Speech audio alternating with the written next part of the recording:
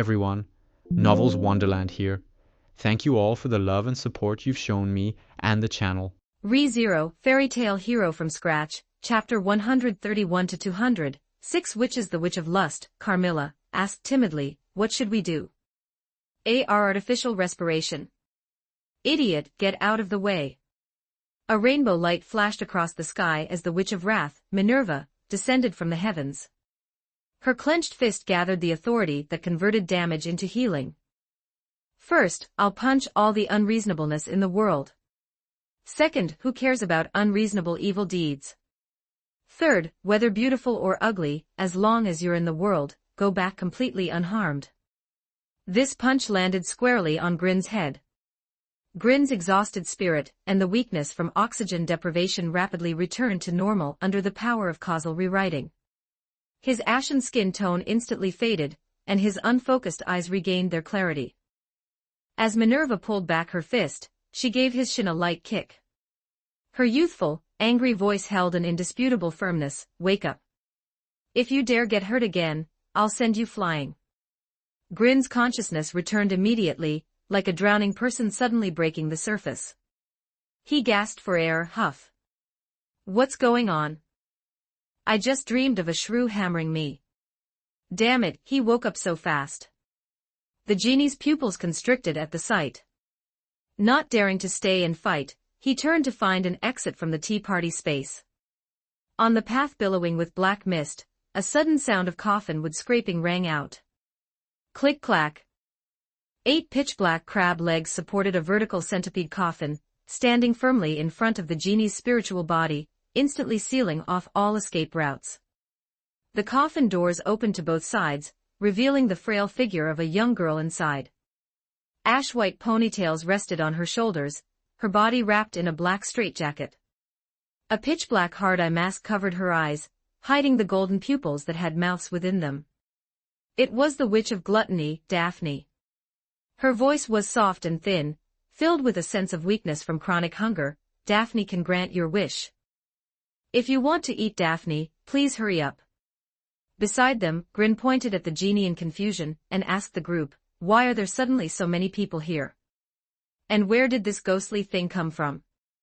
The Witch of Sloth, Sekhmet, glanced at the top of Grin's head and responded listlessly, sigh, it came out of your book.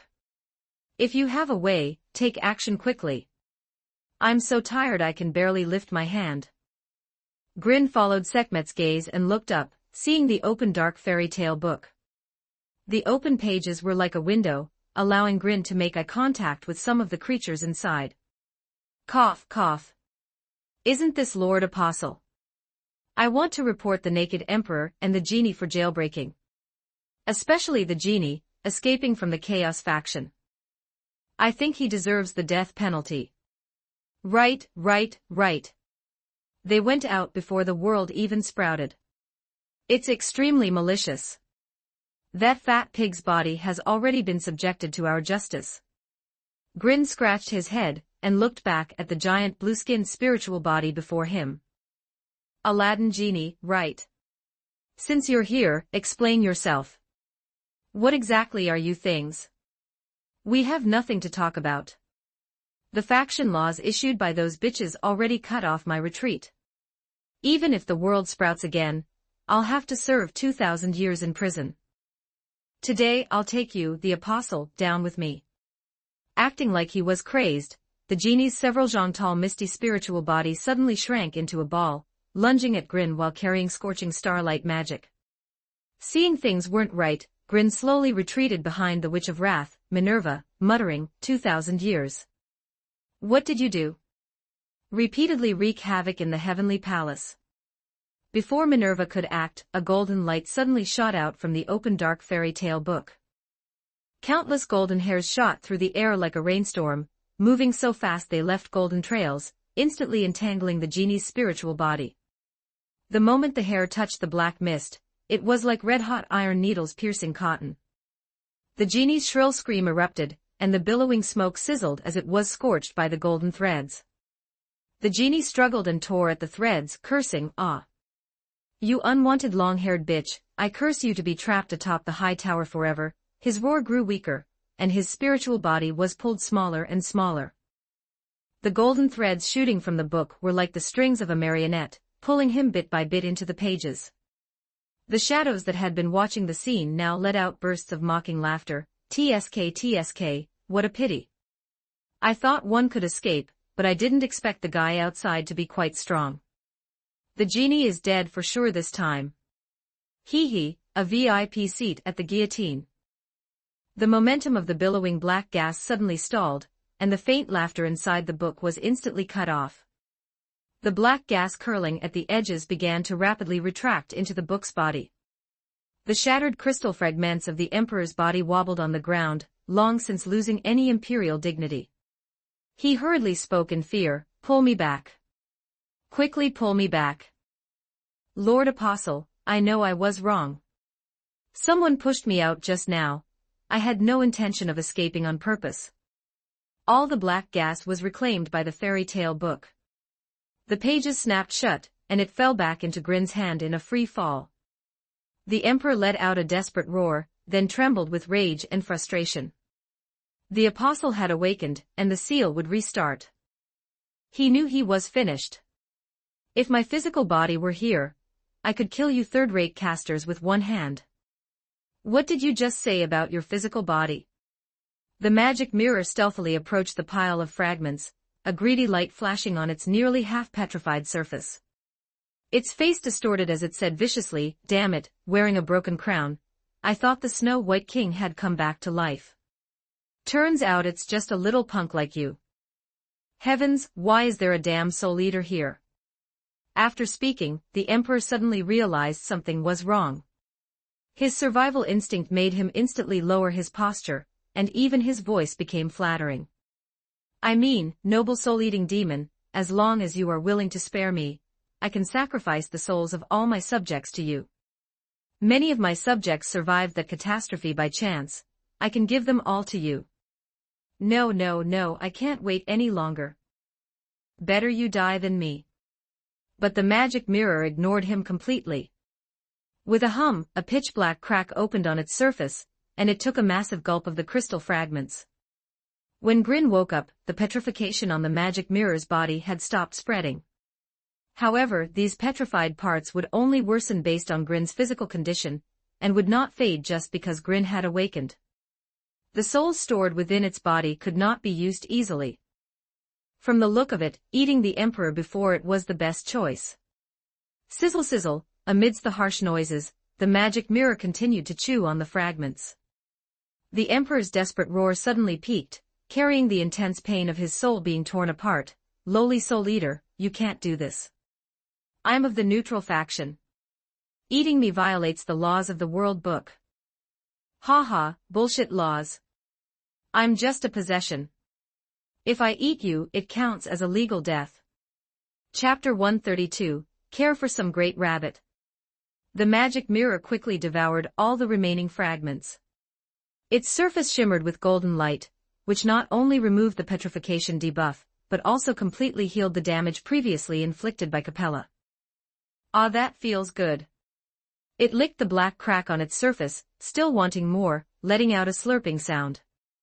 Its previous ferocity vanished, replaced entirely by satisfaction. Having finished, the magic mirror immediately floated to Grimm's side. It didn't forget to snatch the teacup from the table along the way, eagerly approaching him. "Master, are you all right? You must take care of your health, please, have some tea to warm up. I suppose you have some sense of loyalty after all." Grimm turned around, took the teacup, and drained it in one gulp. It felt warm in his mouth, and had a slightly thick texture. His tongue caught only a faint, fleeting scent of citrus, the unique fragrance of echidna. After swallowing, a cozy warmth rose in his throat, and his mind instantly cleared. This tea is quite potent. What kind of tea is this?" Grimm's eyes lit up as he handed the cup back to the magic mirror. "I took it from that table over there. Based on the composition, it's 90% saliva, and the rest is blood.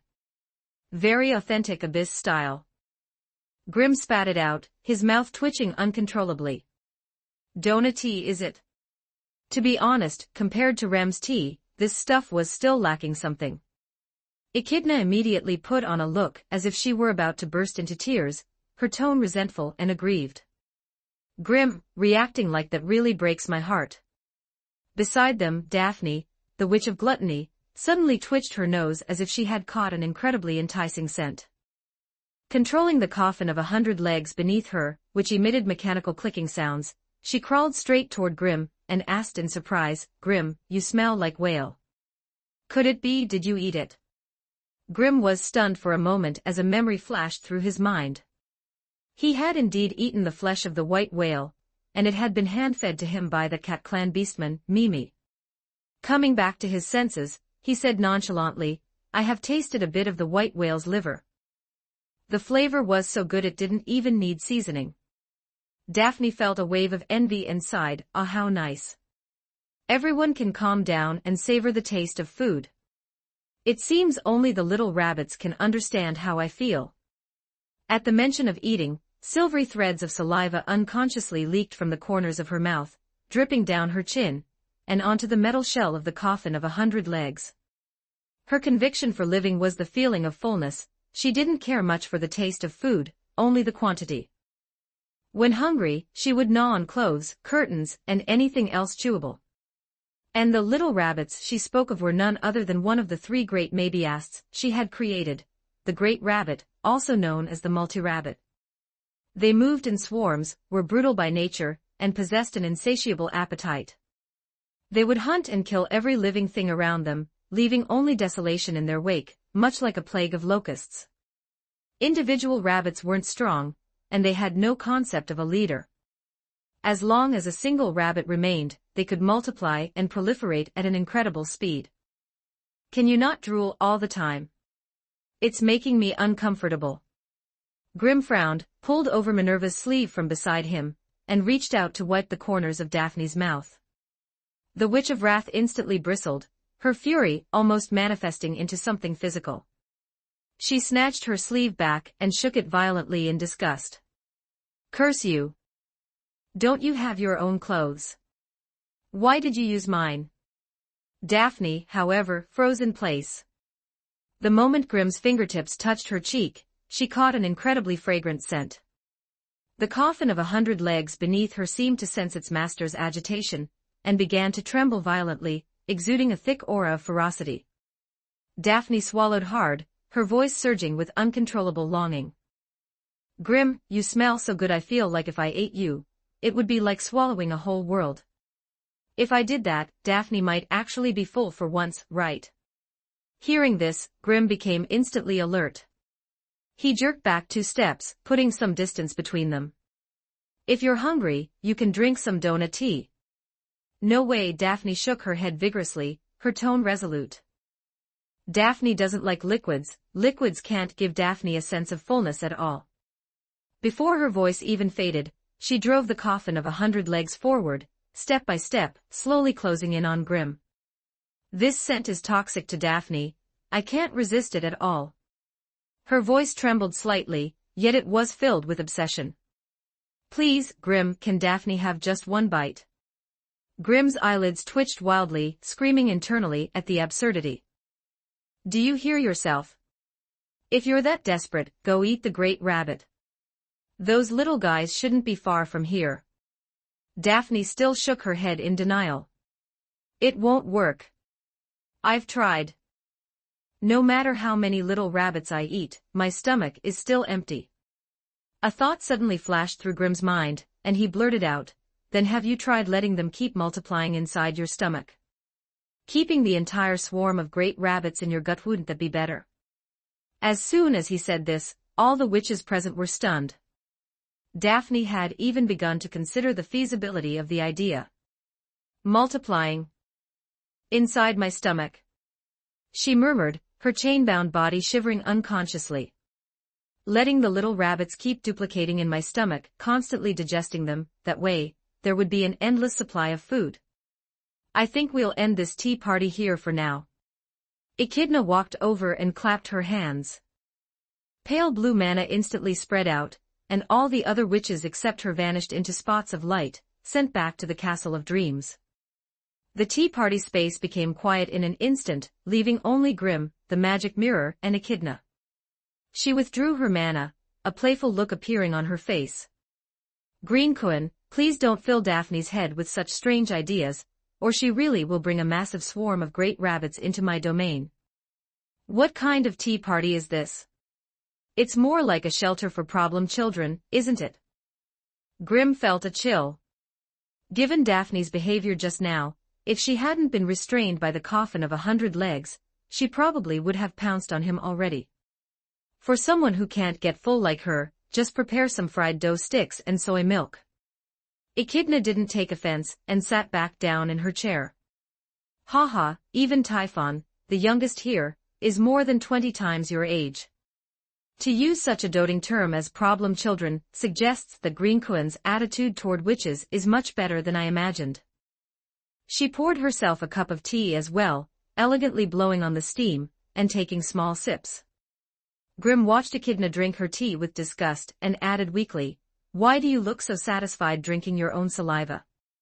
If you're thirsty, just swallow. Why bother pouring it from a teapot?" Chapter 133, Hidden Signs.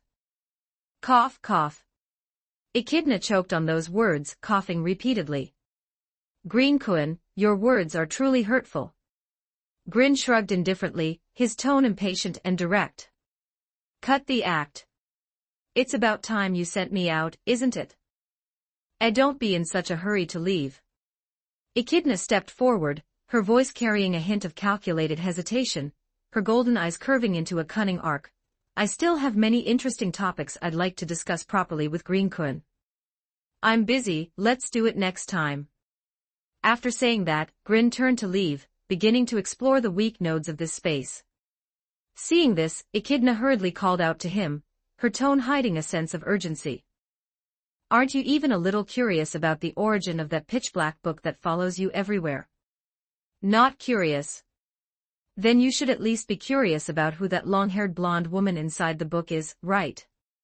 Echidna refused to give up, throwing out another question, her eyes full of expectation. Not curious. Echidna actually lowered her posture for once, pressing her hands together against her chin, her tone carrying a hint of coquettish pleading. I'm begging you, Greencoin, just be curious for a little bit, okay? Hearing this, Grin's footsteps suddenly halted. He slowly turned around, his brow slightly raised, finally asking, is that information recorded in your book of wisdom? Ha, naturally there is none. Echidna laughed awkwardly, her eyes curving as she said, that's why I said I wanted to discuss it with Greencoin. As she spoke, the look of longing on her face deepened, her eyes fixed unblinkingly on Grin. The Book of Wisdom only records the past, present, or future events of this world. Regarding the narrative of Greencoin, there are only some fragmented bits and pieces. However, there is one very interesting description written there: you are polluting this world. Grin's heart sank, and his fingertips tightened unconsciously, but he maintained a nonchalant expression, raising an eyebrow. You make it sound like I'm some kind of villain. He himself was becoming increasingly uncertain about his own position, and the origin of that dark fairy tale book remained a mystery. Whenever he asked that idiot magic mirror for information about the dark fairy tale book, it would ramble about contract restrictions and being unable to speak. Its mouth was incredibly stubborn, it wouldn't talk even if it were being roasted over a fire. Greencoin doesn't need to be so guarded. Echidna walked closer, her tone becoming gentle, like a caring older sister. No matter what you want to do to this world, whether it's to transform it, subvert it, or truly pollute it as the Book of Wisdom says, I will not interfere in the slightest. She leaned in slightly, her gaze burning as she looked at Grin, saying word for word, all I ask is that Greencoin occasionally shares some interesting things with me, to satisfy the small curiosity of a lonely girl. That sounds nice, but I think you just want to use me as a test subject for observation, which of greed. If he hadn't seen the original work, Grin might have almost been moved by this woman. Putting on the act of a lonely elder to gain sympathy, and lower the other person's guard. At a time like this, she was likely seeking something much deeper. It would never be as simple as what she claimed. The Witch of Greed would not lie, everything she said was the truth, but it wasn't the whole truth. Greencoin is truly a difficult man to deal with. You're quite right, I am a very, very bad mage. Echidna licked her fingers as if activating the mana upon them. Though I'd like to linger with Greencoin a bit longer, your body seems to have reached its limit for deep sleep. She raised her hand and tapped Grin's forehead. Ripples immediately appeared in the surrounding space, and a gentle yet powerful force enveloped him. Watching Grin's figure gradually fade, she said softly, "Please keep what happened here a secret. As for that shell, it's best not to move it easily, otherwise this tomb will collapse with a bang." Grin felt himself wrapped in a gentle force. The light and shadows before his eyes blurred, and the sensation of weightlessness had barely begun before he suddenly hit the ground. He snapped his eyes open. In his line of sight was Echidna's sleeping face right in front of him, his mouth pressed against her cheek, a cold sensation transmitting through his skin. "Damn it, I'm tainted." A low curse of shock and anger escaped his lips. Grin felt as if he'd been burned, his hair stood on end, and he violently leaped backward. A mass of memories containing profound swordsmanship flooded into his mind, feeling as natural as if he were born with them.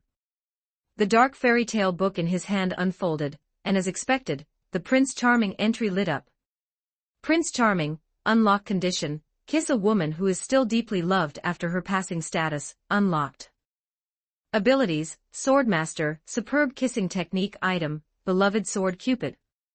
Only by witnessing a pure love that transcends all can it be drawn. Grin summoned it and held it in his hand. The scabbard was a warm snow white, wrapped in a fiery red ribbon, with a small Cupid relief carved into the hilt. What kind of crappy sword is this? How does it have more attitude than the dragon sword? Grin curled his lips and gripped the hilt, pulling forcefully several times, but the blade didn't budge an inch, as if fused with the scabbard. He let go dejectedly, gave the sword a swing while still in its scabbard, and said, "Whatever, let it be. Wulgaroth, come here for a moment. I'm going to try out a new skill." The magic mirror floated over. Its gaze swept across the contents of the dark fairy tale book, and it immediately felt its hair stand on end. This isn't good. Although I have no lust, I am still a male demon after all. Kissing and such, it's really a bit improper. Before it could finish its sentence, Grin whacked it on the head with the scabbard. Grin said speechlessly, "Kiss my ass. I'm talking about testing my swordsmanship. Forget it, let's just get to it. I've got an itch to slash something. I have to hit you a few times." The magic mirror scurried away in a panic, its condensed mana arms blocking the scabbard's attacks haphazardly. It wailed as it dodged, "Master, spare me. Didn't you say you were testing? Why are you hitting me with 10% of your strength?" Grin pressed forward step by step, his voice cold. "Because I happen to have some things to ask you. Why did something come out of the book after I lost consciousness, and what exactly was that apostle thing?" "You're an apostle, it's a seal. There aren't many good people in that book." Grin's movements suddenly stopped, and he said displeasedly, "Didn't you say there was a contract and you couldn't speak? Suddenly I can speak again." The magic mirror's voice carried a hint of fluster and helplessness. "That genie was right in your face, there's no hiding this anymore. Continue. I feel like you're hiding quite a bit." Hearing this, the magic mirror's expression instantly became solemn, as if it were wary of something. It cautiously scanned the surroundings before lowering its voice and saying seriously, "Master, what I'm about to say must absolutely not be heard by a third pair of ears. I will display it on the mirror surface using the script from your world, to prevent that which named Echidna from overhearing. 134 Natsuki Subaru is on a date."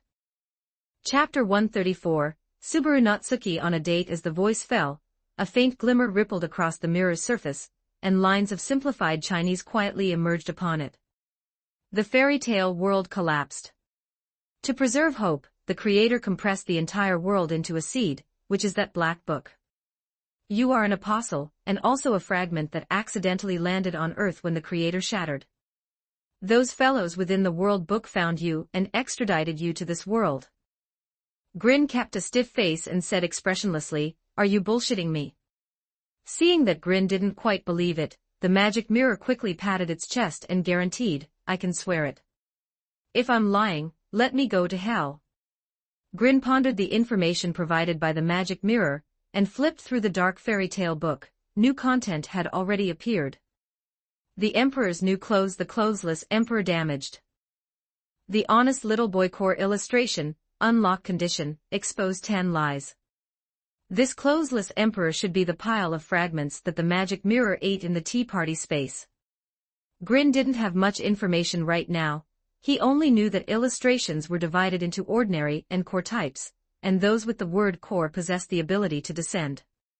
It was the first time he had seen a damaged illustration like the clothesless Emperor. Grin retracted his sword and held the magic mirror in his hand. One last question: what exactly is the difference between ordinary illustrations and core illustrations? The survivors after the world's collapse are all cores. Those who aren't are already dead, and their power will be reclaimed by the World Book. Holy crap, is this the investiture of the gods? Grin looked surprised. So that meant the clothesless Emperor's power sequence had been destroyed, erasing even its chance to be on the list.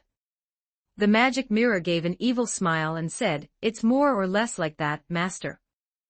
This subordinate believes you should appropriately reclaim some abilities from the core characters. After all, those once belonged to your authority. How do I reclaim them?" Naturally, it's...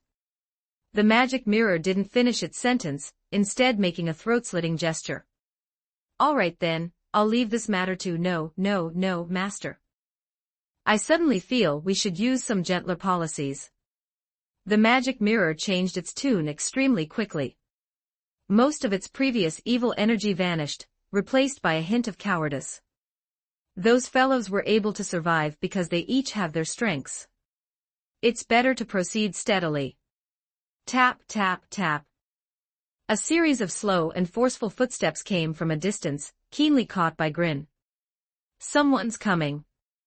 Grin lowered his voice and casually stuffed the magic mirror into his pocket.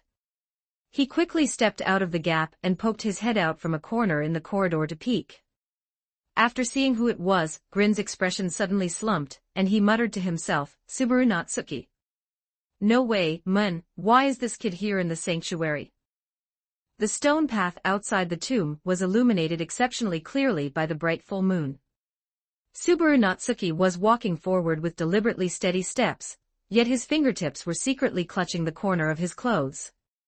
He forced a look of excitement on his face, but a faint, hard-to-detect panic hid in his eyes. Behind Subaru followed a woman with a tall, straight posture dressed in casual clothes. The young woman raised her hand to tidy the stray hairs at her temples and called out in a helpless yet somewhat doting tone, "Are we there yet, Subaru-kun? How much longer until we reach that mysterious place you mentioned?" Subaru Natsuki immediately turned around, made a shush gesture, and said solemnly, "Keep your voice down, Miss Sarah. As far as I know, there should be a massive mausoleum nearby." The forest wind swept past with the coolness of vegetation. Sarah's gaze swept around, noticing the overgrown weeds and the lack of even a decent path, causing her to frown. "This place is deserted, and there's hardly any sign of life around. It'll be trouble if we run into demonic beasts or roaming bandits." Hearing this, Subaru Natsuki's heart skipped a beat, and a mysterious chill ran down the back of his neck. When he entered the sanctuary by dragon carriage last night, he had only caught a distant glimpse of this strange building. Today, in a moment of impulsiveness, he wanted to find a place with some atmosphere to show off his boyfriend material in front of Sarah. Who would have thought that after actually setting foot here, it would be so eerie? Grin hid inside the tomb, listening carefully to the two's conversation. Unfortunately, they were too far away, and he couldn't hear very clearly. Outside, Subaru Natsuki had already reached the arched entrance of the tomb, and pointed inside, saying, "Look, it's right here. It looks very likely to be the grave of some important figure. It is indeed spectacular." Sarah went along with his words, her gaze scanning the bottomless dark corridor, and added nonchalantly, "It's just that it looks quite eerie. Nothing like an undead or a ghost is going to jump out suddenly, right?" "Impossible." Subaru Natsuki's voice instantly spiked, then he quickly lowered it, his hands shaking uncontrollably. How could such things exist in this world? Sarah took in this sight, a helpless yet gentle smile rippling in her eyes. Seeing this fellow's pitiful, frightened state, she couldn't help but grab his still trembling hand. The moment their fingers interlaced, Subaru Natsuki froze, and most of the fear in his heart was dispelled. He frantically tried to pull away, yet he was reluctant to let go of that sensation. He stammered, unable to form a complete sentence, Miss Sarah. What are you doing? Seeing him so flustered, Sarah couldn't help but chuckle and teased, Subaru-kun's hand has been shaking the whole time. I thought you were afraid of this silent environment. Subaru Natsuki snapped back to his senses and argued with a stiff neck, how is that possible? I am a man who stands tall between heaven and earth. All right, Mr. Manly Man. Just pretend I'm the one who's scared, okay? It's much better with 3 people holding hands, isn't it? Yeah, 3 people holding hands is indeed. Subaru Natsuki subconsciously nodded in agreement, but halfway through his sentence, he suddenly realized what she said. His face instantly turned pale. Wait, what did you say? 3 people. Is there a third person here? Sarah's expression was serious. Then who is that holding your left hand? Subaru Natsuki pulled back his empty left hand in terror, goosebumps erupting all over his body. You win, Sarah. Please don't say any more. Just kidding. Subaru-kun's courage is really small. Sarah playfully swung her elbow and nudged Subaru Natsuki's chest. Subaru Natsuki panted heavily, clearly badly shaken. Really, don't do that. All my masculinity has flown away. Haha, Subaru-kun has a cute side too. No way. Actually, I think Miss Sarah is the one who's cute. To you youngsters, do you want to have sex? Just then, a strange voice rang out beside Subaru Natsuki. Subaru Natsuki also clearly felt something strange added to his right hand. His teeth chattering, he turned his head, and found himself holding hands with a tall goblin sporting a red mohawk. Chapter 135 Reunion with Roswell. What the hell is this? Subaru Natsuki violently shook his hand, leaped up in fright, and threw himself directly into Sella's arms, clinging tightly to her. Sella instinctively caught him in a princess carry, swiftly retreated several steps, and stared warily at the tall, ferocious goblin before her. Damn it, I'm done playing. A faint purple magical mist suddenly rose around the goblin, its body rapidly shrank, and finally transformed into a familiar young figure. Seeing who it was, Subaru Natsuki instantly breathed a sigh of relief, a carefree smile returning to his face as he patted his chest and complained, Grin, it's you. I should have known, you're the type to pull pranks like this. Haha, you two take your time. I need to go find my wife. Grin's mouth twitched upward for a split second. With a wave of his right hand, he turned to leave. Subaru Natsuki hurriedly jumped down from Sella's arms, chased after him, and grabbed Grin's arm. Grin, were you invited to the sanctuary for a vacation too? Later, we can organize a bonfire party. Vacation? Grin halted his steps, turning his head in confusion, his eyes filled with disbelief. Yeah, Roswell told me to come to this place called the sanctuary without assigning any work. What else could it be but a vacation? That's how you interpreted it. Grin looked utterly shocked, silently thinking to himself that even if this kid hadn't been ice-guyed, once scams became popular, he'd probably get sweet-talked and sold off to some godforsaken place. Subaru Natsuki scratched the back of his head, looking puzzled. Otherwise, the name Sanctuary sounded so fancy, I even specially brought Miss Sella along. Grin glared at him with a mix of exasperation and pity, his tone tinged with helplessness. You really are a sweet summer child, dragging your family right into the lion's den. Don't scare me, Grin. Subaru Natsuki's face instantly paled, a look of terror washing over him. He quickly moved closer, clinging desperately to Grin's arm, as if it were a lifeline. Is this place really dangerous? But with you here, it should be fine, right?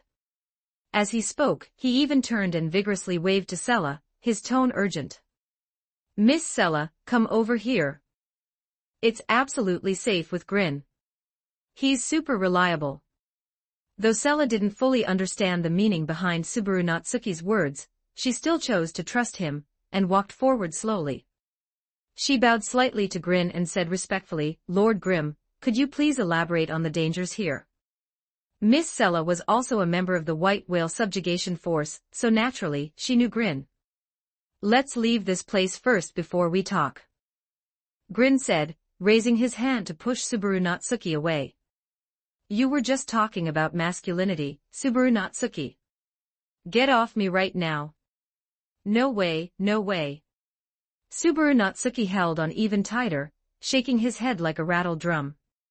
You're so strong, I must cling to your thigh. Grin, we're fellow countrymen. My life is entirely in your hands. This statement made Grin freeze for a moment, his brow furrowing slightly as he looked at Subaru Natsuki with surprise and suspicion. What do you mean by that? Haha, stop pretending. Subaru Natsuki lifted his chin triumphantly, looking as if he had everything figured out. I was a bit suspicious when I first heard your name.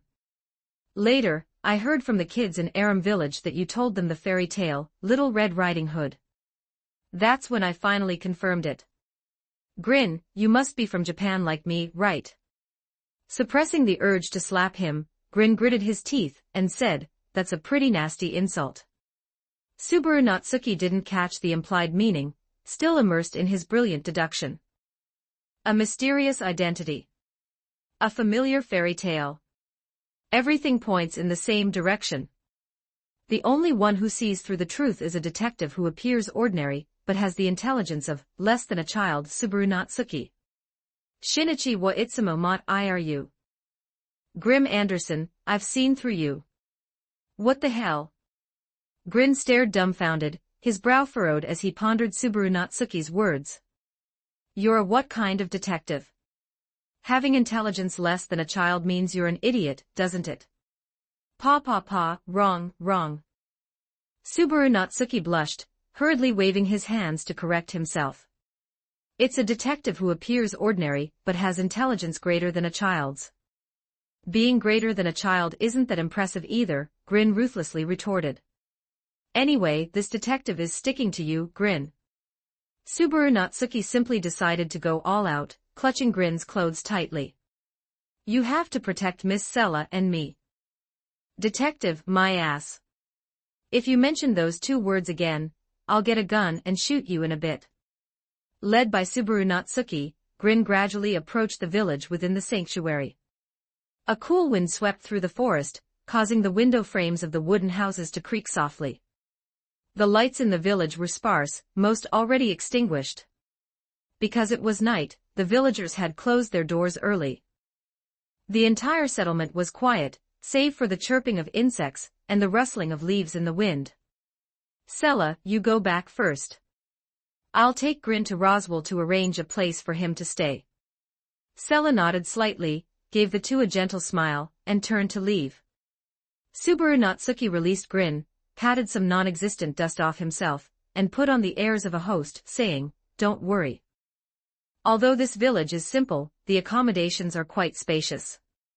Grin followed Subaru Natsuki into a relatively remote civilian house. The interior was simply furnished but tidy. A warm yellow magic lamp was still lit, as if anticipating visitors. Roswell lay on the bed. His usually meticulously styled blue hair was now disheveled, spread across the pillow. Apart from his face, the rest of his body was wrapped in white bandages stained with faint traces of blood. His breathing was faint, yet he maintained a semblance of calm. Hearing the footsteps, Roswell slowly opened his eyes. Seeing Grin, he seemed to finally relax.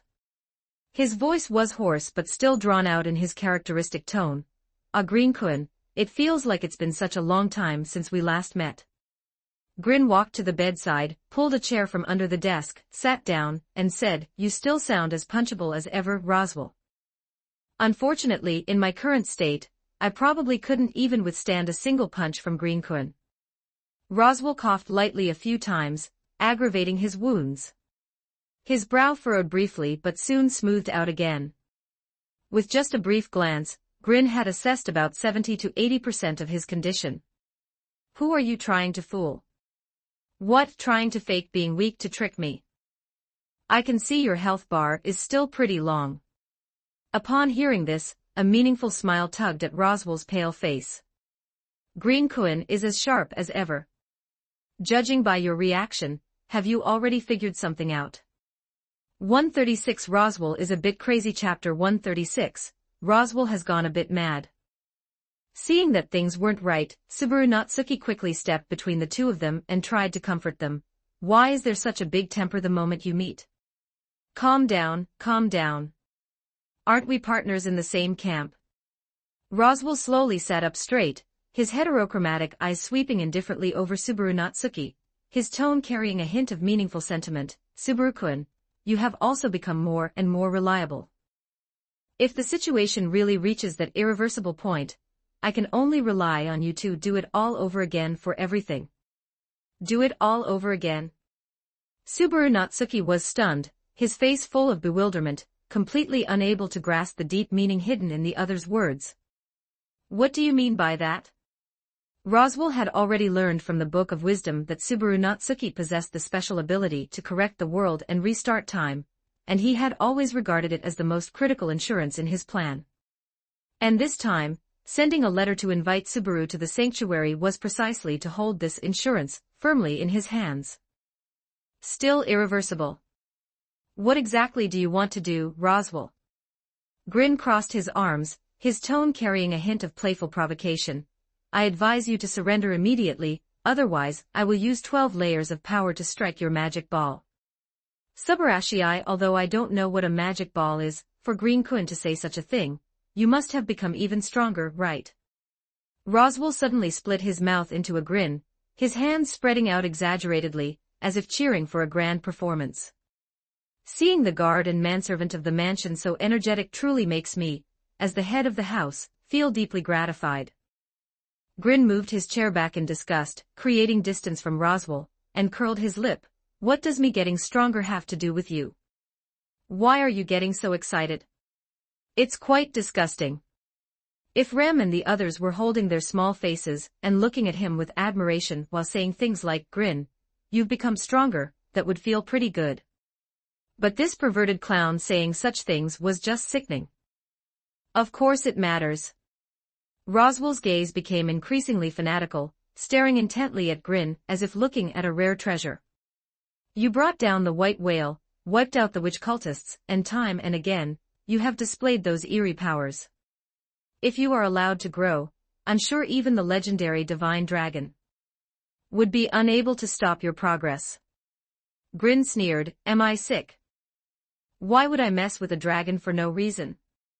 You will, Green Kun. In the blink of an eye, Roswell put on an incredibly serious expression. He slowly raised his right hand and said gloomily, because we will establish a vow here. Deep blue mana gushed from his palm like a spring, outlining complex and ancient incantation patterns in midair. Come, Green Kun, bet everything you have. Grin immediately bristled and said impatiently, damn it, why should I? Have you damaged your brain nerves? Roswell was not angry, instead, he leaned forward slightly and threw out a bargaining chip sufficient to tempt anyone. Are you really not going to consider it, Green Kun? If you win, I can grant all the requests you once made. Whether it's that mansion, a dragon carriage of holy gold coins, or even the entire wealth accumulated by the Magirius household over 400 years. As long as you ask, I will surely offer it with both hands. Roswell indicated that he was going all in. As long as he could achieve his goal, everything could be discarded. As a pseudo-immortal who extended his life through artificial means, whether it was money, status, or even blood relatives, they were all just usable pawns. Now, it was time for them to be put to use. Grin was silent for a moment, then narrowed his eyes and spoke, I've changed my mind. Now I want a trainload of holy gold coins. No problem. Whatever you want, anything is fine. Roswell agreed without hesitation, a strange light flashing in his eyes. I finally understand, you're just painting a big pie here. Do you even know what a train is before saying, no problem? Grin scoffed, his tone full of mockery. I don't need to know what that is. Roswell said forcefully, his voice carrying a sense of desperate madness. As long as it is a condition you propose, the Magirius household will fulfill it for you, even if it means selling off the family members. You've gone mad. Grin looked at him, his tone calm, even carrying a hint of pity. I've been mad for a long time. Roswell suddenly burst out laughing. The moment I fell for that beautiful figure 400 years ago, I lost all reason. Grin, why haven't you gone mad yet? Clearly, you who chose to stand by the half-demon's side should have gone mad as well. Grin couldn't be bothered to deal with him any longer. He stood up and waved his hand at Subaru Natsuki. Let's go, Subaru Natsuki. If we stay any longer, my SAN points are going to drop. Oh my, it seems Green-kun has lost interest in gold coins. This makes things a bit difficult. Roswell's voice suddenly became soft, yet it carried a danger like the flicking of a snake's tongue. He slowly spoke, throwing out his final trump card. In that case, do you no longer care about Ram's happiness either? If Ram were to accidentally lose her life, what would become of her sister, Ram? Grin's footsteps paused. In the next second, he held his right fingers together like a sword and slashed back. The mana around him suddenly surged, and a cold, peerless sword light erupted from his fingertips, carrying a sharp whistle that tore through the air. The sword light swept across the air like a bolt of silk, narrowly grazing Roswell's cheek. The fanatical light in his heterochromatic eyes instantly froze. A few strands of hair were severed by the sword chi, and fell lightly to the ground. The entire stone wall was forcibly split by this sword light, creating a huge gap several meters wide. Debris flew and dust filled the air. Grin slowly withdrew his hand, his tone as cold as ice, without a hint of warmth. Has the soul you've been stitching together finally decided to meet its end today? That's it. That's the expression, Green-kun. Instead of showing any fear, Roswell became even more excited because a new power had appeared in Grin. Even the Book of Wisdom could not predict it. It was as if it had appeared out of thin air. He raised his hand to brush over the shallow blood stain on his cheek, his shrill laughter echoing in the ruined room, anger, killing intent, the madness of having one's bottom line touched. This is your true form. Come and stand with me. Ram, Aram village, the entire Magirius family. All have been pushed onto the gambling table. Even if you lose, these things can all belong to you. I only want you to become the sharp sword in my hand. Subaru Natsuki was quite frightened by the aura of the two, but he still forced himself to come over and advise, Roswell, stop talking. Grin is already angry. Don't provoke him anymore. Subaru-kun, don't get in the way. With a light wave of Roswell's hand, an invisible force of mana pushed Subaru, making him stumble back. Chapter 137, Little Elsa is hungry. His gaze was locked firmly on Green, his tone carrying a fatal mix of temptation and threat. How is your consideration?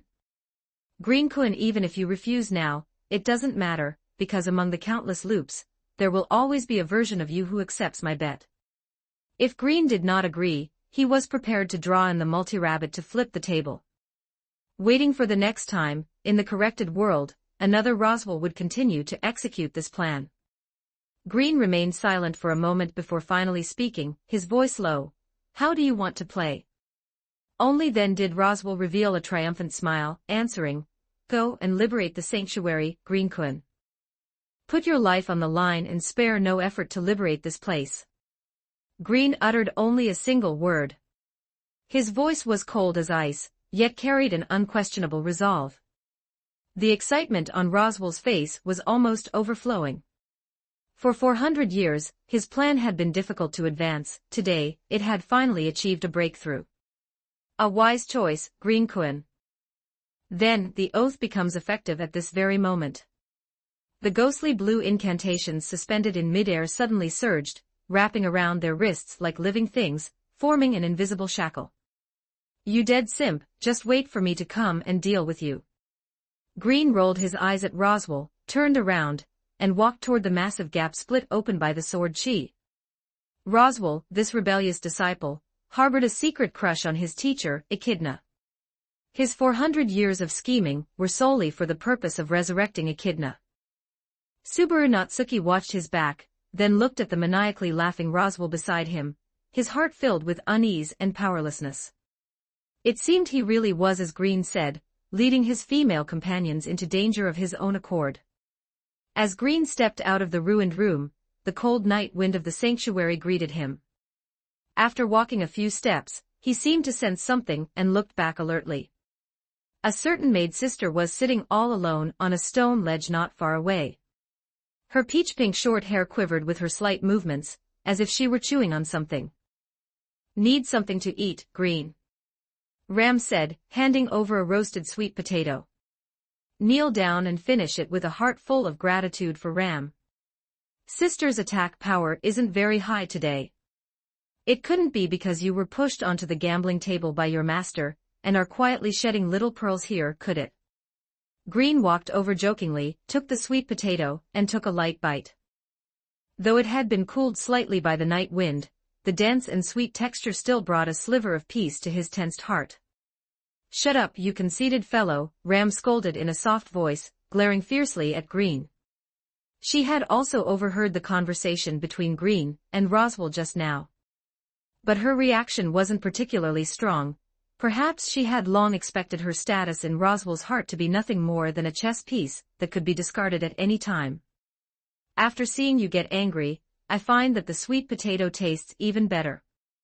Green sat down beside Ram with easy familiarity. "Hey, you're so dishonest. If you want to praise Ram's skills, you can just be more direct. You can only roast sweet potatoes when it comes to cooking, yet you're still so proud." "That's so like you, Ram. If I had known, I would have let you starve." After a brief exchange of banter, the two of them sat there quietly eating what was in their hands. With the whole sweet potato in his stomach, Green's empty belly was finally filled. He rubbed his stomach and asked in a relaxed tone, "When you were moving the villagers that day, you didn't encounter any danger, right?" "When we faced the witch cult, Sloth appeared very late. I was actually quite worried he had rushed toward you." Ram smiled knowingly, stood up, and did a turn in front of Green. Thanks to a certain sewer rat, Ram is still maintaining her cute and healthy state today, and none of the villagers of Aram village were injured. You can rest easy on that point.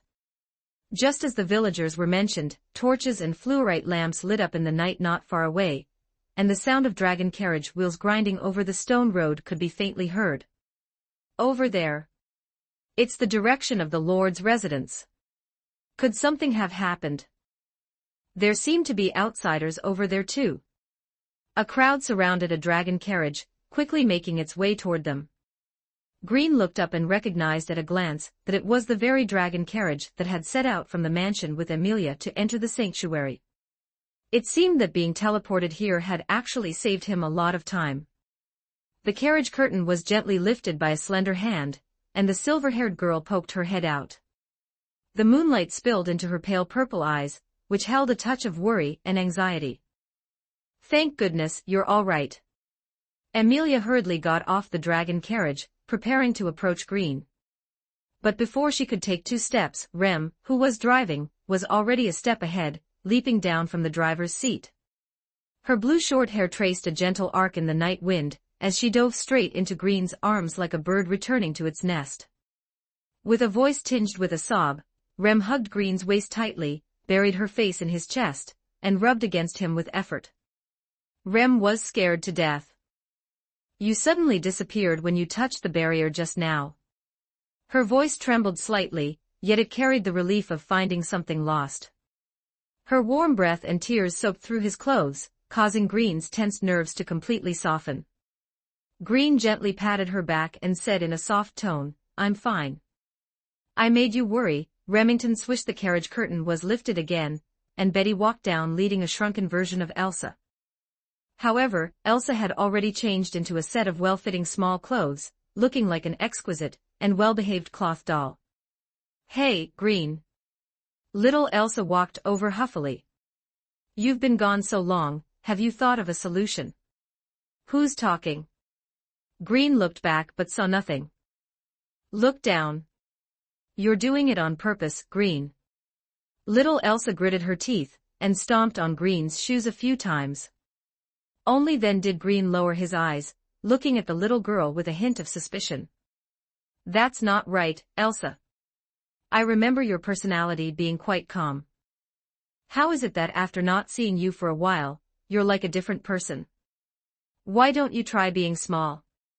I can't eat much food at all, and I get hungry in no time. I have to take 3 steps for every one I used to take." Gurgle gurgle. As soon as she finished speaking, her stomach growled at an inopportune moment. A flush of crimson appeared on little Elsa's face, and she coldly dropped a sentence, "I want to eat." Hearing this, Green made a terrified expression, squatted down, and grabbed the little girl's shoulders, saying, "This isn't right, Elsa." Elsa's expression froze and she asked seriously, "Is my state wrong? Or does this body have some kind of after effect?" "It's your way of speaking that's wrong. Since you're hungry, you have to say, 'I want to eat.' Why eat?" 138 The Power of Laziness. Chapter 138, The Authority of Sloth. Gnash. Little Elsa's pearly whites ground together with a sharp sound as she suddenly lunged to bite Grin's stomach. Grin was prepared. He raised his hand and precisely pinched the little girl's cheeks, leaving her puffing them out and biting at thin air. After letting little Elsa throw a tantrum for a while, Grin waved to Betty, signaling her to come over. As Grin's contracted great spirit, there was already a subtle connection between the two of them. So when Grin suddenly disappeared, she remained much calmer than the others. She walked up behind little Elsa, grabbed the little girl's flailing hands, and pulled her into her arms with a gentle tug. "All right, stop acting up." Betty still had a height advantage over little Elsa. With this hug and press, she held her firmly in check, preventing any more kicking or biting. Only then did Grin have time to observe the situation on the scene. They were surrounded by mixed-blood demi-humans watching him warily. Most of them were thin and weak, draped in coarse animal skins, with obvious beast-like features on their faces or hands. Pointed ears, fangs, skin covered in fine scales, some even had slit pupils that glinted coldly in the night. Grin watched for a moment, his expression turning somewhat displeased. "Where are our villagers? Why are they all natives?" Seeing this, Subaru Natsuki immediately trotted over to Grin's side and answered in a low voice, "Housing here is limited. Our people have been collectively settled in a spacious abandoned church." These mixed-blood demi-humans didn't dare get too close, whispering among themselves in small groups. "Oi, what are you all doing gathered here instead of sleeping in the middle of the night?" A somewhat raspy teenage voice suppressed all the clamor. The crowd automatically parted to form a path as Garfield walked out with his arms crossed. He wore a simple short-sleeved outfit, his muscle lines taut beneath the fabric, his face carrying a hint of annoyance at having just been woken up. "More outsiders? Could these be the ones Roswell said could liberate the sanctuary?" He sneered, his tone full of disdain. "They really do look like the salmon of the Bafuri River. Nothing special at all. What the hell is he talking about?" Grin looked at Ram, completely bewildered. "The salmon of the Bafuri River only have delicious skin." "This house cat is saying you're all show and no substance," Ram explained. Grin raised an eyebrow and leaned in to whisper in Ram's ear, "Is he sick in the head?" That is something Ram cannot deny. Deny it firmly for this great me. "And you, acting all cozy next to someone else's beloved woman, aren't you being a bit too arrogant?" Seeing how familiar Grin and Ram were, Garfield immediately pointed at Grin and shouted. Grin curled his lips into a smile, leaning his elbow lightly on Ram's shoulder with a mischievous grin. "Don't be nervous. Ram and I are just ordinary friends." "Damn outsider, that smirking face of yours isn't convincing at all." Garfield trembled with rage, his raspy voice filled with jealousy and defiance. Only the strongest hunter can hunt the rainbow deer. Do you dare duel me to decide who Ram belongs to? Whoever loses stays far away from her. Grin's expression soured as he pointed at Garfield and boasted, "You, the strongest hunter. To me, you're just a joke. Come on, Subaru, show him a little something." Subaru Natsuki shrank back, a bit scared. "I don't know how to fight, Grin." "No need to fight," Grin waved his hand. "Just come out and do a somersault." "Oh, I see. All right then." Subaru Natsuki breathed a sigh of relief. He took several deep breaths to steel himself, walked up to Garfield, and glared at him fiercely as if to pump himself up. Then, he suddenly lowered his body, pressed the heel of his right palm hard against the ground, and shifted his center of gravity forward. Using the momentum, his head touched the ground first, his neck and back tensing as his legs swung upward, performing 2 standard head springs. The scene instantly fell into a dead silence. The wind swept past with sand and gravel. Even the breathing of the demi-humans was clearly audible. Everyone stared at Subaru Natsuki in stunned silence, unsure of how to react for a moment. After a long while, a villager shrinking beside Garfield finally couldn't help but lean in and whisper in an extremely solemn yet somewhat sympathetic tone, "Garf, they're playing you. You bastards." Garfield kicked off the ground like an enraged beast, charging directly at Grin with a crude, forceful momentum. Grin reacted quickly, immediately raising both hands to meet the attack. Both had outstanding strength stats, and for a moment, they were locked in a stalemate. The gravel beneath their feet ground loudly, neither could push forward another inch. Seeing this, Subaru Natsuki quickly scurried back to Ram's side, shrinking his neck as he whispered, "Ram, aren't you going to stop them? Something big is going to happen if they keep fighting. They're both thick-skinned fellows, there's no need to worry." Ram stood with her arms crossed, her tone flat, as if the tense confrontation before her had nothing to do with her. "But didn't they say they'd decide who you belong to through a duel? What happens when a winner is actually decided?" Subaru Natsuki looked curious, finally experiencing the joy of being a bystander. "Humph, just 2 self-righteous fools." Ram glanced sideways at the two in their stalemate, her tone chilly. "Ram is Ram, she is no one's trophy. When the time comes, the first place gets 1 slap, and the second place gets 2. Subaru Natsuki was stunned for a moment and subconsciously replied, "Why does the second place get more of a reward?" "Barusu, have you been brainwashed by that guy Grin?" A vein popped on Ram's forehead as she pulled away from Subaru Natsuki in disgust. "I didn't expect perversion to be contagious. It seems a thorough daily disinfection of the entire mansion will be necessary once we return." On the other side, the contest between Grin and Garfield continued. "You've got quite a bit of strength." Garfield gritted his teeth, a strange look flickering in his beastly pupils. "I underestimated you too. If you've got the guts, let go of me, and we'll compare hand-to-hand skills." "Who are you trying to fool?" Garfield snorted, a vein throbbing on his forehead. "The moment I let up, you'll throw me to the ground. Both your hands are pinned by me now, let's see what you do." "What a pain. If only I had a few more arms." Grin gritted his teeth, his arm muscles suddenly tensing as he added layer upon layer of force. At the moment he exerted his strength, an unnoticed anomaly quietly emerged. Several purple-black magical arms were slowly growing out of his chest. Strange as it was, this eerie scene didn't attract anyone's attention, as if no one could see them. "Holy crap, there's a hidden trick here." Chapter 139. Undrop-dead handsome Garfield's nose suddenly twitched, and his beast-like pupils abruptly contracted. An incredibly thick aura that made him instinctively feel disgust and wariness was quietly spreading from Grin. "That was the witch's miasma. What exactly did you just do?" he questioned in a low voice, pushing the other away with a sudden burst of strength, his body retreating rapidly to open up distance. "Wait, Garf, don't move yet." Right, stay like that, give me 10 seconds."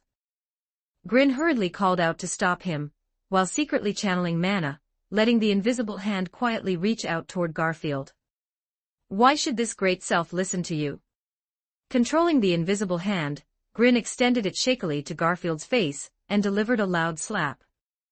The damage was low, but the insult was extremely high. You dare. Before Garfield could finish, he was slapped again, making both sides symmetrical. After doing this, Grin nodded thoughtfully and muttered to himself, controlling it doesn't seem that hard. You damn witch cultist. Garfield was furious, the muscles in his arms bulged, and his skin was quickly covered by a layer of thick orange-yellow mane, transforming into pitch black and sharp beast claws. Ha ha, bring it on. Grin chuckled. The blood-red cloak behind him moved without wind, fluttering like spreading wings. Dozens of thicker, more solid purple-black invisible hand gushed out from under the cloak, carrying a heart-palpitating pressure. Some of the invisible hand pressed against the ground, lifting Grin into midair. In the eyes of others, it looked as if he were levitating. At the same time, Grin's hands also underwent a drastic change. His 10 fingers transformed into the sharp claws unique to the Beast Prince, the tips slightly curved, radiating a sharpness capable of tearing through steel. I'm drop-dead handsome. Grin's figure moved violently, rushing toward Garf. When the distance between them was less than 5 meters, Grin's mind stirred, gathering all the invisible hand together to condense a giant invisible palm. Take my great heaven creation palm. The giant palm, enveloped in thick witch's miasma, and carrying a whistling wind, struck toward Garfield. Sand and gravel were swirled into the air, and the surrounding air was compressed until it became stagnant and trembled. Garfield's eyes nearly split from the strain. He couldn't see what was attacking him at all, but the unique sensory abilities of the demi-human race were screaming warnings. This giant palm, condensed from all the invisible hand, was simply not something he could contend with at the moment. With a dull thud that made the eardrums ache, the giant palm struck Garfield squarely on the head. After Grin gained the upper hand with one strike, the giant palm split back into a large number of normal invisible hand, frantically throwing punches at Garfield, whose legs were already sunk into the ground. Ora, 100 serious punches. The shadows of the fists fell like rain, and Garfield felt his vision go dark. Like a nail being repeatedly struck by a heavy hammer, he was slowly hammered into the gravelly soil of the sanctuary. All done. Grin landed, pretentiously dusting off his hands, and turned to shout at Subaru Natsuki, Subaru, remember to go to the sanctuary office later to apply for a planting subsidy. Now it's truly 2 goats on a lonely peak, we have to decide a winner. The orange-yellow mane on Garfield's neck grew wildly, the muscles on his shoulders suddenly bulged, and even the claws on his knuckles grew several inches longer. He was clearly preparing to deepen his beastification and increase his strength. That's enough, Garfield. If you lose your mind from over-beastifying here, many civilians will get hurt. A little girl wearing a purple-black high-collared coat walked out from the crowd. Seeing the newcomer, Garfield still had a defiant look on his face, but he managed to calm down. Old hag, this guy is a lunatic from the witch cult. I think not. He has the aura of the master of the sanctuary on him, perhaps he was stained with the miasma from that person. Ryuza Bairuma's voice was that of a mature, seasoned girl, which created a bit of a gapmo contrast with her petite lowly body. Garfield propped his hands on the ground and forcibly pulled himself out of the earth. He glared unfriendly at Grin and said, Hey, you, what exactly is your relationship with the witch? Relationship? Grin repeated as if thinking. After a moment, he said to Garfield seriously, the relationship hasn't happened yet.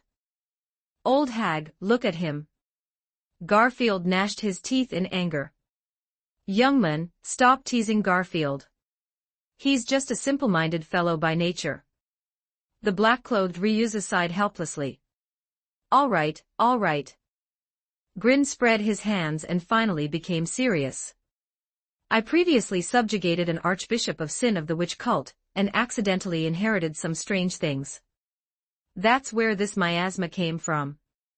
Then why didn't you explain before? Garfield asked angrily. For a guy with nothing but muscles in his head, isn't a fist the most effective language? Grin raised an eyebrow. Garfield's heart skipped a beat, feeling as if he had discovered a new world. He subconsciously muttered, "So cool, can it really be said that way?" "What did you say?" "I'll temporarily accept your explanation." Garfield, nearly exposing his Chinibu nature, hurriedly turned his head away to hide the complex expression on his face. "Hey, why are you all still crowding here? Go back to sleep." Garfield waved his hand, dispersing the onlookers. Intimidated by the power of the sanctuary's guardian, the crowd could only disperse dejectedly. The black-clothed Ryuzu nodded slightly to Grin and pointed to a small cabin in the distance. "It's late. There aren't many buildings in the sanctuary.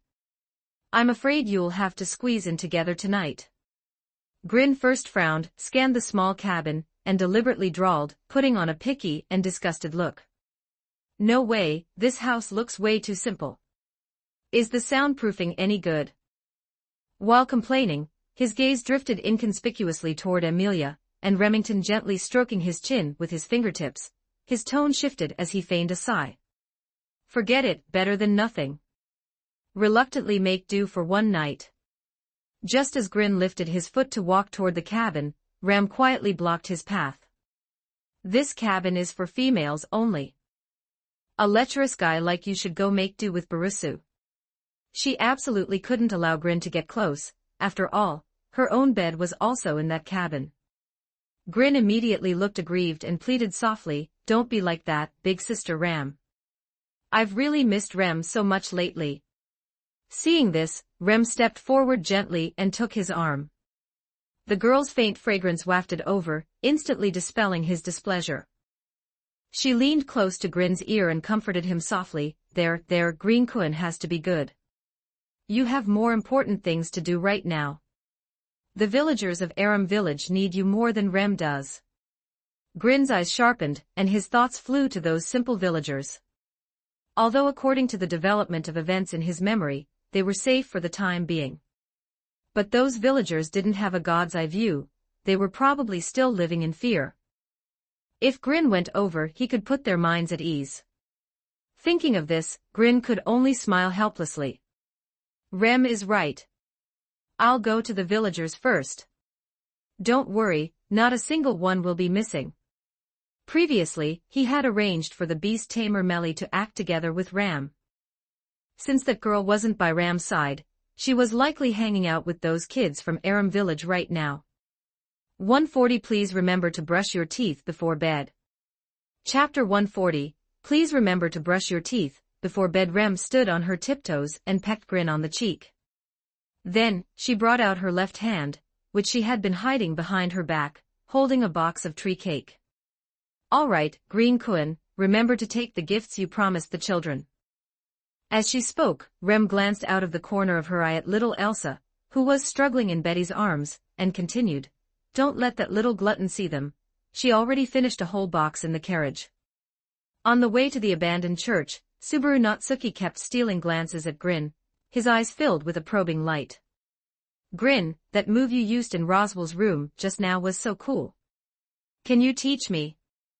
Grin asked back in confusion, Why do you suddenly want to learn sword techniques? I just feel like I'm too weak. I can't protect Miss Sarah. Hearing this, Grin leaned in close to Subaru Natsuki curiously. Did you two hit a home run? Xiao Chunan. Subaru Natsuki instantly turned red and twisted his neck to argue, It's not that fast. Last time, Miss Sarah only said she liked me after she got drunk. I keep thinking, could her mind have just been clouded by the alcohol? Grin was stunned, feeling a bit bewildered. This guy's way of thinking is truly out of this world. Is it possible that Miss Sarah was using the alcohol as an excuse to express her feelings? Clouded mind, my foot. I think you're just brainless. Grin threw an arm around Subaru Natsuki's shoulder and quipped, Subaru, in a situation like this, you'd be fined $50. Subaru Natsuki's eyes widened. Whether you're accepting or refusing, you have to give a response to someone's feelings. You can't just keep them hanging forever, right? You have a point. That's why I want to learn some sword techniques from you, so I can show off my cool side in front of Miss Sarah. All right, tomorrow I'll teach you the 18 styles of A-Way. Just as the two of them rounded the last corner, their field of vision suddenly cleared. On the bluestone steps of the abandoned church's main entrance, a small figure was indeed curled up. Melly was draped in a blanket, holding a small little fluff bat used for sentry duty in her arms. Unfortunately, this security system appeared to have malfunctioned. The two little ones' heads were nodding up and down like birds pecking at grain. What should have been a sentry's posture was now a slumped lean against a mottled stone pillar. With long eyelashes drooping and a flushed face, she was clearly exhausted to the limit. Grin paused, raising a hand to stop Subaru Natsuki, who was about to call out loudly, and made a shushing gesture. "She'll let me handle this," he whispered. "Why did they put her on guard duty? This is basically an open invitation for intruders." Grin stepped lightly, took a piece of cake from the box, and held it up to Melly's little nose. A rich milky aroma wafted around her nose, and Melly's nostrils twitched slightly. Her heavy eyelids desperately resisted opening, her clouded consciousness assuming a sweet dream had returned. "Ota-san, even if it's cake, I can't." She muzzled toward the warm scent in a daze, and the little fluff bat in her arms woke up from the squeeze, letting out an uneasy squeak. In her half-asleep state, Melly only felt that the soft thing in her arms was exceptionally sweet and tempting. Completely unable to distinguish reality from dream, she instinctively opened her mouth and took a gentle bite of the little fluff bat she was holding. Squeak! A sharp and aggrieved cry suddenly erupted. The little fluff bat's fur stood on end from the shock, and it flapped its tiny wings in a desperate struggle. This piercing cry finally punctured Melly's heavy drowsiness. Her eyelids flew open, and she blinked blankly. The moment she saw Grin, she was instantly wide awake. "What are you doing here?" As she spoke, she also checked her clothes. Fortunately, there was nothing unusual. She was still at the entrance of the abandoned church, not in some dark and gloomy secret room. Melly breathed a sigh of relief and calmed down, thinking she had just had a strange dream. Subaru Natsuki was dumbfounded, a terrifying thought popping into his head. He quickly leaned in behind Grin and whispered a warning in his ear, shielding his mouth with his hand. "Grin, even by the laws of another world, that kind of thing is illegal." Grin turned back with a speechless expression. "Are you trying to get me killed? This girl is my goddaughter at most." Subaru Natsuki jumped as if struck by lightning. "You want to be a creepy father?" Grin quickly interrupted and cursed, "I'll be your damn uncle." Beside them, Melly was already used to Grin taking advantage of her verbally. It would have been strange if Grin didn't talk like that. She rubbed her bleary eyes and snatched the piece of cake from Grin's hand. "Stinky Grin, bad Grin, always pestering me. Can't you have children of your own?" With that, she took a large bite of the soft cake base, sweet cream overflowing onto her hands. The little fluff bat circled around Melly, letting out a cheep. Seeing this, Melly pinched off a corner of the cake and tossed it into the air. The little fluff bat caught it steadily with its paws as if it were a precious treasure, holding it to its mouth and nibbling away. "Since you're here, can I go back to sleep now?" "Yes, it won't be dangerous here for the time being." "Yawn finally, I can rest." Melly licked the cream off her fingertips, let out a yawn, and prepared to turn and head inside the church to rest. Grin reached out and grabbed the little girl's back collar. "Go brush your teeth and rinse your mouth before going to bed." Looking at her messy state, Grin's germophobia began to flare up. "Ugh, I'm too tired. I'll do it tomorrow." In a simple, temporary washing area inside the church, there was a large wooden barrel full of water with a wooden ladle floating in it. Various wooden cups and toothbrushes were arranged around it. Under Melly's listless guidance, Grin found her personal washing tools. "I say, can you stop playing dead?" Grin crouched down and gently circled his arms around the limp, half-lidded Melly to steady her, preventing her from toppling over in her sleepiness. Melly's head nodded, her cheeks still stained with uncleaned cream. Like a kitten running out of power, she muttered, "Yawn, you're so annoying. Sleeping without brushing your teeth. I really want to smack you." Grin's tone was flat but firm. He picked up the toothbrush, dipped it in clean water, and gently smoothed the soft bristles with his fingertips. "Open up, it'll be over soon. Then go slow, my teeth are very fragile." Melly reluctantly half opened her mouth, her eyelids too heavy to lift. She instinctively leaned into his chest, completely relying on him for support. Grin worked meticulously, avoiding her delicate gums as he bit by bit cleaned the remaining cake crumbs from her teeth. When the soft bristles brushed between her teeth, Melly let out a soft whimper from the itchiness, but lacked the strength to struggle. Melly rinsed her mouth with her eyes closed, stretched her arms, and murmured in a very soft voice, "Can I sleep now?" "Humph, what's with the attitude?" Melly pouted her little mouth and walked toward her sleeping mat, her steps light, and her small hands swinging, seemingly in a good mood. Chapter 141, The Tinderbox. The spacious church was filled with floor mats, divided into 3 areas from inside to out: adult men, adult women, and the children in the innermost section. The night air was somewhat cold. It seemed they had to send everyone back to the village as soon as possible. Grin lightened his footsteps and moved further inside. "Brother Grin." A petite figure sat up in a dark corner. It was Petra in her nightgown.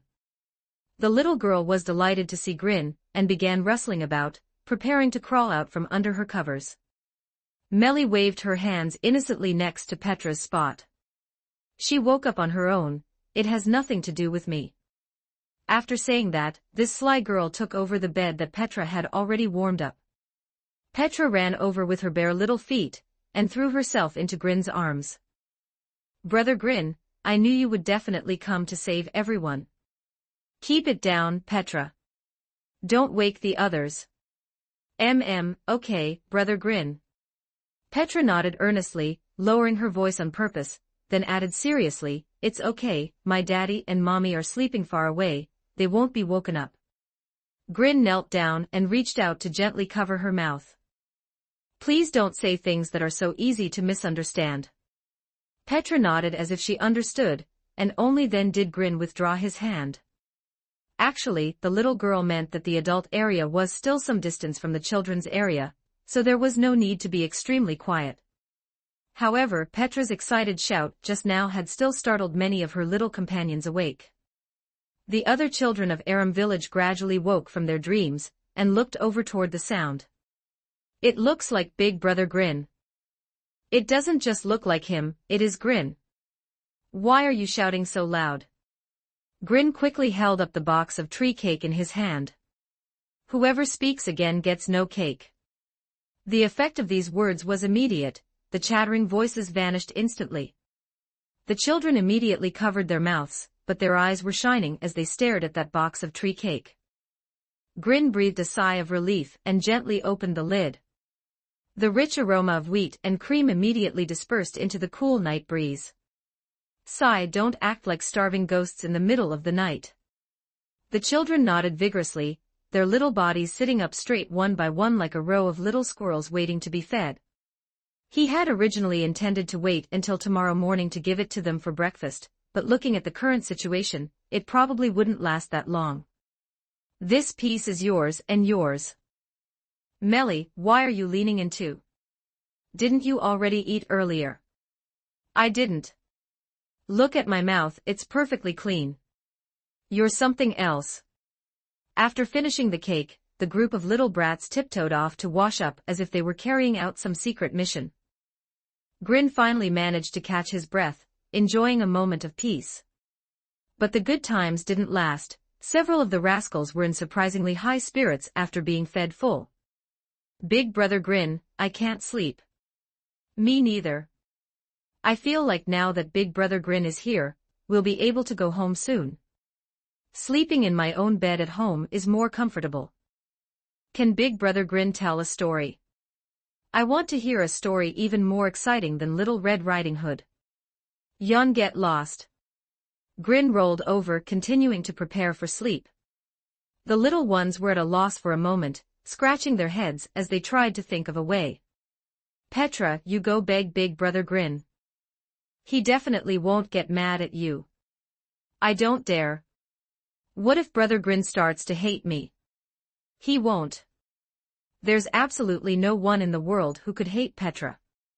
Okay then. Petra couldn't resist the pushing of her companions. She cautiously moved to Grin's ear and called out in a low voice, Brother Grin. Brother Grin. Petra, you've learned some bad habits. Grin opened his eyes helplessly. I'm sorry, Brother Grin. Petra was startled and hurriedly waved her hands to pacify Grin. Then she turned her head and glared fiercely at the other children, as if saying it was all their fault. In the end, Grin still turned onto his side, and let out a soft sigh. As if accepting his fate, he pulled out the dark fairy tale book from his robes, and tapped his fingertip lightly on the cover. Now everyone lie down properly. Go to sleep immediately after the story, or your desserts will be cut in half from now on. He lowered his voice. His tone didn't have much deterrent power, but rather carried a hint of indulgence from being worn down by these little brats. The children immediately held their breath, each one breathing lightly as their little heads huddled close to him like a group of little chicks gathered around a heater. Grin flipped open the pages. In the dimness, there was only a bit of faint moonlight filtering in from the window, barely illuminating the blurry handwriting on the paper. The story I'm going to tell today is called The Tinderbox. A discharged soldier was traveling with a sword on his shoulder and a knapsack on his back. Suddenly, an ugly old witch jumped out from the side of the road. The old witch pleaded with the soldier, saying, "Help me get a tinderbox from inside a hollow tree. There are many treasures inside that you can take as you please, I only want the tinderbox." The soldier agreed. The witch gave him a blanket, tied a rope around his waist, and stuffed him into the tree hollow. Beneath the hollow were 3 rooms. None of the 3 doors were locked, and inside were 3 chests containing copper, silver, and gold respectively. Beside each chest sat a large dog guarding it. In the first room, a dog sat by the copper chest with eyes as big as teacups. Following the old witch's instructions, the soldier placed the large dog onto the blanket he had prepared, and the dog indeed became docile. He opened the treasure chest. It was full of copper coins. The soldier was overjoyed and stuffed the copper coins into his clothes. Then he followed the same procedure, taming the large dogs guarding the silver and gold chests. Since space on his person was limited, he could only throw away all the copper and silver, filling his pockets, hat, and boots with gold, and conveniently pocketing the tinderbox from the last room. After he came up, the witch reached out for the box but refused to say what it was for. The soldier grew impatient and directly drew his sword, directly coaxed the old witch to sleep. Grin was halfway through the story when his own sleepiness vanished. When did this dark and twisted story appear? He quickly looked up at the little ones around him. Fortunately, under the hypnosis of the bedtime story, the children had already entered dreamland. In the rest of this story, the soldier discovered that striking the tinderbox would summon 3 giant hounds that could bring him treasures and obey his commands. From then on, the soldier became wealthy again, and even had the giant hounds secretly bring the princess to him at night for his enjoyment. The king was furious upon discovering this, and had the soldier captured and sentenced to be hanged. On the day of the execution, the soldier pretended he wanted one last smoke, and took the opportunity to strike the tinderbox 3 times. The 3 giant hounds lunged out on the spot, biting and throwing the executioner, judges, and ministers to their deaths. Even the king and queen were torn apart by the giant hounds, their skulls crushed. The commoners screamed in terror but then cheered, crowning the soldier as the new king. He married the princess, and the 3 giant hounds became the most terrifying guests of honor in the palace. At the end of the story, an illustration of a middle-aged soldier appeared. He was smiling lecherously, sitting upon the throne with the tinderbox in his hand, and the 3 giant hounds crouching behind him. Evil soldier, unlock condition, kill a guide. 142 A Bizarre Banquet Chapter 142. The Bizarre Banquet. It was a very grotesque story. If told in its entirety, those little ones probably wouldn't be able to sleep from fright. Such a brilliant story was better saved for scaring the children in the royal capital. Petra and the others breathed evenly and steadily, their chests rising and falling gently. Finally, Grin could also settle into sleep with peace of mind. He slowly closed his eyes, his consciousness sinking like it was falling into a boundless thick fog. Was it a dream? Like a blind man, Grin fumbled futilely through the chaotic mist for an exit. A piercing glare suddenly poured down, swallowing him whole, and forcing him to shut his eyes tight. When he opened his eyes again, he was inside a magnificent and grand building. Beneath his feet were pitch-black, polished marble tiles with a cold luster, and around him was a dome so high it felt oppressive. The dark crimson candlelight burned vigorously, yet it failed to illuminate any of the distant shadows. The air carried a faint scent, a mixture of rotting petals and old wood. Grin walked forward slowly. An extremely long table spanned the hall, with figures seated along both sides. They wore ancient, ornate, yet dull robes. Some had their heads bowed, hair covering their faces.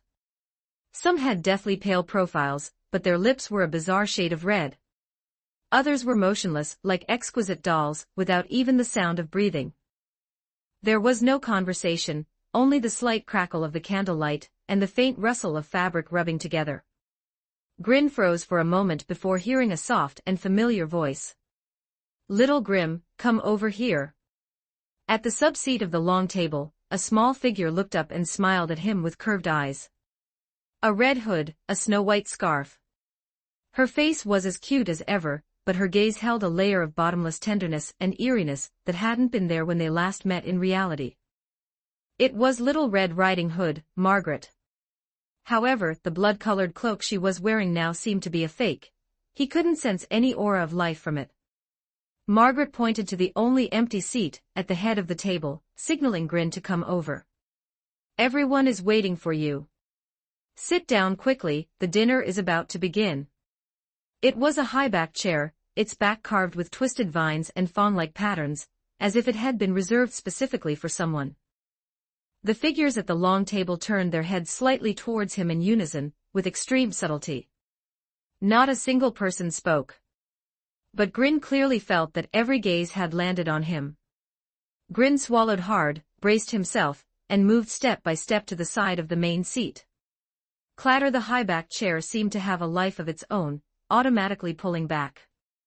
Grin took a deep breath and sat down with a bold, commanding posture. The moment he sat down, the guests on both sides became somewhat restless. "The apostle has arrived. Is it time to serve the food? So hungry, start quickly. This is the first time we've encountered such a good thing, ho ho ho." The voices sounded as if they were squeezed out of their chests, muffled and hoarse. There were also some thin, sticky whispers like insects crawling on paper. Thump, thump. Margaret tapped the table, and everyone fell silent. "Let's begin." As soon as she finished speaking, many servers carrying trays entered through the main doors of the hall. The servers walked with stiff steps, their expressions unreadable. Like marionettes, they held porcelain plates covered with dark silver cloches in both hands, silently placing them along the table in order. In a few moments, the entire long table was filled with plates, uniform and orderly, as if it were a ritual rehearsed countless times. The breathing of the guests on both sides grew increasingly rapid. Several werewolves of various forms gripped the edge of the table with their fingertips, making it creak. A round-bellied noble let out a suppressed swallowing sound from his throat, saliva sliding down the corners of his pale lips. A beautiful noblewoman leaned forward slightly, her eyes fixed on the center of her plate, her greed bordering on madness. But no one dared to make the first move, even their breathing was intentionally lightened. All eyes, like a dense spiderweb, were wrapped layer upon layer around Grin at the head of the table. They were only waiting for him to move first for the banquet to truly begin. At that moment, a slender figure slowly emerged from the shadows of the hall. She wore a plain long dress, and her golden hair fell to the floor like a waterfall, trailing a long section behind her. However, the ends of her hair did not touch the ground but swayed in midair. This posture was no different from a certain long-haired princess from fairy tales. With downcast eyes and a calm expression, she walked to Grin's side and stopped. Long-haired princess made no unnecessary movements, reaching out with a pale, slender finger to gently pinch the edge of the silver cloche on the main plate. The cloche was slowly lifted. An aura of magic, so rich it was almost viscous, instantly diffused, carrying a cool, sweet scent of blood that hit the nostrils. A piece of deep blue steak lay quietly on the plate, with fine flecks of fluorescent light flowing through its texture. Its surface rose and fell slightly, as if it were still breathing. Long-haired princess lowered her hands and stepped aside, her head still bowed like the most obedient maidservant. The entire hall was deathly silent. Everyone held their breath, their gazes either burning, greedy, or reverent. They all stared intently at Grin, waiting for the master of this banquet to take the first bite. Grin picked up a fork and poked it, asking Margaret, "What on earth is this? Is it really edible?" Little Red Riding Hood pointed at long-haired princess and replied, "She caught it."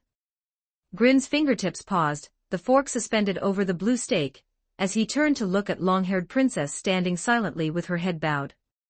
She still kept her eyes down, her long golden hair floating soundlessly in the air like a living stream of water, and her plain skirt trailed a faint phantom on the floor.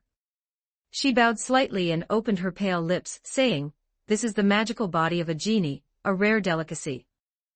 Grin raised an eyebrow, remembering the tall blue figure he had seen in Echidna's tea party space. The genie from the story of Aladdin's lamp had indeed been pulled back into the book by countless golden strands of hair at that time. "Miss, is your name Hannibal?" Grin's mouth twitched as he set down the silver fork. That genie was humanoid after all, and its appearance was quite hideous, just thinking about it was a bit nauseating. Seeing Grin stop his movements, the guests on both sides suddenly grew anxious. "Lord Apostle, that piece of yours contains nearly 90% of the genie's power. It is a truly great tonic." "Yes, Lord Apostle, it's not every time we can catch a fellow who violates the rules." Grin asked in return, "Will one be eaten for violating the rules?" "Not necessarily. The genie belongs to the Chaos faction. Since our neutral faction caught an opportunity, we naturally have to have a taste of meat, jia jia jia. If it were someone from the same faction, we might actually find it hard to swallow." Grin leaned back in the high-backed chair and asked flatly, "Margaret, aren't you going to explain this to me?" Little Red Riding Hood let out a soft laugh, the corners of her eyes tilting up slightly. At first glance, she looked no different from the girl next door. "It shall be as you wish, Your Excellency Little Grim." Chapter 143. Awakening. Margaret finished speaking, and reached out with her slender fingers to pick up a silver dinner knife from the edge of the table. With a light flick of her wrist, the blade cleanly sliced into that deep blue steak. All the blue mana gathered together along the tip of the knife. With a flick of her small hand, she pierced a small piece of meat, and held it directly to Grin's lips. Margaret leaned forward slightly, her eyes beneath the red hood curving into seductive crescents, her voice low and soft, carrying an irresistible allure. "Come, Little Grim. Open your mouth and eat it. Once you've finished, I'll tell you everything." Grin studied Margaret's serious expression. It seemed that if he didn't eat some, this person really wouldn't reveal any useful information to him. He didn't hesitate for long, opening his mouth slightly to take the piece of steak from the tip of the knife. The icy sensation dissolved instantly. Immediately after, a violent yet pure surge of mana rushed down his throat and into his limbs and bones. His soul vibrated minutely, as if splitting into fine threads to embed itself deeper into his physical body. "Very good, such a good boy. Then I'll tell you everything from the beginning. This is a stronghold of the neutral faction, we support the new god, and our will differs from the other factions. Now that you've eaten the genie's flesh, you have at least developed a tiny bit of distance from the Chaos faction." Margaret pinched her index finger and thumb together, once again making the gesture filled with contempt. Grin realized, recalling what the magic mirror had told him. "I know this. The fairy tale world collapsed, the creator died, and I'm just a fragment of the creator's breakdown." The soft smile on Margaret's face suddenly froze, replaced by a sharp, knife-like alertness. What did you just say? Is there a problem? Grin scratched his head. Margaret narrowed her beautiful eyes and fell into deep thought. I should have been the first to respond to the ritual, so why would you have received secret information in advance? Grin didn't mention the magic mirror's existence. After all, who knew if the Little Red Riding Hood before him had other motives? Propping up his elbows and leaning on the dining table, he spoke. What? Is there something wrong with the information I received? Of course there's a problem. Margaret opened the cloche in front of her, and began to enjoy her own portion of flesh. After chewing contentedly for a while, she said, at least half of it is wrong. You are not a fragment of the Creator. Seeing that the high-status apostle and Margaret had both started eating, the extremely tense atmosphere along the sides of the long table finally relaxed slightly. As if granted tacit permission, the guests' hands trembled as they eagerly lifted the cloches in front of them. The sound of clashing metal rose and fell, but there wasn't a single word of unnecessary conversation. There were only suppressed swallowing sounds, the light clink of cutlery cutting through flesh, and the uncontrollable low pants of satisfaction from throats as pieces of meat entered mouths. Grin wasn't very interested in this flesh. Instead, it was Margaret's words that kept tugging at his heart. Don't just tell me half the story. What then? Well, that's a bit difficult for me. Little Grim, you haven't already contacted other factions, have you? Margaret lightly poked the shredded meat shimmering with a faint blue light on her plate with a silver fork. Her eyes flicked upward, her smile tinged with inquiry and danger. The moment she finished speaking, all sound in the banquet hall was abruptly cut off as if by an invisible hand. The guests on both sides of the long table froze in unison. Some had forks suspended in midair, others had their lips pressed against their plates. They maintained their eating postures but didn't even dare to breathe heavily. Pairs of pale or dull eyes looked up in unison toward the head of the table, none of them daring to make a sound. Grin rolled his eyes at Margaret, looking depressed. What are you talking about? I don't have the slightest clue about what these factions are. A small hand was raised from among the seats, and a simply dressed young boy stood up. Big Sister Little Red Riding Hood, the apostle is not lying. From his appearance, he looked exactly like the little boy who exposed the Emperor's nakedness in the story of the Emperor's New Clothes. Oh, since you've confirmed this fact, it seems I really did misunderstand Little Grim. Margaret bit her fork and tilted her head as she replied, could it be that the memories from that fragment are leaking out? But you just said I'm not a fragment of the Creator. Yes and no. A fragment of the Creator is hidden somewhere on your body. Margaret extended her index finger and tapped it against Grin's chest. To the lawful faction led by Snow White, you are merely a vessel holding the Creator's fragment. After all, they are all the loyal dogs of the old god. What vessel? Is some bastard trying to possess me? I'm so done with this. Margaret, as if she had expected him to snap, let out a soft laugh. Haha, Little Grim, your personality showing no respect for deities at all really makes you suitable to become a new god. Suitable, my foot. Right now, I just want to dig that damn fragment out as soon as possible. Margaret spread her hands. How could something rubbed into your soul be easily removed? Besides, that fragment is the medium through which you can wield the world book. Grin remained focused, not daring to miss a single word. Things were becoming increasingly blurred and mysterious. Since you say the neutral faction will support me to become the new god, you should be preventing me from being possessed by the old god, right? Of course. That heartless deity cannot be resurrected, after all, he was the one who abandoned us first. Margaret gave a cold laugh, her fist tightening slightly. It seemed she harbored some hatred toward the old god she mentioned. Grin pressed further, so what should I do? Margaret replied, when strange whispers appear in your ears, do not be disturbed by them. Find him in the depths of your soul, and then digest him. A violent light interrupted Margaret's words, and the entire castle began to shake. What's happening? Grin struggled to steady himself, reaching out to try and grab Margaret. But the light grew brighter and brighter, quickly enveloping everything in a white void. The banquet seemed to have been forcibly interrupted by some external force. Grin snapped his eyes open, his chest heaving violently, cold sweat instantly soaking through the clothes on his back.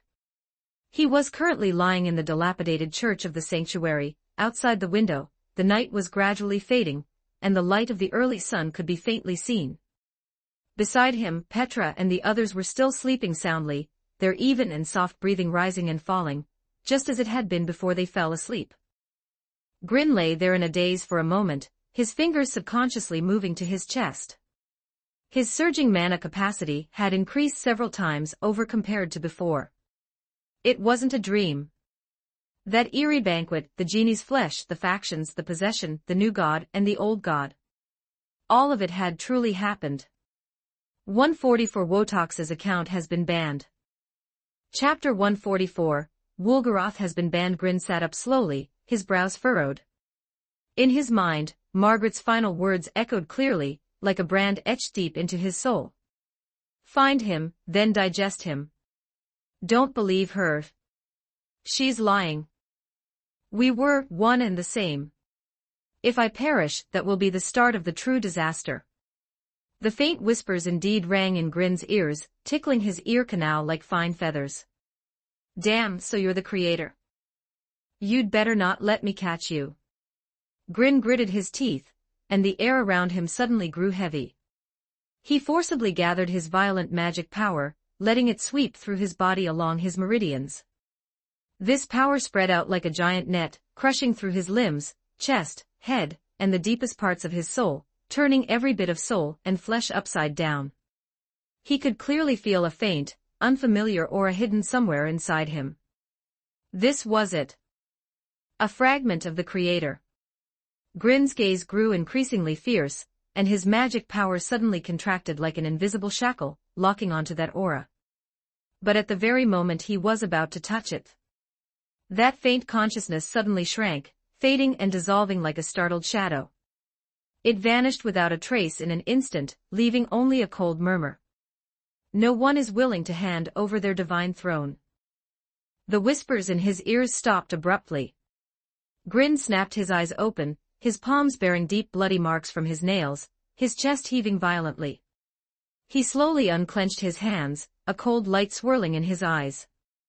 The creator's words weren't false, there was no shortage of ambitious people at that long table.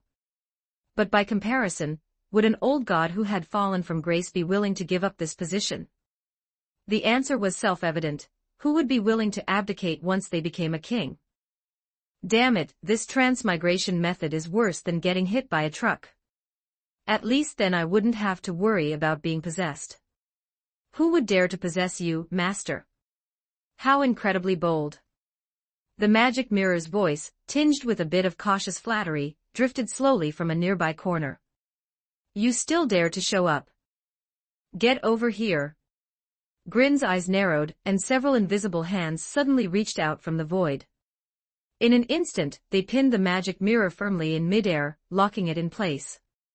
Mercy, master. I just woke up too. I haven't had time to do anything bad yet. The magic mirror was terrified, trembling in the air. It really hadn't expected its super male master's morning grumpiness to be so severe. Grin slowly stood up, dressed himself unhurriedly, and dragged the magic mirror out of the church. It wasn't until they reached the vicinity of the forest that Grin released the magic mirror again. Tell me, which faction do you belong to? I don't have a faction, master. I'm just a magic item. Whichever faction picks me up, that's the faction I belong to. Grin let out a cold chuckle. So, like Snow White, you're a lackey of the old gods. How could that be? The magic mirror screamed in a panic, its tone urgent. I'm just a worm clinging to master's feet now. My loyalty to you is firmer than steel. When that low-born Snow White descends, I'll definitely help you pin her down. You just worry about giving it to her hard, and that'll be that. What a wonderful lie. Grin controlled an invisible hand to pull the magic mirror close and questioned. Then why is the information you gave me different from what Little Red Riding Hood said? Is it possible she's the one lying? The magic mirror gave a dry laugh, trying to gloss it over. Woolgaroth, have I been giving you too many smiles? Grin's eyes flashed with obvious displeasure. Woolgaroth was also startled by Grin's appearance. He used to be a bit aggressive, but today he felt exceptionally fierce. I swear by the mother goddess of the abyss. I, Woolgaroth, have no ulterior motives toward you. My life is firmly tied to yours. I trust my own methods more than oaths. As Grin spoke, a ball of deep blue chaotic magic power suddenly rose from his palm. This was the first time he had actively channeled this power after consuming the genie's flesh. This Woolgaroth would never tell the truth unless he was scared with some harsh measures. The magic mirror's eyes widened at the sight, showing a look of disbelief. He was all too familiar with this magical aura. It was precisely that spirit in the jar from the Chaos faction. Heavens, Master, did you eat the genie? This is bad. The genie is a being where soul and flesh are one. If you eat his flesh, your soul will be stuck to your body. Grin frowned and pressed, is there something wrong with that? The magic mirror immediately responded, now, only one of you or the creator's fragment can survive. Because your soul can no longer escape this body. This body was mine to begin with. Why the hell should I escape? These bitches only know how to play dirty. Master, you must use a ritual to summon a core figure from the Chaos faction as soon as possible. What exactly is going on? Explain clearly. Just as Woolgaroth was about to continue, the air suddenly trembled. The long-dormant dark fairy tale book floated into the air on its own without being summoned.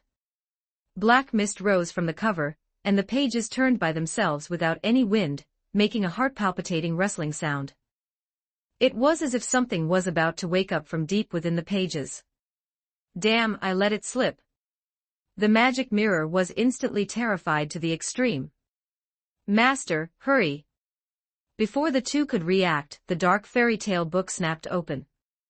Several pitch-black chains engraved with runes shot out from the gaps between the pages. Like awakening abyss tentacles, they instantly coiled around the magic mirror.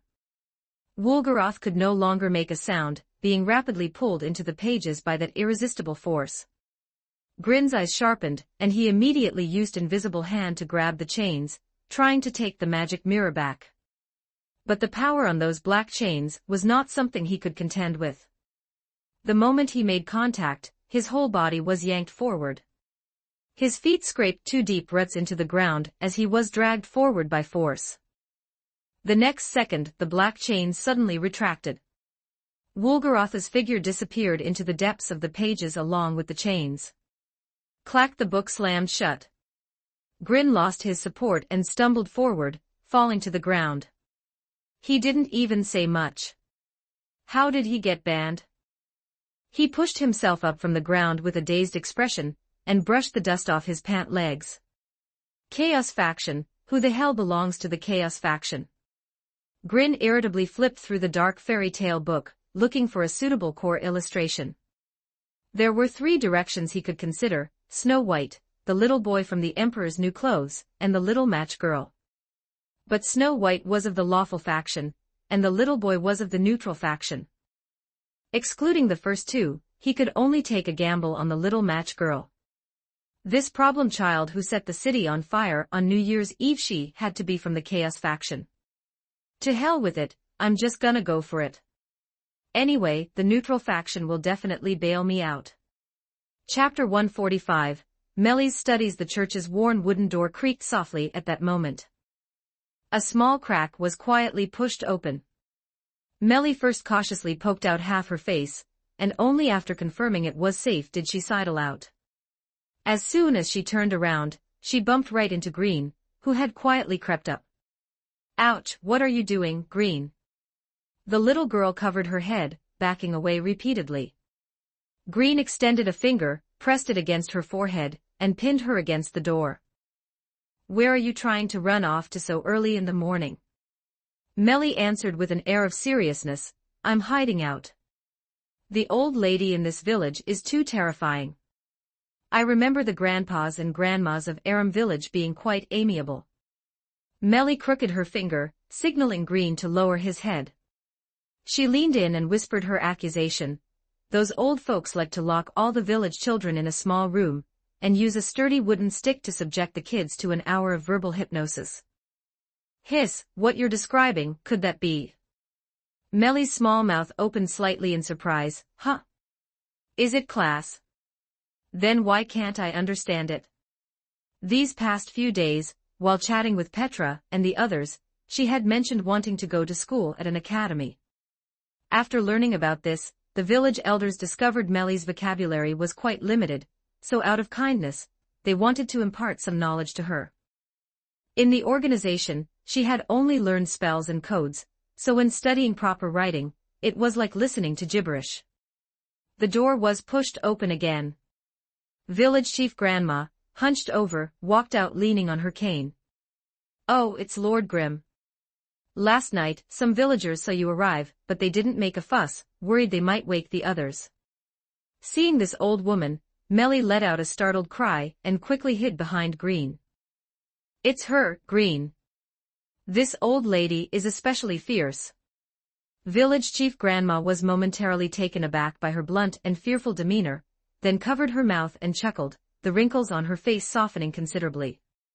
Oh my, it's Mellie. Perfect timing, morning class is about to start. Lord Grim, please bring Mellie over first. We can discuss the rest as we walk. Green responded, reaching back to scoop Mellie up by the waist. I'm not going. I don't want to study anymore, Green. Let me go. Mellie flailed her limbs wildly at Green's waist, her small face filled with resistance, but she couldn't break free from Green's grip. Holding her with one hand, Green turned and followed Village Chief Grandma, stepping into the spacious interior of the grand church. As soon as they saw Green enter, the villagers, who had been sitting resting or tidying up bedding, all stood up, their faces instantly brimming with unconcealed joy and anticipation. Lord Grim. You've returned. Sir, can we still return to Aram Village? Voices rose one after another, their gazes filled with unease and hope. Green gave a slight nod, walking through the crowd, his voice steady and clear for all to hear. Everyone, rest assured. Today, I will discuss with the sanctuary's administrator and arrange for everyone to return to Aram Village as soon as possible. As soon as these words fell, a collective sigh of relief and cheers erupted in the church. That's wonderful. Finally, we can go home. Thank you, Lord Grim. Green nodded slightly in response as he walked, his gaze sweeping over the crowded yet orderly church, finally settling on Mellie, who was still grumbling at his waist. Village Chief Grandma spoke up with a smile. Since Lord Grim has said so, we elders can rest easy. Leave Mellie here. Even though we're in a foreign place, the children's education must not stop.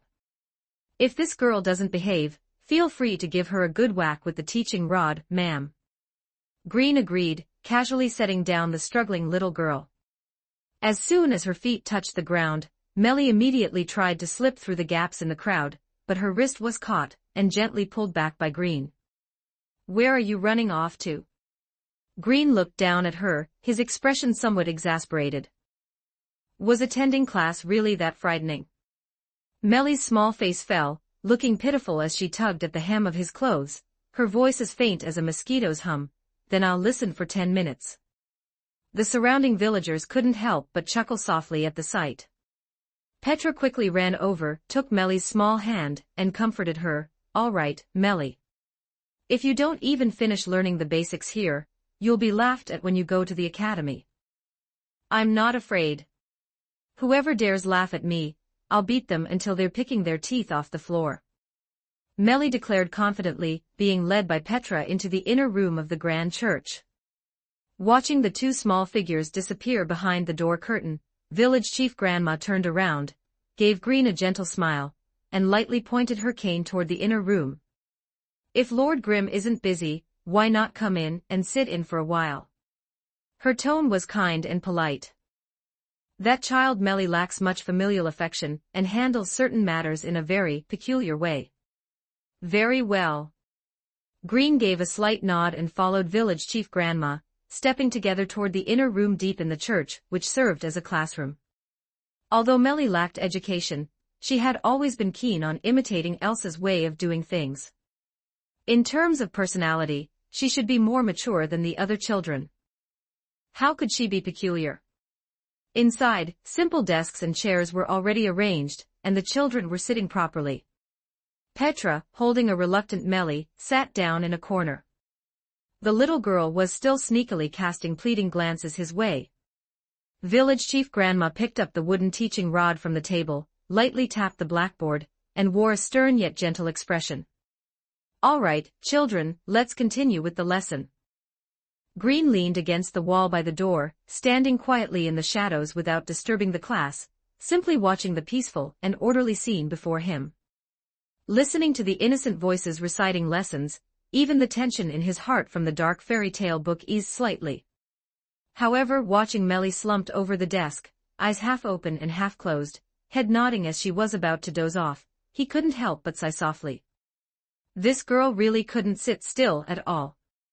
Village Chief Grandma caught sight of Melly about to fall asleep, and rapped the blackboard with the teaching rod. "Stand up, you little lazy pig." Melly shuddered, straightening up abruptly as if pricked by a needle, looking around drowsily and bewildered. Realizing she had been scolded, she flew into a rage. "Huh? What did you just call me, you old witch?" Green cleared his throat at just the right moment. "Teacher. What did you call me for?" The little girl pouted, clasped her hands behind her back, and changed her tune. Village Chief Grandma pointed to the words on the blackboard and said, "Use these words to form a complete sentence." Green glanced over, it read, "Go out, don't, Dad, anymore, rainy day." Melly stared at the blackboard, making some unintelligible sounds. 146 Foresight gradually becomes ineffective. Chapter 146, Foresight gradually fails. Grin glanced at it, it read, "Go out, don't, Dad, already, rainy day." Melly stared at the blackboard, making some unintelligible sounds. Petra tugged at her little hand and whispered a reminder, "Dad, don't go out on a rainy day." "I know, no need to remind me." Melly shot Petra an annoyed glare, then after a long, awkward pause, she nervously said, "Dad goes out, don't want rainy day anymore." "What the heck?" Grin couldn't help but shout out loud, his face twisted into a terrifying expression. "Don't go out, Dad rains, is that okay?" Melly's eyes darted around, and she guiltily shrank her neck. "Where's your day?" "My goodness." Grin was somewhat breaking down. Melly stomped her foot hard and shouted loudly, "Why not? Isn't it enough to just form a sentence?" "I won't say what Petra said." Village Chief Grandma's expression gradually darkened, and she raised a dangerous gaze toward Grin. "Lord Grim, you should be this child Melly's guardian, right? I think we need to have a talk." No, no, no. I'm not familiar with this girl. Her guardian is someone named Elsa." Grin quickly waved his hands to politely decline. He wasn't going to take the blame for such a big mess. The tall, heroic image he had painstakingly built up in the villagers' hearts had probably already twisted directly from a hero into a pervert. The curtain of the inner room was pushed aside again, and a little girl walked in with a cold, somewhat world-weary face. "What do you want from me?" Little Elsa had her hands in her pockets, looking very displeased. Grin grinned, "Elsa, what are you doing here?" "That half-elf girl is looking for you, she has something to discuss." "I came to notify you and also to check on Melly. We happen to need you here too." Grin was overjoyed, and supporting Elsa by the shoulders, he pushed her in front of Village Chief Grandma. "This is Elsa, old lady, you can ask her anything." "I'll just slip away, ahem, I'll go get busy now." After saying this, Grin began to continuously back away, moving toward the door. Melly stared dumbfounded at little Elsa, lightly stepping forward to stand in front of her, and asked, "You've?" Elsa tried hard to replicate her former way of speaking and expression, replying, "Era, how sad. I thought Melly-chan would definitely recognize me at first glance, who are you fooling?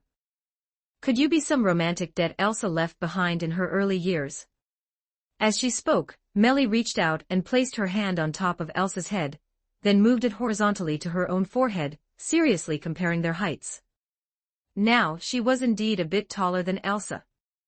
Little Elsa's eyebrows twitched violently, a surge of inexplicable anger welling up. Before Melly could withdraw her hand, Elsa's wrist suddenly flipped, accurately grabbing Melly's forearm and twisting it. Melly let out a pained ouch, her entire arm pinned behind her back, powerless to resist. Melly-chan, you mustn't be so rude to your sister. Although her voice had become extremely childish, the familiar posture and pressure made Melly somewhat believe it. You're really Elsa. Then how did you become so small? I encountered Mother at the mansion, and was turned into a raven by her. That idiot Grin used some immature magic to try to restore my body, and this is the result. Elsa described it calmly, but as she reached the end, she suddenly turned her head and glared coldly at Grin, who was peeking from the doorway. Grin guiltily averted his gaze, stubbornly saying, "Not mature enough. Girls are already old after the umbilical cord is cut, you know. You could say the dirt is already up to your ankles now. Get lost." "Sure thing." Grin agreed extremely readily, and the next second, he completely disappeared from the doorway, leaving only the sound of footsteps fading into the distance. Village Chief Grandma walked over, looking at Elsa with a strange expression. "Little one, are you Melly's guardian?" Elsa responded lightly, letting go of Melly's wrist before asking, "Is there a problem?" Village Chief Grandma sighed softly and pointed to a small seat nearby, saying, "Not really. Since you know Melly, just sit next to her." Elsa raised an eyebrow slightly, not quite understanding the old lady's meaning. "I should go back after notifying Grin." Sigh the children around Lord Grim, why are they all so unwilling to learn? Village Chief Grandma didn't try to persuade further, calling out toward the front of the classroom on her own, "Petra, Luca, come here and take the new student to her seat." "Yes, Village Chief Grandma." "What are you doing, old lady? Let me go. You little brats." Meanwhile, Grin had already run out of the church. That idiot Melly, even bringing up ethical issues. He muttered to himself, then changed direction and headed toward Amelia's temporary residence. After only a few steps, Grin's feet suddenly froze in place. He suddenly saw a familiar cargo dragon carriage parked near the church. Although the black-painted body was inconspicuous, he immediately recognized the brand-new Magirius household insignia on the side of the carriage. Looking at the earth dragon pulling it and the carriage's style, Grin's heart skipped a beat. Isn't this Otto's? Back in the royal capital, it was Grin who provided him with the insignia design. Grin looked around but didn't see Otto, so he simply stepped forward and pulled aside the drooping carriage curtain. A faint scent of kerosene wafted over. Inside, there were no cushions, no blankets, not even a single person. The entire dragon carriage was packed full, all with neatly stacked boxes of magic lamp oil. Damn, what's going on? Weren't these things stored in the mansion's warehouse? Previously, Otto had accumulated this batch of goods, leading to debt. Later, Roswell purchased all of it. Damn, it completely doesn't match the original story. Grin whispered, feeling an inexplicable emptiness in his heart. This feeling of being isolated and helpless was really unsettling. He raised his right hand and clenched it in the air, silently reciting Wulgaratha's name. Once, twice, still no response. Even the words about the magic mirror recorded in the book pages had disappeared. Don't die on me, you damn thing. He gritted his teeth, shook his head to suppress the distracting thoughts, turned around, and quickly walked toward the small hut where Amelia was temporarily staying. Grin gently pushed the door open. Warm yellow light instantly poured out, and everyone in the room turned to look at him in unison. Amelia sat on a low chair by the window, her silver hair simply tied up. Seeing him enter, her eyes immediately brightened. Grin, you're back. Garfield sat cross-legged on the floor, arms crossed over his chest, looking impatient but staying obediently. Seeing Grin, he snorted, Hey, how long are you planning to wait? Hurry up and deal with that crazy woman's trial. Chapter 147. The love-starved Garfield Grin Anderson closed the wooden door behind him, and as he walked, calmly surveyed the interior of the room. Rem stood quietly to the side, offering him a gentle, sweet smile.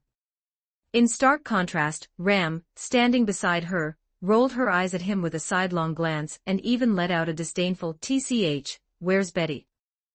Grin casually asked, taking a seat beside Amelia.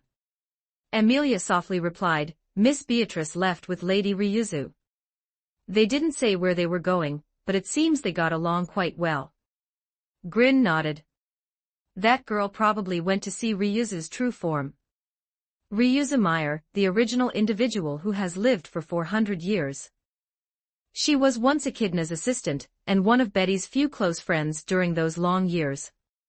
Back then, to protect the sanctuary from being destroyed by the melancholy demon, she willingly fused with the sanctuary crystal, becoming the core of the barrier, with her consciousness remaining dormant within the crystal." Garfield slammed his fist on the table. "Damn it, you ignored me just now, didn't you?" Grin glanced at him and said offhandedly, "I know you're eager, but don't be so hasty." Garfield scratched the back of his head in confusion. "What do you mean?" "It means a tiger must stay calm before hunting." Garfield suddenly understood. "Now I get what you're saying." Amelia quietly tugged at Grin's sleeve and asked, "Grin, is everyone in Aram Village doing okay?"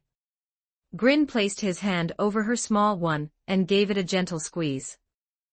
"Don't worry, aside from being a bit homesick, they're all fine." Hearing this, Amelia frowned and turned to look at Garfield, saying, "Garfield, we will take the trial. In exchange, could you let the villagers leave first?" "Are you kidding? What if you back out later?" "We won't, I promise you." Amelia clenched her small fists, making a serious commitment. The elf race places an almost obsessive emphasis on promises, strictly fulfilling them once made. But judging by Garfield's expression, he still wasn't prepared to make any concessions. Grin couldn't stand it any longer and abruptly stood up, slamming his hands hard on the table. "Lia, why waste words on him? He's just taking advantage of you being too honest." Garfield roared, "What did you say? If you want to fight, I'm ready anytime. How dare you call yourself I in front of me? You're out of line." Amelia's eyes narrowed, and she placed her hands on her hips, saying, "Grin, no fighting." Grin's momentum immediately deflated by more than half. He sheepishly withdrew his hands from the table and plopped back into his chair. He leaned back in the chair, spread his hands, and wore an expression of giving up entirely. "Then I'm out of ideas. Ah, I've got it." A flash of inspiration struck Grin's mind. He suddenly sat up straight, his gaze fixed directly on Garfield. "Garfy, do you want to know where your mother is?" The air seemed to be abruptly clenched by an invisible hand. Garfield, who had been bristling with aggression just moments before, stiffened all over. His previously glaring eyes suddenly contracted. "How is that possible? Did you find her remains?" From the beginning, after his mother left him and walked out of the sanctuary, there had been no news. Garfield had always believed his mother had abandoned him. Until around age 7, when he first challenged the sanctuary trial. In the trial's illusion, he saw the scene of his mother encountering a landslide and dying after leaving the sanctuary. Only then did he understand that his mother hadn't abandoned him, she had died on her way to find his father. This scene completely shattered him. In his grief, he slammed against a wall, leaving a cross-shaped scar on his forehead. It also made him fear the outside world from then on, choosing to stubbornly guard the sanctuary. Grin sneered and said, "You're overthinking it. She's still alive." A light, casual sentence, yet it struck Garfield's heart like a heavy hammer. Time seemed to freeze at that moment. Garfield's pupils contracted sharply. All the ferocity and aggression on his face were instantly drained away, leaving only bewildered disbelief. The next second. "What did you say?" A violent aura exploded forth. He lunged forward like a tiger pouncing on prey, his large hand grabbing Grin by the collar. "What did you just say? Say it again." "My mother is still alive." The fierce old scar on his temple flushed red with agitation, and his originally fierce golden eyes now trembled violently. "This shirt is branded, you know. If you tear it, I'll beat you to death." Grin remarked expressionlessly, even wrinkling his nose in disdain. Garfield's movements abruptly stiffened. This reaction was completely unexpected. He had anticipated the other might retaliate forcefully, seize the opportunity to make demands, or act mysteriously. But he never expected this guy to worry about whether his clothes were torn at a time like this. For a moment, even his full-bodied excitement and trembling were choked back. Is this really the time for that kind of talk? Garfield was so angry that veins bulged on his temples, but his hand gripping the collar unconsciously loosened slightly, afraid he might actually tear the fabric and get blamed for it. Seizing the opportunity, Grin gently patted his hand away, straightened his wrinkled collar, slowly sat up straight, and spoke in an annoyingly calm tone. "What's the rush? Let me think. Your mother, Licia Tingsel, a mature woman around 40 years old, with long golden hair and emerald green eyes. Something like this." After visualizing it, Grin snapped his fingers with a snap. The moment the crisp sound fell, a soft purple glow suddenly enveloped Grin's body. Light and shadow twisted and reshaped, gently elongating the contours of the youth. Short hair transformed into smooth, golden locks tied into a single ponytail hanging down his back. The sharpness of his brows and eyes faded, replaced by the gentle warmth unique to mature women. His pupils gradually deepened from their original color into an emerald green like new sprouts. His figure, demeanor, voice, even the arc of his hair swaying all were quietly rewritten. In the blink of an eye, there was no Grin by the table. In his place stood a gentle, smiling mature woman. Exactly the image Garfield kept buried deep in his memory, but dared not easily touch Licia Tingsel.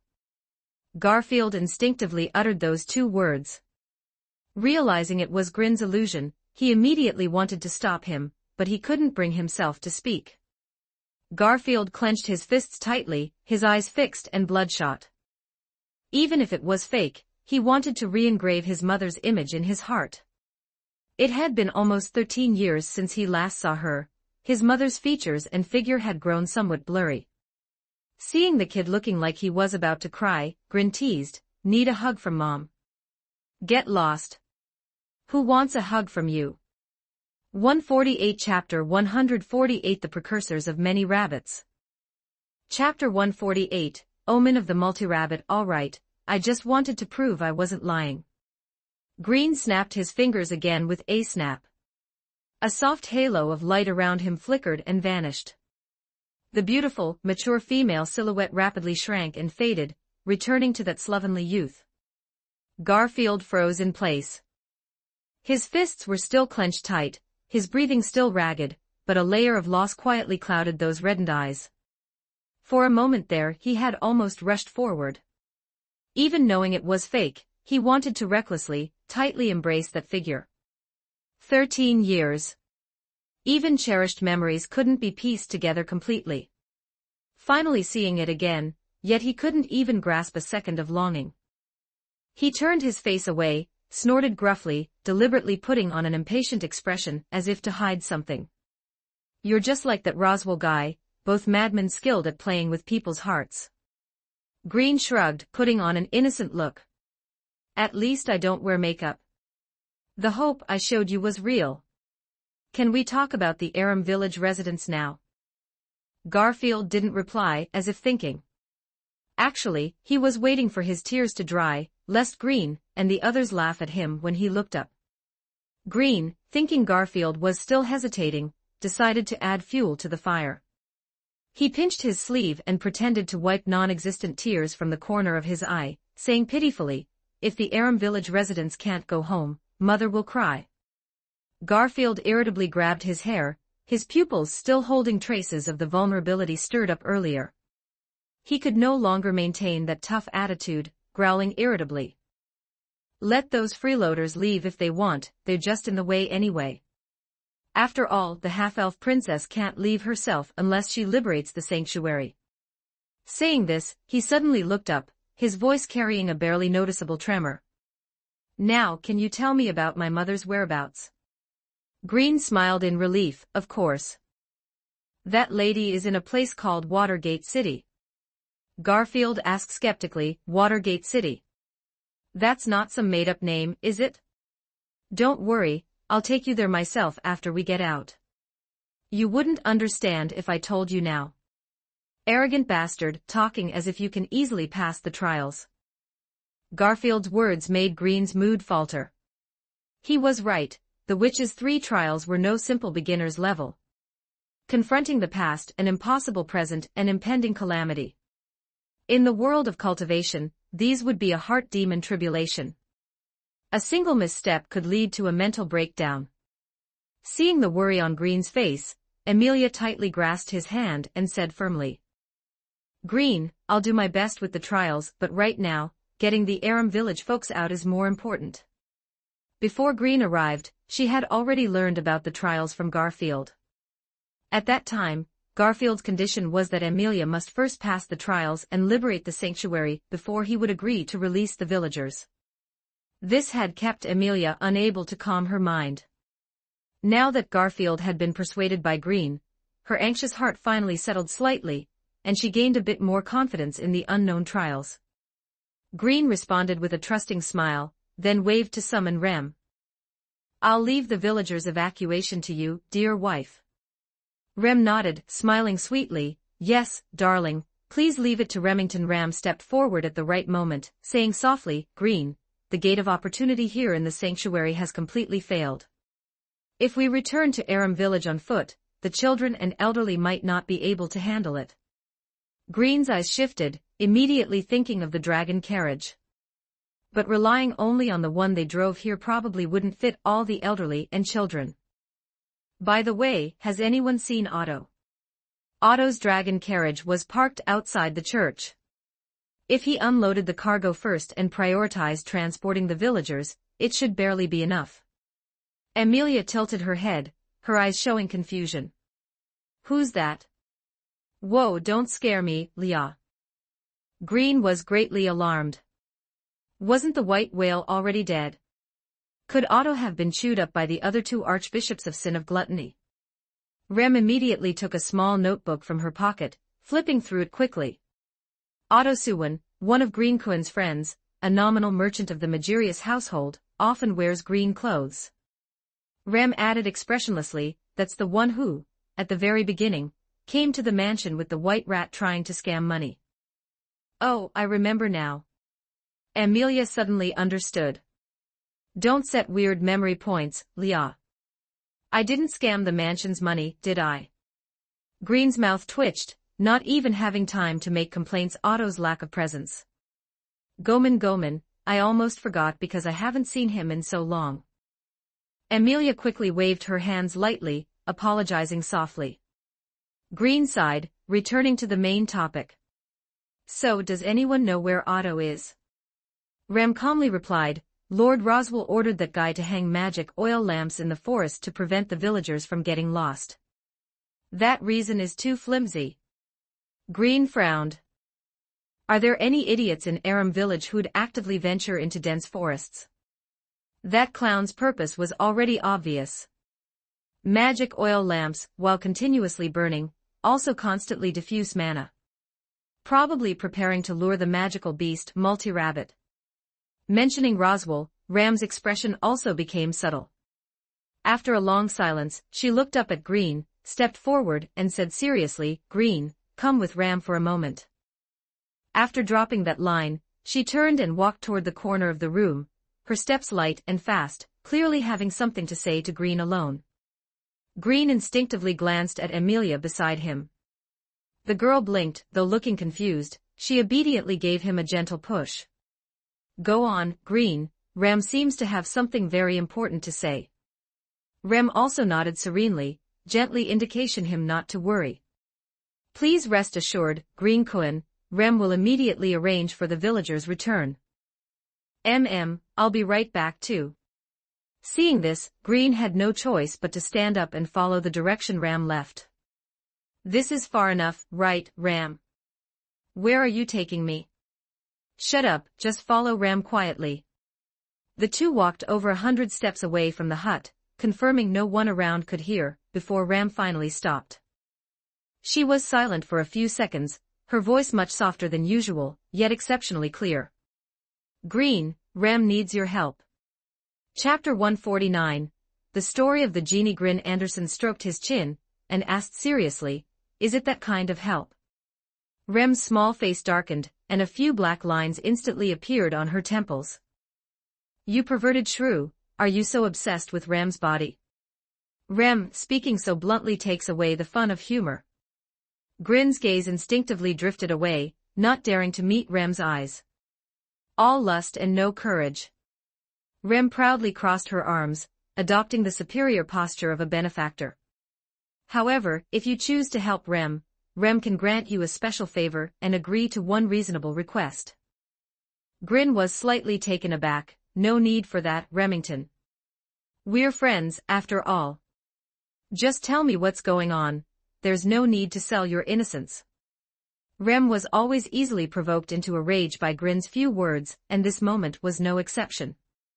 She clenched her fists tightly, her silver teeth grinding audibly. Rem said a reasonable request. You low-minded guy. All right, tell me what's going on first. The peach-haired girl's voice instantly softened as she said calmly, Rem wants to ask you to save Lord Roswell. Grin scoffed dismissively, what's wrong with him? Allergic to paint. I told him long ago not to wear such ugly makeup. Not that. Rem took several deep breaths, trying to steady her emotions. That lord has already fallen deep into the abyss of obsession. At this point, the girl's expression gradually grew heavy. Unable to maintain her usual pride, she bowed deeply to Grin. Just as she was about to speak, Grin interrupted her again. Don't do this. Bowing back and forth is so cliché. Just tell me simply what you want me to do. Suddenly feels like hitting you. Rem's sorrow faded somewhat, replaced by rising anger. Seeing Rem like this, Grin nodded with satisfaction. Please keep talking to me in this tone, okay? We do have some history. Don't beat around the bush, just tell me straight up who you want me to beat up. The corner of Rem's mouth lifted almost imperceptibly before instantly returning to her usual proud demeanor. Rem hopes you will shatter Lord Roswell's obsession along with that damned book of wisdom. Please, Grin, pull him out of the abyss. Grin said without hesitation, that guy used you as a bargaining chip in a bet. Why do you still care about him? Rem just wants to repay the kindness of being taken in. You're just too soft-hearted. Stop scolding, Grin. Rem might cry too. Rem lowered her head slightly, like a child who had made a mistake. After repaying this kindness, Rem can live wholeheartedly to protect Rem's happiness. What about yourself? Rem carries too much sin. She will definitely go to hell. The girl's voice was so soft it was almost inaudible, spoken with a light tone, as if discussing a trivial matter. Ha, you're insane. Grin rolled his eyes and continued, all right, then I'll completely destroy his obsession and the Book of Wisdom, and punch him in the face while I'm at it. Grin said fiercely, his clenched fists making a grating sound. As his words fell, Rem's shoulders, which had been tense all along, relaxed almost imperceptibly. In front of this idiot Grin, sorrow could never last long. This guy never said gentle or considerate words, nor did he carefully comfort her. He only provoked her anger, using the turmoil of rage to strip away excess negative emotions. Couldn't this clumsy guy find any other way to comfort someone? Rem sighed, revealing a bitter smile. Thank you, Grin. What do you want for that reasonable request? Well, let me think. Grin narrowed his eyes, quickly calculating in his mind. To survive or to survive, that is the question. After making such bold claims, it would be better to make a trivial, everyday request. This way, his image would appear even more grand and lofty. Thinking this, Grin arrived at an answer. Rem, do you want to hear a story? Rem was slightly taken aback, a flicker of confusion passing through her crimson eyes as she tilted her head and asked, Your request is to have Rem be your audience. You should be happy I'm not taking advantage of you. Just say you want to listen so I can show off properly. I'm really no match for you.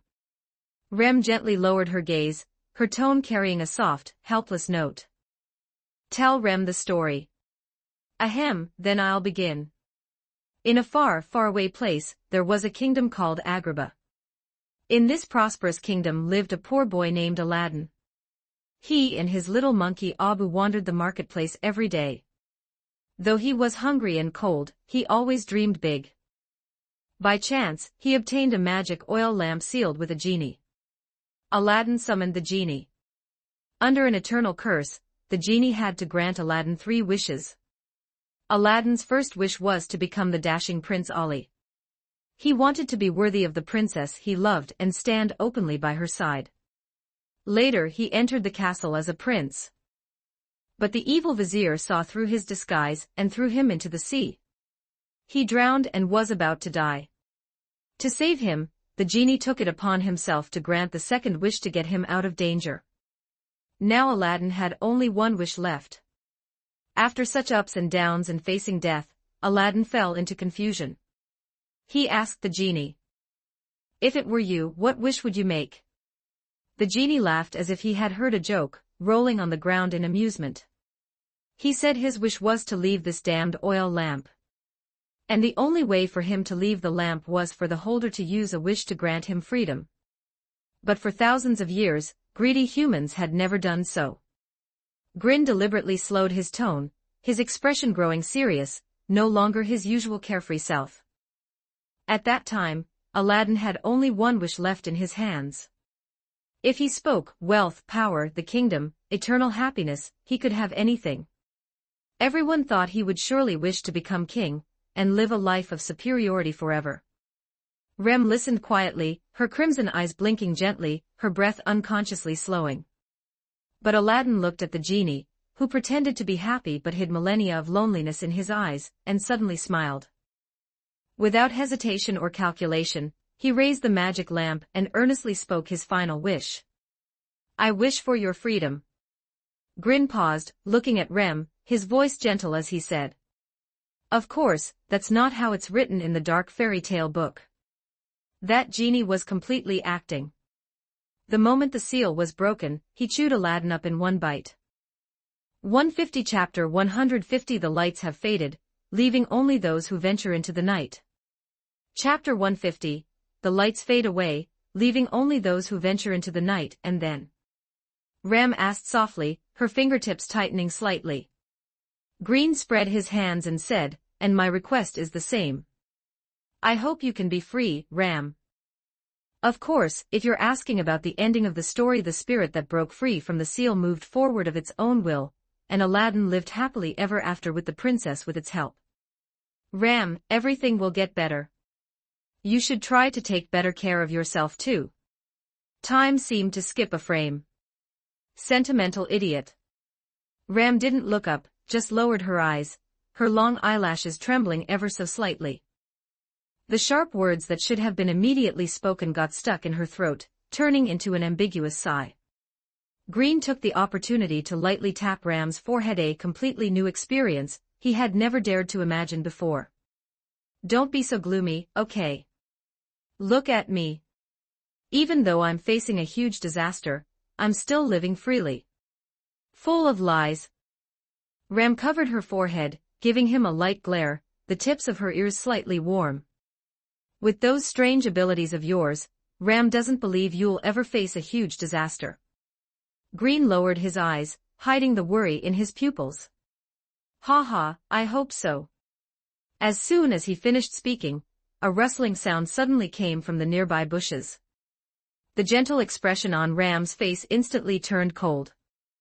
She almost immediately raised her hand, an invisible wind blade gathering at her fingertips, her tone sharp and stern. Who's there? Stop hiding and show yourself to Ram.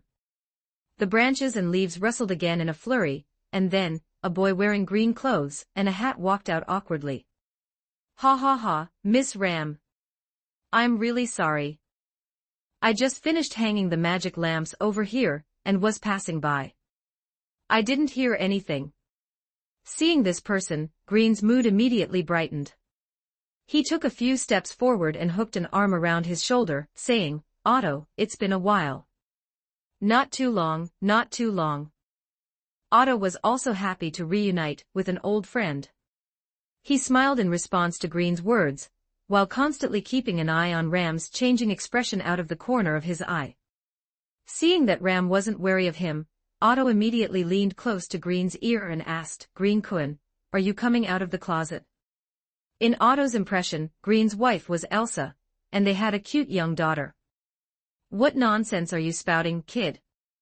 Green tightened his arm, directly locking Otto's neck. "Green Kun, are you trying to silence me? I swear I'll keep it a secret. Just now, I may have seemed like I was eavesdropping, but I was actually keeping watch for you. You've become corrupted, Otto. Let go quickly. Fighting is one thing, but give me some air." The last bit of golden sunlight was swallowed by the continuous mountains. Dusk, like a thin veil, slowly covered the forest area where the holy domain was located. In the forest, countless lamps filled with magic lamp oil emitted dazzling fluorescent light. There were so many that it felt like walking in an inverted night sky. If Otto hadn't used the divine protection of his words to drive small animals to help, it would have been impossible to complete such a massive workload. Beneath the lights, the villagers of Aram village walked slowly toward their homes. Under Green's arrangement, Rem and Otto each drove a dragon carriage carrying the elderly and children of the village, leading the main group at the front. Some villagers kept looking back as they walked, as if searching for something. "Why haven't we seen Lord Grimm and the others? The Lord hasn't caught up either. Village Chief Grandma. Could those few lords have encountered some danger?" A few murmurs of doubt quickly spread among the villagers. The originally calm evacuating crowd gradually slowed their pace. Some stood on tiptoe to look around, while others lowered their voices to discuss. Seeing this, Rem also stopped the dragon carriage and walked into the crowd, asking, "Everyone, why have you stopped? We must leave here as soon as possible." The girl was worried because Green had told her that one of the three great magical beasts, the multi-rabbit, was likely to attack the holy domain soon. If Green hadn't repeatedly begged her, she would never have been willing to leave him at such a time. What Rem wanted to do now was to send the villagers of Aram village back to the village as quickly as possible. Then, she would drive the dragon carriage back to reunite with Green. The crowd parted to make way. Village Chief Grandma stepped down from Otto's dragon carriage, leaning on her cane as she walked step by step to Rem. "Miss Maid, this old woman also has many questions. Why didn't everyone from the mansion evacuate together?" "It's because Green Kun and the others still have luggage to pack." Rem stammered as she tried to organize her words, but couldn't find a suitable excuse for the moment. Village Chief Grandma let out a long sigh and continued, "It seems you're not very good at lying, Miss Maid. Please tell us the reason why Lord Grimm and the others stayed behind. Otherwise, everyone's bodies simply cannot act against their will." The other villagers also chimed in, "Yes, Miss Maid.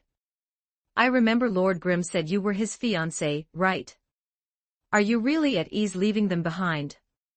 Damn it, could those guys from the Holy Domain be planning something against Lord Grimm? That lord saved our children. We haven't repaid that kindness yet." Even after the barrier against magical beasts was repaired, Lord Grimm often patrolled Aram village, dutifully protecting our village. "That's the situation." Village Chief Grandma raised her hand, showing Rem the reactions of the crowd. "We still hope Miss Maid can tell us the whole story. The men of Aram village aren't cowards. Is it a fight? Count me in." Rem was bombarded with questions from the villagers. Her fingertips tightly gripped her skirt, and her light blue eyes were filled with distress.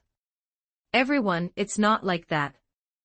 She wanted to follow Green's prior instructions and reassure everyone saying they would catch up soon. But the thought of Green Kun being in unknown danger made her voice uncontrollably drop. Her chest felt as if something was blocking it. The one who most wanted to turn back was actually herself. I know. A clear and firm girl's voice rang out from the back of the crowd. Everyone was stunned and turned to look. Petra pushed her way through the crowd with effort, her small body standing at the front, her right hand raised high, her cheeks slightly flushed with excitement. She looked up, her eyes bright and serious, speaking loudly word by word. During the day, that fierce big brother with the scar on his face said something when he came to withdraw the guards. He said he wanted to drive us all out, and one half-elf as a hostage was enough. Petra instantly silenced the entire group. Half-elf, could it be the one the Lord recommended for the royal selection? Village Chief Grandma's cane thumped heavily, her cloudy eyes suddenly widening. For a moment, the villagers looked at each other, their faces filled with shock and confusion. Would a half-elf be so kind? Shut up, you brainless fool. This is probably true. Whether it's a half-elf or not, that lord is of noble status. Why would they go to such lengths? Chapter 151, The Maiden's Trial. Village Chief Grandma couldn't untangle the chaotic thoughts in her mind either, so she could only ask Rem once more, is that really the truth, Miss Maid? Rem was struck at the heart of her concerns by this blunt question. Her light blue eyes trembled slightly, and she could no longer fabricate any more lies. She slowly lowered her head, her voice so soft it was almost carried away by the night wind, yet it reached everyone's ears clearly. It's true. Lady Amelia, in order for everyone to be able to leave the sanctuary safely, took the initiative to stay behind in the sanctuary to complete a trial. Green Kun and sister have also decided to stay by her side to face the impending danger together. As her voice fell, the entire group sank into a complete silence. The villagers who had spoken out in doubt earlier instantly turned red in the face, too ashamed to speak. We know Lord Grimm's sincerity, he would do this even just for the children of the village. But that half-elf princess, why would she help us? If it's to gain the support of the subjects in the royal selection, there's actually no need to go this far. We will unconditionally support the Lord's decisions anyway. Rem shook her head gently, her light blue eyes showing not the slightest hint of wavering. She looked at the confused villagers before her and replied softly but clearly, no, Lady Amelia doesn't care at all about whether anyone supports her. She simply said that family should return home together, hand in hand. Children who have a home but cannot return to it won't feel warm even if they huddle by a fireplace. Rem looked up slightly toward the depths of the sanctuary, her eyes carrying a hint of heartache yet filled with absolute determination. The noisy voices gradually died down. Village Chief Grandma gripped her cane and let out a long sigh. We were narrow-minded. It seems that those around Lord Grimm are all such gentle people. On the other side, Green's group stood before Echidna's tomb. Betty hugged Green's left arm tightly, her small body curled slightly as she muttered under her breath. It's not like you're the one taking the trial, so why are your hands shaking? Green scratched his head awkwardly and gave a relieved smile. My current mood is probably similar to sending a child to an exam hall. Betty rolled her eyes at him and turned to look at Amelia in front of the tomb's entrance. This girl clearly said she would go in after getting ready, but she's been standing at the entrance for nearly half an hour without moving. Looking closely, one could see her shoulders trembling uncontrollably. Humph, idiots really all look the same when facing a difficult problem. Betty snorted coldly, let out a yawn, and leaned softly against Green. Amelia also knew that Betty had long seen through her unease. She clenched her fists tightly, cheering herself up. I definitely won't let you down, Green. During this time, she had been unable to summon Puck. If she disappointed Green as well, he might leave her too. At that point, Amelia felt she would surely break down. As soon as she finished speaking, the girl closed her eyes tightly and prepared to rush headlong into the tomb's entrance. Hey, wait. Green reached out and grabbed Amelia's sleeve. Is there anything else? Amelia turned around. Beneath her feigned determination, her eyes were filled with unease and confusion. Green's brow furrowed slightly as he took her wrist, pulled her aside, and asked in a low voice, "Leah, have you already remembered something?" "Green, what are you talking about?" Amelia tilted her head in confusion, showing no reaction to Green's probing words. Green gently let go of her hand. He knew that Puck's departure would cause the seal on Amelia's memories to start loosening. About 100 years ago, Amelia's hometown suffered an attack by the Witch of Vainglory. As a child, she watched people important to her die before her eyes, and her spirit completely collapsed. Under the influence of her rampaging magical power, she froze her hometown, the Elia Forest, forever, and all the residents were turned into ice sculptures. Afterward, the Witch of Vainglory intervened to distort Amelia's memories to redeploy a certain plan, solely to prevent Amelia from breaking down again the next time they met. After all, her plan could only proceed while Amelia was conscious. And Puck, to protect Amelia from severe psychological trauma, had deliberately deepened that seal. Now, that fellow clearly intended for her to face those memories head-on. He had run off completely, quietly pushing the hardest part onto Green. Green took a deep breath, gripped Amelia's shoulders with both hands, and said, "Leah, later in the trial, you will see your forgotten past." "My memories, are they missing?" Amelia's eyes widened slightly. Green gently pulled her into his embrace and whispered, "Yes, and those memories aren't very pleasant. I think empty words like 'you must persevere' or 'you must overcome' are useless. Feel free to be terrified and afraid. I'll be right here waiting for you. If you want to cry then, just cry your heart out." Amelia buried herself in Green's chest, her nose brushing gently against his lapel. Her originally frantic heartbeat actually began to steady bit by bit. "Idiot, scaring me with those words before I even go in. I haven't cried in 100 years, do you take me for a child?" 5 minutes later. You, Green, where are you?" A sobbing voice came intermittently from deep within the tomb. At this moment, not a shred of Amelia's bravado remained, leaving only a fragility wrapped in layers of fear and grievance. The girl's figure gradually appeared in the long corridor, stumbling out of the darkness. As soon as she saw that familiar figure outside the entrance, all her strength snapped completely. She practically lunged at him, bringing a chill with her as she crashed recklessly into his arms, her arms wrapping tightly around his waist, and her face buried deep in his chest. "Wha?" The sobbing she had suppressed all along finally erupted. She cried until her shoulders were twitching, her entire body trembling. The pride that had made her stubbornly claim she wouldn't cry had long since been washed away by the memories in the trial.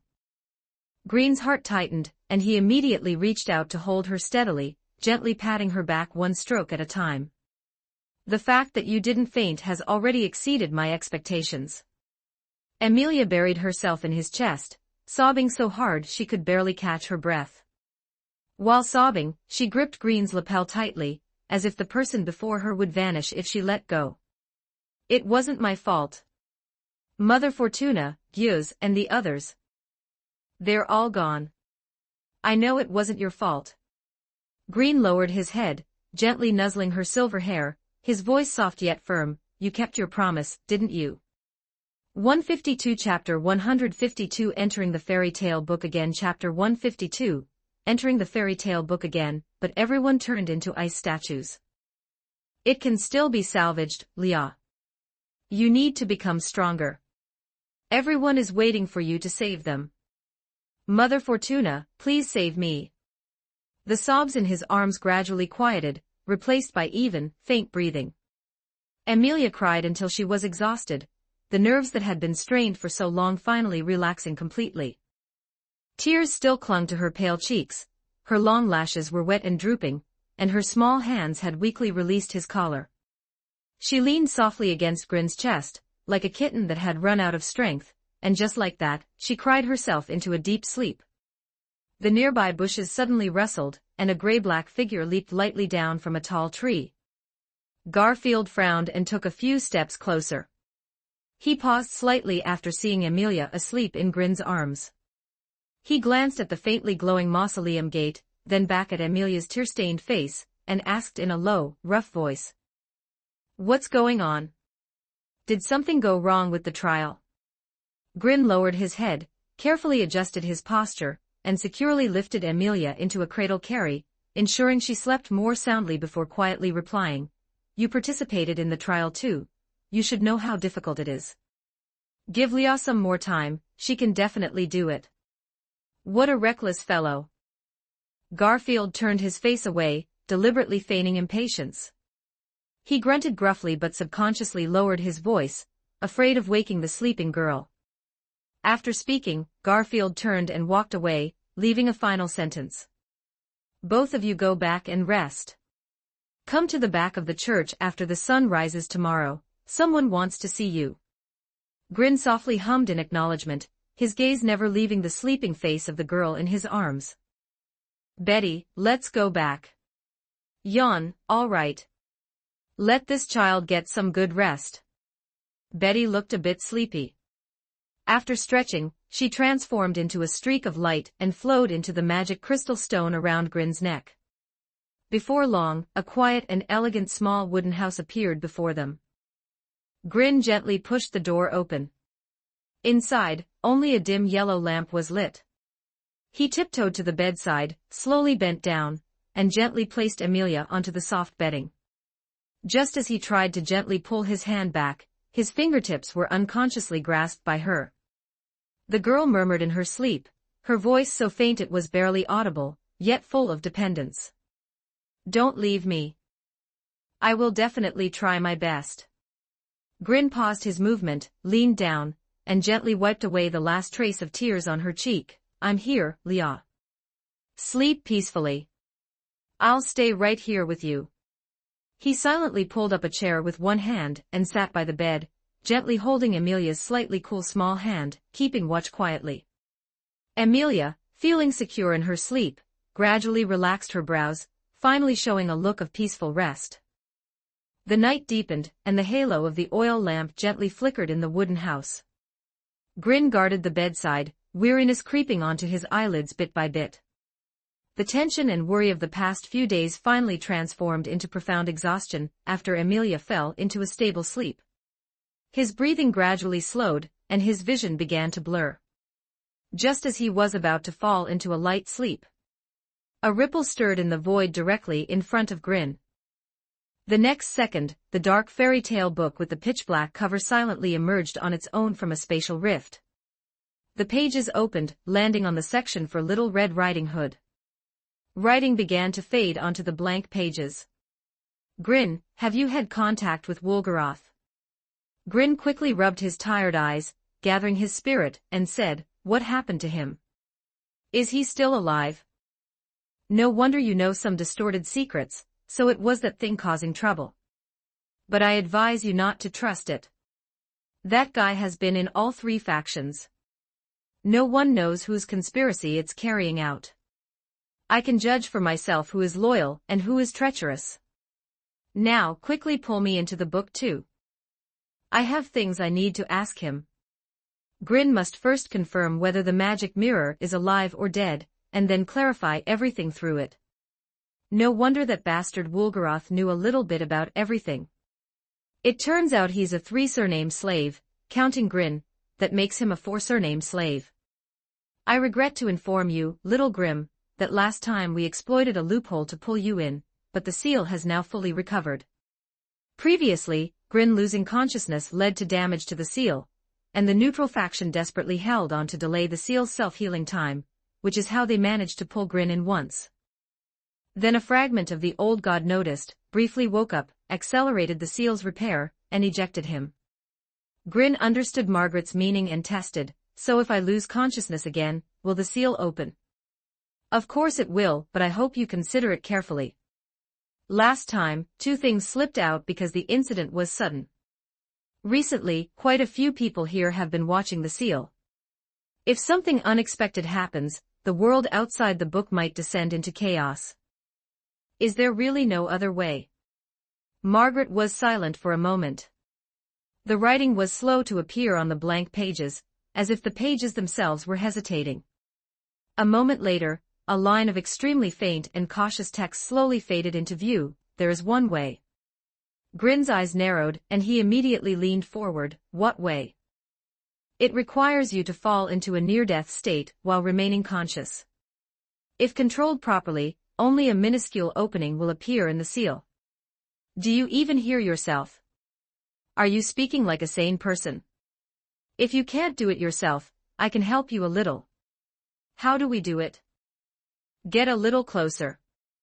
Grin stared at the writing, which exuded a dangerous aura, his heart suddenly clenching. He truly didn't know what trick Margaret was up to. But he had too many questions in his heart. Wulgaratha's warnings, the hidden dangers left by the old god, and the three factions, each with their own schemes, had already cut off his retreat. Grin gritted his teeth, and actually took a step forward, approaching the fairy tale book suspended in midair. I'm ready. Before his voice even faded. Crack! A strange sound, crisp like shattering glass, exploded from within the pages. The pitch-black page suddenly ripped open, and an arm tightly bound by countless black iron chains violently thrust out from the rift. The fingertips elongated, transforming into sharp, blade-like claws that, accompanied by the sound of rushing wind, fiercely pierced through Grin's chest. Intense pain instantly swept over his entire body. Grin's pupils contracted sharply, and a mouthful of metallic sweetness rushed up his throat. Blood gushed out through the gaps in the claws, splashing onto the cover of the dark fairy tale book. What was strange was that, as his life force slowly drained away, the ethereal gap on the page was visibly and slowly widening. The crack, originally only the size of a fingertip, was gradually expanding, as if opening a passage for someone. Chapter 153, Fairy Tale Remnants. The magic crystal stone around his neck suddenly burst with intense light. Betty appeared almost instantly, her small face turning deathly pale the moment she saw the arm piercing through Grin's chest. What on earth is that thing? Let go of Grin. Violent magic instantly gathered in her hands as purple light transformed into countless spinel shards that shot toward the arm. A piercing cracking sound rang out. A layer of crystals immediately surfaced on the arm, slowly crystallizing at a rate visible to the naked eye.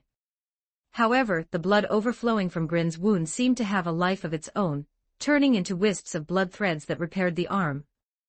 Seeing that her magic was ineffective, Betty could only lunge forward, her hands tightly gripping Grin's arm as she pulled back with all her strength, her voice breaking into a sob. Grin, what should I do? On the bed. Amelia, who had been sleeping peacefully, suddenly jolted, her eyelashes trembling violently. What's happening? She opened her eyes, and what met her gaze was Grin, drenched in blood and his chest pierced by a bizarre arm. Amelia's mind went blank as all her fear, anxiety, and despair exploded at once. Without even putting on shoes, she lunged off the bed barefoot, her silver hair in disarray, as she rushed over recklessly to hug Grin's waist tightly from the other side.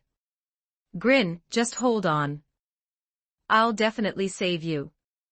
Ice blue mana went out of control, the temperature in the wooden cabin plummeted, and a thin layer of frost formed on the floor. At that moment, the gap on the book page had widened from a thin slit into a doorway large enough for a person to pass through easily. A pitch-black vortex rotated slowly in the center of the rift, emitting a gravitational pull that seemed to devour everything. Only then did the arm bound by chains suddenly exert force. Yeah, Betty, don't be afraid. Grin coughed up a mouthful of blood. Wait for me here for a while. This is. But neither of them let go. No matter what lies ahead, Betty will stay with you. Grin, don't leave me, please. If both you and Puck aren't by my side, I really won't know what to do. The chains in the rift let out a piercing, strained creak. The next moment, boom. The claw gave a violent tug. The three of them were forcibly dragged together by the arm into the now wide enough gap in the book page. The pitch-black book page snapped shut with a thud. Inside the wooden cabin, only a cluster of golden flowers blooming from Grin's blood remained. A violent sensation of dizziness swept through his body like a tsunami as space was crudely distorted. A second later, the three of them fell heavily onto a cold, hard ground. Grin coughed up some blood foam, propping up his weak arms to barely lift his head, his pupils suddenly shrinking. This was no longer that warm and quiet little wooden cabin. Everywhere he looked were towering but dilapidated streets and buildings. Windows and doors were shattered, walls were mottled and blackened, standing askew between the gray sky and earth like an abandoned city that had been dead for a long time. The sky was filled with churning, murky gray-yellow dust that rustled whenever the wind blew. The strangest thing was the sky overhead. A flickering sun was fixed in the sky, its light as weak as a candle about to go out. It barely cast a few rays of heatless light, bringing a tiny bit of warmth to this deathly silent wasteland. The sound of light footsteps rang out. From deep within the ruins, a slender figure slowly approached.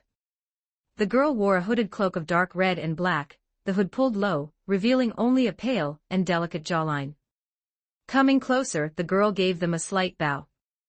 "Welcome, everyone, to a remnant corner of the fairy tale world." Grin gritted his teeth, clutching his still bleeding chest as he struggled to stand. "Can the welcome wait? Stop the bleeding for me first." The blessing of the forest had failed, and did not automatically repair his body. There was simply not enough vegetation nearby. Margaret giggled, "It's just a small wound. With your current physical constitution, you shouldn't die. Both mana and blood are precious, scarce commodities here." As soon as Grin finished speaking, Betty immediately knelt in front of him. Her small palms pressed against his bleeding wound as blue magical light flashed urgently. "Does it hurt, Grin? I'll heal you right now." "Hold on, I can help too." Amelia also immediately knelt on the cold wasteland, ignoring the pain of the gravel piercing her bare feet, as her ice-blue mana gently but firmly covered Grin's chest. The bleeding from the wound finally slowed, and the intense pain was temporarily suppressed. Grin took a long breath. His face was still pale, but he had managed to stabilize his consciousness. "I feel much better. Let's stop for now, it seems mana really can't be replenished here." Just then, he paused slightly, looking past Margaret toward the collapsed buildings in the distance. A second later, Grin's eyes suddenly lit up. "I think I sense plants." Grin closed his eyes and pressed his palm gently against the ground. In an instant, a faint, almost imperceptible trace of green spread from somewhere in the distance. The long-disabled forest blessing finally activated again. Gentle yet vigorous life energy entered his body. The wound that was still faintly bleeding healed at a rapid pace visible to the naked eye. "Phew, much better." Grin let out a long sigh of relief. Although this injury wouldn't kill him, it was quite uncomfortable. A body in full condition felt much better to use. A shrill and sharp scream suddenly erupted from the corner of the ruins, piercing the deathly silent wasteland. Everyone whipped their heads around to look. A short figure was stumbling and sprinting toward them. When he got closer, everyone finally saw clearly. That wasn't a human at all, but a wooden puppet about 1.5 meters tall. Its joints were stiff and simple facial features were carved onto its face, which was now filled with extreme terror. He stumbled in front of Margaret and fell to his knees with a thud. He pulled down his pants and cried for help, "Little Red Riding Hood, save me. Damn it, I was just having a deep exchange with a deer demon when my junk suddenly withered." Margaret's eyes turned cold. Before the wooden puppet could finish, she delivered a kick. So noisy. With a dull thud, the puppet was kicked flying, crashing heavily into the wall of a ruined building in the distance. "Sigh, ignore that trash. Pinocchio." Grin muttered to himself and turned to look. He found that the guy had actually snapped off his own nose with a crack and screwed it back on.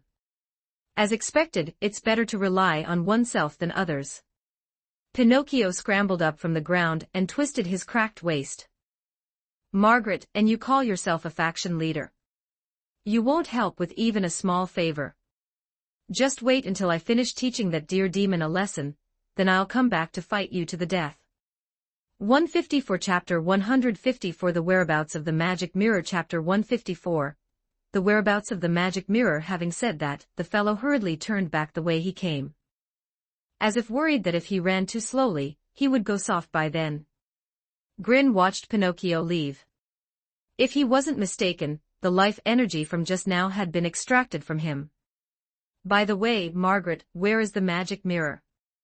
I came here mainly for it. Margaret smoothed the strands of hair on her forehead and raised her eyes with a half-smile. The magic mirror. She spoke slowly, her tone carrying a hint of realization. It comes from the Snow-White Kingdom, so naturally, it would only fall back into the territory of the lawful faction. When the dark fairy tale book had acted up before, Margaret had seen, with her own eyes, the magic mirror being pulled back by the ceiling chains. This was also why she had asked Grin if he had come into contact with the magic mirror. Lawful faction. Grin's eyes narrowed. Can you take me there?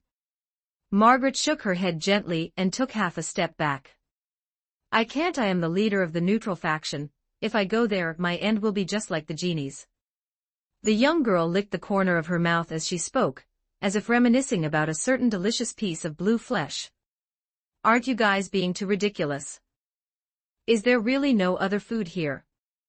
Before Grin could finish his sentence, his brow furrowed involuntarily. It seemed there really wasn't much to eat. The coverage of his forest blessing was quite broad, yet he couldn't sense a single green plant. Of course, Pinocchio's koan didn't count. Thinking of this, a thought flashed quickly through Grin's mind, and a certain shelved doubt suddenly became clear at this moment. Margaret, you had me eat the genie's flesh last time. Was it to accelerate the showdown between me and the old god? According to the magic mirror, if the old god insisted on taking over his body, the worst-case scenario for him would simply be his consciousness leaving the body to escape. But the genie's trait of soul-body unity had completely fused his soul and body together. Now Grin stood completely in opposition to the old god. It was a matter of life and death. Before long, Grin would also reach the state of soul-body unity. When that time came, the old god fragments would have nowhere to hide. At the same time, that fellow might also be plotting something. Your Excellency Grin, you are even more perceptive than I expected. Margaret was startled for a moment, then let out a low laugh. The playful mockery in her crafty expression vanished, leaving only a hint of helplessness after being seen through. Our neutral faction has actually been barely surviving in despair and unease. If the lunatics of the Chaos faction had received the descent ritual first, they would have certainly had you completely seal the passage to the world book, waiting for the people inside to kill each other so they could steadily recover the abilities of the deceased. At this point, the gaze she directed at Grin held a bit more genuine gratitude. Fortunately, the first person you summoned was me. That idiot genie just happened to run into the line of fire, and everything seemed to go so smoothly. If this world continued to remain silent, the first to perish would definitely be the neutral faction. The other two factions both had means to persist in environments with extreme resource scarcity, but they alone could not afford the weight. It was for this reason that the neutral faction took a desperate gamble, forcing Grin, this new god candidate, to have a falling out with the old god. Grin asked in a heavy voice, Margaret, is your faction actually helping me or harming me? Margaret looked at Grin's solemn gaze, and the corners of her mouth beneath the hood slowly tightened. The next moment, she bent her knees and knelt on one knee before Grin. We have never thought of harming you. With your character, even without consuming the genie's flesh, you would never be willing to hand over your body to the old god, would you? Her voice was kept very low, yet it was exceptionally clear. Originally, our neutral faction didn't even have the qualification to enter this gamble. We could only wait for extinction in despair. But when I sensed your summoning ritual in the darkness, I saw hope. If we become the chosen people of the new god, we will never have to live this kind of precarious life again. Her hands at her sides tightened slightly, and even her breathing became lighter. Grin looked at the young girl kneeling on the ground, listening to the despair and expectation that spanned long ages, and his heart couldn't help but stir slightly. Just as he was about to speak, the sound of panicked footsteps came from a distance again. Pinocchio came rushing toward Margaret once more in a hurry. The puppet's voice was sharp and thin, carrying some panic and confusion. It's over, it's over. Margaret, hurry and come with me to save someone. The girl in the red hood stood up in confusion, her expression becoming alert. What happened? Are those guys eating each other again? Pinocchio's rigid button eyes actually moved flexibly for a moment as he answered with extreme embarrassment, "It's all that bitch's fault." Halfway through, she insisted on asking if I loved her. I couldn't take it and said I did, and as a result it got poked through. You know, my nose grows longer whenever I lie. King. Margaret started to swear but stopped halfway, remembering that with Grin present, it wasn't good to lose her composure too much. The veins on her forehead throbbed. The originally tragic and heavy atmosphere was blown to bits by this idiot's single sentence. The young girl took a deep breath, barely suppressing the anger in her heart. Sooner or later, I'll chop you up for firewood. She glared fiercely at the fidgeting puppet before her, then turned and walked quickly to Grin. See that way? Keep walking in that direction, at the end is the boundary sea. Margaret pointed toward the gray horizon at the end of the ruins. Some non-aligned individuals live in that sea area. They have ways to take you across the ocean to the world remnants, where the lawful faction is located. She paused here, her tone becoming heavy and solemn again. The magic mirror is over there. But remember, the people of the lawful faction are all the old god's lackeys. It's best if you disguise yourself when you go there. After speaking, she grabbed Pinocchio's back collar, lifting him up like a bag of trash. I can only help you this far, now I have to go deal with this mess. As her voice fell, Margaret carried the continuously wailing Pinocchio, and vanished among the collapsed buildings in a few flashes. On the empty wasteland, only Grin, Emilia, and Betty remained. The two girls had quietly stayed by his side from beginning to end, without interrupting in the slightest. Only now did Emilia walk slowly to Grin's side and speak softly, her eyes filled with pure confusion. Who exactly was that young lady just now? Betty also looked up, staring at him intently, clearly just as curious. That girl in the red cape had previously crushed the two archbishops of sin, gluttony and greed, by herself during the witch cult suppression operation. All along, they had naturally assumed that Margaret was a hidden trump card Grin had prepared long ago. It wasn't until today, being drawn into this dark fairy tale book together, that they finally caught a glimpse of a corner of Grin's secrets. Grin looked down at the two's nervous and concerned expressions, and his originally tense mouth slowly relaxed. Inside this book, there is hidden a discarded world. Chapter 155, The Ferryman of the Boundary Sea. Grin told the two of them everything about the power distribution of this fairy tale world, the goals of each faction, and the crisis of being watched by the old god. Emilia and Betty listened quietly, their originally clear eyes gradually filling with realization and worry. Betty gently tugged at the corner of his clothes and gestured downward. Grin, squat down. Grin was slightly stunned. Though a bit puzzled, he obediently squatted down. Betty immediately reached out her arms, gave him a hug, and gently pressed his face into her small embrace. Her movement wasn't very powerful, but it was exceptionally earnest, as if she wanted to embrace all his fatigue and pressure. Are you trying to make Betty die of anger? Why carry such a scary thing all by yourself? Actually, you can rely on Betty a bit more. Betty's voice was soft, with a hint of a nasal tone from heartache, as her small hand gently smoothed the hair at the back of his head. It's just a mere remnant of consciousness. Betty's mother happens to have done a lot of research on soul duplication, and the library is bound to have similar countermeasures. Emilia also nodded gently, her worry for Grin nearly overflowing from her eyes. Grin, you are my knight.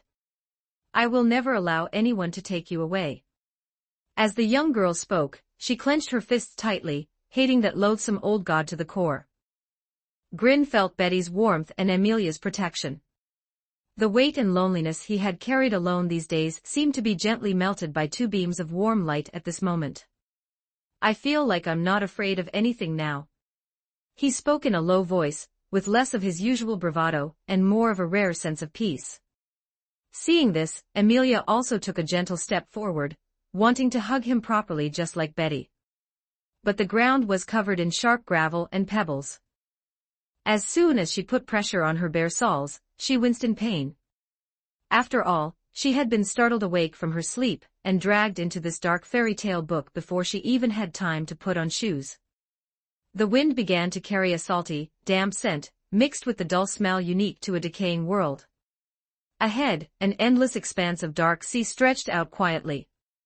The seawater wasn't a clear blue, nor was it a surging ink black, rather, it was a murky dark gray, as if it had been soaked in dust for thousands of years. This was the boundary sea Margaret had mentioned. Grin carried Amelia on his back, stepping across the path covered in fine reef rocks one step at a time. The young girl's soft arms were gently wrapped around his neck, her cheek resting quietly against his back. The elegant, light fragrance almost made Grin feel dazed. Betty, meanwhile, tightly gripped the corner of Grin's clothes, her small figure following beside them. This should be the place, Grin, but Betty doesn't see any tools that can cross the ocean. The little girl looked around, her brow slightly furrowed. Carrying Amelia on his back, Grin walked step by step to the edge of the grayish-black seawater. Cold waves gently licked the gravel on the shore, and the entire sea surface was so deathly silent that there wasn't even a single bird's cry. "Hold on tight, Leah." He whispered an instruction, then leaped up onto a large, protruding rock. Amelia gave a soft cry of surprise, her soft body pressing against Grin's back. Grin was in no mood to savor the charms of the half-elf girl at this moment. He took a deep breath and shouted toward the vast, empty boundary sea, "Is anyone there? Is anyone there?" His voice spread across the empty sea, only to be met with a dull echo that was quickly swallowed by the vast expanse. Everything remained silent. Forget a ferry, not even a decent piece of wooden plank could be seen. Betty tugged at Grin's clothes, her small brow furrowing slightly. Strange, that woman clearly said there was someone here. "Should we go back and ask again?" Amelia said, clutching Grin's neck tighter and looking uneasily toward the fog-shrouded distance. Just at the moment when the three of them thought they would have to return empty-handed beneath the surface of the sea, a very faint black shadow suddenly flickered. A dilapidated little fishing boat appeared silently not far from the shore at some unknown point, creating dark gray ripples as it slowly approached them. As the small boat drew closer, a hunched figure could be seen sitting on the decaying planks. Grin saw clearly that it was an elderly woman with wrinkled skin, disheveled and withered hair, wearing only a black hemp garment. The old woman lifted her murky eyes and scanned the three of them, her voice as raspy as if it had been rotted by seawater. "Do you wish to cross the sea?" Grin replied warily, "Yes, old madam. We want to go to the world remnants on the other side. May I ask how much you charge for the crossing?" If it cost gold coins, Grin still had some on him.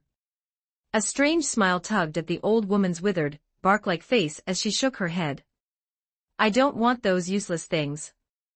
I'll take you across for free. From the look on your faces, I can tell you're in a hurry." Upon hearing this, Grin's heart immediately tensed. In this abandoned world where even the air felt eerie, unprovoked kindness was more unsettling than a blatant trap. But looking around, the entire boundary sea was deathly still. Aside from this small boat, there wasn't a single other tool to cross the sea. "That wouldn't be right, old madam. Every bit of strength is precious here. Why would you work for others for nothing? What are you after?" As Grin spoke, he secretly began to circulate the mana stored within his body, fully prepared to deal with any sudden situation. Betty looked at Grin's tensed profile, her small brow furrowing as she suddenly seemed to remember something. She reached into her pocket and pulled out a small piece of ore that emitted a faint glow. Without much thought, she threw it directly toward the old woman. "Here is a magic stone given by Margaret. Betty advises you to row your boat well, and not to harbor any ideas you shouldn't have. A magic stone is a crystal formed naturally over a long period containing a high concentration of mana. It possesses its own attributes and can store or release magical power." In truth, this magic stone was part of Betty's private collection, but to prevent the old woman from coveting more stones, she invoked Margaret's name as a local. The magic stone traced a small arc in the air, and landed steadily in the old woman's withered palm. The old woman looked down at the magic stone in her palm. A faint, nearly imperceptible light flashed in her murky eyes, and the smile on her tensed face seemed to become a bit more genuine. She didn't refuse. She simply gripped the magic stone in her palm, and slowly pushed the oar, bringing the boat to Grin's feet. "Come aboard. I'll take you across now." Grin looked back and exchanged a glance with Betty. After they nodded to each other, they boarded the boat. Once Grin was steady, the old woman pushed off with her withered arms. The oar cut through the dark gray sea surface, and the small boat slowly sailed away from the shore. 156 Chapter 156 The Song of Jiao Hai. Chapter 156, Song of the Scorched Sea. During this time, Grin discreetly pulled at his collar, ensuring that the magic crystal stone around his neck would not be easily exposed. Although there was only one character's difference between a magic stone and a magic crystal stone, the gap between them was immense. Only at the core of a magic stone vein was there an extremely low probability of a magic crystal stone being born. And only a magic crystal stone could be used to store a great spirit. In this world where there was no mana in the atmosphere, every bit of mana used was a bit less available. These treasures that could replenish mana were far more precious than gold coins. "Are you three guests from the abandoned city? This old woman hasn't seen a new face in a long time." The old woman paddled the oars with effort, her withered arms fluttering like a butterfly's wings. The small boat advanced slowly on the dark gray sea, leaving behind a string of thin, muffled splashes. "That's right, why do you ask?" Grin answered without hesitation. "Oh, I just wonder what your relationship is with the Lord over there, Margaret." The old woman narrowed her eyes, casting a subtle glance at Betty. Grin shifted his body, hiding Betty behind him, and with a slight curl of his lips, said, "I'm a distant relative of that fellow." The old woman's expression froze, as if she were contemplating who Little Red Riding Hood's relatives might be. "That really is surprising. All of her relatives should be dead by now. Where did you hear such unofficial history? Am I not living quite well? Actually, I am the child of the younger brother of the elder brother of the son of the husband of the mother of Margaret's uncle." The old woman's turbid pupils suddenly shrank, and her withered fingers gripping the oars missed a beat. She raised her eyelids and stared fixedly at Grin, her wrinkles bunching together, as if she were desperately trying to dismantle this convoluted string of relationships. "Uncle's mother. Husband's son, elder brother's younger brother." With a crisp sound so faint it was almost inaudible, the bottom of the boat slammed hard against a hidden reef beneath the surface. The entire boat jolted violently, tilting to one side. Amelia was so startled that she immediately hugged Grin's neck tightly, her cheek pressed close to his back, for fear of being thrown into this deathly silent gray sea. Betty's small body swayed, and she quickly grabbed Grin's hem, her other hand instinctively lighting up with a faint magical glow. "Grin, there's something wrong with this damn place. The space is very unstable, as if we've been enveloped in an illusion since we boarded the boat." Grin reacted extremely quickly, one hand steadily protecting Amelia on his back, while the other reached out to pull the nearly slipping Betty to his side. Only then did the old woman snap back to her senses, a flash of panic appearing in her turbid eyes as she hurriedly tightened her grip on the oars to stabilize the boat. Sorry, this old woman got distracted." She hurriedly punted the boat, straightening it from the crevice in the reef. Only then did everyone realize with a shock that, at some point, they had entered a boundless reef forest. All around were dense, sharply towering reefs, like a forest of petrified withered bones, cutting the dim sky into fragmented pieces. Grin slowly raised his eyes, looking directly into the old woman's turbid gaze, his lips curling into a cold arc. "Old lady, aren't you going to make your move yet?" The panic on the old woman's face vanished, returning to that dull and wooden appearance, as if she really were just an old ferryman who had accidentally gotten distracted. Her bark-like fingers rubbed the oars, a look of bewilderment in her turbid eyes as she waved her hands repeatedly, her tone timid. "Make a move. What are you saying, young man? This old woman doesn't understand. I'm just a ferryman, just a bag of old bones that the wind could blow over. How would I dare do anything to you? Before she could finish her sentence, a light and beautiful song drifted slowly out from the depths of the reef forest. The tune was soft and distant, drifting across the dark gray water line by line. Come back, O lost sailor, lay down the cold wheel in your hand, return to your warm home. Amelia's arms, which were hugging Grin's neck, trembled slightly, and her eyes glazed over for a moment. Betty immediately wrinkled her small face and shouted a warning, it's mental interference. Grin, don't listen. As if she had expected this, the old woman hunched her body and shrank toward the bow of the boat. Her withered hand quickly reached into her bosom and pulled out a pair of blackened cork stoppers, pressing them firmly into her ears. She plugged them tightly, her face still wearing that muddled expression, as she just lowered her head and rode the boat stroke by stroke, seemingly completely immune to this soul-hooking song.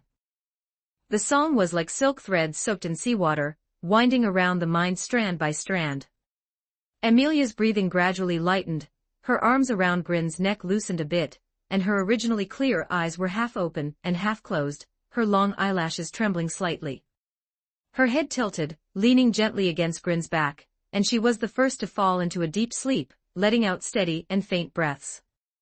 Grin's body also gradually lost its strength, his shoulders slowly slumping, and his vision began to blur. He could no longer stand and leaned slightly, softly resting on Betty's small shoulder. His heavy body almost pressed down on her entirely. Betty was so scared her soul nearly took flight, her voice trembling. She had never seen Grin in such a defenseless state, and a strong surge of panic instantly overwhelmed her sleepiness.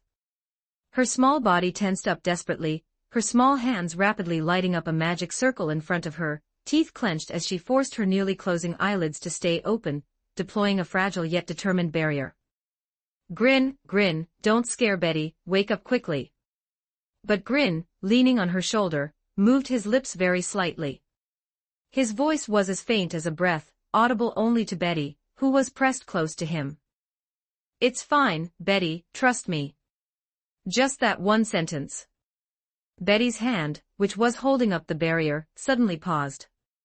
Those lake blue eyes, originally filled with panic, froze at this moment and then gradually relaxed. In the next second, the strength supporting her body completely dissipated. Betty closed her eyes, her small body going limp, and along with Grin, who was leaning on her shoulder, she quietly sank into the cradle woven by the song. At the bow of the boat, the old woman slowly removed the wooden stoppers from her ears. In her turbid eyes, a cold smile finally appeared. 1, 2, 3, this is the first time I've caught so many. I don't care what your relationship is with that little lunatic Margaret, once you're in this old woman's belly, can she still chase me out onto the sea? The old woman pulled a rusty small knife from her bosom, and approached step by step, a greedy and dangerous smile on her face. She stared at the three sleeping people, muttering to herself. Fresh flesh and blood delivered to my door, this old woman won't be polite. A young man's heart, a young girl's breasts, and a little girl's eyeballs, it really makes one's mouth water just thinking about it. Chapter 157. The most beloved sentiment. The old woman grinned hideously and raised her rusty knife, aiming it straight for Grin's heart to stab down. But at the very instant the tip of the blade was about to touch his clothes, a dull and eerie sound pierced the dead silence of the small boat. The old woman's entire body suddenly stiffened, her movements freezing in place as the smile solidified on her face. She lowered her head, her cloudy pupils shrinking violently. Grin's right hand, at some unknown moment, had already pierced through her chest. The youth's eyes slowly opened. His pitch-black eyes were indifferent, as cold as this silent gray sea, devoid of any emotion. He merely looked down at the old woman before him with indifference, as if looking down at an insignificant bug. See witch, who gave you the courage to swing a sharp blade at me? The old woman fell backward heavily like a piece of dead wood, black blood still trickling from the hole in her chest. She scrambled backward, shrinking away until she reached the corner of the boat's cabin. Those eyes, which had always been cloudy and greedy, now held nothing but extreme terror. She stared fixedly at Grin, finally seeing clearly what was flowing beneath that human skin. It was the aura of a deity. It was an existence that a dark creature like her, who lived on curses and the trade of flesh and blood, had instinctively feared since birth, an existence she didn't even dare to look up at, let alone touch. How is it possible? How is it possible? How can you have the Creator's aura on you? She squeezed out broken sounds hoarsely, the rusty knife falling onto the deck with a clang. How could you appear in a place like this? I have to thank you for creating this situation, allowing the apostle's consciousness to fall silent for a moment. Grin maintained the posture of piercing her chest with one hand, not even withdrawing his fingertips by half an inch. As a reward, I specially grant you an opportunity to merge with my soul. In his indifferent eyes, the old woman's face, distorted with terror, was reflected, along with the two sleeping figures behind him. He spoke slowly, his tone calm. And them, they shall all become the nourishment to strengthen my soul. At the moment this will, controlling Grin's body, extended its claws, the youth's pupils suddenly constricted. The originally indifferent expression shattered, and Grin's own consciousness forcibly reclaimed dominance amidst the surging waves. He clenched his teeth, his voice squeezed out from his throat with a desperate resolve, "Caught you, Creator." At this moment, his concentration was unprecedented, his entire mind shrinking inward, piercing into the deepest part of his soul. In the midst of chaotic darkness, he finally found it. That fragment, blooming with blinding light and constantly emitting an extraordinary aura. You actually dared to come out, you grandson. Grin's brow shook, and an invisible force erupted violently. Authority of sloth, invisible hand. Countless pitch-black invisible arms surged frantically from his back, then curved back into his body. These arms twisted and advanced frantically within the soul space, like enraged chains. In the next second, all the palms closed together simultaneously, firmly pinning down that restless divinity fragment. How is it possible?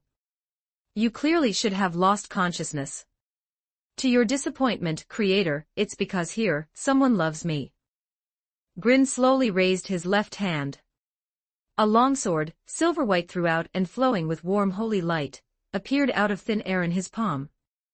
The beloved sword, Cupid, only unsheathes when witnessing pure love. The blade vibrated slightly, and a soft yet inviolable light spread out like water ripples, instantly enveloping the entire small boat. The aftershocks of the mental interference melted away rapidly before this light, like snow meeting the sun. Betty and Amelia's eyelashes fluttered slightly as they opened their eyes in confusion. Amelia reacted quickly, the cold air at her fingertips surging. Several crystalline and sharp ice spears formed in front of her, steadily protecting Grin's front, her purple eyes warily staring at the sea which huddled in the corner. What happened? She raised her right foot, stepped on the rusty dagger on the ground, and slid it backward, kicking it behind her. Betty, meanwhile, immediately reached out to support Grin. Her small palm pressed against his arm, and she instantly felt the violent and chaotic fluctuations of power within him. Her expression changed slightly, her voice tightening. Are you okay? I can sense that strange thing in your body. Is it the old god? He didn't explain, but only slowly raised the hand holding Cupid, solemnly presenting the holy sword, which was still emitting a soft glow, to Betty. Betty, take it. Betty was stunned, her small hand instinctively grasping the hilt. The warm holy light flowed into her body through her palm, slightly calming her uneasy heart. But in the next second, the words Grin spoke caused both her and Amelia's expressions to change drastically. Use this sword and give me a strike. Betty's whole body shook, the beloved sword almost slipping from her hand. Grin, what nonsense are you talking about? It'll be fine. Grin looked at her quietly, his gaze incredibly serious. Do you love me, Betty? If you love me, I won't be hurt when the blade falls. He slightly raised his head, aiming his chest, where the divinity fragment was located, at the blade in Betty's hand.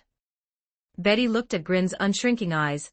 There was no fear in them, only a complete entrustment of himself to her. Her trembling small hand stabilized bit by bit, her eyes red, but no longer panicked. She understood. The precious sword in her hand was also giving her a response. Strike down. I will dispel all misfortune, and let your lover return to your side unharmed. I understand. Her small voice was soft but firm. Betty gripped Cupid tightly and slowly raised the holy sword.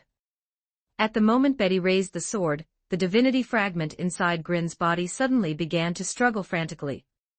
It sensed a fatal threat and began to violently collide and roar.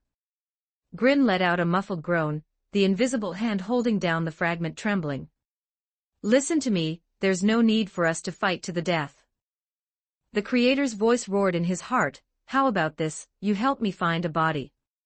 As long as you fuse half of the authority from any world into it, it will be able to withstand my soul. Take a sword strike first, and if you're not dead, then we'll talk. Grin gritted his teeth, and held his ground. Do it, Betty. Betty looked at Grin, her eyes filled with undisguised tenderness, as she whispered softly. Likes Grin the most. As soon as she finished speaking, her small hand tightly gripped the hilt of the beloved sword Cupid, and she pulled her arm back slightly. Jim with a clear and melodious ring, the silver-white holy sword was completely unsheathed, holy light flowing out along the blade. Without the slightest hesitation, carrying all her sentiment, she steadily swung it toward Grin's heart. The moment the tip of the sword gently pierced Grin's chest, there was no blood, no sharp pain. Instead, a ring of soft, purifying holy light spread from the point of contact, soothing and enveloping the restless divinity fragment bit by bit. Not only was Grin unhurt, but his tense body slowly relaxed, and a look of relieved ease appeared on his face. Betty, just how much is the most? He asked softly, leaning forward slightly along the blade, extending his arms to gently pull Betty, who was still holding the sword, into his embrace. 158 Chapter 158 The Death of the Sea which Chapter 158, Death of the Sea which at the very moment Grin pulled Betty into his embrace, the purifying holy light Cupid had left within his body suddenly became searing and brilliant. Damn humans. Damn elves. I curse you. The Creator fragment inside his body let out a sharp and desperate wail. Amidst the incredibly intense love and holy light, it shattered bit by bit. The invisible hand began to slowly retract as specks of stardust fell upon them, vanishing like snowflakes. Betty, what's your answer? You clearly said you liked me most, so why aren't you saying a word now? Betty's wrist flexed slightly as she gently and slowly pulled her beloved sword, Cupid, from Grin's chest. The beloved sword left no wound behind, only a circle of gentle halo softly dissipated. The young girl turned her head away tsundere-style. Humph, it's just that I happen to love you a little more than yesterday, that's all. Grin gave a low chuckle and pressed his head firmly against Betty's soft hair, nuzzling her. I know, a little more than yesterday and a little less than tomorrow, right? I've already seen through your sweet talk, Betty. Idiot, you haven't said these kinds of things to every girl, have you? Betty pouted, suddenly looked up, and clenched her small fist to give his chest a hard thump. Grin quickly denied it, how could I? This is a shocking debut. I can testify for Grin. At that moment, Amelia leaned in closer from the side, her cheeks slightly flushed and her gaze drifting away as she added seriously in a small voice, at least, I have never heard that sentence before. You're adding to the chaos again. Grin was stuck between laughter and tears upon hearing this, and he reached out to flick Amelia's forehead gently. Amelia covered her flicked forehead and let out a soft ugh, her snowy cheeks puffing out. Though her eyes held a hint of aggrieved moisture, she still looked at him earnestly. I'm not. I was clearly trying to help you. That's true too. Grin's lips curled up slightly as he reached out and pulled Amelia into his embrace as well. Truly, I am really grateful that you both have always stayed by my side. The moment she was gently pulled into his arms, Amelia became completely quiet. She quietly leaned in a bit closer, and involuntarily, the words Grin had once said surfaced in her mind again. A relationship more important and more special than even the best of friends. Just like Mother Fortuna and Mr. the Kind, where one couldn't help but smile just by thinking of the other. This is what it feels like. She didn't speak, only softly closed her eyes and rested her cheek gently against his side. Quietly, she felt this hard-won sense of peace. Cough, cough. In this moment of quiet that was almost tender, a sudden burst of violent, hoarse coughing came from the corner of the cabin. It was the dying sea witch, using her black blood-stained mouth to struggle into a twisted smile. The trio's gazes instantly shifted toward her. The tension that had just dissipated condensed slightly in the air once more. A yearning-worthy love. Cough, cough. My three guests, this old woman probably won't be able to see you to the shore. Grin wordlessly moved Betty and Amelia half a step behind him, his gaze becoming calm and sharp again. Keep your last words brief, if they're too long, I won't remember them. The sea witch coughed up a mouthful of black blood.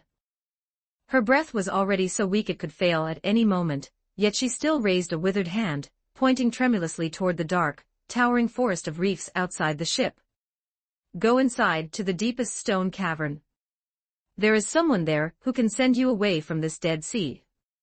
She coughed, her voice intermittent. As she finished, her mouth split into a deep, eerie grin. Of course, it would be best if you could die there. It should be enough to feed her for a long time. Finally, I hope you all know how to swim. After speaking her last sentence, her arm dropped, and her cloudy eyes completely lost their luster.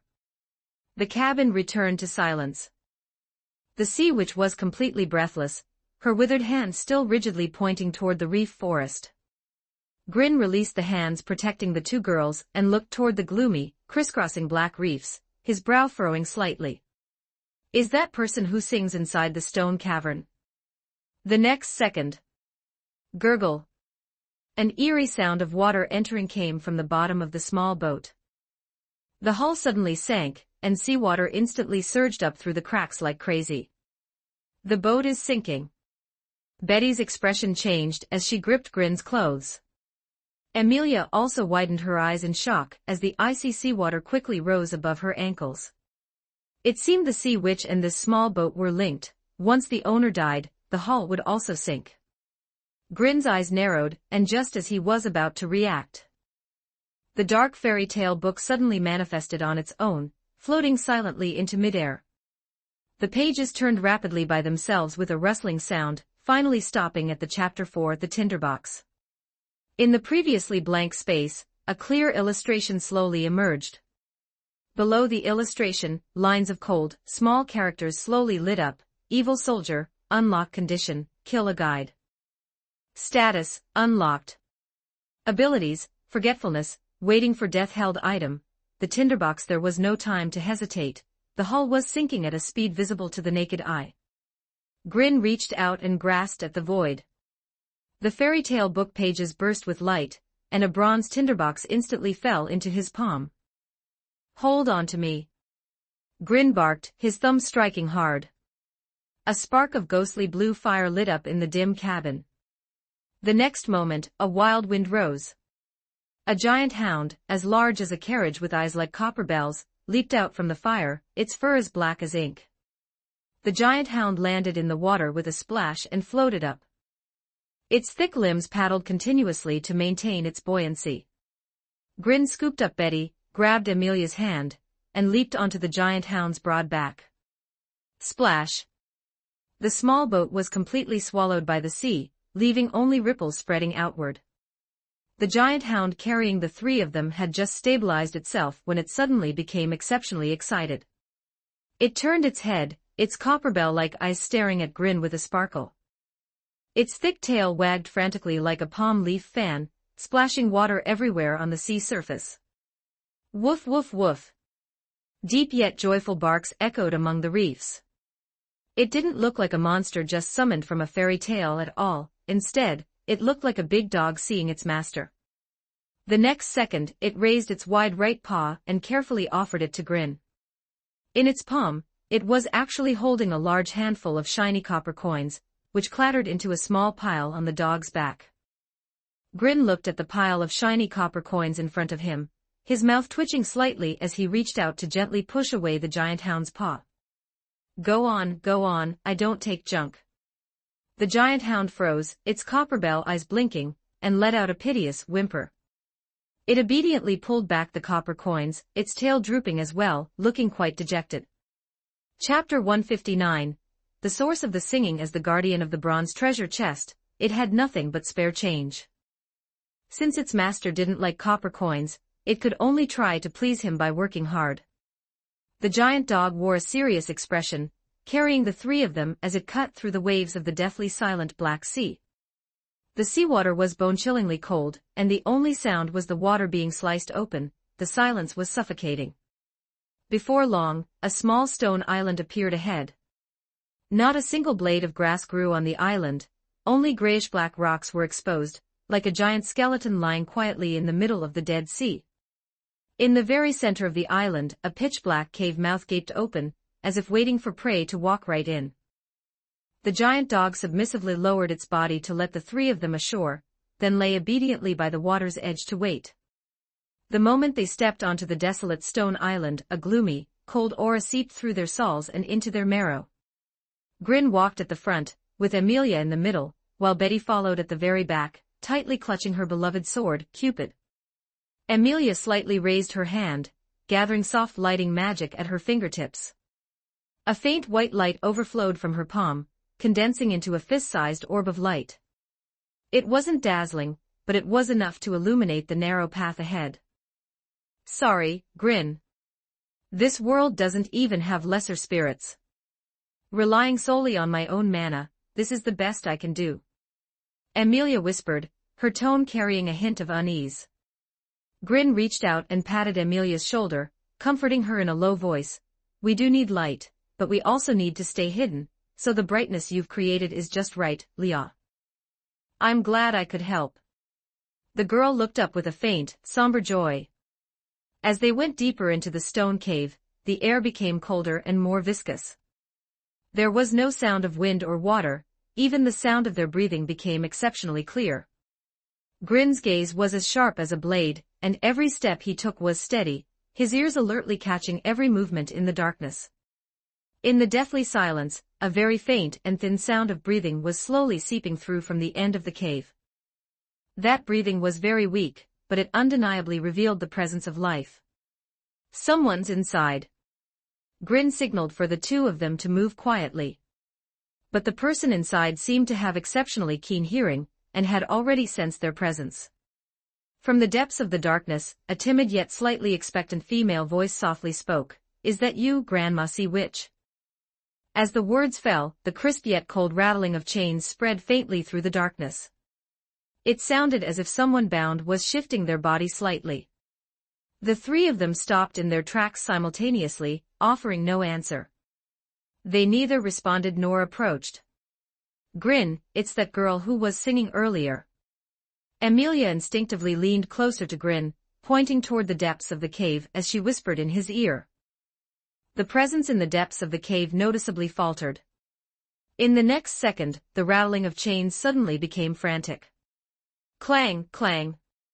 The harsh sound of metal scraping against rock echoed repeatedly in the narrow space, betraying obvious fear and unease. It's not Grandma Sea Witch. Who are you?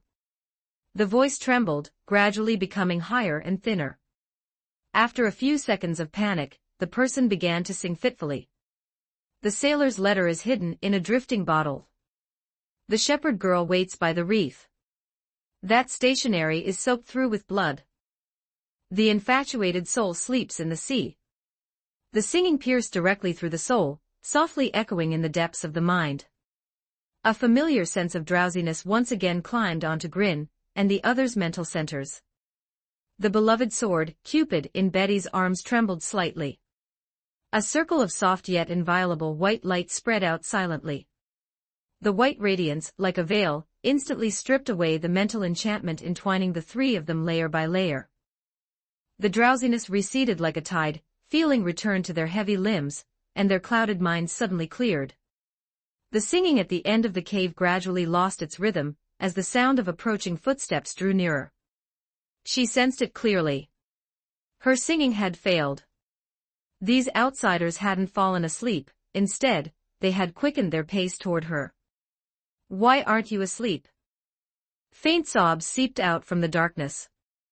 The singing that was meant to enchant the soul instantly shattered into panicked weeping. Don't come any closer. I'm sorry, I'm sorry. The chain slammed frantically against the rocks, making sharp, desperate sounds. Grin signaled Amelia to raise the light orb slightly higher. The white light extended forward, finally laying out the scene in the deepest part of the cave completely before the three of them. In a depression in the ground was a pool of murky water only the size of a bathtub. The pool water was cold and dark, as if it hadn't been changed in a long time. In the center of the pool lay a half-dead mermaid. Two long chains pierced through her collarbones, pinning her in place. The mermaid girl had a tender and sweet face, her features still carrying a lingering childishness. She should have been a sight that inspired immediate pity, but she was completely naked, her skin covered in a mixture of old and new scars. Her fish tail, which should have been as beautiful as a rainbow, was missing many scales, exposing the reddish flesh beneath, which had turned pale and wrinkled from being soaked in the dirty water. On the open ground next to the small pool, countless small piles of stones were stacked densely. They looked like tiny graves, a musty stench mixed with a faint smell of blood, making one's stomach churn. She stopped singing and stopped struggling. She just huddled in the center of the pool, trembling all over, her tears falling continuously and splashing onto the murky water. I'm sorry. I'm sorry, are you here for revenge? Did a friend of yours die because of my singing? What kind of clothes were they wearing? I remember them all, these are their graves, I can identify every single one of them. The mermaid pointed at the small stone piles around her, apologizing desperately while trembling. Grin crouched down and sifted through one of the stone piles, inside were skeletons with bits of flesh still attached and tattered clothing. Did you eat them? No, these are all leftovers from Grandma Sea Witch. I never dared to eat them. The mermaid shook her head frantically, terrified that these well-dressed people would take her life. After all, Grandma Sea Witch had once told her. In this damned world remnants, the cleaner a person's clothes were, the more lives they had taken. Grin was skeptical and pressed further, how did you survive without eating or drinking? I eat myself. She slightly raised her mangled fish tail, revealing the exposed reddish flesh that had no scales covering it. Under Amelia's magical light, the indentations, a mix of old and new that looked as though they had been gnawed on, were clearly visible. You eat yourself. Grin repeated the mermaid girl's words, unable to believe this hard-to-accept fact. That's enough. Betty cursed under her breath, not at the mermaid, but more like she was venting her anger at this cruel world remnants. She let go with one hand, reached into her pocket, and pulled out a fruit candy wrapped in colorful paper. 160 Chapter 16 Liberating Ariel Chapter 160, Liberating Ariel. Betty made no unnecessary movements, and handed the candy directly to Grin. Her small brow was slightly furrowed as she tilted her head toward the mermaid girl. Grin reached out to take it, and almost instinctively, he raised his hand to put it in his own mouth. The hilt of his beloved sword, Cupid, struck him neither too hard nor too soft on the back of his head. Grin's movements stopped abruptly, and he turned around with a look of utter confusion. Betty clutched her beloved sword and glared at him speechlessly, her voice soft yet fierce. Are you an idiot? Beside them, Amelia covered her mouth, her shoulders shaking slightly as she nearly laughed out loud. Only then did Grin realize what was happening. He coughed awkwardly, gripped the candy tightly, and obediently turned toward the mermaid in the pool. Here, eat this. Is it for me? The mermaid girl asked, staring blankly at the hand extended before her. Who else? Just get some sugar into your system for now, I feel like you're practically dead. Grin applied a little pressure with his fingertips, peeling away the layer of colorful candy wrapper that carried a faint fruity scent, and brought the smooth candy to the mermaid girl's parched lips. The girl was still trembling, but she instinctively opened her mouth slightly. The moment the candy touched the tip of her tongue, her entire body froze. It wasn't the briny saltiness of seawater, nor the bitterness of a wound, and certainly not the physiologically unsettling sting of gnawing on her own flesh. It was sweet. She had almost forgotten the taste of candy. In the next second, tears fell without warning. A sob that had been suppressed for who knows how long finally broke through her throat. She cried until her whole body convulsed. The iron chains were pulled violently, clinking against the rocks and aggravating the old wounds that pierced through her body, but she couldn't even care about the pain anymore. Why be so cruel to me, when I had already grown accustomed to the raw taste of flesh and blood? She lifted her scar-covered face and stared blankly into the darkness of the cave ceiling, as if posing an utterly broken question to a god who had long since ceased to exist. Lord God, where are you? What did we do wrong? Why take away the life of this world? Why abandon us? Despair, like a tide, submerged her completely. The books of the merfolk stated, even if the world withers, the life energy remaining in its wreckage is enough to sustain it for nearly 100 years. The elimination of life should not be as cruel as it is now. The land lost its fertility, and the death of plants led to the death of animals. In a very short time, this corner of the wreckage collapsed. The mermaids ate all the other races in the sea, and finally turned to cannibalism. This little girl might be the last mermaid in the world. Amelia's heart tightened as she watched. Unable to bear it any longer, she stepped forward gently and knelt by the edge of the pool. She softened her voice and comforted her, "It's all right now. We'll take you out of here. Do you remember your name, little sister?" Curled up in the icy pool water, the mermaid girl was a bit overwhelmed by Amelia's gentle tone. "My name is Ariel, big sister." "All right, Ariel.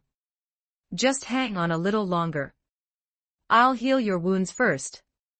After saying that, Amelia raised her hands and constructed a simple healing spell. A warm light slowly enveloped Ariel's broken body. But when the magic touched her fish tail, Amelia's movements suddenly froze. "This is..." Her eyes widened in surprise.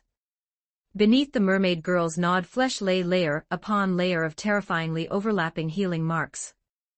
Old wounds were forced to heal, then torn open again, then healed, then torn again, over and over, as if she had been subjected to the death by 1,000 cuts in the same spot countless times. It wasn't natural healing. It had been forcibly repaired by someone using magic. "Has your tail been treated many times before?" Ariel lowered her eyes, her long eyelashes soaked with tears, a hint of fear appearing in her gaze. "Sea Witch grandmother healed me. Every time, when I ate myself until I was almost dead, she would heal me. That way I could keep living." Grin's gaze instantly turned cold as he asked, "Did it cost you nothing for her to heal you?" Ariel nodded slightly and shrank toward the corner in fear. "There's a mortgage. Every time I'm healed, I have to give a part of myself to her." She raised a trembling hand and pointed to her throat. "At first, it was my voice. Sea Witch grandmother said she needed me to sing to pass the time. Then, she stroked her slender but weak arms and the stiff, powerless fins on her tail. Then it was my limbs and internal organs." She paused, lowered her head, and pulled her long, fiery red hair to cover her slightly developing chest. "Even this part has been mortgaged to her. Now, from head to toe, inside and out, I am entirely the Sea Witch's property. I'm just a living gramophone she keeps in a pool. Perhaps in the end, she'll eat me too. But that would be what I deserve for my sins." The cave fell into a dead silence. Even the air seemed to have frozen into ice. Amelia's healing magic stopped midair, her fingertips trembling slightly, unable to continue. She suddenly realized that it wasn't the wounds that needed healing at all. It was a soul that had been deliberately tormented over and over again. Amelia covered her mouth and backed away in disbelief. Not noticing what was behind her, she didn't stop until she bumped into Grin. As if she had found the only harbor she could rely on, she suddenly turned around, threw her arms around him, and dove straight into Grin's embrace. "She's so pitiful. Let's save her." Grin caught Amelia steadily, his palm gently patting the girl's back to comfort her. Presumably, this was also that old woman's last wish. He whispered his agreement, then turned to look at Betty, his gaze falling on the beloved sword in her arms. "Betty, I'm counting on you. Sever those chains." She gave a soft mm and held her beloved sword, Cupid, horizontally in front of her. "Little girl of the merfolk, move back a bit." The girl commanded softly as she drew the sword. Then she took a small step forward, aimed at the chains that pierced Ariel's body, and pinned her to the rock, and swung fiercely. A crisp vibration echoed through the cave. The shackles that had bound Ariel for years were shattered. Betty withdrew her beloved sword, lightly lifted her sleeve to wipe away a bit of fine sweat from her forehead, and took a small breath. "This broken sword is like a bottomless pit, Betty's mana is almost used up." She looked up at Grin, her tone returning to its usual slightly tsundere manner. "Betty is going back into the magic crystal stone to rest for a while. You're not allowed to do anything reckless while Betty is gone. If you run into danger, you must notify Betty immediately."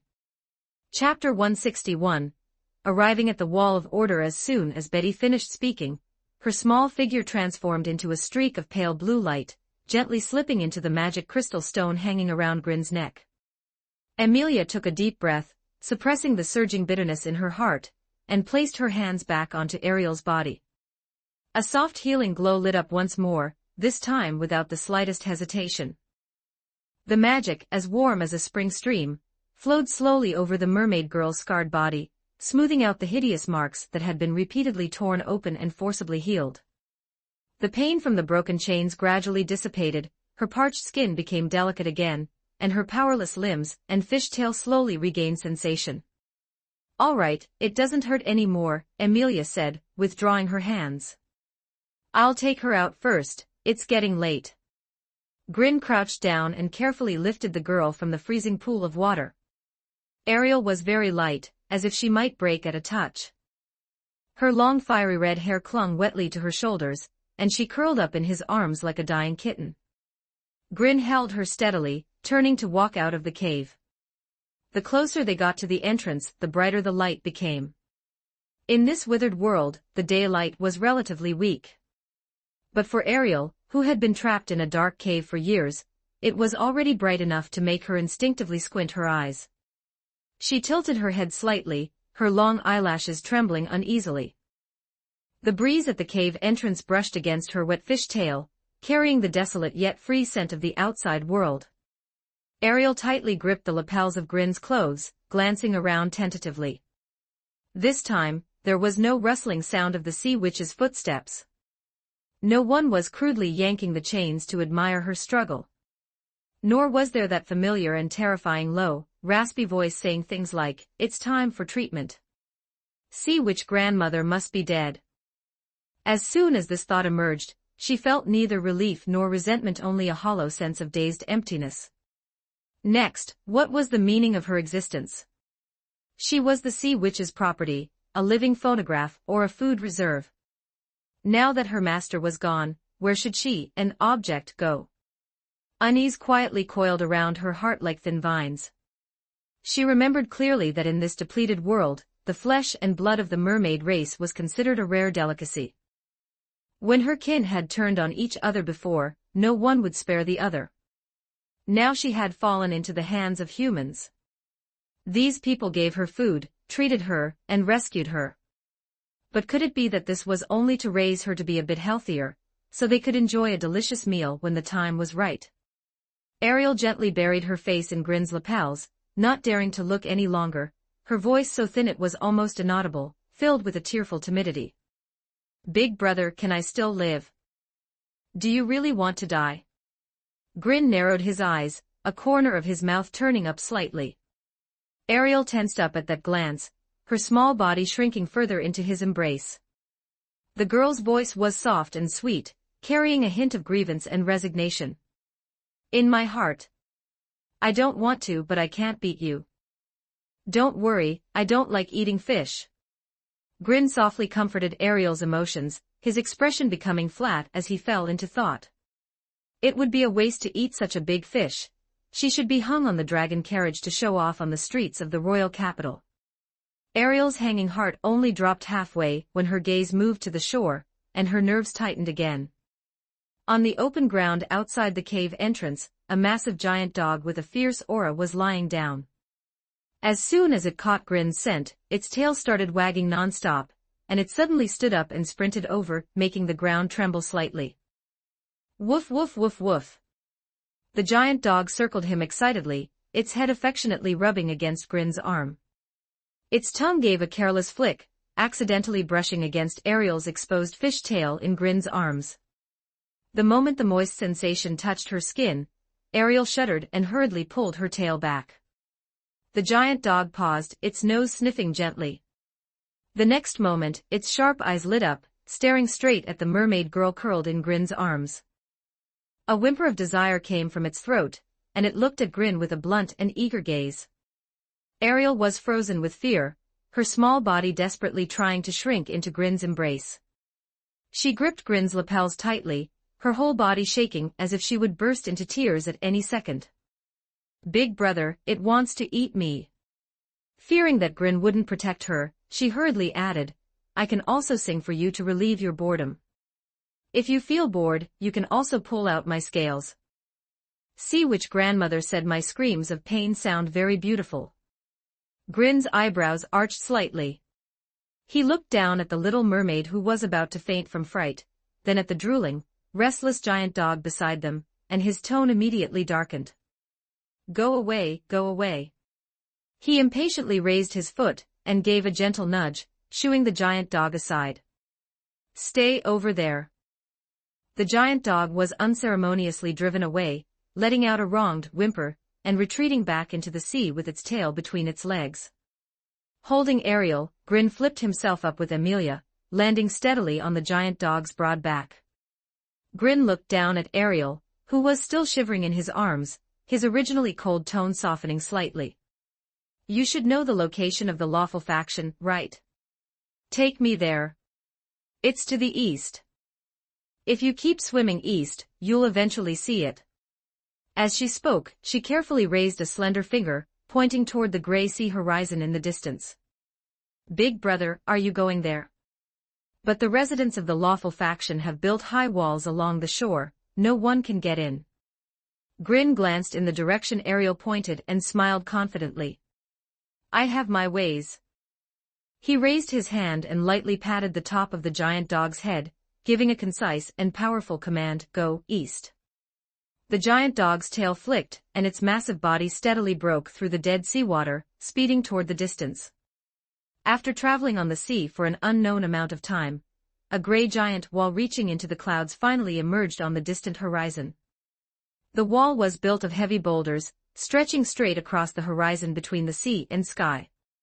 Faint figures of patrols and city defense machinery could be seen on the wall, exuding a stern aura that warned strangers not to approach. "Big brother, we can't get any closer." Ariel huddled in Grin's arms, her voice trembling slightly as she instinctively buried her face deeper. "They never let outsiders in. If we get any closer, we'll be discovered." Grin didn't reply but slowly closed his eyes. The next moment, a powerful magical aura silently diffused from within his body. That was the chaotic magic obtained from the genie's flesh, surging wildly through his meridians. Ancient pale blue runes gradually appeared in circles on his fair skin. Having finished his preparations, Grin tilted the mermaid girl's chin up, revealing a sly smile. "Ariel, is there any wish you want to realize?" Ariel was somewhat confused, but she didn't dare not answer Grin's question.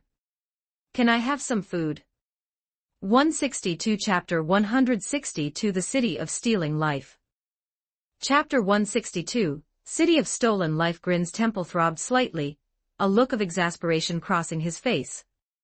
He had originally wanted to act a bit mysterious and powerful, but as it turned out, this little mermaid's first wish was actually just for something to eat. Grin pressed down his right hand, sliding it toward the closed pale bluegill slits between her waist and abdomen, his fingertip sinking in slightly. Ariel's whole body shuddered violently, her slender frame tensing up instantly. The mermaid's most vulnerable spot was screaming in alarm. "Have you gone stupid from hunger?" Grin's voice dropped, carrying a hint of aggression as he said, "Hurry up and make a wish for all of us to enter inside the high wall."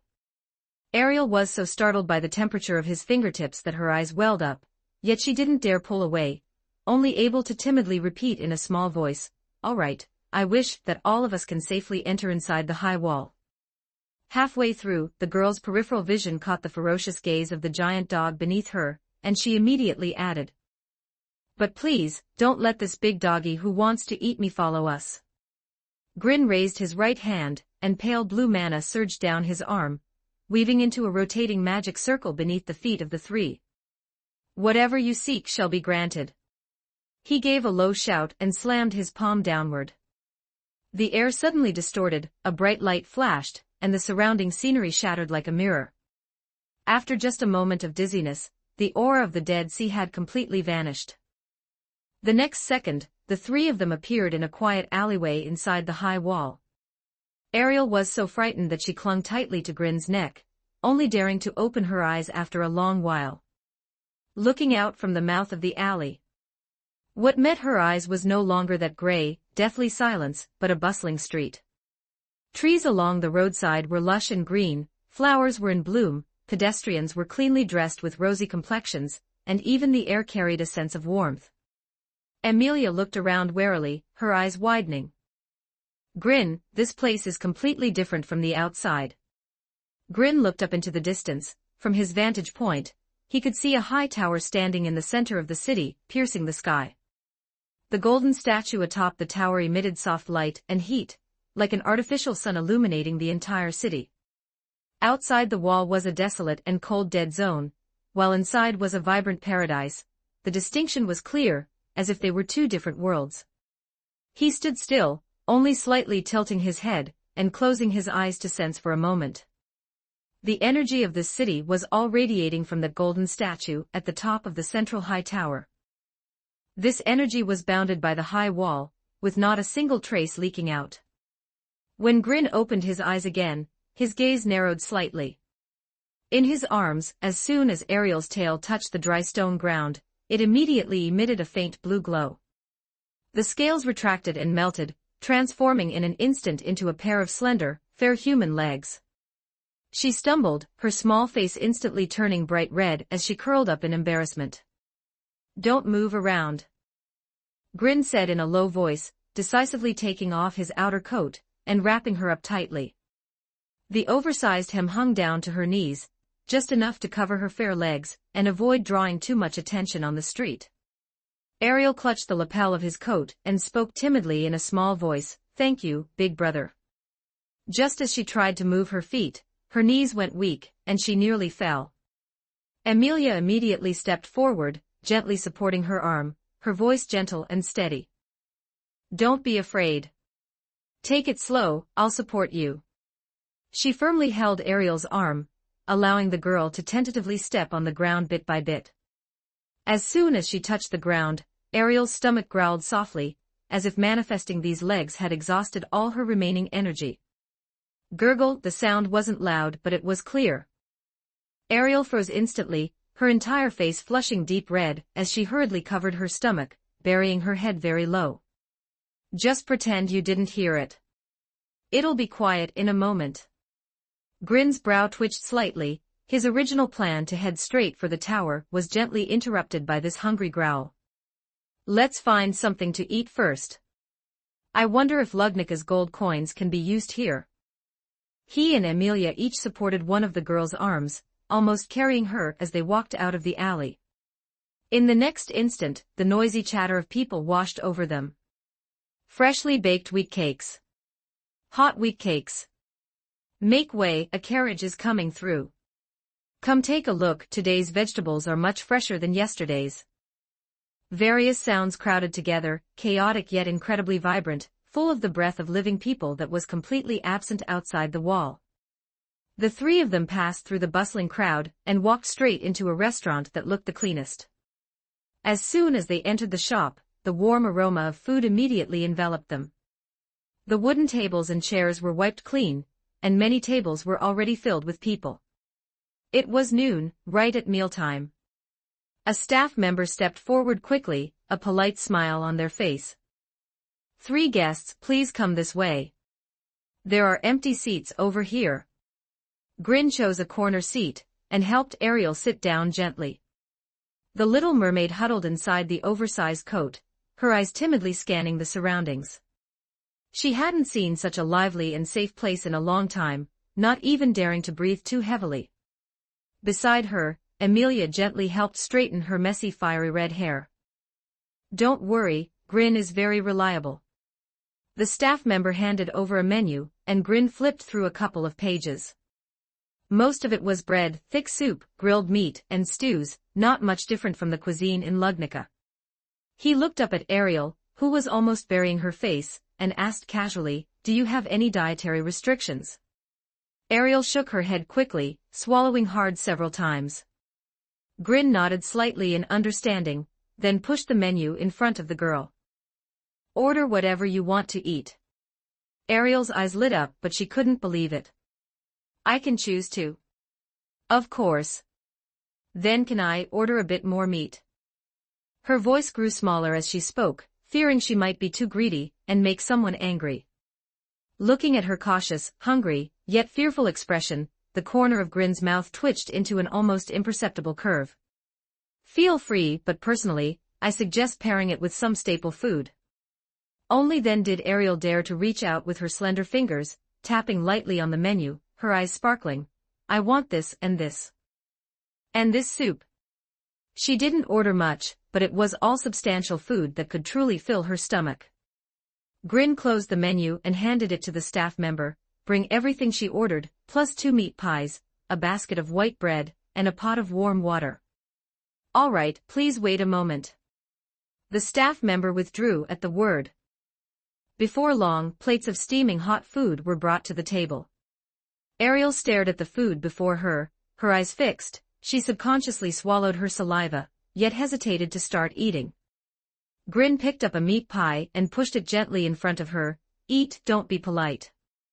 Amelia also smiled gently, handing a fork into her hand. "Eat slowly, no one will steal it from you." Only then did Ariel muster the courage to take small bites of the bread. At first, she ate reservedly, but the hunger was so intense that she soon relaxed. Like a hamster that had just finished hibernating, even though her cheeks were already bulging, she continued to stuff food into her mouth.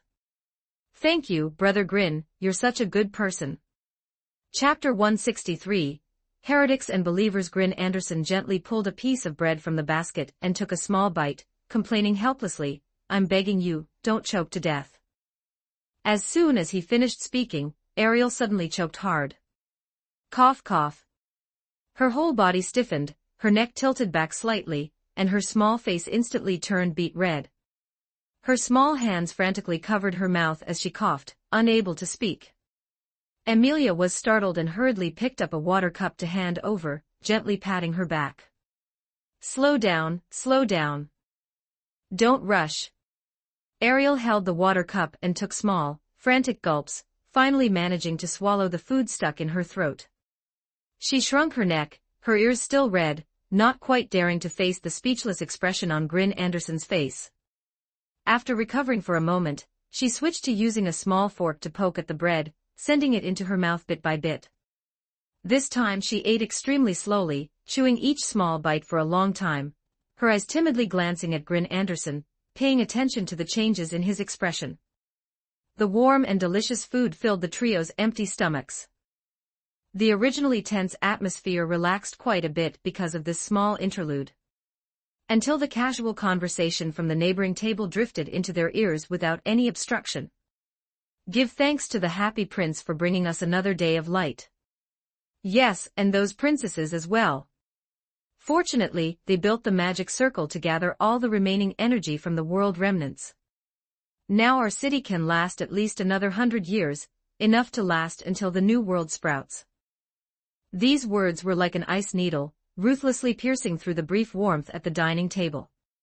Ariel's small hand poking at the bread suddenly froze, and the small fork made a soft ding as it hit the porcelain plate. Her cheeks, which had just been slightly flushed from being full, instantly turned deathly pale. She lowered her eyes, her long eyelashes trembling violently, and even her breathing skipped a beat. World remnants, energy gathering. So it wasn't the outside world that died out first. So the ocean didn't just die suddenly on its own. So those people outside who were resorting to cannibalism weren't just fated to be that way. It was this city, this so-called happy prince and the princesses, who drained all the remaining life from the entire world and piled it here for their own enjoyment. She remembered clearly what was written in the ancient books of the merfolk. The withering of the world is a process both swift and slow. Compared to the long life of the world, its collapse is as fast as a blink of an eye. But for the living beings struggling through the end of the world, every second is incredibly long. This long process usually lasts around 10 years. In the early stages of the world's withering, people can live normally. It is only in the 8th or 9th year that the world reaches an uninhabitable state. People can only scrape by, struggling to wait for the sprouting of the new world. Perhaps many people will die, but usually, hope remains. I thought we had done something wrong, and were abandoned by the gods, which is why all the energy in that world was taken away in the 3rd year. Ariel lowered her head, large teardrops splashing onto the porcelain plate. The merfolk prayed for the gods every day and kept the sea territories in perfect order. Everyone believed the gods would successfully open up a new world. The shop was noisy, and almost no one heard Ariel's faint sobbing. Grin Anderson's eyes darkened. He turned sideways and leaned slightly toward the guests at the next table who were still chatting and laughing. Sorry to interrupt. Did you just say that our city's magic circle gathered the energy of the entire world remnants? The guests who were chatting were taken aback. They looked Grin Anderson up and down, their faces showing a bit of strangeness. Yeah, you didn't know about such a big thing. I really didn't. I was previously turned into a frog by an evil witch, and was only recently saved. Grin Anderson's expression was natural, and his tone was calm as he fabricated a reason that was relatively reasonable in this world. The group suddenly understood, nodding repeatedly in sympathy. Then you're really unlucky, young man. Whatever you do, don't mess with those crazy women in pointed hats. No wonder you don't know anything. Turns out you fell for those bitches' tricks. Grin Anderson followed up, his tone sounding merely curious, but then again, if that magic circle draws all the energy from the outside world, how are the people outside the walls supposed to survive? Look at you, young man, you're quite ill-informed, aren't you? The Creator's believers outside the walls have all been brought in. The rest are just heretics, if they die, heretics. These 2 words fell lightly into her ears, but they were as heavy as a red-hot iron, ruthlessly searing Ariel's heart. Her originally red eyes were now burst open by an even more surging emotion. It wasn't grievance, it was anger suppressed to the extreme. The next second, Ariel suddenly stood up, her chair making a sharp scraping sound on the floor. Her eyes were bloodshot, tears still hanging on her cheeks, but her voice carried a trembling and sharpness never heard before. We are also believers. We have worshipped the Creator for generations, praying devoutly every day and guarding the sea. We have never betrayed him in the slightest. If we die, we die. Based on what? Most of the restaurant went silent in an instant. The people at the next table were startled by her sudden outburst. They were first stunned, then showed confused and strange expressions. One of them frowned and looked her up and down, his face full of incomprehension. Aren't you inside the high walls? What nonsense are you talking? Ariel opened her mouth, wanting to say more. At that moment, a slightly cool and steady hand gently covered her mouth. Grin Anderson shook his head slightly, his gaze steady, signaling her not to cause a disturbance. Ariel's voice was muffled in his palm, but the tears in her eyes wouldn't stop falling. The surrounding gazes had already begun to drift over subtly. Grin Anderson maintained a gentle expression, nodding slightly to the people at the next table, his tone flat. Sorry, she's had a bit of a shock, and her emotions are somewhat unstable. After saying that, he slowly released his hand, and instead gently steadied Ariel's arm, leading her to sit down slowly. Ariel's body was stiff, her hands tightly clutching the hem of her clothes, her nails sinking deep into the fabric. She didn't argue anymore, nor did she cry out. It was just that in those eyes that had always devoutly believed in the gods, something was silently shattering bit by bit. Grin Anderson no longer looked at the strange gazes around them, his fingertips applying a slight force under the table. The gold coin in his palm, meant for the bill, was quietly squeezed out of shape. The originally clear engravings were directly smoothed out by the force. When he casually pushed it to the edge of the table, its origin could no longer be seen. "Pardon me, keep the change." His tone was flat, as if he were just handling an ordinary meal payment. Seeing that the excitement was over, the people at the neighboring table quickly returned to their conversation, continuing to praise the benevolence of the happy prince and the princesses. Grin Anderson slowly stood up, first giving Ariel a hand, then turning to look at Amelia, quietly slipping several organized coins into her hand. "You two go find a clean inn to stay in first, and buy a couple of well-fitting clothes while you're at it. Don't go far and don't talk much to strangers." 160 for Chapter 160 for The Happy Prince. Chapter 164, The Happy Prince. His voice was low, audible only to the three of them, and calmly reassuring. "What about you?" Amelia asked softly, worry in her eyes. "I'm going out to gather some information." Grin lowered his gaze, sweeping over Ariel, who was still lost in thought. His tone deepened slightly, "There are some things I must confirm." Ariel remained silent, her head bowed, long eyelashes still glistening with unshed tears. She no longer looked at the warm, bright restaurant, nor at the diners who ate with peace of mind. The faith that had once sustained her life shattered completely at this moment. Grin gave a final two instructions, ensuring they remembered the safety details, then turned and walked alone into the depths of the street. Amelia gently took Ariel's arm, leading her with tender yet firm steps towards a less crowded direction. Grin watched Amelia help Ariel walk away, then immediately turned and hurried towards the magic high tower that pierced the sky in the very center of the city. The closer he got to the center, the cleaner and more magnificent the streets became, and the magical aura in the air grew denser. And that tower, symbolizing absolute power and the core of energy, was right before his eyes.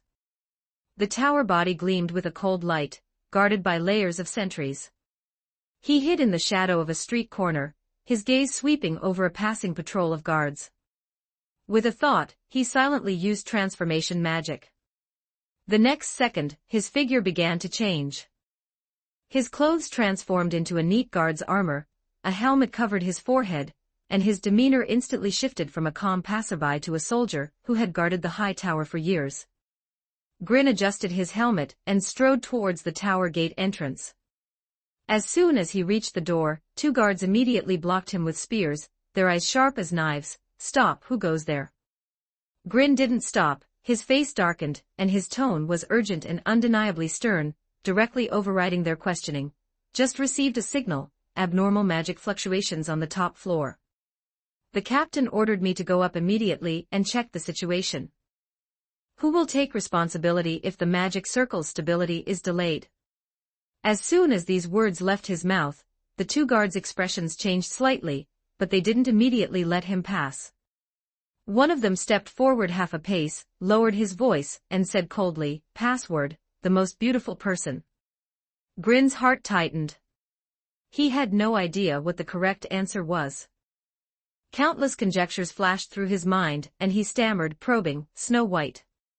The air was silent for a moment. The two guards exchanged glances, no longer questioning him. "That wasn't a question, remember to be more firm next time." The guard immediately retracted his spear and stepped aside, letting him pass. "Hurry in, if something happens on the top floor, we can't bear the responsibility." "Understood, thank you both." Grin said no more, his head bowed, his steps hurried but orderly, looking like he was tensely carrying out orders, and walked straight into the high tower's main entrance. The spiral stone staircase seemed endless, winding upwards in circles. The higher he went, the hotter the air became, as if being baked by countless invisible flames. Even his armor grew hot. Grin's breathing was steady, his steps ceaseless, as he steadily ascended the winding stone staircase. He could faintly hear the prosperous hum of dense magical tides. Finally, the stone staircase reached its end. Beyond a half-open stone door was a windswept rooftop. Grin adjusted his helmet and slowly stepped out. In the center of the rooftop stood a life-sized golden statue. He was clad in gilded robes, his face handsome and gentle, eyes slightly closed, a perpetually compassionate faint smile gracing his lips. His hands were naturally spread open, as if sheltering the entire city. His gold-covered body shimmered like the sun, sacred and solemn, making everyone who saw him instinctively want to bow their heads in praise. This should be the happy prince, revered as the savior by all the city's inhabitants. But Grin only took one look, and his heart sank completely. At the statue's feet, a massive magic circle connected, covering the entire city. The array patterns flowed, emitting a cold and greedy light. Like a gaping maw, it continuously and forcibly drew life energy from beyond the high walls. And all the plundered energy ultimately converged onto the treasured sword at his waist. A blood-red gem, thick as congealed blood, was embedded in the center of the hilt, pulsating slightly with the operation of the array, like a living heart. The plundered vitality was swallowed by the ruby, then passed through the countless golden leaves covering the statue, transforming into a radiating golden light wave, spreading throughout the entire city. All the light and warmth within the city were nourished by the withered bones and despair of billions of beings beyond the walls. This is just too much, damn it. Grin cursed softly, his voice low. At this moment, his mind was filled with the dead sea beyond the walls and Ariel's shattered eyes. But no sooner had his voice fallen than another voice suddenly sounded on the rooftop. Who are you? The voice was unhurried, gentle as afternoon sunlight, yet carried a weight that could pierce through the strong wind. Grin sharply looked up, his eyes instantly becoming keen. The source of the voice was precisely the golden statue before him. It was a youth of about 15 or 16, still maintaining the posture of compassionate downward gaze.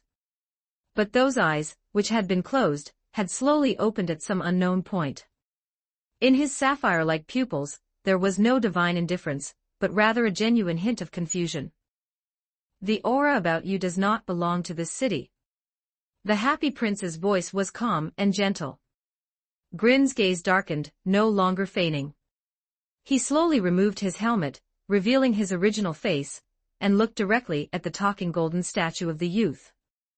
I came from outside the wall. That's great, then when were you brought into the city? A faint trace of joy flickered in the happy prince's eyes. Grin looked at his compassionate expression, utterly unaware of the truth, and felt bewildered himself. Could this guy have been fooled? He sneered, speaking without concealment, I wasn't brought in, I snuck in. The happy prince's gentle expression stiffened slightly, snuck in. What do you mean by that? It's impossible to live outside anymore. Grin's voice was light, yet every word was like ice, steadily chasing away the happy prince's smile. The sea is silent, the land is barren, and refugees cannibalize each other. All because your magic circle has been plundering the life energy of the world outside the wall. The golden light around the happy prince suddenly trembled violently.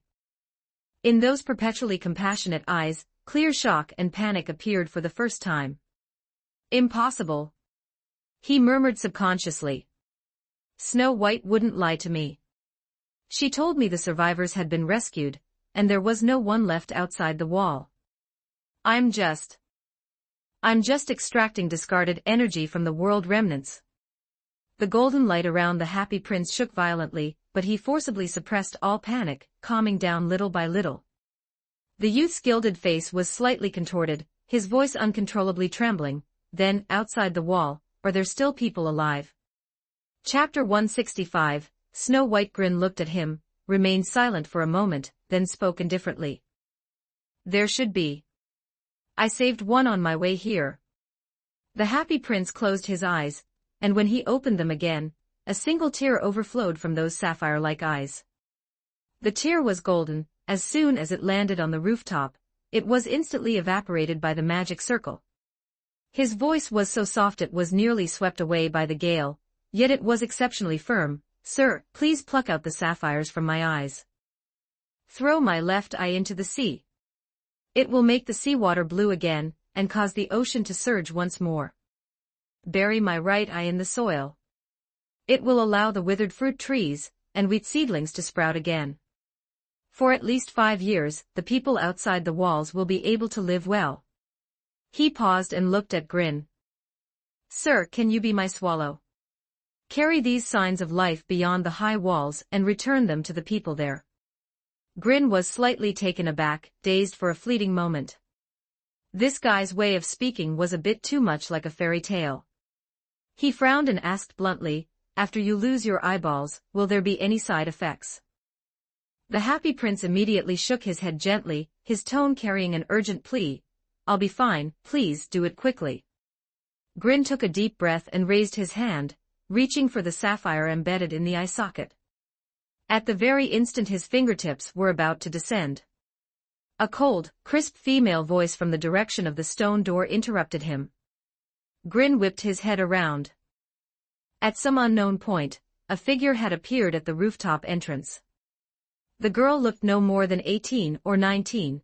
Her skin was white to the point of being nearly transparent, and her long, jet-black hair fell straight down, making her snow-white dress look even cleaner. Yet there wasn't a hint of warmth in those eyes, only a frozen-like calm and majesty, with a chill surrounding her that was almost tangible. Grin could recognize the girl's true identity at a glance, Snow White. She truly lived up to her reputation as the most beautiful woman in the fairy tale world. Simply by standing there, she seemed to make even the gale stagnate. Snow White's gaze fell upon Grin, narrowing slightly as a trace of very faint surprise appeared. An apostle. You are an apostle. Before Grin could respond, she lightly lifted a fingertip. In an instant, countless sharp icicles erupted from the ground, immediately freezing into a cage that trapped Grin tightly in the center. The chill crawled frantically through the gaps in his armor, sealing the flow of magic throughout his body. Snow White walked closer slowly, her gaze falling on him as if inspecting an object. The next second, her expression suddenly spiraled out of control, her voice trembling. Where is the Creator? Why are there no fragments of the Creator on you? Where is he? Where have you hidden him? Damn it, that Lord couldn't have perished, could he? They had long ago reached an agreement with the Creator to include the entire lawful faction among the chosen of the New World. Grin's eyes turned cold. An invisible power quietly unfolded behind him. Invisible hand. An authority not belonging to this world shattered the ice cage with a boom, sending shards of frost flying in all directions. Pushed back half a step by that aura, Snow White's nearly frenzied eyes miraculously calmed down a bit. It was as if some faint presence had gently soothed her at that moment. She stared intently at Grin, her breathing slightly ragged, but she no longer screamed out of control. No wonder everyone calls you a bitch, you really do bite anyone you see, Grin said coldly. Those are merely the whimpering barks of losers. Snow White raised her hand, and icicles condensed once more. The two of them moved almost simultaneously. On the rooftop, the invisible hand and the chill clashed violently, a magic storm sweeping in all directions. A youth's angry shout suddenly erupted. Golden light surged from the happy prince's body, and the magic circle beneath his feet flared up. A gentle yet irresistible force forcibly suppressed the two of them. In this place, it was still the happy prince's home field. Snow White's icicles froze in midair, and Grin's attack was also forced to a halt. The happy prince turned around, his sapphire eyes filled only with broken pain and questioning. Snow, there are clearly still people outside the walls. Why did you extract the world's life energy ahead of time? Snow White's hand hanging at her side tightened slightly, her voice calm to the point of cruelty. The first to strike gains the upper hand. If we didn't act, the other factions would have. Do you think if we hadn't done this, the people in this city could still be as stable and happy as they are now? She looked up, her gaze as sharp as a blade. You can't protect everyone, happy prince. Even if you give it your all, you can only protect this one city. The happy prince's body trembled, he opened his mouth, but couldn't utter a single word in rebuttal. That cruel reality was like a heavy hammer, smashing ruthlessly against his leaden heart. Grin watched coldly from the sidelines and suddenly spoke, his voice clear and icy, "Sister bitch, where's Woolgaroth?" Snow White looked at him, her lips curling into a mocking smile. She lightly raised her hand, and a mirror set in a magnificent gold frame slowly emerged in her palm. "Are you looking for?" The magic mirror caught a familiar scent, and the dormant surface of the mirror instantly lit up with a faint glimmer. "Why did you come here?" Snow White's face instantly turned livid, her eyes looking at the magic mirror, as if they could spit fire. "What an ungrateful wretch! Weren't you heavily injured in the outside world and in a state of self-sealing? How did you become so lively the moment you saw him?" The magic mirror's surface trembled slightly, and it immediately wilted, its light dimming a bit as it feigned a state of extreme weakness. "I swear, I really did suffer severe internal injuries. Just now, I only sensed Master's aura, and forced myself to wake up to say hello." "Cut the crap with me." Snow White interrupted it sharply, her ice blue magic tightly entwining the mirror's surface.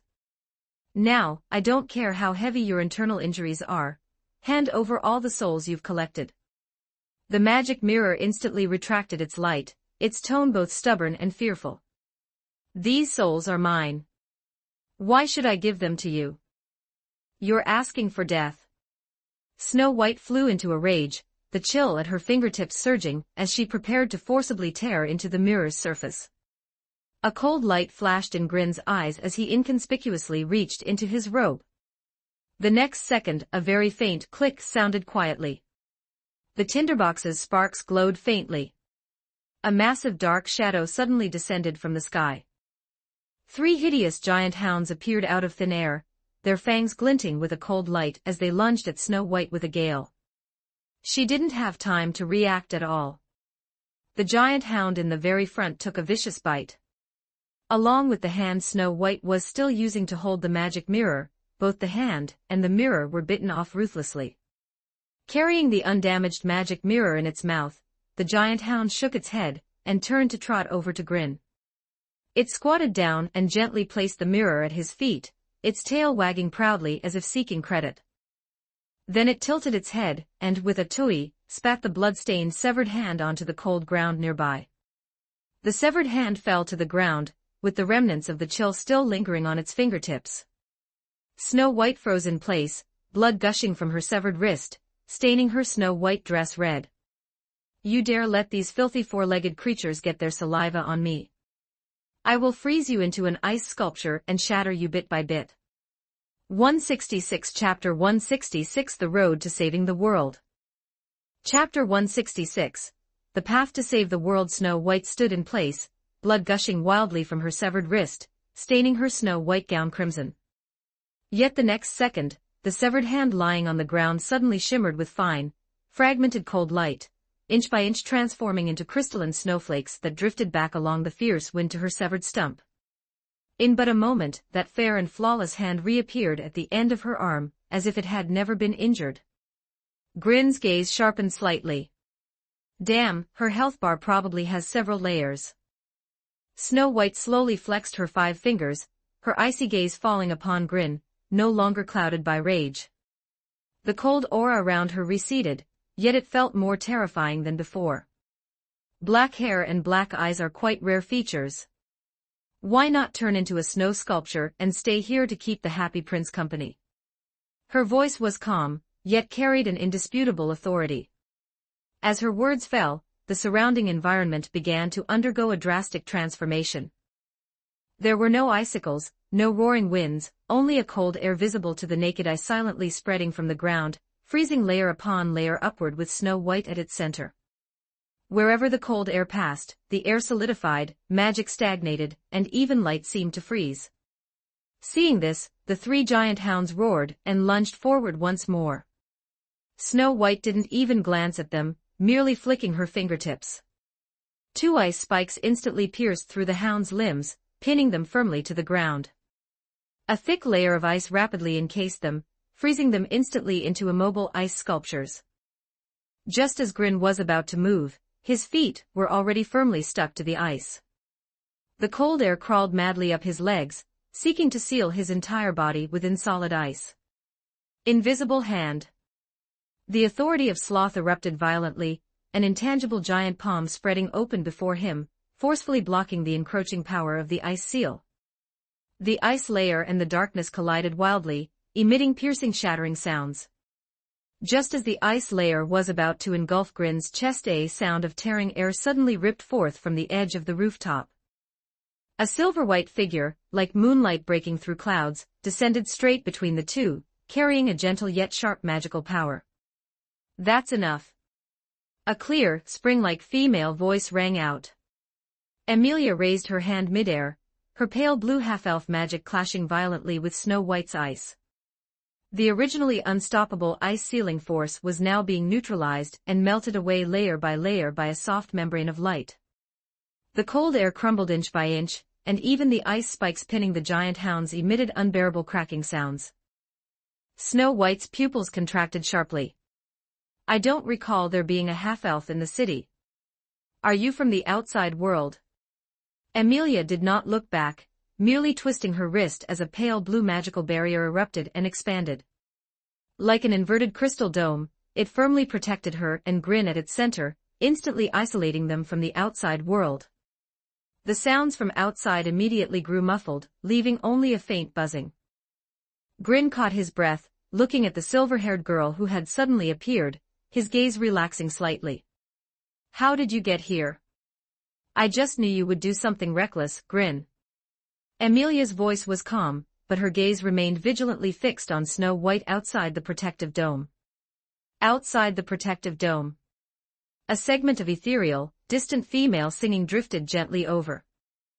The sailor's letter hides in the drifting bottle. The shepherdess waits by the reef. Snow White's expression changed drastically. "Damn it, a mermaid." A mental interference suddenly assaulted her, causing a sharp pain in her head. Her once condensed, iron-like ice magic also began to fluctuate chaotically. The cold aura around her surged violently, and even her stance wavered slightly. She covered her ears tightly, searching everywhere for the source of the song. Before long, her gaze suddenly locked onto the area beside the happy prince, obscured by golden light. "Found you!" She shouted sharply, her fingertips coalescing countless tiny ice needles carrying bone-chilling cold, shooting in unison toward that patch of golden light. The bubble beneath the golden light instantly dispersed, revealing Ariel's panicked face. The mermaid girl, hampered in movement, hugged her head and curled up helplessly. Grin's eyes tightened. Instantly, he gathered all the scattered invisible hands, condensing them into a thick, pitch-black barrier that steadily shielded her front. The ice needles densely collided against it, shattering completely. Grin stepped forward quickly, pulling Ariel protectively behind him, as he retreated continuously with her, all the way to the edge of the rooftop. Below lay the entire quiet city, lush with vegetation, greenery spreading through the streets and alleys. Snow White's icy aura solidified as she pressed forward step by step. Grin did not look at her. He gently pressed a hand on the still shivering Ariel, then lifted his gaze, his tone cold and calm. "Make one more move, and this peaceful dream is going to shatter." Grin's voice was not loud, yet it carried a chill that sank to the bone. He wasted no more words, slightly raising his palm. In that instant, a force far more savage than before surged forth from within him. His index finger rapidly elongated and sharpened, covered with a layer of pale golden short fur. A sharp beast claw slowly extended from the fingertip, glinting coldly. The corners of his mouth tightened slightly, revealing rows of sharp fangs faintly between his lips and teeth. The vegetation not far from Grin trembled lightly at this moment. Leaves by the street began to yellow and curl. Flowers in the planters drooped slightly, their vitality visibly drained away, converging toward the figure on the rooftop. The icy expression on Snow White's face finally cracked open, revealing genuine shock and anger for the first time. "You dare to drain the life energy of this city? You're being a bit hypocritical here. This energy was stolen by you all in the first place." Grin sneered, pressing his palm downward slightly. The vegetation in the city withered faster, large swathes of greenery visibly fading away. Snow White's face turned ashen, ice spikes repeatedly forming and dissipating in her palm. She understood clearly that the person before her would truly go through with it. She couldn't afford to gamble, nor could she afford to lose. In the end, she could only grit her teeth fiercely, forcibly suppressing her raging cold aura back into her body. The crisis was finally temporarily resolved. So you're also afraid of mutual destruction? Grin slowly withdrew the power of his beastification. The claws and fangs gradually receded, and the vitality drawn into his palm gently flowed back to the plants in the city. Ariel was still pale with fright, her small body trembling slightly. The mermaid girl's presence was soon accurately detected by the happy prince. The golden statue emitted gentle ripples and softly inquired. "Little girl, did you come from the sea? Are there still people alive outside the wall?" Asked this, Ariel's eyes instantly reddened. Unable to hold back any longer, she choked up and poured out her sorrow. "I don't know. The sea was originally blue. After losing its life energy, it turned red, and now it's just a pool of black water. Sea folk can't breathe in it. Some fled, some died. Now, swimming in one direction for a whole daybreak, you won't see a single living thing." The more she spoke, the more she cried, her small body trembling incessantly. The happy prince listened quietly, falling into silence. He widened his sapphire blue eyes, about to say something. But Snow White's voice, icy to the point of utter frigidity, cut off all his thoughts before he could speak. "Don't waste your effort." Chapter 167, Returning to the sanctuary. Snow White looked up, her gaze sharp as a blade, piercing straight at the happy prince, her tone calm yet carrying an unquestionable firmness. "Don't be too greedy, happy prince. I told you, you can't save everyone." She glanced over at the trembling Ariel, then looked at Grin, whose aura had not yet fully subsided, a cold, mocking sneer curling at the corners of her mouth. "Rather than plotting for the meager vitality within my city, and gouging out your own eyes to fill that bottomless pit outside, you would be better off asking the Lord Apostle before you. Have him establish a new world as soon as possible. When that day comes, everyone can be saved. Until then, no one even think about touching the city I protect, not even by half an inch." As her voice fell, the chill around her rose slightly again, her eyes showing not the slightest hint of backing down. The happy prince opened his mouth, his sapphire-like eyes filled with helplessness. He wanted to argue, to question, but in the end, it could only turn into a faint, almost inaudible sigh. Upon the rooftop, the wind became piercingly cold once more. On one side was the Snow Queen stubbornly guarding her peace, and on the other was the despairingly weeping mermaid. And he was but a powerless statue prince. Grin stood at the edge, gazing down at this city of false prosperity, his eyes gradually darkening. He knew very well that what Snow White said was the reality. But reality is often crueler than lies. Grin looked at Snow White and suddenly took a step forward, his voice calm yet penetrating. "Establish a new world. Then what should I do?" Snow White sneered, her eyes filled with condescending indifference. "At the very least, you must obtain half of the world's authority. Without that strength, any talk of salvation is just a naive joke." She looked up, the chill already spinning wildly at her fingertips, and the air on the entire rooftop was frozen stiff. "Now take your people and get out of my city." The moment her voice fell, she swung her palm down sharply. The power of extreme cold erupted with a bang, and the space itself creaked as it froze, covered in fine ice cracks. A pitch-black spatial rift was forcibly torn open. The wind howled backward, and a terrifying suction instantly enveloped Grin, Emilia, and Ariel. Even the giant hound, still frozen in place, was pulled into the rift along with them. "Damn it, you're pulling a sneak attack." Grin subconsciously pulled Ariel and Emilia into his arms to protect them. The light shattered, and the cold was bone-piercing. Everything before them distorted and receded rapidly. The happy prince watched the direction in which they were swallowed, the last bit of light in his sapphire eyes fading away.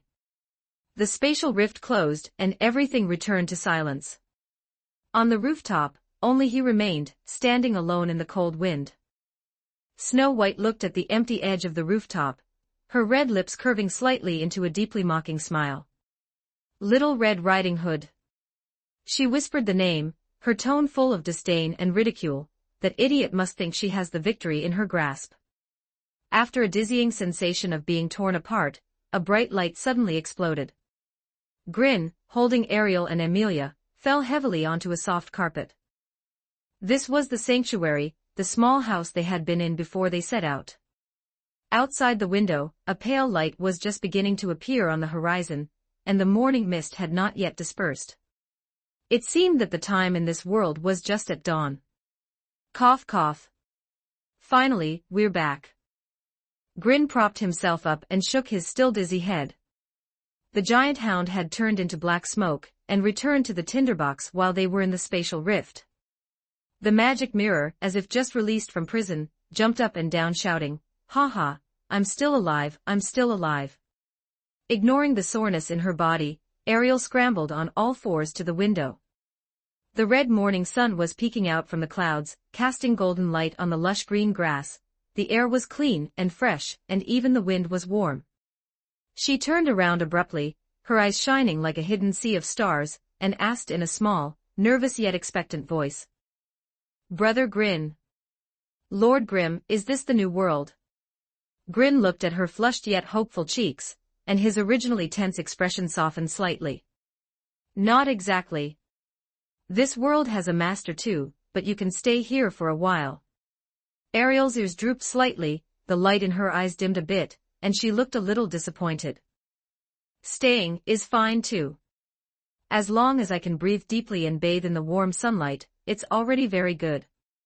Grin looked at her lowered head and spoke softly, yet with absolute certainty, "Don't worry, I also think a new world should be established." In an instant the girl's eyes brightened. She immediately lunged forward, using her slender arms to hold onto the hem of Grin's clothes. She looked up with a face full of longing and pleaded softly, "Then Lord Grim, in the new world, how big will the ocean be?" "Don't worry, the ocean will definitely be broader than the land." Grin looked at the mermaid girl before him, and suddenly frowned slightly.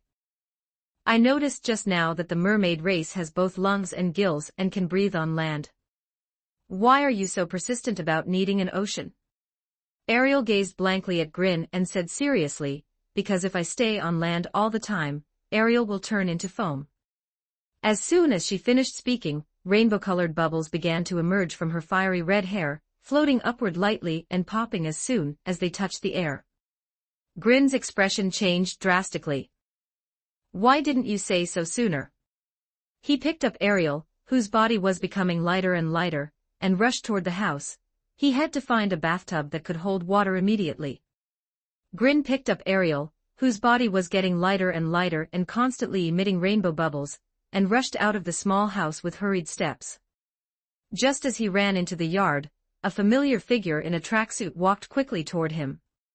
Subaru Natsuki spotted him at once and immediately raised his hand, greeting him in a relaxed tone.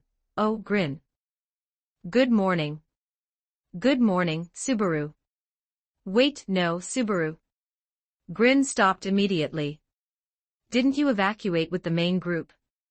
"Well, I thought about it carefully, and you definitely couldn't handle it alone, so I decided to stay and help you." Subaru Natsuki had rushed back ahead of the others by relying on the speed of his Earth Dragon Patrash. The other villagers were still on the way. He didn't dare say it out loud, or else Grin would definitely be the first to give him trouble. It was better to wait for Otto and Rem to arrive to help share the heat. Having thought this, Subaru Natsuki's gaze gradually fell upon the girl in Grin's arms, who was constantly emitting rainbow bubbles.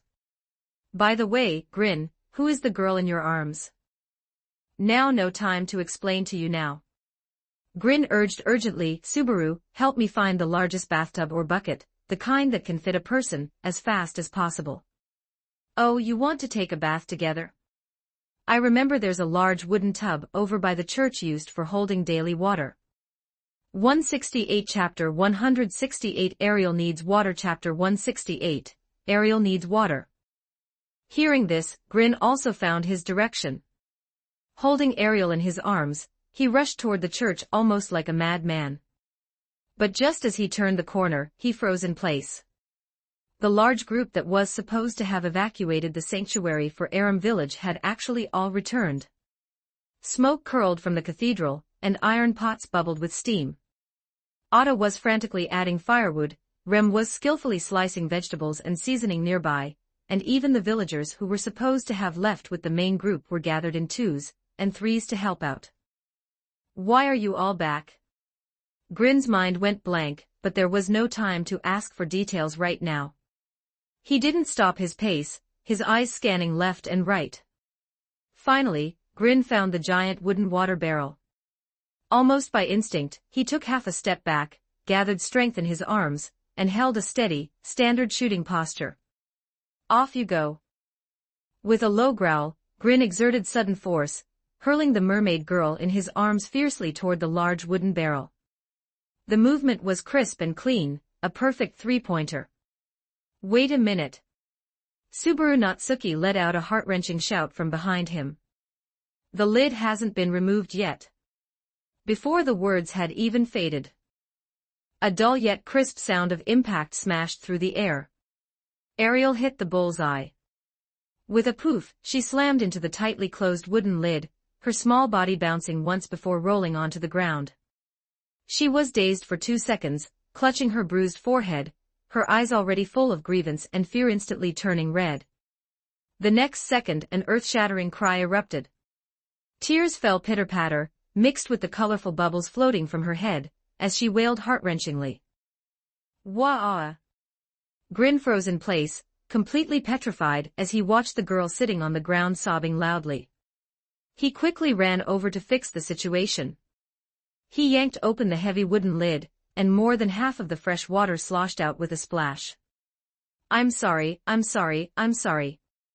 Grin frantically picked up the limp, crying Ariel and carefully placed her into the large wooden barrel filled with fresh water. The next moment, a strange light glowed softly in the water. The girl's slender legs, the moment they touched the water's surface, slowly stretched and merged like melting colored sugar, transforming into a beautiful fish tail with full scales. The colorful bubbles that had been constantly floating off her also gradually subsided. Just then, the rapid tap-tap of small boots sounded behind Grin. Amelia hurried over, looking toward them with a worried expression. Grin, I thought I heard Ariel crying just now. What happened to her? Ariel, inside the barrel, immediately pricked up her ears.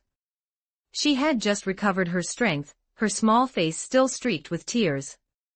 Hearing someone ask, she immediately poked half her head out of the water indignantly, her brown eyes wide and glaring. Leonisima, Grin was quick to act. He could tell this little girl was about to file a malicious complaint against him. With a silent click, he snapped the wooden barrel lid shut again. The entire area fell silent instantly. Subaru Natsuki watched from the side, dumbfounded, his mouth twitching wildly. Amelia blinked, looking completely bewildered. Was there a sound just now? Grin's expression remained unchanged as he spoke with a straight face, his tone as steady as if nothing had happened. Auditory hallucination. Clamor and silence were separated by only an instant. Before he could make up any more lies, more and more footsteps sounded behind him. The villagers had gathered around at some point, their gazes falling on Amelia with gratitude, determination, and a hint of worry. Being watched by so many people, the silver-haired girl subconsciously shrank toward Grin's side, her fingertips lightly gripping his sleeve, her eyes somewhat lost. Everyone, what's wrong? You all should have gone home by now. The atmosphere was a bit tense as an old but gentle voice emerged from the crowd. It was village chief Grandma. Leaning on her cane, she walked step by step to stand before Amelia. Without the slightest hesitation, she slowly bent her waist and bowed deeply. Lady Amelia. The surrounding villagers also bowed their heads one after another, and a unified chorus of thanks echoed softly in the morning air of the sanctuary. Thank you. We've all heard that it was because you were willing to stay and challenge the trial that the manager of the sanctuary agreed to let us leave. Amelia panicked instantly and hurriedly reached out to help her up. There's no need for this. I only did what I wanted to do. You are too kind. Village Chief Grandma looked up, smiling peacefully. If their subjects are not by their side, I think a leader would lose their fighting spirit due to loneliness. She turned around to face all the villagers behind her, her voice not loud, but every word was clear. So we have discussed it and decided. We are going to stay and leave together after Lady Amelia passes the trial. As the words fell, the villagers nodded one after another. Their previously uneasy gazes were now all filled with determination. Subaru Natsuki also put away his joking expression and lightly patted Grin's shoulder. I wasn't the one who started this, everyone feels the same way.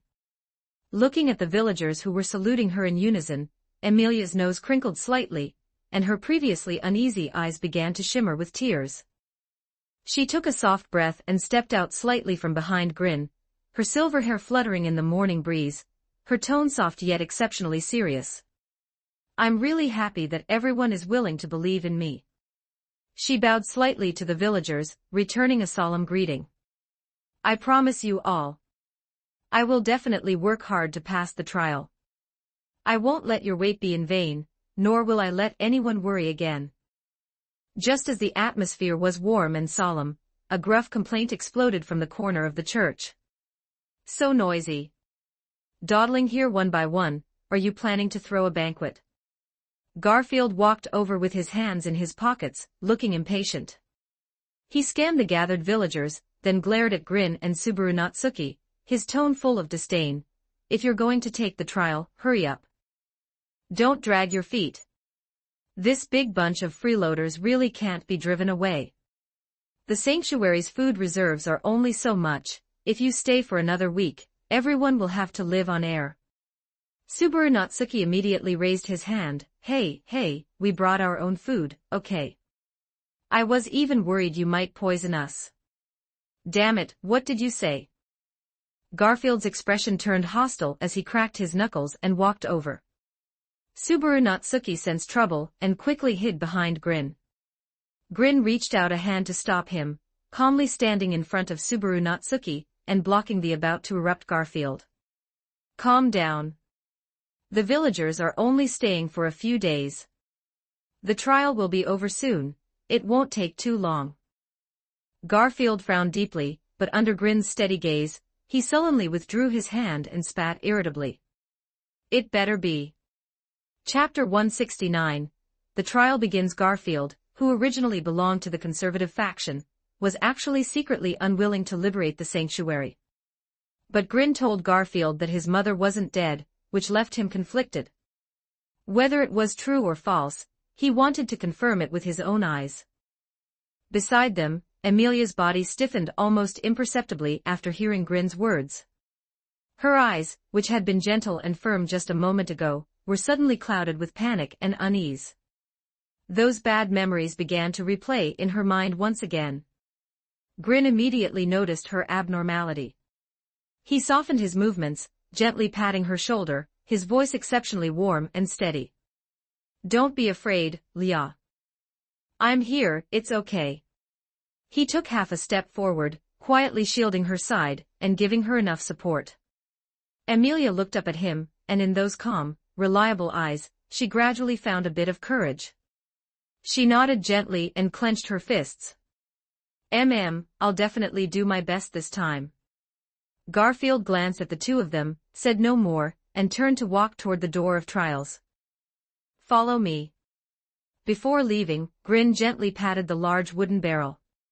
He leaned down slightly and whispered instructions. Ariel, stay here obediently for a while and help me protect everyone. As his voice fell, a muffled okay came from inside the barrel, and then it went silent. Only then did Grin feel at ease, taking Amelia's hand and catching up with Garfield. Before long, the eerie and ancient tomb appeared before them. Garfield was already standing on the steps of the tomb, pointing at the stone archway and urging them on. Is the princess really up for it this time? Don't come out crying like last time. Of course I am. I won't let Grin down again. Amelia retorted and immediately mustered her resolve to walk inside. Wait a moment. Grin suddenly spoke up, reaching out to gently hold Amelia's wrist and pulling her back slightly to his side. Everyone looked at him in confusion. Grin didn't explain. He just lowered his head slightly and made a light stroke with his fingertip in front of him. Wulgaroth, come out. A faint glimmer appeared in the air, and an exquisite, ancient magic mirror slowly floated between the two. The magic mirror spun lightheartedly in the air, its tone full of flattery and eagerness. He, Master, you've finally called for me. What's the word? Do you want to discuss with your humble servant how to deal with that bitch Snow White? Shut up first. How is the Bishop of Sloth's soul doing? On such a joyous day after our narrow escape, why look at that unlucky thing? Despite saying so, it didn't dare disobey Grin's command. The surface of the magic mirror rippled slightly, spreading a layer of black mist like water waves. In the next moment, an image clearly emerged. Bound by pitch-black chains, the Bishop of Sloth floated in the void, surrounded by cold black mist, yet he was far more stable than before. The frenzied roars had vanished, and his mouth no longer uttered those chaotic ravings. He slowly raised his head. His turbid eyes seemed to pierce through endless distance, landing directly on Amelia. The Bishop of Sloth's lips moved slightly, his voice somewhat hoarse. Amelia instantly covered her mouth, her eyes suddenly turning red. He's still alive. He's alive and safe. Grin's voice was light and steady. No one is hurting him. Once we leave the sanctuary, we'll find a way to restore him together. These words seemed to completely break her tense heartstrings. Amelia could no longer hold back her tears, which began to roll down in large drops. In the next second, she took a step forward and threw herself gently into Grin's embrace, her arms carefully circling his waist as she buried her trembling cheek against his chest. There was no sobbing, only the relief and vulnerability suppressed for 100 years being gently released at this moment. That's wonderful. Her voice was muffled and thick with a nasal tone, yet it was incredibly sincere. It's really wonderful, he's alive. Grin was slightly taken aback, then he gently raised his hand, tenderly wrapping it around her back and stroking her silver hair stroke by stroke. I'm a very greedy man. I won't leave behind a single person who can be saved. After a long while, Amelia slowly released him. Her cheeks were slightly flushed and her eyes were still moist, but she was no longer in a panic. She looked up at Grin, sniffled softly, and gave a fragile but bright smile. What about Mother Fortuna? And everyone frozen in the great forest, what about them? Can they be saved too? Grin raised his hand and gently wiped away her tears with the back of his finger. I have news of Aunt Fortuna's whereabouts. Once I confirm it, I will definitely bring her back to you.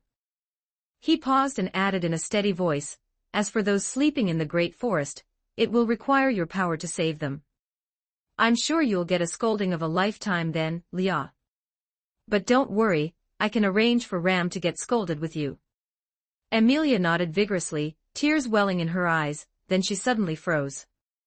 Aren't you going to get scolded with me? If I'm standing next to you, I'm afraid they'll only focus on scolding me. Ha, Grin is such an idiot. Amelia was momentarily dazed, then she couldn't help but laugh through her tears, lightly punching his arm. Garfield watched from the side, feeling awkward, but for once, he didn't butt in. Amelia took a deep breath, turned around, and took the initiative to step toward the door of trials. This time, her back was no longer trembling, instead, it was filled with true courage. I'm going in. Grin watched her back and said softly, I'll be here, waiting for you to return. Inside the tomb, the trial began. If you're going to blame yourself for memory tampering, then you've got the wrong person. The one who distorted your memories is the Witch of Vainglory. Within the trial's illusion, Echidna stood beside Amelia, coldly pointing out the culprit behind this tragedy. Amelia finished browsing through her past. Deep within the Elia forest, there was an ancient double-door seal, guarded by the elves for generations. Only Amelia could open this door. Pandora, the witch of vainglory, invaded the forest with the goal of opening this seal. She invaded Amelia's home along with the Sin Archbishop of Greed. Gyuz forcibly fused with the sloth witch factors in an attempt to resist, but unfortunately, he was no match for them. Amelia kept her promise to her adoptive mother Fortuna, and remained unwilling to open the seal. Finally, Gyuz's reality was rewritten by Pandora, causing him to accidentally kill Fortuna. After witnessing this, Amelia's magic went out of control. She released absolute zero-level ice magic, instantly freezing the entire Elia forest. Freezing herself, Fortuna, and all 49 members of the elven race into ice sculptures, time stopped at that tragic moment. 170 Chapter 170 The first trial concludes. Chapter 170. The first trial concludes. Gyuz was taken away by the Witch of Vainglory, and became the Bishop of Sloth. Amelia took several deep breaths, steadying her emotions. She slowly turned around and asked Echidna, "If I ask you about Pandora, will you tell me?" Echidna paused, her tone icy as she spoke. "Though I enjoy conversing with people, as for you, I refuse to answer any questions unrelated to the trials." "Is that so?" Amelia lowered her eyes and nodded gently, "Thank you." She turned around, looking at the illusory ice field beneath her feet, a bitter curve touching the corner of her mouth. "I was the one who turned everyone into ice statues. Everyone was doing their best to protect me, back then. I really was overindulged." You recalled the past and witnessed regret.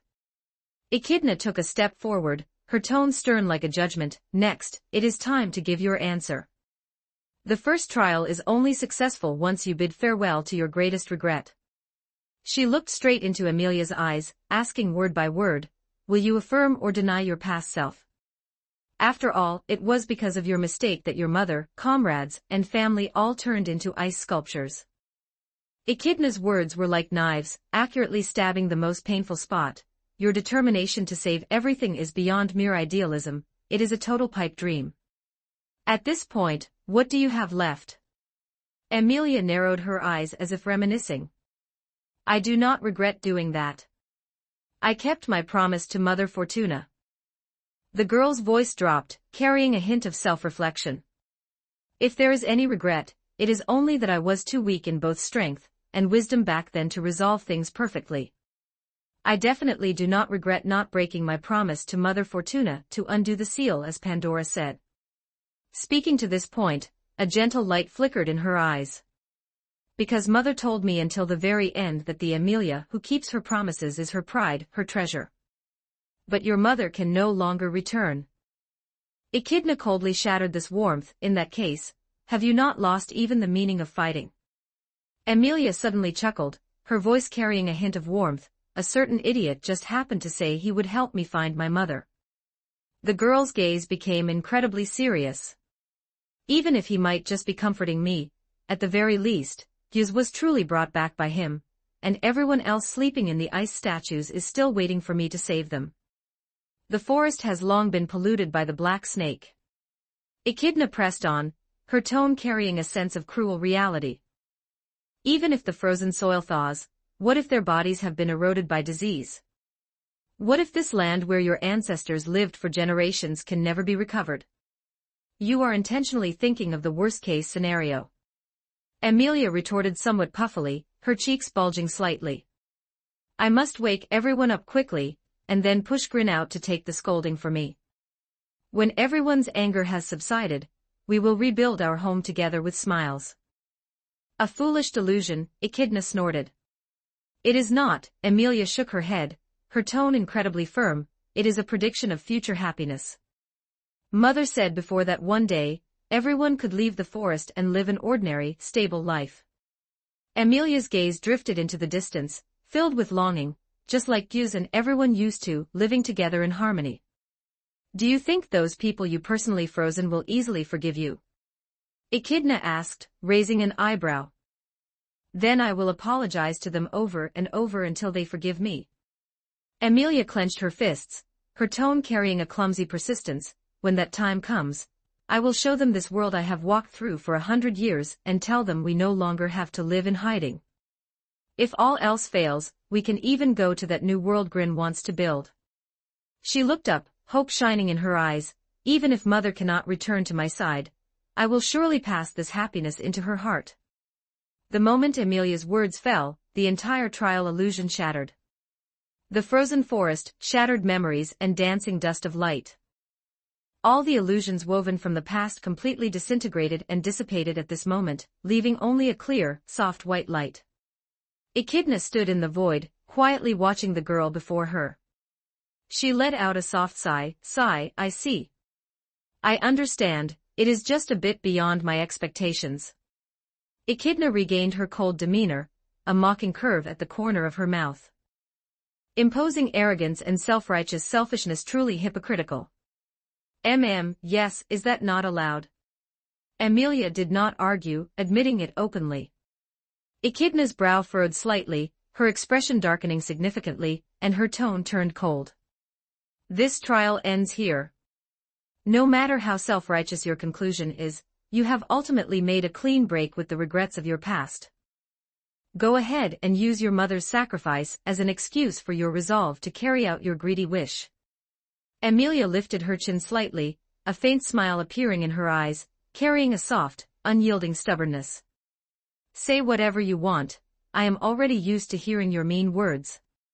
She paused, adding lightheartedly, besides, behind me, there is a guy even greedier than I am accompanying me.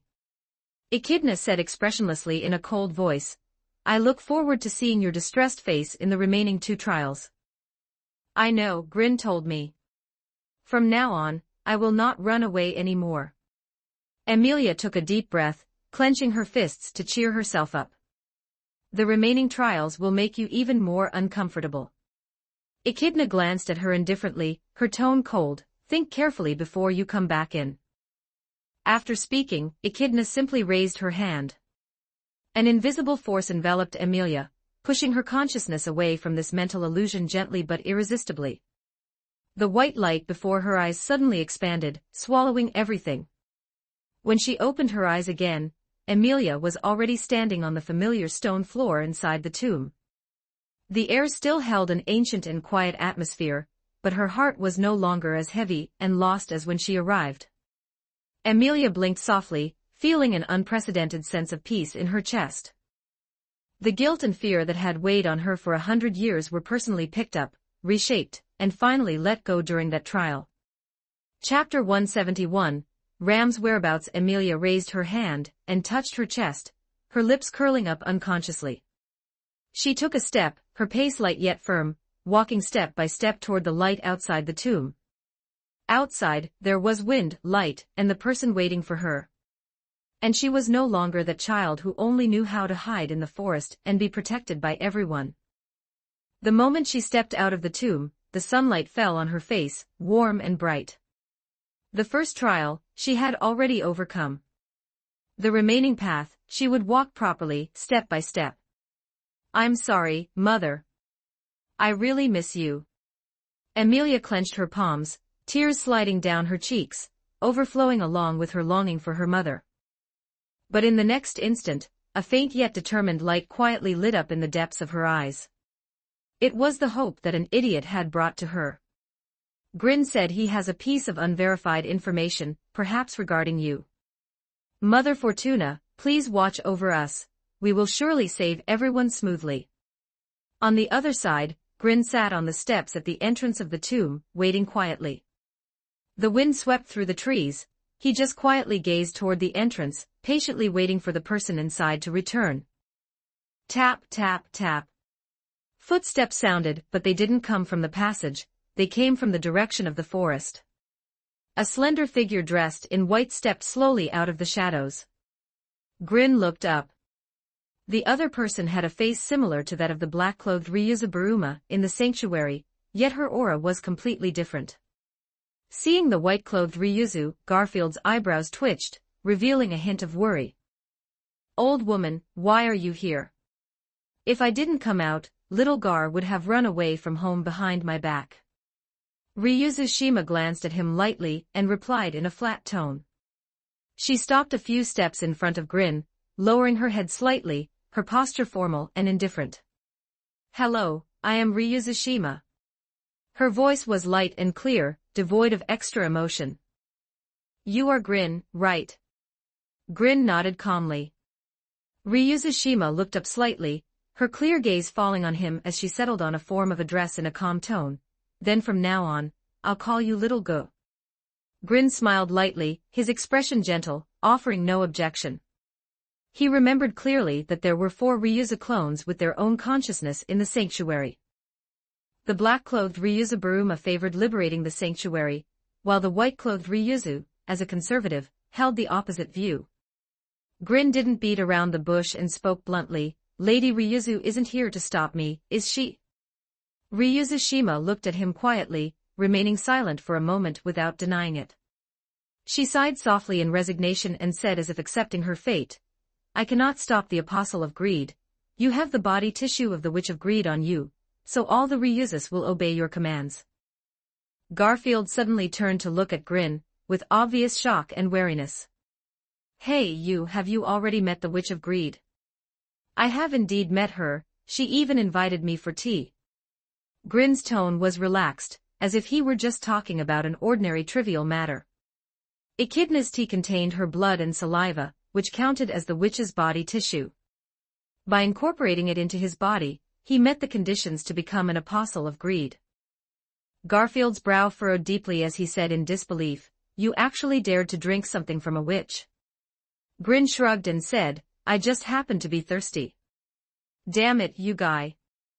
Garfield clenched his fists, stepped forward, and spread his arms to block the way in front of Ryuzushima.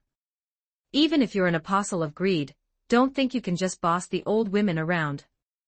Although he had decided to liberate the sanctuary behind the white-clothed Ryuzu's back, it didn't mean he would abandon everyone in the sanctuary. Whether it was Ryuzu Baruma or Ryuzushima, they were both his important family members.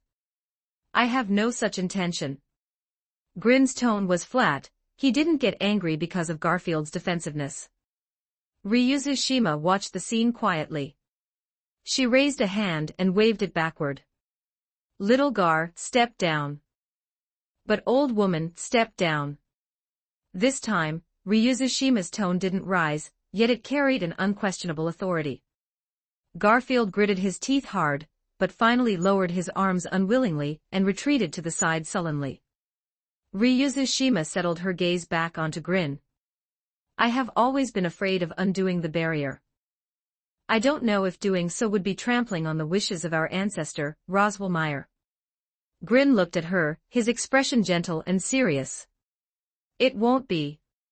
Lady Ryuzu Meyer originally raised this barrier with the intention of protecting the residents here, not to imprison them forever. Liberating the sanctuary does not mean destroying the sanctuary. Letting everyone walk out of this forest and live a truly stable life in the outside world without having to hide, that is how you truly honor her intentions. Her true wish was never a cage to trap everyone, but for everyone to be able to live happily." Ryuzushima listened quietly, her long eyelashes trembling slightly. How could she not understand these truths? Perhaps her purpose in coming here was to use Grin's words to convince herself. "Sigh little go ahead and do it.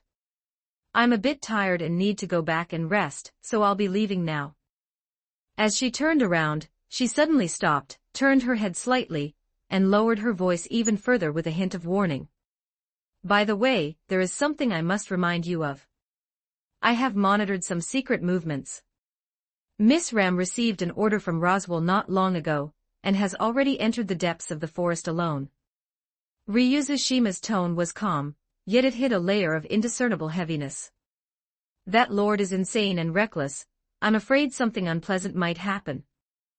After saying those words, she spoke no more, her white figure slowly disappearing into the shadows of the trees. The scene suddenly fell silent. Grin stood where he was, his gaze sinking slightly. He turned to look at Garfield, who still had a look of displeasure on his face. "Garfield, stay here and help me protect Emilia." Garfield was taken aback and immediately frowned. "Hey, you're not thinking of running into the forest alone, are you?" I'm going to scout the situation, I'll be back soon. Grin's tone was calm, and after speaking, he quickly got up and walked toward the woods. There must be someone here. I'm counting on you, Garfield. Garfield gritted his teeth. Fine, you'd better come back quickly. If your princess starts crying again, I won't be able to handle it. Don't worry, I believe she will definitely be strong this time. Grin nodded and turned to walk toward the depths of the forest. The sunlight was already slanting westward, time had passed unnoticed into the afternoon. Not long after he entered the woods, he heard a sound of somewhat hurried footsteps. Grin, I was just about to look for you. Otto adjusted his hat and ran over panting. How is Lady Amelia doing? It's mealtime now, do you need me to bring the food over? Something has come up. Grin didn't waste any words and looked directly at his good friend, Otto. I need your help. Just say the word. Otto immediately turned serious. 172 Chapter 172 Arsonist Chapter 172. The arsonist Grin spoke rapidly. I need you to use your divine protection to help me find Ram. That girl went into the forest. Otto was stunned for a moment, then nodded. Don't worry, I'll find her for you right away. Otto took a deep breath and asked no more questions. He looked up at the dense woods and spoke softly, his voice carrying a strange piercing power that scattered into the trees. Everyone, please, help me find a pink-haired maid. There was a commotion in the forest, a rustling among the branches, and countless insect chirps and wing flaps merged into a fine wave of sound that flooded into his mind. Otto's brow furrowed slightly as he quickly filtered the chaotic information. A moment later, he snapped his eyes open, his face slightly pale but his tone certain. Found her. He raised his hand and pointed straight into the depths of the dense forest to the west, his voice steady and clear. Over there. Green Kuan, follow me. Following the direction Otto pointed, the two of them pushed through layers of branches and vines, rushing deep into the forest. The light in the forest grew dimmer, and the scent of vegetation became thick. Relying on his resonance with the forest creatures, Otto led the way without hindrance. Before long, they stopped at a relatively open clearing. High on a branch, a magic oil lamp emitting a soft, pale blue light hung quietly, its glow swaying gently. Ram stood beneath the lamp. She looked up slightly at the lamp, her rose-colored eyes trembling slightly, as if lost in some distant thought. It wasn't until she heard footsteps approaching that she suddenly snapped back to her senses. The moment she saw that the person coming was Grin, Ram's tense shoulders quietly relaxed. She took a soft breath, her tone still carrying its usual assertiveness, yet unable to hide the sense of relief. Too slow, Grin. Ram can't hold out any longer. Ram, what on earth are you doing in a place like this? Ram didn't look back immediately, her gaze still fixed on the magic oil lamp glowing with a pale blue light. After a moment, she slowly turned around. Raising her hand to point at the lamp, her voice was so soft it was almost swallowed by the wind in the forest, yet every word was clear. Lord Roswell ordered Ram to set this forest on fire. Grin's pupils constricted suddenly. He understood the cause and effect almost instantly. Ram's deliberate stalling had already explained everything. Is it the restriction of an oath? Grin murmured, his tone devoid of doubt, only certain judgment. Ram nodded. Grin, aren't you going to stop Ram? If there was outside intervention, Ram could passively break the oath. Burning the forest would kill many innocent small lives. You do your burning, don't mind us. After Grin finished speaking, he looked back at Otto. Hurry and tell the animals in the forest to retreat to the mountains. Ram is about to start the fire. Ram stood frozen in place, her rose-colored eyes widening slightly, as if she hadn't expected Grin to react this way. No scolding, no obstruction, not even a hint of hesitation. Are you an idiot, Grin? Wasn't Ram's hint obvious enough? But even if you don't light the fire, that guy Roswell would probably just toss a few fireballs into the forest anyway, Grin said flatly. Grin, this is clearly a conspiracy against you. Without the forest, your combat power will be greatly reduced. Ram's brow furrowed, her tone tinged with anxiety. This forest can't be saved. If you do it, you can at least buy some time for the little animals. Ram closed her eyes, and when she opened them again, they were filled with resolve. Since it's come to this, Ram can only wish you luck in battle. She couldn't wait any longer. Ram took a soft breath, suppressing the churning chaos in her heart. She stood on her tiptoes slightly and reached up to take down the magic oil lamp hanging from the branch. A cold sensation came from her fingertips. The power of the flames dormant within the wick was quietly waiting to be awakened. Seeing that she was really going to do it, Otto's face turned pale instantly. He hurriedly stepped forward, his voice filled with urgency. "Miss Ram, are you really going to burn the forest? Under the laws of the kingdom, intentional arson of a forest is a very serious crime." Otto paced around in a panic. Seeing that Ram wasn't listening to reason at all, he immediately turned to Grin. "Green Kuan, say something to her." Grin just calmly raised his eyes and pulled the tinderbox from his pocket. "Actually, I want to light it too." Otto froze. "Are you guys out of your minds?" Grin interrupted him, saying seriously, "What you can do now is hurry up and evacuate all your animal friends." He paused, his voice lowering slightly. "Any later, and it will truly be too late." Otto looked at Grin's non-joking expression, then at Ram, whose fingertips were trembling slightly as she held the oil lamp, yet her eyes were determined. These two were serious. He gritted his teeth, but didn't say another word of discouragement. "I've really been dragged into a mess by Green Kuan. This is the first time I'll be using my divine protection to its full extent." The next second, Otto closed his eyes and fully activated the divine protection of soul language, transmitting the message to flee to all life in the forest. Otto's voice was no longer his usual gentle tone. Instead, it turned into a resonance that seemed to penetrate through the vegetation directly to the depths of the soul. "All who can hear, evacuate immediately. A great fire is coming. Flee to the eastern mountains. Don't look back." A ripple almost invisible to the naked eye rippled out with him as the center, instantly sweeping through the entire dark, dense forest. The next moment, the entire forest came alive. Above the canopy, flocks of birds took flight with a roar, rising darkly into the sky. On the ground, squirrels, wild rabbits, foxes, badgers, countless creatures seemed to have received a unified command, running madly toward the east. Branches shook violently, the grass rustled, and even the insects and ants in the soil were fleeing frantically. The once quiet clearing was now filled with the roar of fleeing life. Otto maintained the posture of fully operating his divine protection. Not until the last fleeing small animal was far from the area did his legs give way, and he stumbled to a half-kneeling position on the ground. He gasped for air, his forehead covered in cold sweat. The mana in his entire body seemed to be completely drained, leaving him with almost no strength even to raise his hand. He propped himself up on the ground, his vision starting to blur. This was the first time he had released his divine protection so unreservedly. The resonance covering the entire forest had almost drained all his strength. Seeing this, Grin stepped forward quickly, pulled a brightly colored bok fruit from his robe, and gently handed it to him. "You really gave it your all. Chew on a longzi nut first." Otto looked up, weakly took the fruit, and bit into it almost instinctively. The sweet juice dissolved in his mouth, and a gentle but solid warmth traveled down his throat, quickly spreading through his limbs. His drained physical strength returned bit by bit, and the dizziness and fatigue quickly receded.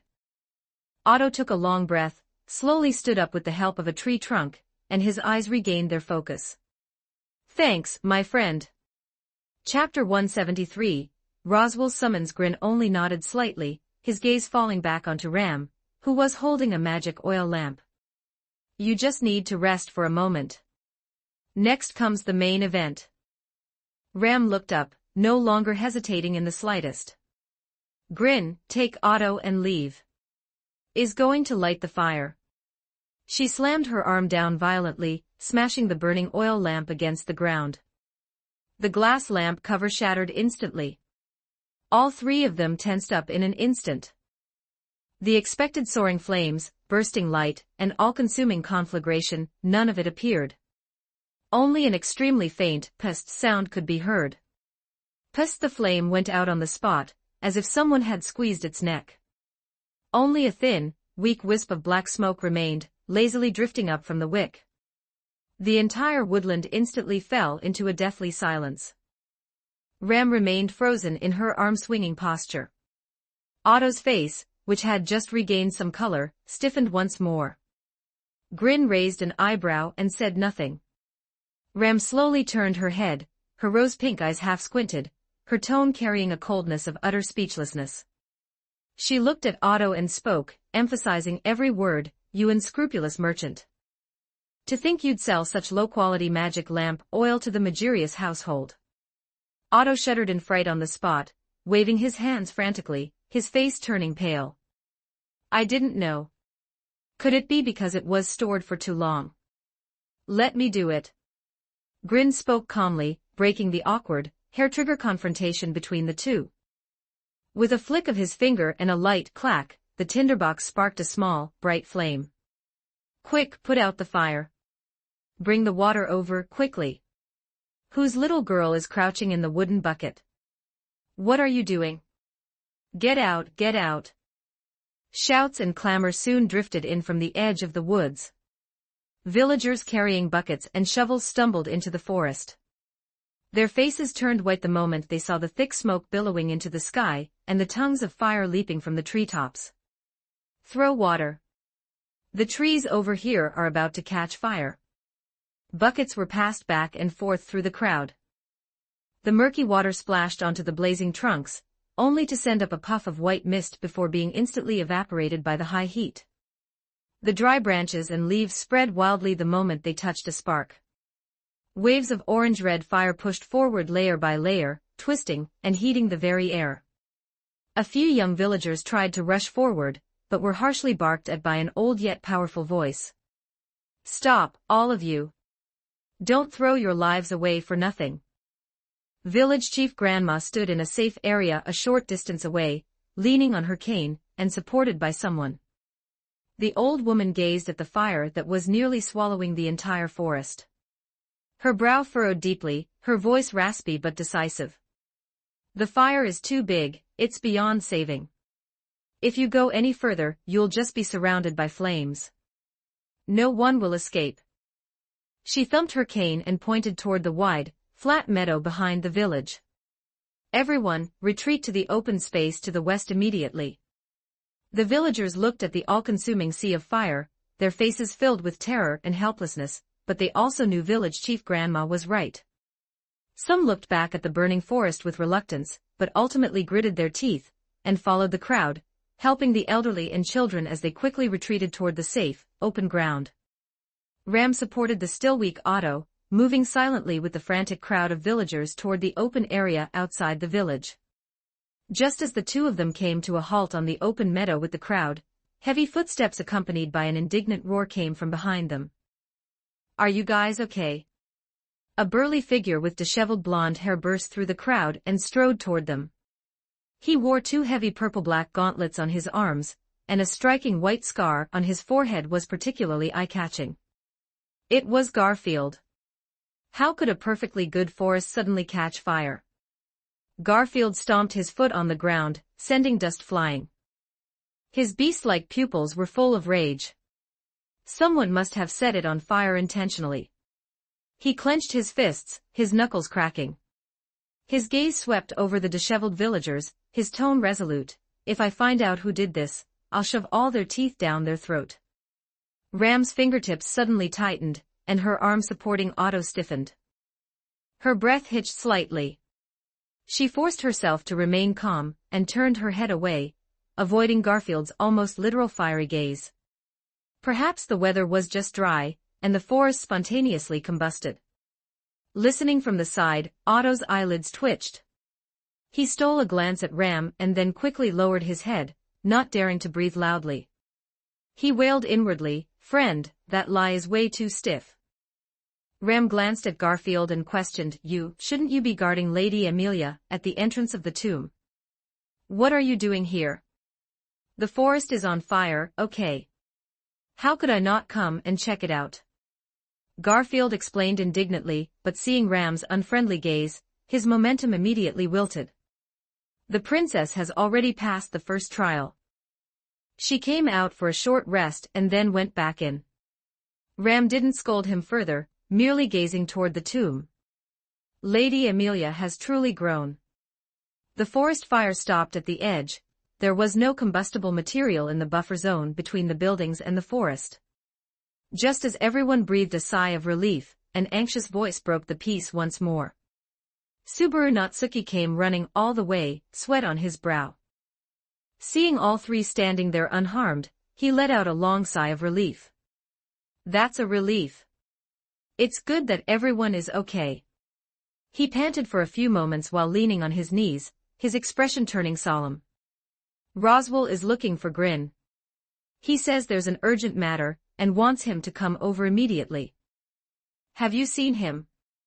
Ram's eyelashes fluttered slightly, and she shifted her gaze imperceptibly. Otto lowered his head even further, pretending he hadn't recovered his strength yet. Garfield looked confused and scratched his messy blonde hair. Haven't seen him. Wait, could it be that he set the fire and then fled to avoid punishment? Rest assured, Grin isn't that insane. He has his own things to do, Ram countered, pushing the weak Otto toward Subaru Natsuki. Subaru rubbed his brow, looking helpless. He looked up at Ram and Garfield, his tone brisk. How about you two come back with me? I'll look for Grin later. I suspect Roswell definitely has something important to arrange. Garfield nodded immediately. I also have some things I want to ask clearly. What exactly is this incompetent lord planning? Ram gave a soft in agreement, not arguing. Seeing this, Otto quickly raised his hand weakly. Then I'll. You're already this weak, you should go lie down for a while. Subaru Natsuki firmly patted his shoulder. Otto glanced at Ram, and after receiving her silent permission, he nodded and sat down on a nearby set of steps. Subaru Natsuki said no more and turned to walk toward Roswell's residence. Ram and Garfield followed behind him, slowly disappearing from everyone's sight. 174 Chapter 174 Roswell's Backstab. Chapter 174, Roswell's Backstab. Oh my, what a rare combination. Is the most crucial green coin not here? As soon as the group entered the door, Roswell's frivolous voice rang out. Garfield took the lead, standing in front of everyone. You bastard lord, did you start this fire? Roswell ignored Garfield and instead fixed his gaze on Ram. Ram, it seems things on your end should have been completed smoothly. Ram paused her steps, placing her hands on her lower abdomen, and bowing slightly toward Roswell. She did not look up, and her voice was so calm that no emotion could be heard. Yes, according to your instructions, the forest has been ignited. Subaru Natsuki was stunned and suddenly turned to look at Ram. What are you saying you set the fire? Garfield's fur stood on end instantly, his beastly pupils shrinking sharply. Ram, was it really you? Ram closed her eyes and made no defense. Roswell chuckled lowly, his laughter echoing in the empty study. What a loyal maid. Even though she was so unwilling in her heart, she still obediently did as she was told. Garfield's sanity snapped instantly, his golden beastly eyes completely dyed with rage. You lunatic. He let out a furious roar, veins bulging across his body, and the muscles under his bracers tensed violently, looking as if he were about to strike Roswell. What on earth are you plotting? Why did you make Ram do such a thing? Ram took a step forward, firmly blocking the way in front of Roswell, assuming the posture of a loyal guard. Do not be disrespectful to Lord Roswell. Her voice was as cold as ice, each word spoken with an unquestionable authority. Don't come over and butt in this time. Garfield lunged forward ferociously, his chest heaving violently with a mix of anger, frustration, and a lack of understanding regarding Ram's actions. Ram also stepped forward again, not intending to yield in the slightest. You are the one who should step back, Garf. Ram, I don't want to show my claws to you. At this moment, the two were standing very close, their opposing furies clashing in the air. The smile on the corner of Roswell's mouth suddenly vanished. A cold light flashed in his heterochromatic eyes. Without any warning, his right hand thrust out like purple lightning. A hand blade strike pierced straight through in their direction. The target wasn't just Ram. He wanted to kill two birds with one stone, piercing through Garfield as well. A dull piercing sound exploded in the room. Ram's abdomen was completely pierced through, blood and bits of internal organs splattering into the air. But at the very instant Roswell's fingertips were about to touch Garfield's body, Ram suddenly raised both arms, and despite the intense pain and trembling, she death-gripped Roswell's wrist. Blood continued to gush from the wound in her abdomen, yet she acted as if she couldn't feel the pain, using all her strength to lock that lethal edge away from Garfield's body. Garfield's pupils dilated as he froze on the spot, even forgetting to breathe. Seeing that he hadn't killed Garfield as well, Roswell was slightly disappointed. He slowly withdrew his right hand, which was covered in flesh and blood, leaving a cavity behind, and whispered in the girl's ear, "Ram, you really are an excellent pawn." Ram looked down at the arm that had pierced her body, then looked up at Roswell. She turned around, and in her rose-colored eyes, there was no fear, instead, a playful mockery began to bloom. Lord Roswell can actually be decisive to such an extent when striking Ram. Asterisk cough cough. Ram coughed up several mouthfuls of blood, clutching her hollowed abdomen as she retreated continuously. It really makes one's heart feel empty. In the next second, the Ram, whose abdomen had been pierced by Roswell, began to twist violently. The short pink hair faded rapidly, and the figure burst through the disguise amidst intense pain, all forms reverting frantically. With a soft sound of dissipating mana, the transformation magic completely collapsed. The person standing before Roswell with a pierced abdomen was no longer Ram. It was Green.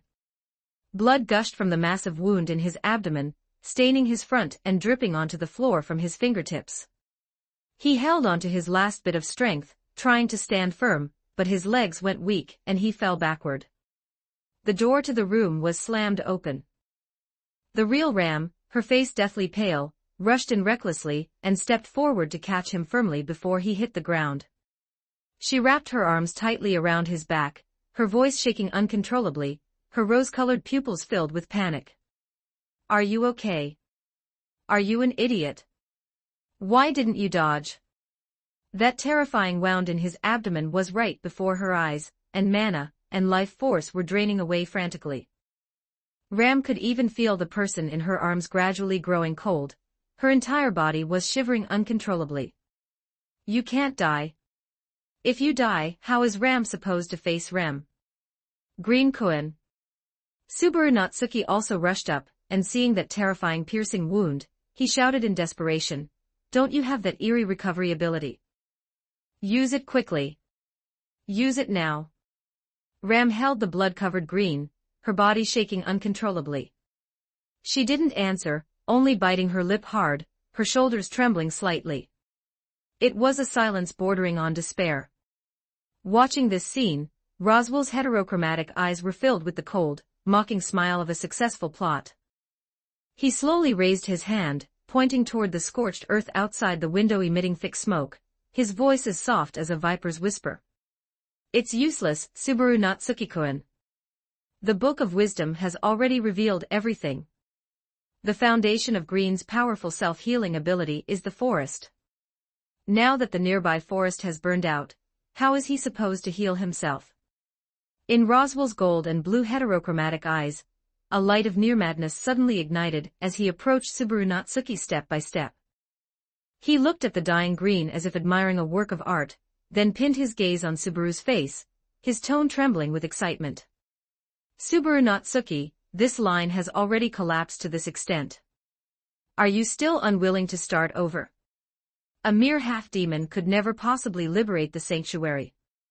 As his voice fell, he pulled out that pitch-black Book of Wisdom from his robes, his fingertips frantically flipping through the pages. Look at how clearly it is written here. Green clearly possessed the power to break the sanctuary's barrier head-on, yet he insisted on doing these redundant things. Since the world's development has deviated from the book's prophecy, it must be corrected. Roswell slammed the book shut, his laughter bone-chillingly cold, looking like someone who would not stop until his goal was achieved. Don't you want to save your friend? You can't just watch him die bit by bit, watch the sanctuary walk toward destruction step by step. Must something truly terrifying and irreversible happen to you personally before you are willing to use the power of correction? Chapter 175, Snowflakes of the Sanctuary. The wind blew in from the window, carrying the scent of the scorched forest. Grin's body temperature dropped lower, and Ram's trembling grew heavier. On Roswell's face was written absolute confidence in the predetermined future. Subaru Natsuki's face was deathly pale as he stumbled back a step, clutching his hair tightly with both hands, his voice trembling. What on earth are you talking about? What do you mean, redo? I don't understand. I don't understand a single word of this nonsense you're spouting. You'd even kill your own companions, you really are a madman. In truth, Subaru Natsuki himself didn't know that upon his death, the world would rewind to a point in the past. After all, he hadn't died even once yet. Roswell knew about this ability of his, but he didn't know the conditions for its activation. Listening to Roswell's crazed ramblings, the last string of sanity in Garfield's heart snapped completely. Even when his body was pierced just now, Grin was still protecting him. You bastard Arg. Garfield's golden bestial pupils dilated as his muscles tensed and bulged, the marble floor beneath his feet cracking with fine lines.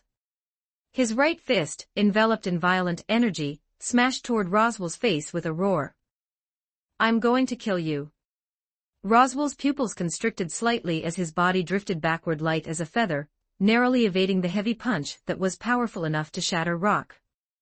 The wind from the punch slammed into the wall behind him. Rubble flew everywhere as a large section of the wall instantly caved in. The wall, which had been rebuilt after being destroyed by Grin earlier, shattered once again.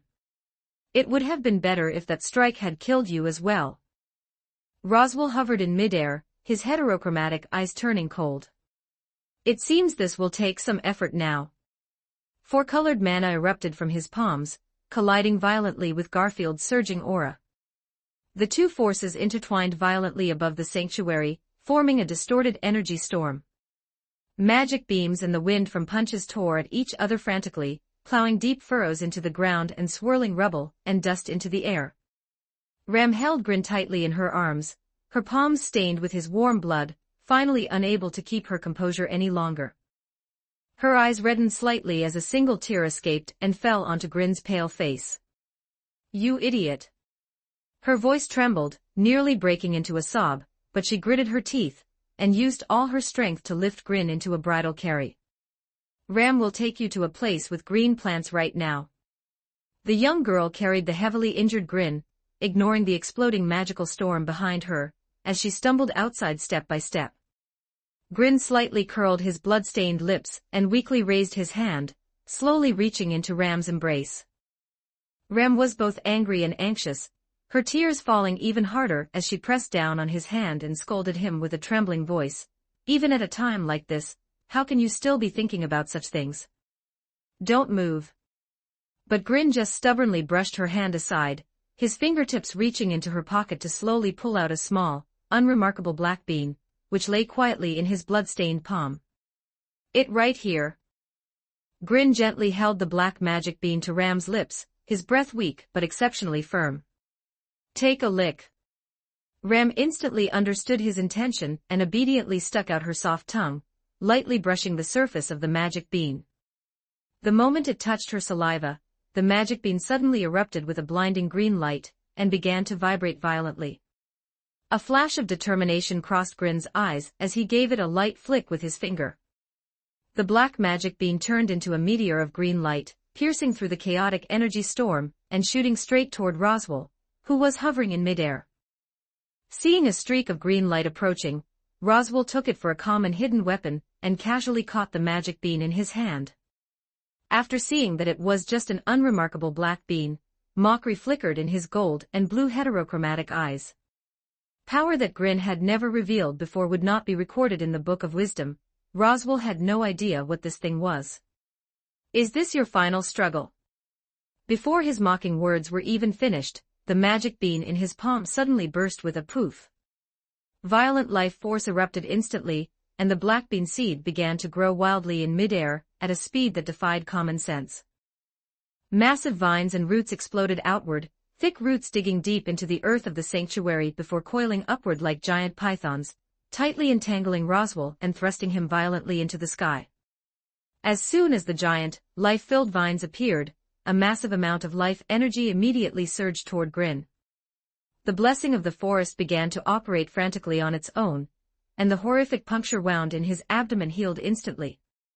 All right, Ram. It's time for the reward phase now. Grin gently pulled out of Ram's embrace, the blood-colored cloak around him moving without wind as it instantly draped over him, attempting to suppress the power about to go out of control within his body. But at this moment, the life energy emanating from the vines was simply too dense to be suppressed. In the next instant, a violent and majestic aura soared into the sky. Grin's body rapidly expanded and transformed, eventually turning into a giant beast 5 meters tall. His already magnificent, king of beasts-like form looked even more imposing and intimidating against the blood-colored cloak. In his golden bestial eyes, vitality and battle intent finally reignited. You guy, you're actually even more magnificent than me. Seeing Grin transform into a 5-meter-tall giant beast king, Garfield's pupils shrank, his face full of shock. Ha, how interesting. It seems the situation where Reinhard shall never be defeated has now been established. In the next second, he too was ignited by this soaring battle intent. Battle chi exploded around him as he also completed his beastification, his size ballooning as he stood firmly beside Grin.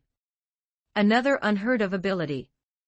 Roswell finally managed to struggle out of the wildly growing vines, patting down his robes in disarray, just as he was about to speak some harsh words. But as he looked up, the expression on his face instantly froze. He saw 2 mountain-like giant beasts, one on the left and one on the right, already pinning him tightly in the middle. Garf, have you ever played dodgeball? No, but I can throw sandbags. With a swing of his beastified giant arm, Garfield grabbed Roswell and threw him mercilessly toward Grin. Ayarg! Roswell's scream had just reached the air when he was caught violently by Grin's hard bestial body. Watch my divine dragon tail sweep. Grin swung his giant tail, whipping the pain-riddled Roswell back toward Garfield like a sandbag. Grin, you will eventually become like me, we are the real companions. Still barking. Garfield roared and threw another punch, smashing him back toward Grin once more. From left and right, the power of the 2 giant beasts struck back and forth. Standing not far away, Ram silently turned her head, no longer looking at the brutal scene. Before long, Roswell had completely lost his ability to resist, lying weakly in the dust and staring up at the sky. Chapter 176. The multi-rabbit arrives. Garfield panted heavily, subconsciously raising his giant palm to wipe away the thin layer of sweat on his face. Just then, something cold landed gently on the back of his hand. His movements paused, and he slowly looked down. A pure white snowflake lay quietly in his rough palm, slowly melting. He looked up in astonishment, gazing at the sky. Without him noticing, the entire sky over the sanctuary was already filled with drifting white snow. Roswell, bruised and swollen, lay sprawled on the ground, but suddenly struggled to pull a twisted, crazed smile. He coughed up a mouthful of bloody foam, his gaze locked tightly onto Grim, who had returned to his human form, and said in a hoarse voice. Cough, cough. In the end I won, Green Quinn. A delayed magic circle. Grim was thoughtful, raising his hand to catch the snowflakes that were growing larger as they fell from the sky. Roswell had used the sanctuary's core as a magic source to set up a magic circle in advance. As long as he could drag out the time until the magic circle activated on its own, his plan would be a success. The snowflakes landed on his blood-stained cheeks, melting into cold water droplets. Roswell closed his eyes in satisfaction. A climate magic of this scale has an extremely wide coverage, enough to attract the legendary beast, the multi-rabbit. By then, everyone will be devoured completely. In this way, Subaru Natsuki will have no choice but to correct this world. Hearing this, Subaru Natsuki could no longer tolerate it. He walked over with a speechless expression and kicked Roswell, who was sprawled on the ground, several times hard. Correct, correct my ass, correct. I only know how to mend clothes, okay? Talking nonsense day in and day out. The more he kicked, the angrier he became, the veins on his forehead bulging. Working at your place, I must have had the worst luck in 8 lifetimes. The snow fell harder and harder, creating a thick layer on the ground in just a moment, the chill drilling into his bones with the wind. Grim immediately said in a deep voice, "Garf, Ram, take everyone into the church first." The crowd dared not delay. The villagers of Aram village and the original inhabitants of the sanctuary supported each other, quickly gathering toward the church amidst the chaos. The fear of the terrifying magical beast mixed with the snow-filled sky, making the atmosphere extremely oppressive. Before long, all the civilians had hidden inside the sturdy church, locking the doors and windows tight. Grim stood alone in front of the church door, his blood-colored cloak snapping in the wind and snow. He looked up at the sky obscured by the blizzard, his pupils devoid of any fear, only a mountain-like, steady fighting spirit. The sky gradually darkened, the entire sanctuary shrouded in thick white snow and dimness. Just in the dead silence, a faint rustling sound came from the snow-covered ground in the distance. At first it was just a few scattered points, but in the blink of an eye, countless blood-red eyes lit up in the dim twilight, dense and packed, with no end in sight. Creak, creak, the sound of footsteps on the snow drew closer, carrying a hunger and madness that would devour everything. Grim clenched his fists, his blood-colored cloak dancing wildly in the gale. It was here. The legendary magical beast capable of devouring everything and multiplying infinitely. The multi-rabbit had arrived. "Grim, aren't you going to call Betty yet?" A reassuring, pleasant female voice came from the magic crystal stone around Grim's neck. Grim smiled slightly and responded softly, "The last battle wore you out. I don't want to work you so hard." The next moment, a soft yet slightly temperamental magical light whooshed as it burst from the magic crystal stone. A pink hem bloomed in the air, and Beatrice's small figure appeared directly in the snow, standing beside Grim, puffing her cheeks. She puffed out her cheeks, her lake blue eyes glaring at Grim, her voice soft yet fierce. "Betty is the strongest great spirit, this much isn't enough to tire me out. And can't you notify Betty in advance about your scary plans? Next time you dare to lock Betty in the magic crystal stone, and try to tough it out alone, you know the consequences." After speaking, she turned her face away, the tips of her ears slightly red, yet she still subconsciously blocked him, standing in a protective position. Grim nodded quickly, his tone becoming light and soft, full of gentleness to appease her. "I know, I was wrong. From now on, no matter what happens, I will tell you first. I will not keep any more secrets from you." Beatrice snorted softly, her little chin held high, yet she couldn't hide the hint of softness at the corner of her mouth. "Humph, that's better. Then Betty will reluctantly help you one more time." Grim suddenly reached out, gently pulling her small body into his arms from behind, resting his chin on the top of her head, his voice low enough that only the two of them could hear. "Betty doesn't need to do anything. Just stay by my side and enjoy the fireworks in the snowy night." On the other side, Roswell had recovered some strength, limping over, raising his hands and saying crazily, "It's a pity, Grim, with Betty in her current state, she won't be able to break the deadlock either. Let us in this world die together. As long as we can achieve the correction in the end, there will always be a version of us that reaches a perfect ending." "What's wrong, Roswell?" Grim looked at him calmly. "Is that what it says in your book?" "It is precisely because something different from the book appeared that this world must be corrected," Roswell said with a bloody smile. "Unfortunately." Grim let go of Betty, slowly taking a fairy tale book with a pitch-black cover from his bosom, flipping it open with his fingertips. In my book it says, before the multi-rabbit gets close to us, they will all die. Beatrice was a bit curious and looked down. On the page was an illustration of a beautiful, cold-faced young girl. She had honey-colored blonde hair, ice crystals clinging to her eyelashes, her gray-blue eyes cast down, and her lips frozen a pinkish purple. The girl was curled up barefoot in the snow, her hands cupping a lit match, the weak flame flickering gently in the wind and snow. Beneath the picture were lines of text that Beatrice did not recognize.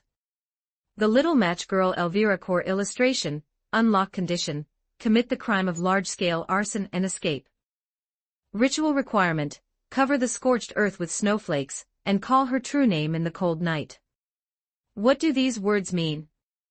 Beatrice looked up, her little finger tugging gently at his sleeve, pointing at the strange text on the second line of the page. Grim looked down at her, gently taking her slightly cool little hand, and whispered in a soft tone, "Betty, I'll teach you how to read it." He paused and said softly, word by word. "The meaning of this sentence is the cold night is coming, ice and snow cover the peaks. Elvira, please bring the fire here, to dispel disease and cold." The black-covered fairy tale book in Grimm's palm suddenly ignited with a ghostly blue flame. The pages flipped wildly without wind, stopping at the illustration of the young girl. 177 Chapter 177 The Witch of Karma Chapter 177 The Witch of Hellfire. The flame from the match in the painting suddenly shot out from between the papers. The fire grew larger and larger, tracing a parabola across the sky like a meteor before landing amidst the swirling snow. Elvira, the Witch of Hellfire. The moment the name was softly whispered. Above the scorched earth blanketed in white snow, a warm yet bone-chilling light shot up from the ground. A massive rift was forcibly torn through the wind and snow. A slender figure slowly emerged from the center of the flames and falling snow. Honey-colored long hair hung messily over her shoulders, ice crystals condensed on her eyelashes, and her gray-blue eyes were half open, carrying the drowsiness of someone just awakened from a long slumber. She stepped barefoot onto the snow, her movements so slow it seemed she hadn't fully woken up yet, swaying slightly as she stood. One hand was listlessly held in front of her, a quietly burning match held between her fingertips. The light was faint, yet it made the entire swarm of multi-rabbits, which was frantically closing in, halt in their tracks. "Young mister, is there something you need from me?" Elvira turned her head, forcing her half-closed eyes to look at Grin. "Help me roast some rabbit heads." Grin's tone was nonchalant, as if he were speaking of a perfectly ordinary trifle. The drowsy girl was slightly taken aback, her gray-blue eyes widening just a fraction. "Rabbit heads." Just then, the void distorted slightly, and an ancient magic mirror inlaid with golden patterns flew out on its own with a whoosh, hovering beside Elvira, as a faint shimmer rippled across its surface. You're from the Chaos faction, aren't you? I remember you." The magic mirror's surface hummed, its golden frame trembling slightly, its tone wary and urgent. Elvira lowered her eyes and gave a slow nod, her voice so soft she seemed about to fall back asleep. She paused, her eyelashes trembling slightly with the confusion of one newly awakened, as she asked softly, "Apostle, have you and the old god settled the score?" Grin looked at the slender figure in the snow, his tone calm without a single ripple. "The old god has already been recycled by me on Zhuanzhuan." At these words, the magic mirror instantly exploded with noise, its surface flashing wildly. "You must not be careless. We must be on our guard.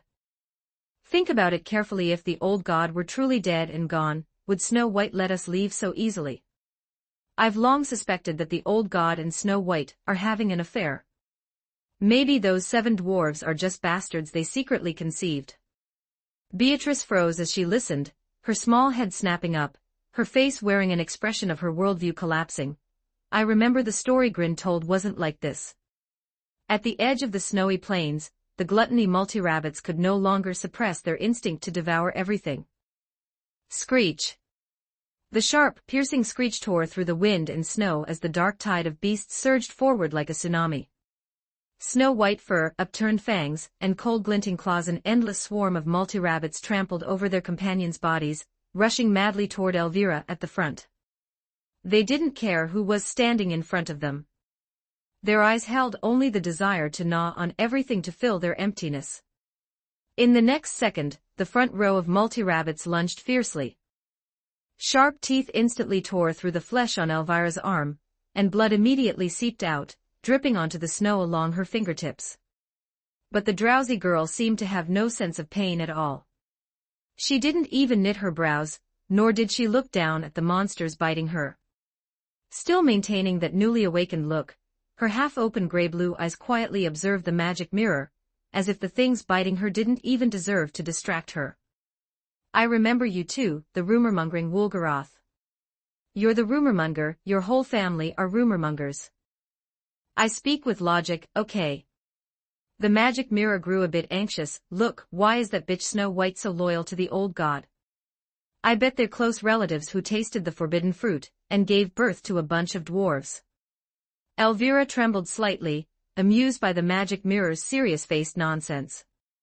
A very faint smile rippled from the depths of her drowsy eyes. The sleepiness that had been too thick to dispel also faded quite a bit.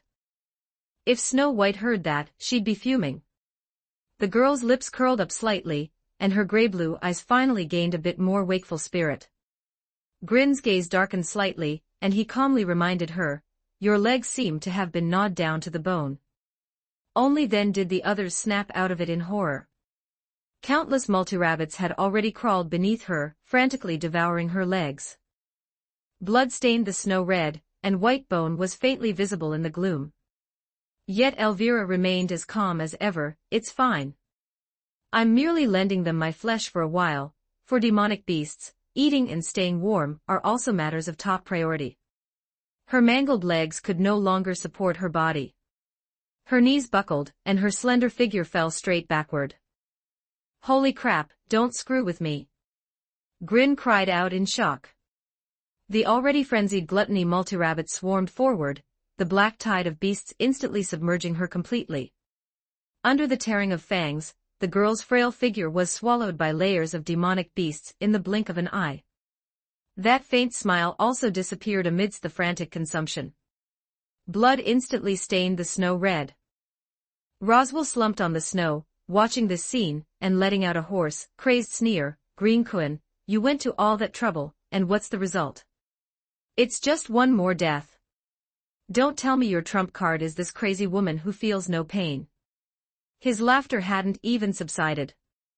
Every multi-rabbit pouncing and gorging on the spot froze simultaneously. In the next instant, from within their bodies, a towering inferno erupted. It wasn't ignited from the outside, it started burning from the flesh they had just swallowed. A wave of fire that incinerated everything exploded outward. The swarm of demonic beasts that had been frantically feeding just moments ago didn't even have time to scream, before they were reduced to ashes inch by inch in the interweaving blue and crimson flames.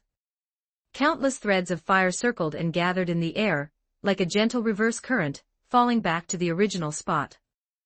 The light slowly coalesced, and the slender figure stood up once again. Her clothes were neat, her skin intact, her legs perfectly restored, without even a single drop of blood left behind. Elvira gently cupped that tiny, faint flame in her palm, her gray-blue eyes half open as sleepiness surged back once more. *yon**, I've slept for so long I've developed narcolepsy. Apostle, is there anything else? Roswell looked at the sky full of ashes and the resurrected Elvira, all color draining from his face. He stepped tremulously through the snow, staggering forward step by step. "Impossible. This is absolutely impossible. Are you a witch too?" Chapter 178. The trial ends. Grin glanced at him expressionlessly. "Oh, don't get in my way." He raised his hand impatiently and, before the other could utter another word, delivered a clean hand chop to the back of his neck. Roswell's eyes rolled back, his body went limp, and he collapsed unconscious into the snow. Grin shook his hand, not even looking at the men on the ground, and focused his gaze on Elvira, who was starting to get sleepy again. The lawful faction follows the old gods, and the neutral faction supports the new gods. "I'm curious, what's the plan for your chaos faction?" Elvira lifted her small face, forcing herself to wake up. "Well, currently, we're only responsible for sleeping. Grin raised an eyebrow, looking at the girl before him who was so sleepy she could barely stand. Only responsible for sleeping. That's your Chaos Faction's plan. What else? Elvira's eyelashes drooped halfway. Snow White's side has been seizing the energy of the world remnants, sucking the neutral faction's lands dry until they're like fruit pits. Grin was puzzled. Then is your side okay? It just so happens our faction has a way to deal with it, though the side effects are a bit large. The entire domain is frozen in an eternal dream. Elvira rubbed her bleary eyes. Any more questions? Apostle, if not, please allow me to take my leave. After the girl finished speaking, she gave a long, lazy stretch. Her body was gradually becoming transparent, its edges shimmering with a hazy light, like a phantom about to be retracted into the pages of a book. Grin watched her fading figure, his expression remaining calm, but at this moment, he spoke solemnly, asking the question that had been weighed on his heart for a long time. Wait, has that creator fellow truly died for good? Hearing this, Elvira curled her lips meaningfully without giving an answer. She lightly raised her hand and tossed the matchbox she had been holding to Grin. You should already have the answer in your heart. A usable body is stored in the Thorn Castle. If you, Mr. Apostle, unfortunately fail, you can come join us. Grin reached out to catch the matchbox, his brow furrowing slightly as he immediately followed up, but my soul has already completely fused with this physical body. Yawn. Sorry, I'm really too sleepy. Elvira's voice grew fainter and fainter, finally dissipating completely into the cold air. In the next second, her body vanished entirely, as if she had never appeared on this snowy ground. Silence returned to the surroundings, with only the white snow falling from the sky. Grin scratched his head helplessly. That's it for the Chaos Faction. Master, don't be deceived by appearances. The magic mirror trembled and leaned toward Grin's side. Grin glanced at it, his tone flat and emotionless. What are you trying to say? The magic mirror hummed softly, light flickering across its surface, its voice carrying a sense of clarity as if it saw through everything. The Chaos Faction is incredibly sneaky. To prevent their own energy from being drained by the Happy Prince, they dragged their entire region into a dream. Grin raised an eyebrow and immediately asked, dragged into a dream? What kind of strange ability is that? The magic mirror's expression became even more serious, and the mirror surface darkened slightly. You know Sleeping Beauty, right? She's the one who did it. Now, the Chaos Faction's territory is completely enveloped in thorns, trapped in a state similar to hibernation. But no matter how I look at it, I feel like they're just trying to watch the fire from the other side, waiting for the neutral and lawful factions to tear into each other first. In that case, they're the ones who are truly neutral, aren't they? Grin folded his arms, looking skeptical. No, the magic mirror shook violently, its tone rising. Those guys are the ones who love trouble the most. I even suspect they simply want to slay a god. Wait, I haven't even become a god yet, and they're already waiting to slay one. Grin let go of his arms with a look of disbelief, his fingertips unconsciously rubbing the matchbox he had just received. He pushed it open to see a single, lonely match lying inside. This Chaos Faction is really freaking stingy. The magic mirror floated over to inspect the match and said confidently, this is a carrier for an authority, it's very powerful. The Chaos Faction and the old gods are complete opposites and will clash as soon as they meet, which is why I asked you to find them before. But I've already killed the old god fragment inside me. Does he have other tricks up his sleeve? Grin muttered, falling into thought. Just as the silent snowy ground was about to be completely buried by the snow, a very faint but exceptionally clear tremor of mana suddenly came from the distance. It was the fluctuation of a barrier unique to the sanctuary. Betty, nestled in Grin's arms, suddenly stiffened. The girl's face showed surprise, and she subconsciously gripped Grin's collar. The barrier is starting to weaken. Grin's face darkened instantly, and for the first time, a violent surge of emotion appeared in his usually calm eyes. Not good. I have to go pick up Leah quickly. He barked, no longer hesitating for a moment, and tightened his grip. After holding her firmly in his arms, he turned and dashed toward the tomb. The faint light deep within the tomb slowly faded. Amelia walked out slowly, her eyes filled with the relief of liberation. Yet, beneath this ease, there was a hidden trace of worry for her future fate. As soon as she stepped out of the tomb, she saw a familiar figure standing before the entrance. Grin had his hands on his knees, leaning over slightly, his chest heaving violently from his rapid sprint. "Betty, you need to lose weight." "What does that have to do with Betty?" "It's useless, Grin. Betty's weight and height are in the perfect ratio." Betty stood aside with her hands on her hips, a look of disdain on her small face.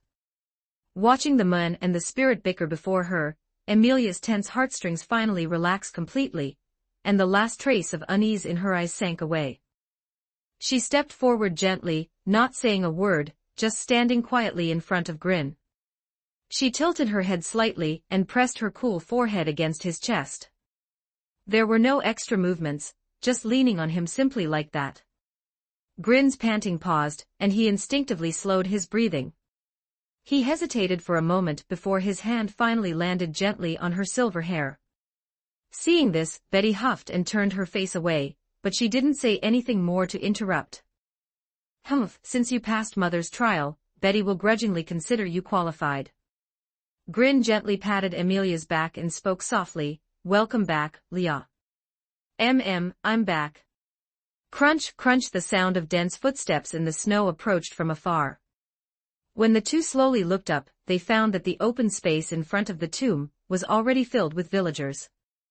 Everyone was crowded together, their faces no longer filled with the past fear and unease, but only genuine joy and relief. "Lady Amelia. You did it. You really did it. We knew you could do it. Now we can all go home." Cheers swept in like a tide as the villagers excitedly waved their hands at Amelia and Grin. All three trials were over, and the sanctuary's barrier had collapsed. Whether it was the villagers from Aram village or the original residents of the sanctuary, they could all walk out and embrace the wider world. 179 Chapter 179 Connecting the New Device Chapter 179 Connecting New Devices at the center of the sanctuary, atop a giant vine. Grin sat on the edge of a green leaf the size of a door panel, watching the villagers orderly evacuating the sanctuary below. "Finally, I can rest for a bit." He let out a soft breath, his long-tensed mind gradually relaxing. A ripple of fragmented magic appeared in the air, and a faint blue mist slowly condensed behind him. Betty's small figure emerged from the magic crystal stone. She affectionately leaned in, gently wrapping her arms around Grin's neck from behind, her soft cheek resting against his back shoulder. "Grin, get some good rest." Grin paused slightly, raising a hand to cover the girl's small hand, a faint curve unconsciously forming at the corner of his mouth. He didn't speak, but simply leaned back with the relaxing force, resting his head steadily on Betty's lap. "Honestly, sometimes Betty feels like you're just a child." Betty naturally adjusted her posture, making Grin more comfortable. Her small hand gently rested on his head, as if long accustomed to such intimacy. Grin closed his eyes, listening to her steady breathing, feeling the warmth and peace emanating from his legs. Feeling her soft fingertips in his hair, he suddenly opened his eyes slightly. Looking up, his gaze met Betty's downward glance. Those eyes, usually holding a hint of tsundere and aloofness, now appeared exceptionally clear and bright, like holding the entire quiet sky. He quietly gazed up at her, his voice very soft, with an undisguised seriousness. "What is it?" The girl lowered her head slightly, her tone still calm. Grin looked into her eyes and whispered, "You're adorable from this angle too." "Humph, what about other angles?" Betty raised her chin slightly, though her question held a hint of challenge, a faint smile had already touched her eyes. Grin looked at her contradictory expression, chuckled softly, his voice lazy yet earnest, "All of them are adorable." As his words fell, Betty's ear tips flushed a light red. She turned her face away, scoffing disdainfully, "You perfunctory fellow." But the next second, she slowly leaned down, her long hair falling like a curtain, gently brushing Grin's cheek. Her soft lips, with a hint of coolness, gently pressed against his. Betty, you're being a hooligan. No, Betty is always right in whatever she does. Betty turned her face away, crossing her arms with a serious expression. Grin flipped over, his nose touching Betty's. Then Betty, when are we getting married? Betty suddenly froze, her eyes widening slightly. She opened her mouth, unable to utter a single word for a long time. The usually eloquent little elf was now completely speechless. After a good while, she stammered, "You suddenly, what strange things are you saying?" "No way, Betty, you're not trying to run from responsibility, are you?" Grin said softly. "It was just a kiss. Betty didn't do anything else." Betty's cheeks puffed out in anger, and she glared at him righteously. But as soon as the words left her lips, she herself paused, her eyelashes fluttering slightly. The next second, she suddenly realized, her ear tips, "Wait a minute. This isn't right, is it? It should be you who takes responsibility for Betty." Grin's smile deepened in his eyes, and he reached out to gently clasp her waist, his tone carrying a hint of mischief. "All right, then I'll inspect the goods first." Before Betty could understand what that meant, the figure in front of her drew near. Grin lowered his head and gently kissed her. "Let's go back, Grin, someone might see us." "What are you talking about? We're over 200 meters above the ground here. Do you think there's Spider-Man?" On the giant vine, a white figure was steadily climbing higher. Amelia looked up at a large vine leaf not far away, swaying rhythmically. Clearly, someone was up there. Almost there. The girl muttered to herself, reaching out to grasp the rough vine, carefully climbing upwards little by little.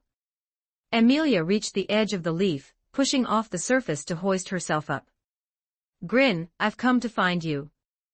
The moment her words fell, Amelia's gaze fixed on the top of the vine. "Betty, Grin, what are you two doing?" Grin was half lying deep within the leaf, while Betty was nestled tightly in his arms, their posture exceedingly intimate. Both their faces were flushed with a lingering blush, and even their breathing was still a little flustered. The moment they saw who it was, their undulating movements suddenly froze. Grin instinctively loosened the arm he had wrapped around Betty's waist, his gaze somewhat evasive. Betty, even more so, tensed up completely, not daring to look at Amelia, her two small hands frantically smoothing down her skirt, as if trying to hide something. In response to Amelia's question, Betty blurted out, Betty was examining Grin's body. Grin's expression became somewhat distorted, as if he was implicated by Betty's nervousness. He quickly stroked Betty's hair to comfort her. "Don't be so stiff, Betty, you're going to be the death of me." Amelia lightly jumped from the vine, landing steadily on the huge leaf. "What's wrong, Grin? Are you feeling unwell somewhere?" "No, I'm very comfortable right now." Grin leaned back against the main trunk of the giant vine, looking somewhat resigned. "If God could give me another chance, I wish I could go back to the Forbidden Library and do it again." Amelia naturally sat down next to Grin, gently touched his forehead, then looked at his complexion, her voice soft and full of genuine concern. "Are you really okay? Your forehead is very hot, Grin." She turned to look at Betty, who was shrinking into Grin's arms, her cheeks so red they looked like they were about to bleed. Betty too, could it be a cold because of the snow? Betty couldn't take it any more. She quickly leaned into Grin's ear, whispering hurriedly in a voice only they could hear, "Quick, think of something, Grin." Grin took a deep breath, trying to make his voice sound normal. "Leah, you specifically climbed up to find us, is there something you need?" Amelia blinked her violet eyes, immediately recalling the purpose of her climb.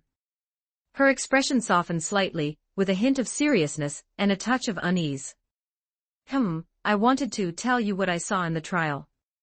Grin also became serious, his voice softening. "What did you see?" "Millia Anderson." Amelia lowered her eyelashes, rubbing the corner of her clothes, looking very shy. Grin felt very confused hearing this name, which shared his surname. "Millia Anderson? Who is she?" Amelia's cheeks instantly flushed crimson, and her voice was a whisper. Our future daughter. Chapter 180, The Sanctuary's curtain falls. These words fell lightly, but like a bolt of lightning, they struck straight at Grin's head. His entire body suddenly stiffened. The power he had been suppressing began to break free. Betty's eyes rolled up halfway, and she almost lost consciousness. Grin quickly suppressed his emotions. Sorry, Betty, just hold on a little longer. It's okay, it's okay. Beatrice's small face was flushed red, and her limbs hung limply, looking as if her soul was about to return to the forbidden library. Grin took a deep breath, his gaze locked onto Amelia, his voice trembling. Leah, are you serious? Is our future daughter? Amelia nodded gently, her voice so soft it was almost scattered by the wind. I could see some fragments of the future in the third trial. Milia is very well behaved and cute. Originally, Grin, you wanted to include Betty's name, and name the child Beria, but you changed it after being teased by Subaru Natsuki. Hearing the name Beria, Betty, who was about to roll her eyes back, snapped them open instantly. Beria. Including Betty's name too. She looked at Grin blankly. The grievance and resentment on her small face were instantly shattered by this sudden tenderness. As an artificial great spirit, Betty had no reproductive capacity. Future Grin doing this must have been because he wanted the child to treat Betty as a mother as well. She gently raised her hand, carefully tracing Grin's silhouette with her fingertips, her voice incredibly serious. Betty doesn't care about things like that. As soon as she finished speaking, Amelia, who had been quietly lowering her head beside them, also moved her feet slightly and leaned in bit by bit. She sat down close to Grin, her shoulder slightly touching his arm, and spoke in a small voice. I finally understand now what that feeling is. She looked up at him, her voice soft yet incredibly firm. Would you be willing to become Milia's father? Grin looked at the Amelia before him, who was so gentle she made his heart soften, and gently took her slightly cool hand. Leah, of course I'm willing.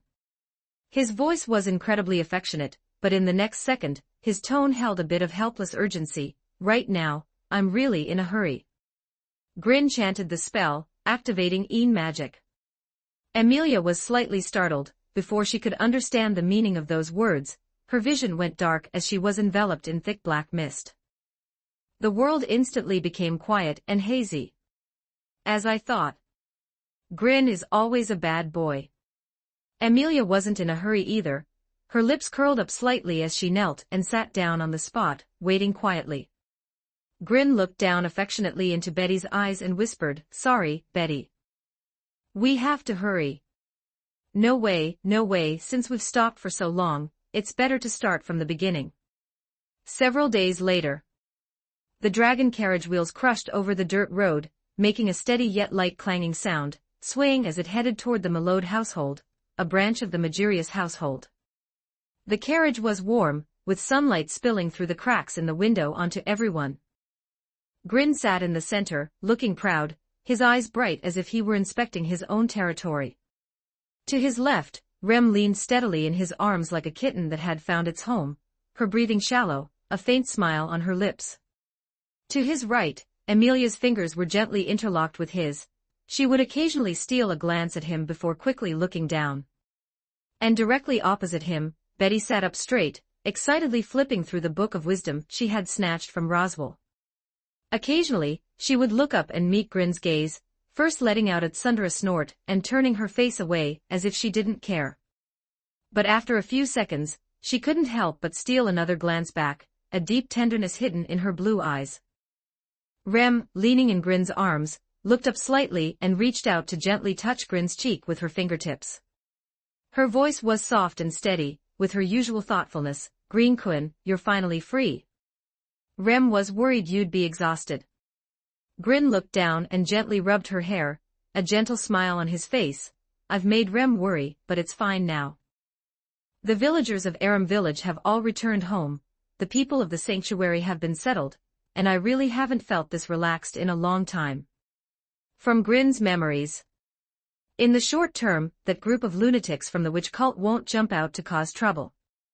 The top priority now is to accumulate strength, and try to build a new world. A trace of unease flickered in Amelia's violet eyes.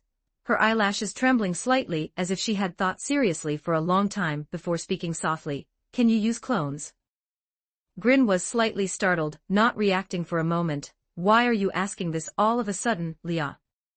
Betty snapped the book of wisdom shut, her small face filled with undisguised teasing as she delivered a sharp follow-up. "She's definitely worried that there are too many girls around you, and her share of affection will be taken away." Amelia's entire face turned beet red, and she hurriedly waved her hands in a panic. "It's not like that." "Betty, don't talk nonsense." Rem looked up and shared a smile with Grin, a shallow tenderness rippling in her eyes. The atmosphere in the carriage was relaxed and joyful, warmth flowing slowly with the swaying of the dragon carriage. But just then, screech! A sharp breaking sound suddenly rang out, and the dragon carriage jolted to a halt, shaking violently. The originally peaceful atmosphere was instantly broken. Grin's brow twitched slightly, showing some confusion. Why did the carriage stop so suddenly? He patted Rem in his arms reassuringly, gesturing for her to get up. Then he pushed open the small door to the front compartment and squeezed into the driver's seat. The wind blew against him. Rem was holding the reins, her peach-colored short hair fluttering slightly in the sunlight. Grin frowned and looked at Ram in the driver's seat, his tone filled with confusion. "Ram, what happened?" Ram didn't look back, she just calmly raised her hand and pointed to the front of the carriage. "Lord Roswell seems like he's about to die of exhaustion." Grin looked in the direction she was pointing, and was instantly stunned. The dragon carriage, which should have been pulled by a sturdy earth dragon, was actually being pulled by a sweat-drenched Roswell. His legs were weak, his steps unsteady, and every step he took was trembling slightly.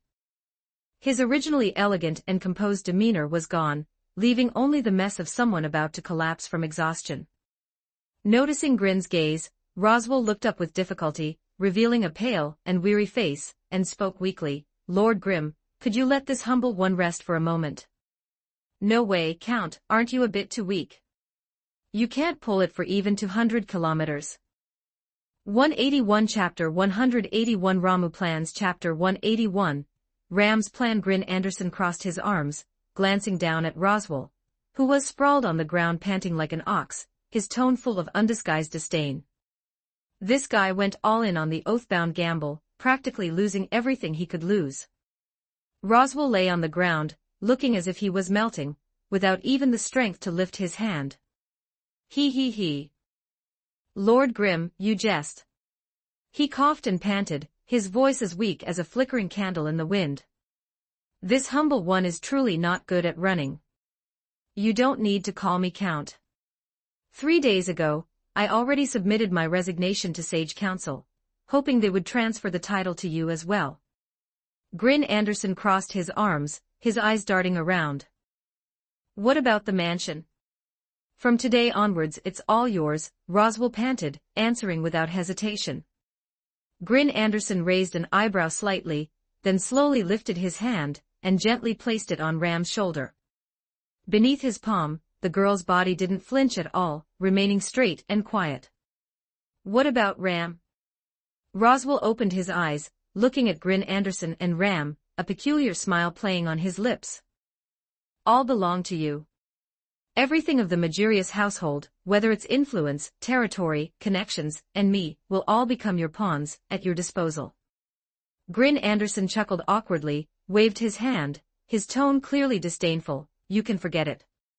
Rest here for a bit, get your breath back before continuing." He raised his hand and patted Ram's shoulder. "Let's go, Ram, come inside with me." Ram nodded lightly, following him without a word. Grin Anderson turned first, pushed aside the curtain, and bent down to enter the warm carriage. Ram followed closely. The few people inside the carriage immediately looked over. Grin Anderson smiled casually at everyone, then sat back in his original seat, as if nothing had happened, patting the empty spot beside him. The two sisters sat very close, yet one was calm and gentle, the other cool and dignified, forming an exceptionally harmonious picture. Grin Anderson looked at Ram, who sat upright and meticulous beside him, and couldn't help but curve his lips, reaching out to gently poke her cheek. "Why so serious?" You're not as cute as you used to be. Ram slightly raised her chin, her tone carrying her unique cool haughtiness, and said each word seriously. Ram is cute enough. Any cuter and the world wouldn't be able to handle it. Ram immediately nodded vigorously, her eyes sparkling, full of trust and affection for her sister, and softly chimed in, Big sister is the cutest in the world. Ram extended her arm and gently pulled Rem beside her into a hug, her actions showing a rare hint of indulgence. She raised her hand to ruffle her sister's hair, her tone helpless yet gentle. You silly little sister. With a philandering guy like Green Kun, when will you ever complete the mission of restoring the Oni clan? Rem, held in her sister's arms, blushed slightly and leaned gently on Ram's shoulder, answering softly but firmly, as long as I can be with Green Kun and Big Sister. Rem's wish has already come true. Rem released Rem, then raised her eyes and glared fiercely at Grin Anderson, a hint of exasperation in her tone. You didn't teach Rem to say that, did you, you scoundrel? I didn't, I'm not, don't talk nonsense. Grin Anderson crossed his arms over his chest, raising his chin, with a righteous expression. What's with your attitude, Ram? I'm the true head of the Magirius household now. Don't you know you should address me by my title in public? Ram's rose-red eyes narrowed slightly, showing no reverence at all. Instead, she leaned forward slightly, her tone cold and sharp. Very well, my lord. I hope you'll be kind enough to save some money for Rem, because Ram can already foresee your end, squandering everything in noble circles and losing your family fortune. At least before you're taken to the mines to work off your debts, leave Rem a child and sufficient funds for its upbringing. Grin Anderson's face darkened completely, his temple twitching slightly. He glared at Ram and said irritably, so, should I leave some for you too? Is that your real intention? You black-hearted high-ranking official. Ram's ear tips secretly flushed crimson, but her gaze remained forcefully calm, with its sunder a defiance that contradicted her words. Ram knew that falling into your hands would eventually turn her into a plaything made to be casually bullied by you. Ram has long been prepared for this. She slightly raised her chin, her rose-red eyes hiding a faint tenderness, but her words still refused to show weakness. However, if you want to touch Ram, you must agree to a few conditions. Grin Anderson raised his eyebrows, crossed his arms, and said decisively, I won't agree. Why should I agree? Ram hasn't even said them yet. The haughty expression on Ram's face instantly froze, her eyes widening slightly, clearly not expecting Grin Anderson to refuse so bluntly. Grin Anderson stood up proudly, looking down at Ram. It's the same even if you haven't said them. I'm the master, why should I negotiate with you? Concubine Ram, receive this imperial decree, tonight, I shall summon you to attend me. Ram's face instantly darkened. She reached out and grabbed Grin Anderson's ear, forcefully pulling him down to bend over. Still calling yourself master? Ram thinks you're clearly just a rat. You're finished, Ram. Grin Anderson winced in pain, unable to tolerate it anymore. He secretly and gently activated the forest blessing within him, forming a faint, almost imperceptible resonance with Ram's newly regenerated Oni horn. Grin Anderson seized the opportunity to snap his fingers.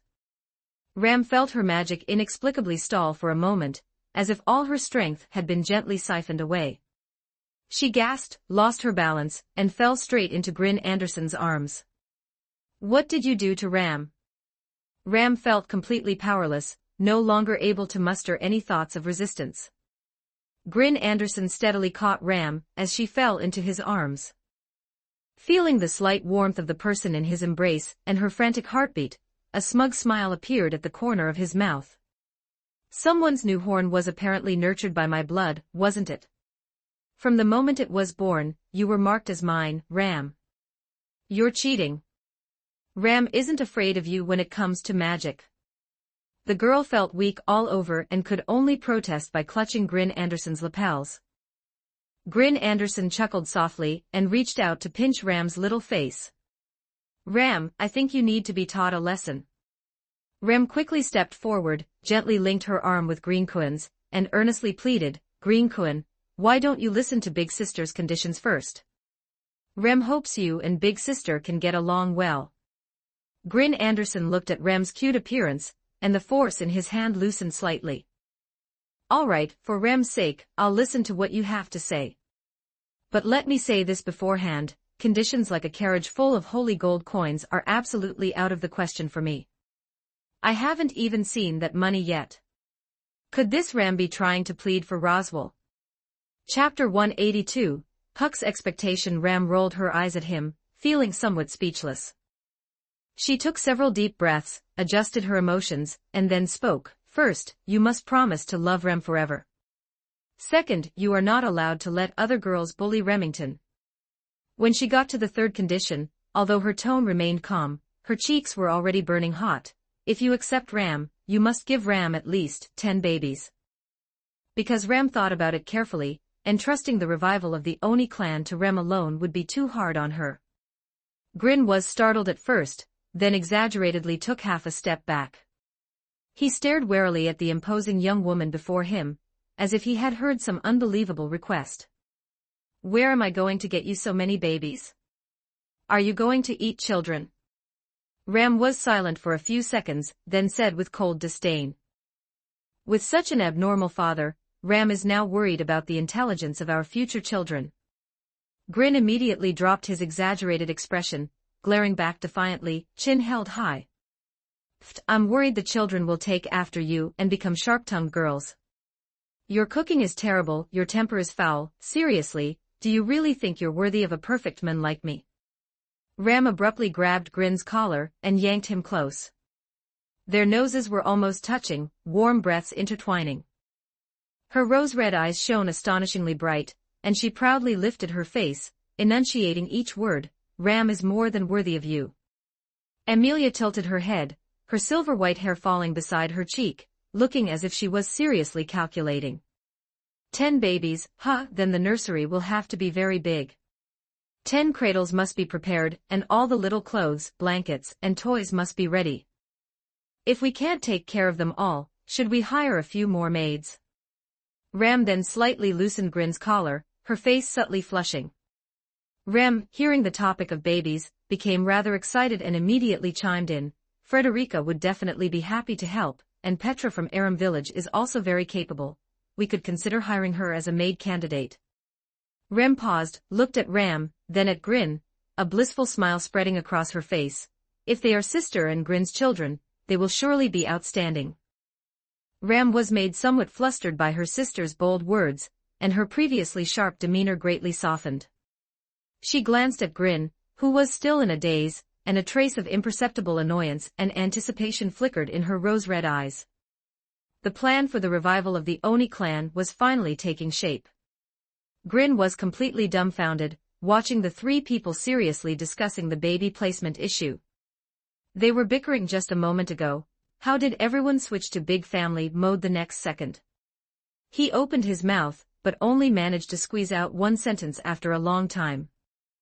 If you add Milia, that's 11, and that's not even counting Rem's side yet. Are you trying to work me to death? Amelia's eyelashes trembled slightly when she heard the name, Milia. Her pure cheeks instantly flushed a light pink. She subconsciously gripped Grin's hand tighter, shy and with a hint of secret anticipation, while her other hand, hanging by her side, quietly clutched her skirt hem. Grin noticed her unusual reaction, his tone tinged with doubt and concern. Leah, what's wrong? You're not regretting it, are you? Don't you want Milia anymore? Amelia suddenly lifted her small face, quickly and forcefully shaking her head, her voice soft and urgently denying. I haven't regretted it at all. She paused, then added in a whisper, I just wanted to share this happy news with Puck. At this point, Amelia's small face drooped slightly. Puck hasn't responded at all.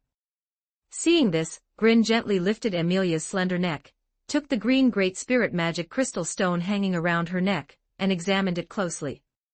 He subtly sent a faint trace of magic into it with his fingertip, instantly perceiving the situation inside. He didn't make a sound, merely turned his head discreetly, his gaze falling upon Betty. The man and the Great Spirit already understood each other perfectly, with just a glance, Betty instantly grasped the question in Grin's eyes. She nodded slightly, confirming Grin's guess.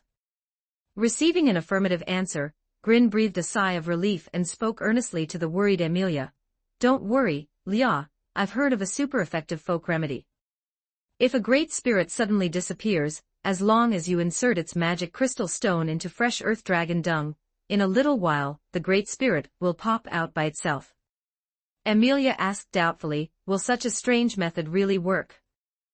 Grin immediately put on a solemn, confident expression, patting his chest as he continued to mislead her. Of course it works. Trust me, you can't go wrong. Once we reach the Milord family's mansion, I'll immediately go find a big, fresh pile of earth dragon dung specifically for Puck. No sooner had he finished speaking than the green magic crystal stone around Amelia's neck suddenly glowed brightly. The next second Puck, with a look of utter despair, burst out of the crystal stone, and punched Grin squarely on the right side of his face. I don't want a welcome ceremony with so much dung in it. Amelia's eyes instantly lit up, and she stretched out her arms, tightly hugging the small great spirit to her chest. She kept rubbing her cheek against its soft fur, her voice both happy and aggrieved. Puck, you're finally out.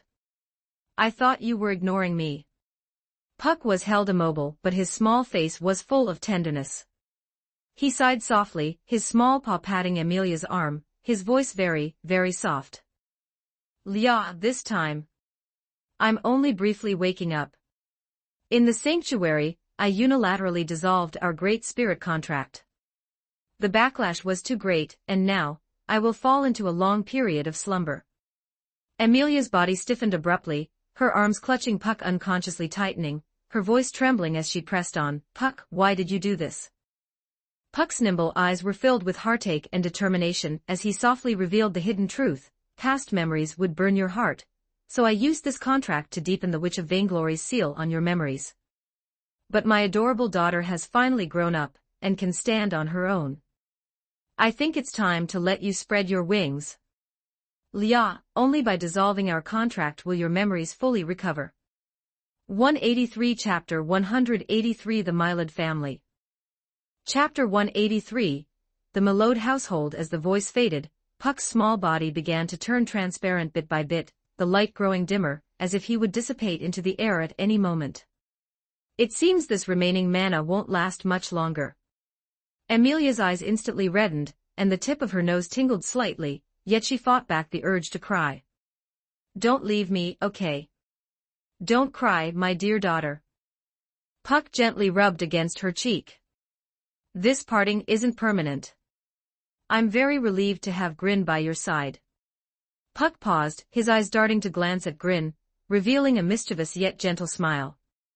I'm also looking forward to when that little cutie named Milia will arrive.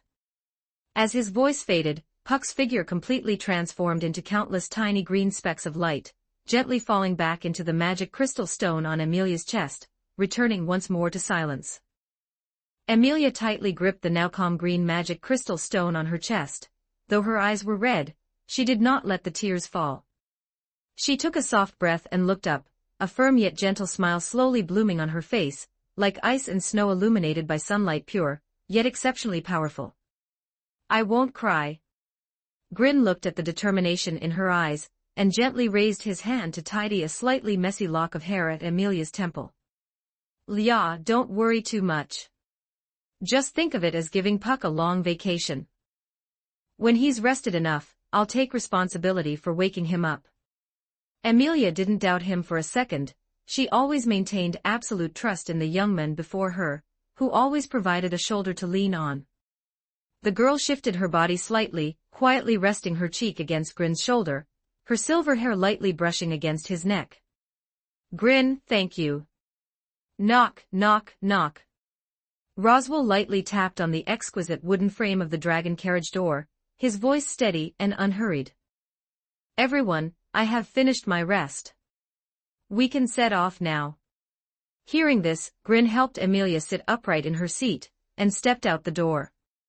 He looked up at the deepening twilight on the horizon and said dismissively, at this rate, we won't reach our destination even by dawn tomorrow. As he spoke, Grin reached into his robes and pulled out that simple yet exquisite the tinderbox, flicking his finger to ignite a cluster of pale golden sparks. Accompanied by a low beastly roar and a slight tremor in the ground, a massive giant hound appeared out of thin air, standing steadily in front of the dragon carriage. Grin pointed forward with his chin and commanded the giant hound, "Bruce, no. You pull the carriage." The giant hound tensed its body, exerted force through its limbs, and steadily pulled the heavy dragon carriage. The wheels spun rapidly on the ground, and the dragon carriage's speed increased. Before long, the ornate dragon carriage turned into a blurred shadow, following the winding road forward until it gradually disappeared into the distant twilight at the end of the path. Inside the Malode mansion, the hall was already brightly lit and bustling with people. Warm yellow candlelight flickered gently, and the air was filled with the aroma of exquisite dishes and mellow wine. But no one paid any attention to these delicacies. All eyes in the room were fixed simultaneously on the entrance of the hall. Clack, clack. The first to step inside was Amelia, dressed in a luxurious gown. Grin walked beside her, holding her small hand. Though his formal attire wasn't flamboyant, the aura he exuded caused the originally noisy hall to fall into a strange silence. Two lovely maids, one in blue and one in pink, followed closely behind, looking dignified and graceful. "They're here. I really didn't expect that even the legendary magic beast, the white whale, would be subjugated by those lords in a joint effort. Yeah, especially that half. That silver-haired princess's knight. It's said he can become even larger than the white whale. Your news is outdated. Lord Grim has more than just that achievement, he also heavily damaged the notorious witch cult." The discussions shifted from quiet whispers to uncontrollable exclamations of wonder. Amidst the crowd, a small figure immediately rose from beside the main seat. Her long, deep blue hair was neatly combed. 9-year-old Anne-Rose Malode walked with steady steps and elegant poise. She stepped forward quickly, yet maintained the proper etiquette and decorum of a noble. Her light blue eyes held no trace of hypocrisy, only genuine respect and joy. This little girl was a fanatical fan of Amelia. Anne-Rose stopped in front of Amelia and performed a standard, proper noble's curtsy. "Lady Amelia, welcome to the Malode household. I have been waiting here for a long time. Seeing you arrive safely brings me deep peace of mind." Amelia's eyes crinkled slightly as she replied gently, "Anne-Rose, thank you for your hard work in arranging all of this." Anne-Rose shook her head slightly, her manners perfect and her attitude respectful. "It is only what I should do. Lady Amelia is an existence worthy of the Malode household's full support. There is no need for such courtesy." After saying this, she turned her gaze slightly toward Grin, her eyes showing a bit more scrutiny. Someone who could be so close to Lady Amelia could likely only be that person. The new controller of the Magirius household, Grin. And since the Malode family was originally a branch subordinate to the Magirius, it was only right and proper to accord him the respect due to a family head. "Lord Grim, I wish you a good day. Your honor ceremony is ready. Please proceed to the ceremonial platform." Grin leaned forward slightly, his tone carrying a hint of confusion. "Honor ceremony? Isn't it a victory banquet?" Roswell's mansion had sustained some damage during Grin's previous battle with the Witch of Lust, and was currently undergoing repairs. When he received the invitation to the Malode household's banquet, he had also considered Amelia's political position in the royal selection, and the need to win over noble factions, which was why he agreed to attend. Anne-Rose shook her head slightly, her voice steady and clear. "Lord Grim, your active performance under Lady Amelia's command has contributed much to the kingdom. The Lords of Sage Council have long taken note, and naturally wish to grant you formal commendation and investiture." At this point, she turned slightly and gestured toward the center of the hall. "Today's honor ceremony is precisely what Sage Council commissioned the Malode household to host on their behalf. It is not only to recognize Lord Grim's military achievements, but also to announce to the world that Lord Grim is Lady Amelia's sharpest sword, and a hero of the kingdom." Anne-Rose made a standard and elegant inviting gesture, leading Grin and Amelia toward the ceremonial platform in the center of the hall. As the two stood on the platform, the spotlight-like gazes of the crowd instantly enveloped the three of them. The originally noisy hall became so quiet a pin could be heard dropping, as everyone waited with bated breath. Now we invite the Kingdom Knight to the stage to read the results of Sage Council's proposal. Chapter 184, Night of Calamity's Ashes. Anne Rose raised her hand, and gave a slight wave, signaling to her attending subordinates. In the next moment, the crowd on one side of the ceremonial platform instinctively parted.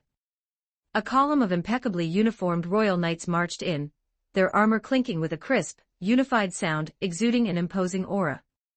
The one leading them was none other than the kingdom's publicly acknowledged greatest knight, Julius Jacolius. He strode slowly onto the ceremonial platform. First, he offered a solemn bow to Emilia, then turned towards Green, his eyes carrying recognition and respect for a powerful warrior. Julius unfurled a heavy, gilded-edged commendation decree. After opening it, he read the Sage Council's resolution aloud in a clear, steady voice.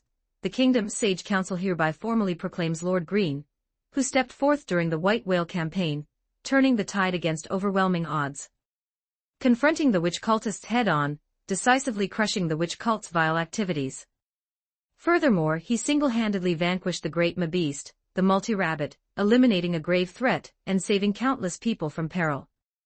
His achievements are illustrious, his military exploits extraordinary. We hereby specially bestow upon Lord Green the title of Knight of Calamity's Ashes. Additionally, regarding the application for the transfer of the Margrave title of the Magirius household, Margrave Roswell Mathers, the Sage Council, after deliberation, has decided to reject it. However, the status of the Knight of Calamity's Ashes may be elevated to that of an honorary Viscount of the Kingdom, to jointly govern the territory with Margrave Roswell Mathers. Julius closed the commendation decree, and gave Green another slight nod. Lord Green, congratulations. This is an honor you rightfully deserve. Clap, clap, clap, clap. As his words fell, the entire hall instantly erupted into thunderous applause and cheers.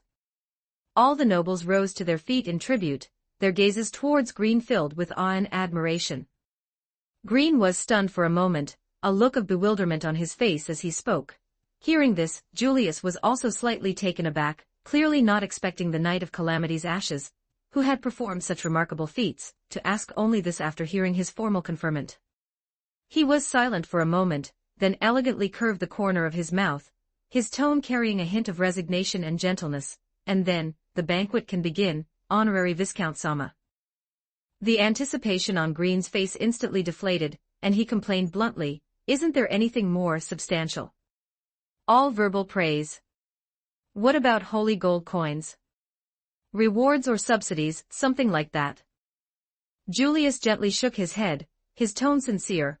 On that point, the Sage Council has not allocated any funds. As his words fell, he inconspicuously took half a step forward, leaned close to Green's ear, lowered his voice so only the two of them could hear. "However, the Sage Council promises that your past crimes can be wiped clean, child agitator Sama." The corner of Green's mouth twitched, and he responded in a low voice, looking guilty, "Ah, thank them for me." Julius watched Green's look of being stifled yet unable to make a fuss.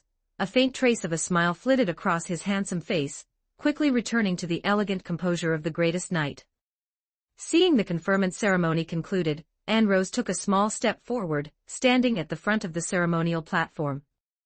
"I hereby announce, in the name of the current head of the Milord family, that the banquet to honor the achievements of the Knight of Calamity's Ashes, Lord Green, officially begins." As soon as her words fell, melodious music began to play in the banquet hall, and the lights grew even brighter. Green had just breathed a sigh of relief when he instinctively looked among the guests. He saw that his companions had already occupied a corner of the banquet tables, each eating heartily. Green leaned against a pillar at the edge of the banquet area, slackly shedding the tense posture he had maintained during the conferment. Light, nimble footsteps approached from afar, carrying an elegant, unhurried rhythm. Roswell L. Mathers stalked beside him, holding 2 wine glasses filled with deep red liquid. He gently offered one of the glasses to Green, a meaningful smile curling at the corner of his lips. Crowned with glory, this is specially brewed by the kingdom for ceremonies conferring honors and merits. Green raised his hand to take the glass, gave a slight nod in acknowledgement, then brought it to his lips for a small sip. The wine was very smooth on the palate, even somewhat viscous. Roswell, you seem to be in a good mood. Of course, Green Kun. After calming down, I've come to realize the power you possess far exceeds what you've shown. Roswell took a small sip from his glass, his eerie eyes gleaming slightly under the lights. That power is something even you find difficult to control. Even you yourself unconsciously fear it, suppress it. You will inevitably tread that path, Green Kun. You mean dragon slaying? Green asked. Of course. The source of your power belongs to the heretics. Not even dragon blood can cleanse it. Authorities and divine protections can even coexist within you. One could say your very birth is for the purpose of killing the divine dragon, Volcanica. Did it dig up your family's ancestral graves? Why are you so obsessed with killing it? Just to resurrect some witch with a terrible personality. Hearing this, Green's mouth twitched slightly. Yes, Green Kun. My long-cherished wish is indeed to reunite with my teacher. You must have met that lady by now. Given her charm, I imagine you've already fallen for her. You sound pretty self-cuckolding there, Roswell. No, I meant fallen for her charismatic personality. Such a noble existence should not be imprisoned within a small dream castle. Better keep her locked up. I just ruined her plans. If I let her out, wouldn't she come looking for a fight? The trials of the sanctuary had been cleared. Originally, Ryuzushima was supposed to sacrifice herself to negate the barrier magic. But when Ryuzushima went to the sanctuary's core, she discovered that all the sanctuary's mana had been drained by giant vines. According to Echidna's scheme, when Ryuzushima touched the barrier core, she could seize the opportunity to overlay her soul onto it, achieving a preliminary resurrection. Now that the barrier core was damaged, Ryuzushima naturally had no need to sacrifice herself. Roswell smiled slightly, his tone carrying absolute understanding and reverence for the witch. That lady does not anger easily. The future she sees stretches farther than anyone else's. Of course, she is a bit angry this time, Green Kun. Roswell's voice suddenly shifted, abruptly changing into a sly, feminine tone. Green's pupils constricted sharply, the glass in his hand nearly slipping and shattering on the floor. It was Echidna's voice. Before he could react, Roswell's pale hand had already lifted, his fingertip lightly and precisely tapping the very center of Green's forehead. There was no pain, but an incredibly pure surge of soul power rushed in, crashing directly into the depths of Green's consciousness. The next second, several soul-like clusters of varying auras wildly poured into his body along this connection. Wrath, gluttony, lust, sloth, pride, and greed, the fragmented soul pieces of 6 witches now floated quietly within Green's mind. Echidna's causing trouble again. Pardon the intrusion. It feels like being eaten, Green roared in a low voice. What are you all doing? His ability of spirit-body unity erupted without reservation at this moment, the supreme power of home field dominance beginning to take effect. In the next instant, countless tentacles, black with a faint glow, wildly sprouted from the depths of his soul. Like a cage, they instantly spread to every corner of his consciousness. The scattered witch soul fragments were caught off guard, instantly ensnared and bound layer upon layer by these sudden tentacles. They're happy now. We knew Echidna couldn't be relied on. Typhoon said long ago we could just make a request directly to Little Green. 185 Chapter 185 The Voters of the New World Chapter 185 Chosen Ones of the New World. The Witch of Pride, Typhon, securely bound by pitch-black tentacles, swayed her small body and didn't forget to stick her tongue out at Echidna, who was bound in the very center. Grin Anderson's temple twitched slightly, and he asked in a deep voice within the sea of consciousness, "Please, don't all speak at once. You're driving me crazy." The Witch of Lust, Carmilla, was hanging upside down, her hands firmly holding down the hem of her long dress. That giant vine you planted destroyed the sanctuary too thoroughly. It took root too deeply, even the dream castle was implicated. We must migrate, but Dona's disciple cannot support the coexistence of so many witch fragments. It will collapse sooner or later. Grin Anderson controlled the pitch-black tentacles to tighten slightly, pulling the culprit of this matter, Echidna, closer. So you ran over here to bother me, is that it?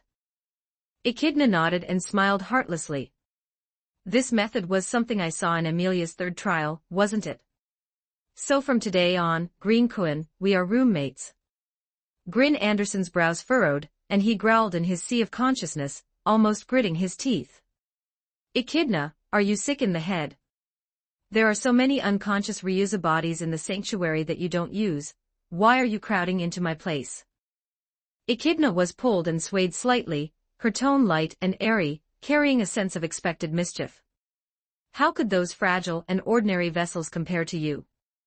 Besides, others are always others. How could it be as comfortable as using a body that belongs exclusively to oneself? Grin Anderson was puzzled and asked, what do you mean by that? Echidna, who had been wearing a playful smile, suddenly composed her expression. Green Kuan, you want to build a whole new world, right? The moment these words fell, the air in the sea of consciousness seemed to freeze for an instant. The witches bound on the side, such as Typhon and Carmilla, also fell silent in unison, as if waiting for a long predestined answer.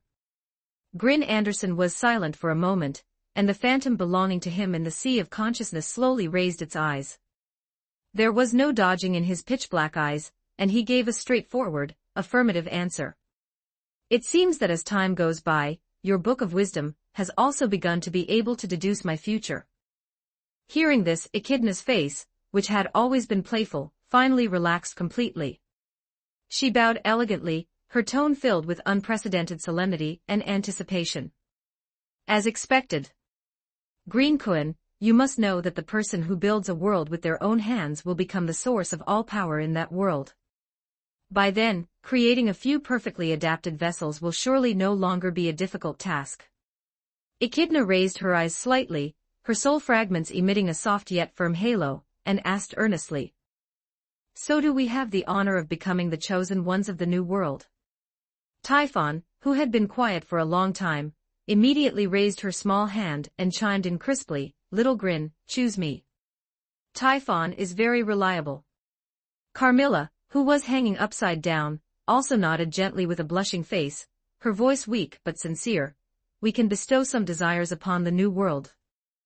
Grin Anderson looked at them all scrambling to be chosen, his tone full of helplessness and sarcasm. It hasn't even started yet, and you want to come and get a share. He controlled the pitch-black tentacles to loosen slightly, letting the women down. Echidna covered her lips upon hearing this, and responded with a shrewd look in her eyes. It is precisely because it hasn't started that we must secure our positions early. After all, we have all witnessed how strong the first human was. Grin Anderson raised an eyebrow, the phantom in the sea of consciousness took a small step forward, his tone filled with more inquiry. The first human, what do you mean? Echidna, however, suddenly turned her face away, a smile curling at the corner of her lips, taking the opportunity to keep him in suspense. Oh, my Green Kuan doesn't seem to have officially agreed to us yet. She raised her hand slightly, her fingertips tapping her lower lip, her tone carrying a bit of stubborn seriousness. This is the only valuable piece of information I have left, so don't you think you can easily trick it out of me? Grin Anderson scoffed in his sea of consciousness, appearing very casual.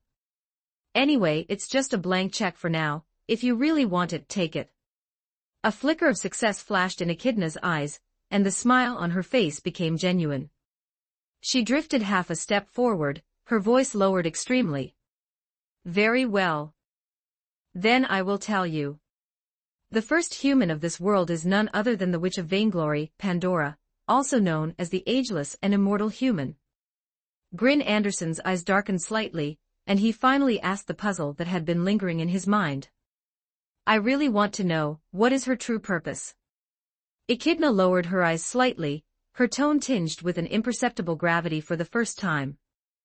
That is hard to say, but I can infer that Pandora is attempting to recover the witch factors. We were also plotted against and died because of this. After all, if the witch factors remained on us, she would have no opportunity. Facing the witch who was rumored to be everywhere, the doubts in Grin Anderson's heart began to surface one after another. Just as he was about to continue speaking, a voice calling him sounded from the outside world. It was Amelia's voice. He suddenly snapped back to reality, his consciousness instantly withdrawing from the sea of souls, returning to the noisy and magnificent banquet hall. Roswell was still standing in front of him, a gentle smile on his lips, as if the confrontation on the soul level just now had never happened. Amelia walked gently to his side, her purple eyes filled with a bit of reproach and concern. Grin Anderson, what are you daydreaming about? I called you several times and you didn't respond. She tilted her head slightly, lifted her chin towards the direction of the banquet, her tone light and gentle. Everyone from the sanctuary has arrived too, Senior Ryuzu, Frederica, and the others are all there, waiting for you to go over and eat something together. Grin Anderson subconsciously looked in the direction she indicated, and sure enough, he saw familiar figures sitting together, smiling and waving towards this side. He suppressed the lingering witch aura, and the heavy mystery about Pandora in his heart, and let out a soft sigh. Not far away, Garfield, in a crisp formal suit, suddenly waved his arm, his voice bright enough to pierce through the surrounding music and conversations. Your Majesty! Over here, over here! He stood with his chest straight, his face full of pride and excitement, and with a big wave of his hand, he included everyone who came from the sanctuary behind him, shouting spiritedly, I brought everyone here specifically to support you. Your Majesty! Garf, are you on drugs? Grin Anderson approached Garfield and muttered in a low voice. Garfield laughed heartlessly twice and responded, Ha ha, Your Majesty, the way you looked after beastification that day was so cool. It was no different from the legendary Beast King. With such a big setup today, are you going to ascend the throne? Chapter 186. The banquet ends. Grin frowned slightly upon hearing this, tilting his head with a look of confusion as he asked back, What did you just say about ascending? Ascend the throne. In a moment of heat, Garfield's mouth moved faster than his brain, and he blurted it out subconsciously. As soon as the words left his mouth, a swift figure suddenly approached from the side. Frederica raised her hand and gave him a hard knock on the head. Big sis, what was that for? Garf clutched his head and crouched down in pain, crying out with a look of grievance. Frederica's cheeks were slightly flushed, a mix of embarrassment and anger. She scolded him in a low voice, frustrated by his lack of sense, no foul language. The people around them instantly stifled their laughter, their shoulders shaking. Frederica gave Grin a reproachful look. Lord Grim, please stop teasing this idiot Garf. He has no brains. Ryuzu Shima took a gentle step forward, smoothing things over in a calm but serious tone.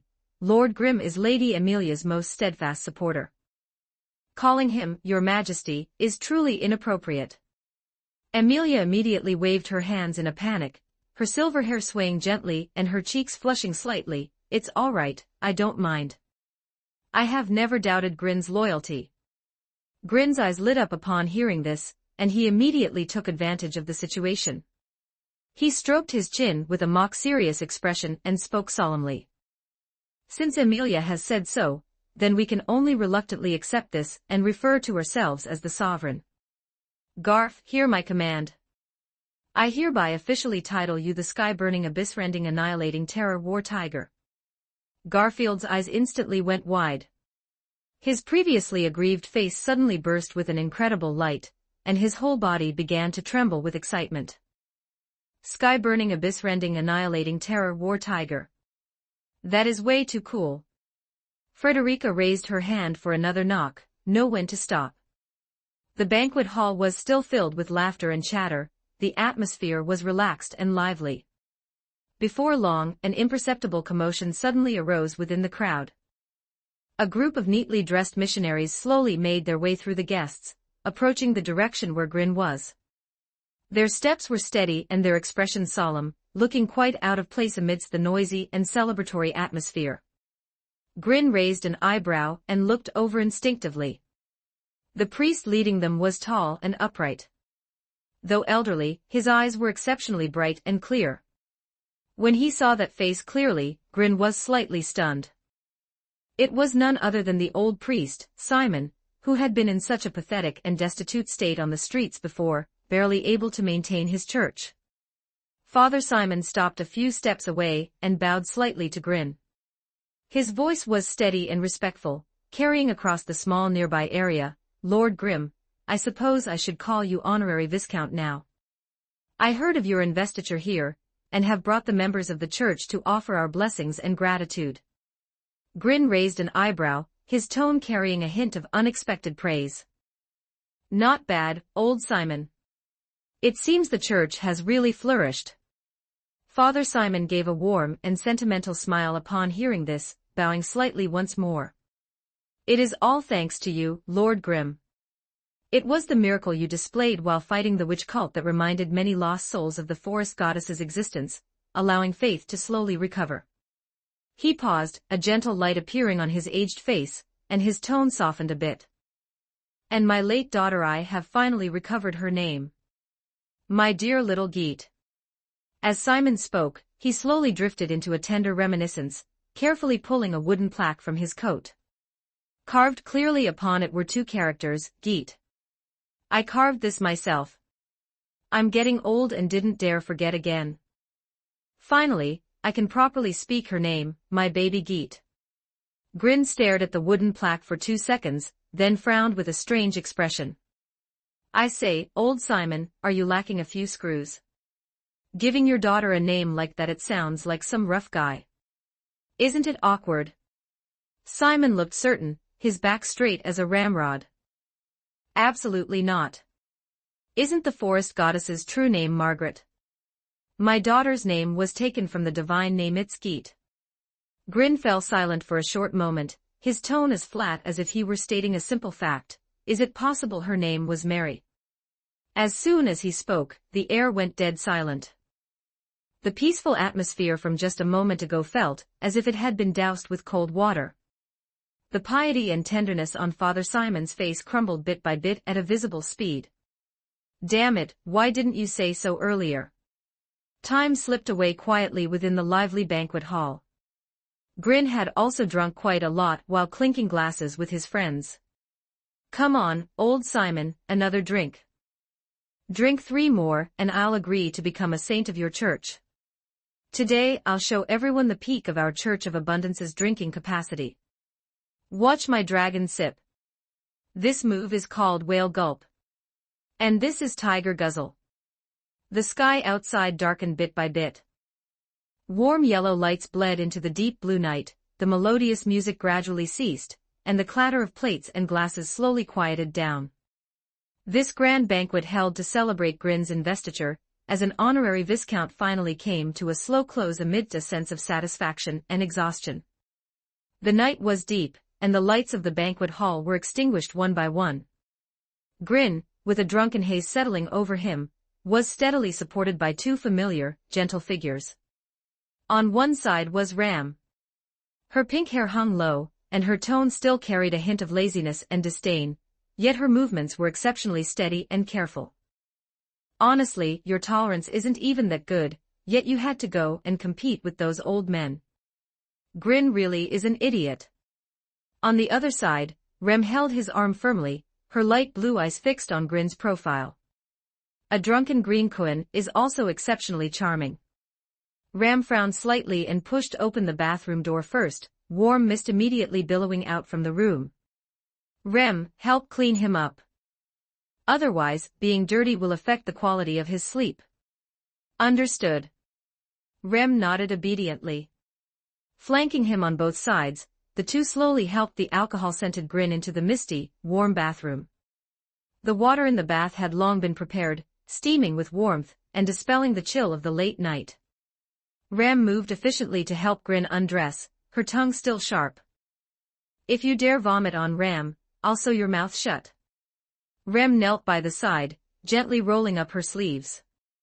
After testing the water temperature with her fingertips, she said softly, "Green Quinn, go in slowly. The water is very warm." They carefully helped Grin into the bath, the warm water instantly enveloping his tired body.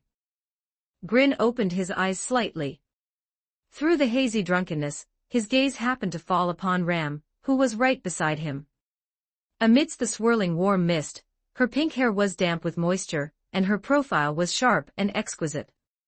Even though she wore a look of disdain, she was carefully supporting his back, afraid he might slip into the water. Ram noticed his slight movement and glanced down at him, her tone still haughty. "So you've finally sobered up a bit. Don't move around, just soak properly." Just as Ram turned to reach for the bath tools nearby, Grin, driven by some inexplicable impulse, grabbed the hem of the skirt hanging by her side. Ram's steps were instantly halted by the tug, and her center of gravity shifted violently backward. Before the cry could fully leave her mouth, she lost her balance and fell flat on her back into the bath. Water exploded outward, warm droplets flying everywhere and instantly soaking the entire floor. 187 Chapter 187 Saints.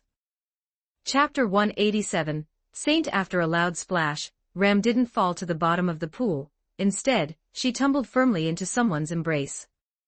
Her soaked skirt clung tightly to her body, and her wet pink hair stuck to her cheeks and the side of her neck. She was encircled in Grin's arms, her back pressed against his chest, the heat from their touching skin feeling startlingly hot through the pool water. Ram froze completely, her rose-red pupils contracting sharply as embarrassment and panic rushed to her head. "Grin, stop. Ram isn't ready yet. For the baby's health, I still need a long time to condition my body." She struggled to get up but was trapped by the limited space of the bath and Grin's drunken arms. The more she struggled, the tighter they pressed against each other. Grin tightly pinned Ram's wrists and whispered in her ear, "Ram, isn't it hard for the Oni race to conceive? Why are you in such a hurry?" To the side, Ram watched the two of them press together in the bath, her light blue eyes blinking softly as a gentle blush rose to her cheeks. She silently set down the towel in her hand, stood up quietly, and retreated toward the bathroom door. "Sister, Green Quinn." Rem lowered her head slightly, hiding the smile on her face. "Rem will keep watch outside. I won't let anyone disturb you." With those words, she gently closed the bathroom door and even thoughtfully locked it from the outside. After the soft click, only the rising steam, and two people with racing hearts remained in the small bathroom. Ram froze completely in Grin's arms, even forgetting to struggle, left with nothing but soaring shame and burning ears. You stupid sister. Ram. Grin softly called out to the exhausted girl in his arms. The girl who was usually so arrogant had a much shorter stamina bar than he'd imagined. In less than 10 minutes, Ram was already somewhat exhausted. The peach-haired maid woke slightly and instinctively reached out to grab her clothes floating on the water's surface. Grin covered her small hand and pressed it back down.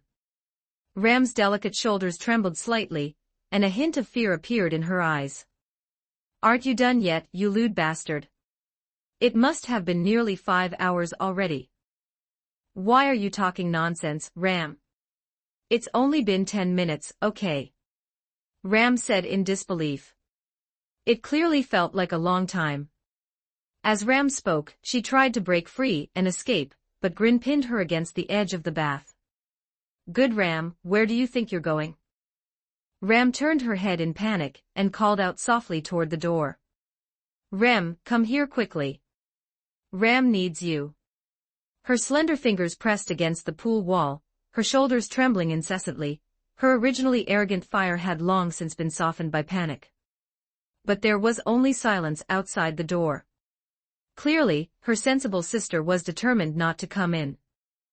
Grin just gently kept her by the edge of the pool and embraced her from behind. "Is it finally enough now? Then what else do you want? What do you think? I'm working so hard to revive the Oni race, and you haven't even said thank you. Bastard. Stop, Ram will say it now. Thank you." The pool water gradually grew still. Grin first let go of Ram, took the prepared bathrobe from the side, and quickly dressed himself. Then he picked up a large, dry bath towel, carefully wrapped the limp and weak Ram in it, and held her steadily in his arms. After confirming everything was in order, he carried Ram, who was wrapped tightly in the towel, out of the bathroom. Rem, who was waiting outside, immediately took half a step forward. Her light blue eyes were full of tenderness and concern as she followed quietly by their side, ready to assist at any moment. "Sister, you've worked hard." Her voice was soft as she followed closely behind Grin. Grin walked into the guest room and placed Ram steadily on the soft bed. Just as he was about to straighten up, she instinctively grabbed his sleeve. Ram turned her flushed face away, her tone still awkward, yet unable to hide a hint of dependence. "Where are you going?" Grin shrugged.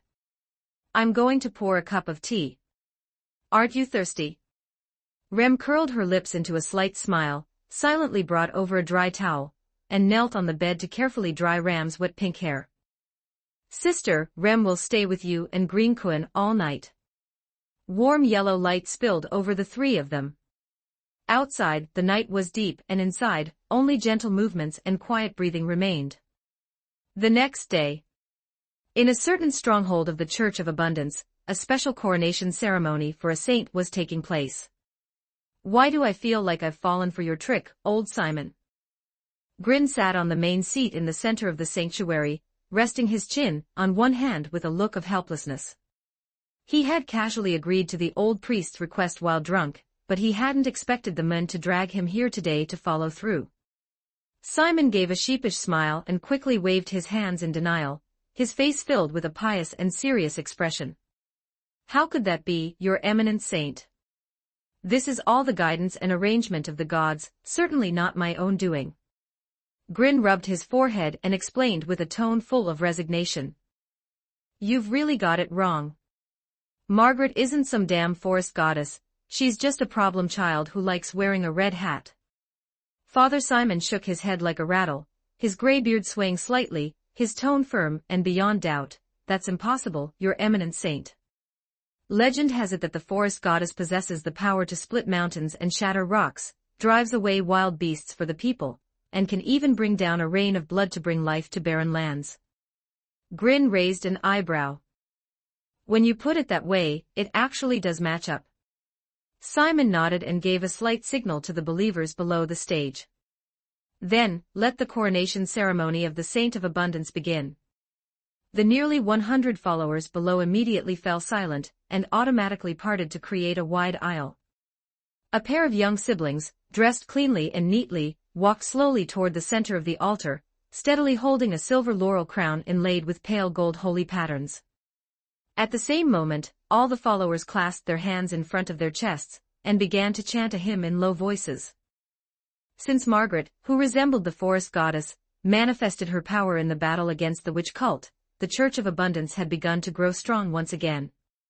Grin looked down and instantly recognized the two children, a faint smile unconsciously tugging at the corners of his mouth. "Long time no see. These two little rascals have put on some weight. It seems the food at the Church of Abundance is quite good." Hearing the familiar voice, Mia and Otto's little faces immediately broke into shy smiles. It was because of the recommendation letter written by this big brother that the Church of Abundance's orphanage had taken them in. The two now stopped respectfully before Grin and Father Simon, looking up at him with eyes full of admiration and joy. Grin lowered his head slightly in response. Mia and Otto carefully held the silver laurel crown, stood on their tiptoes, and gently placed it upon Grin's head. The pale gold holy patterns on the crown shimmered slightly in the sanctuary's light, lending him a more serene and divine aura. The moment the ceremony was complete, the hymn of the followers below rose in volume. "May the forest goddess gaze upon you eternally. May the forest goddess protect you eternally." Grin straightened up and raised his hand to quiet the followers' oaths. "By the way, Simon, where did you settle that woman?" Chapter 188. The Church's way of survival. The woman Grin mentioned was Sylphie, who had been captured after the witch cult was repelled. She was the 184th wife of Regulus, the Sin Archbishop of Greed. Simon realized who he meant and responded, "No need to worry, Your Eminence. That young lady has been placed in the orphanage to help out." Although she was reluctant to speak at first, she has gradually settled down surrounded by the children. Just don't let her run away. Grin nodded, his tone flat. Since there's nothing else, I'll be heading back now. Just as he turned around, Simon hurriedly took a few steps forward and reached out to stop him. The old priest's expression was somewhat awkward. Your Eminence, wait. This old man has one more matter that I must report to you. Grin raised an eyebrow. Speak plainly. Simon gave a dry cough and lowered his voice. Lately, the number of church believers has been increasing, and the orphanage has taken in many orphans. Expenses are growing day by day. In terms of funds, things are a bit tight. You are now a newly appointed viscount, and the church's saint. Do you think you could provide some sponsorship? Grin froze for a moment, thinking to himself that he had indeed been tricked. Damn it, you old swindler. Your Eminence, don't be nervous. Look, it's not much. For a great figure like you, it's just the tip of a single hair on 9 oxen. Simon smiled sheepishly and didn't defend himself. He just nimbly pulled a roll of parchment billing from his robe and handed it over with both hands. As soon as Grin took it, the bill unrolled with a clatter, rolling all the way down to the steps of the altar. Grin's face darkened bit by bit as he sighed helplessly. This whole big family of yours, surely you don't intend to just squat in the church every day praying for divine protection and rely entirely on me to support everyone. Simon waved his hands quickly, a sincere smile piling up on his face. Of course not. Our church has its own industry too. And what is that? The old priest straightened his back slightly and said with some confidence, wedding officiating. Grin was stunned for a moment. So in the end, it's still just you working alone to support the entire church. The smile on Simon's face froze. The hand stroking his beard stopped midair. He stammered for a long time before finally sighing as if accepting his fate. My God, so your solution for food is just crashing wedding banquets. Simon waved his hands repeatedly. Recently, other churches have been giving out congee. We put on peasant clothes at mealtime and go collect some. Grin clapped his hands. So it's actually a beggar's sect. My apologies. Anyway, I have things to do, so I'll be going. After saying that, he pushed himself up from his seat, preparing to pat his butt and leave. As soon as he spoke, the believers who had been standing to the side immediately slid over and knelt. Your Eminence, you can't leave. Please stay. Only your presence can prove our church's legitimacy. The old priest, Simon, moved even faster, lunging forward to tightly hug Grin's leg. His cloudy old eyes instantly filled with tears, and he began to wail with snot and tears flowing, losing every bit of a priest's dignified appearance. Lord Grin. We can't lose you, just like a pork cutlet can't be without garlic. You old geezer. Grin's scalp felt numb from this display. Ultimately, he couldn't bring himself to walk away. With a dark face, he let out a heavy sigh and was forced back into his seat. He rubbed his throbbing temples and spoke irritably, Fine, stop wailing. I'm not leaving. The crying stopped abruptly. Simon instantly wiped away his tears and shook out his robes, returning to his unyielding appearance. Hey, you there, go massage the saint's legs. Grin glanced sideways at him, his tone deepening slightly, forget it. I can provide sponsorship and give you money for turnover, but it's better to teach a man to fish than to give him a fish. I can't support your entire church for a lifetime, can I? I can give you money, but you must come up with projects that can earn money long term. As soon as Grin finished speaking, the believers kneeling below immediately erupted into a frenzy.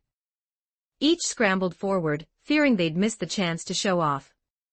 The cacophony of voices almost blew the roof off the church. Your Eminence.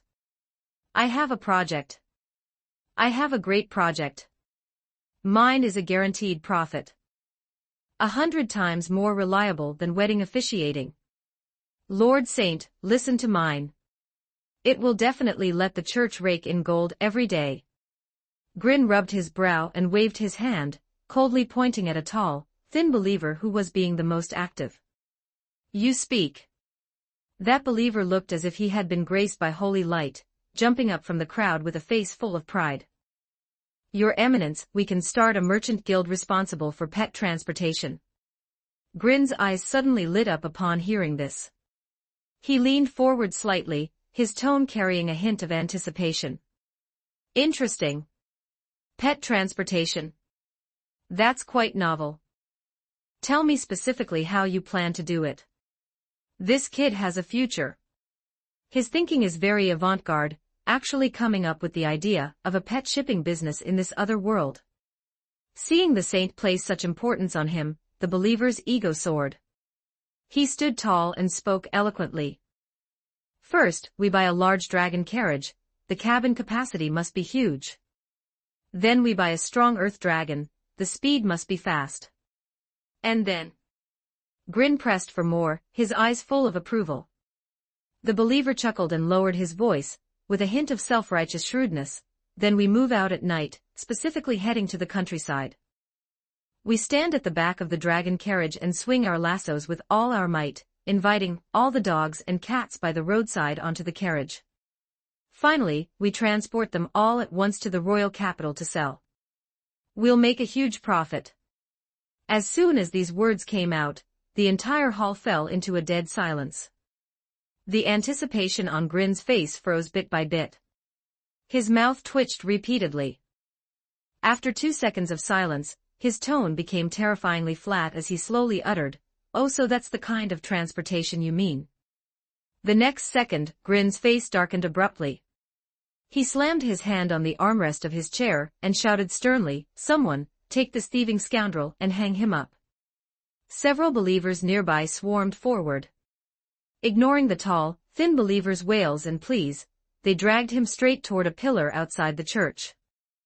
Simon, who hadn't let go of Grin's leg, quickly smiled sheepishly. Your Eminence, please calm down. The subordinates are ignorant. We'll pick another, a more reliable one. After a while, the commotion in the church gradually settled, and the tall, thin believer's wails grew faint in the distance. From the crowd, a figure squeezed out cautiously. It was an old man with pale lips and dark circles under his eyes, wearing a monocle over his left eye. He cleared his throat, gave a deep bow to Grin on the high platform, and said with a certain voice, Your Eminence, I have a plan. Grin was closing his eyes and rubbing his temples. Hearing this, he slowly opened them. When he saw clearly how this old man was dressed, his heart, which had sunk to the bottom, strangely flickered with a spark of hope again. 189 Chapter 189 Daily Life Preparing to Head to Watergate City. Chapter 189 Daily Life Preparing to Head to the Watergate City. This man looked different from the dog-stealing transporter from before. He seemed like an intellectual. The old man wearing a monocle puffed out his chest, his tone carrying a hint of pride. Saint Exalted One, I recently discovered a strange herb in the wilderness. After a person consumes it, they first laugh and make a scene, feeling as though they'd rather be dead. I call it Dhamma.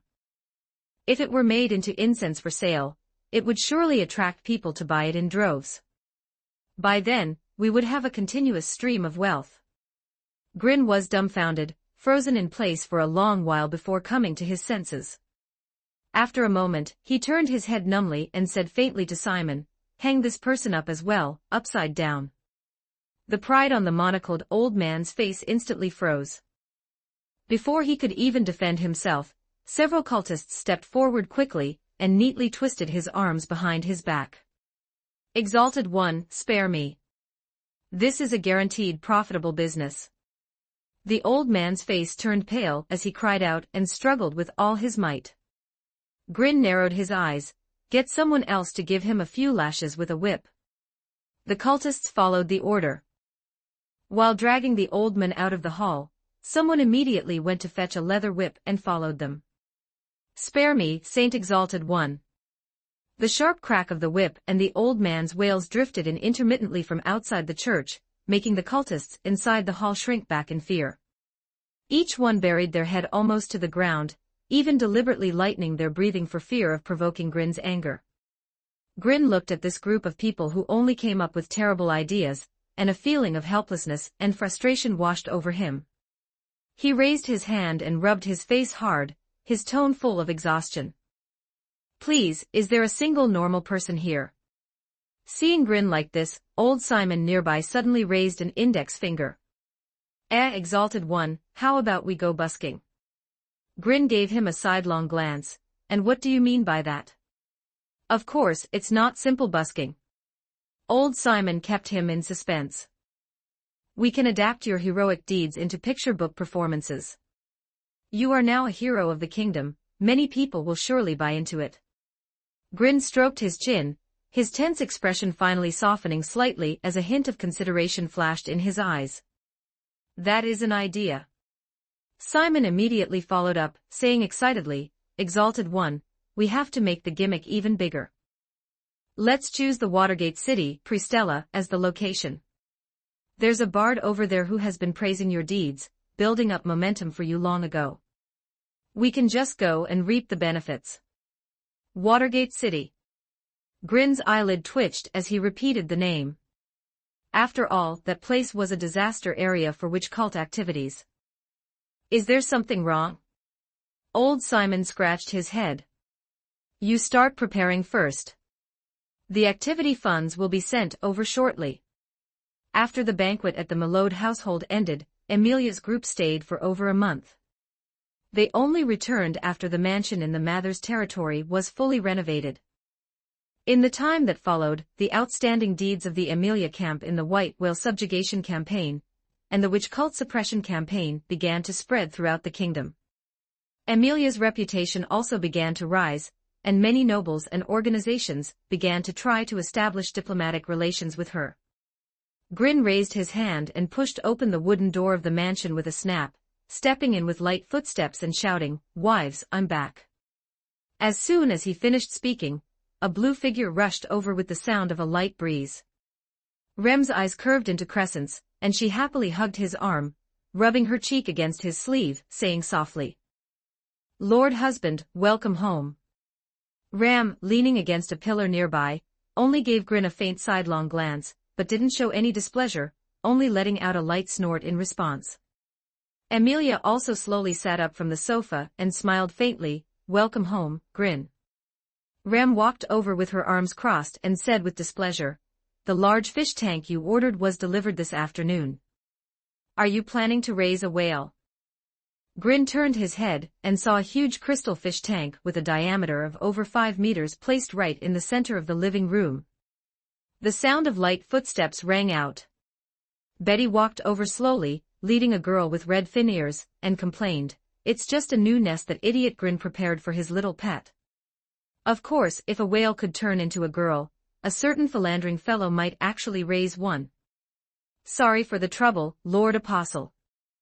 The mermaid princess Ariel's cheeks turned slightly red, as she awkwardly waved to everyone and greeted them softly. Then, with Betty's support, she leaped gracefully into the large fish tank filled with clear water in the center of the living room. The moment she jumped into the water, her snow-white legs instantly transformed into a shimmering red fish tail, swaying gently in the tank and creating ripples of water. The little girl was in a good mood, swimming freely for several laps before surfacing. With this big fish tank, she wouldn't have to go to the bathroom to pour water on herself at regular intervals every day. Grin walked to Betty's side, reached out, and pulled the petite girl into his arms. He lightly scraped the tip of her nose with his finger and said with a smile, "Betty is bad-mouthing me behind my back again. We can't let little Ariel turn into dried fish. At least with her in the mansion, we shouldn't suffer from insomnia at night anymore. Actually, I can just sing without putting people to sleep." The little mermaid weakly raised a hand. If she could help the Lord Apostle, it would at least prove she was of some use. "Don't be too formal, I don't like eating fish." The moment Grin's words fell, Ariel felt as if she had been lightly pricked, and her body suddenly shrank half an inch into the water. Her snow-white hands were still tightly gripping the edge of the crystal fish tank, only revealing half of her wet little face. She bit her lip hesitantly, water droplets sliding down her jawline.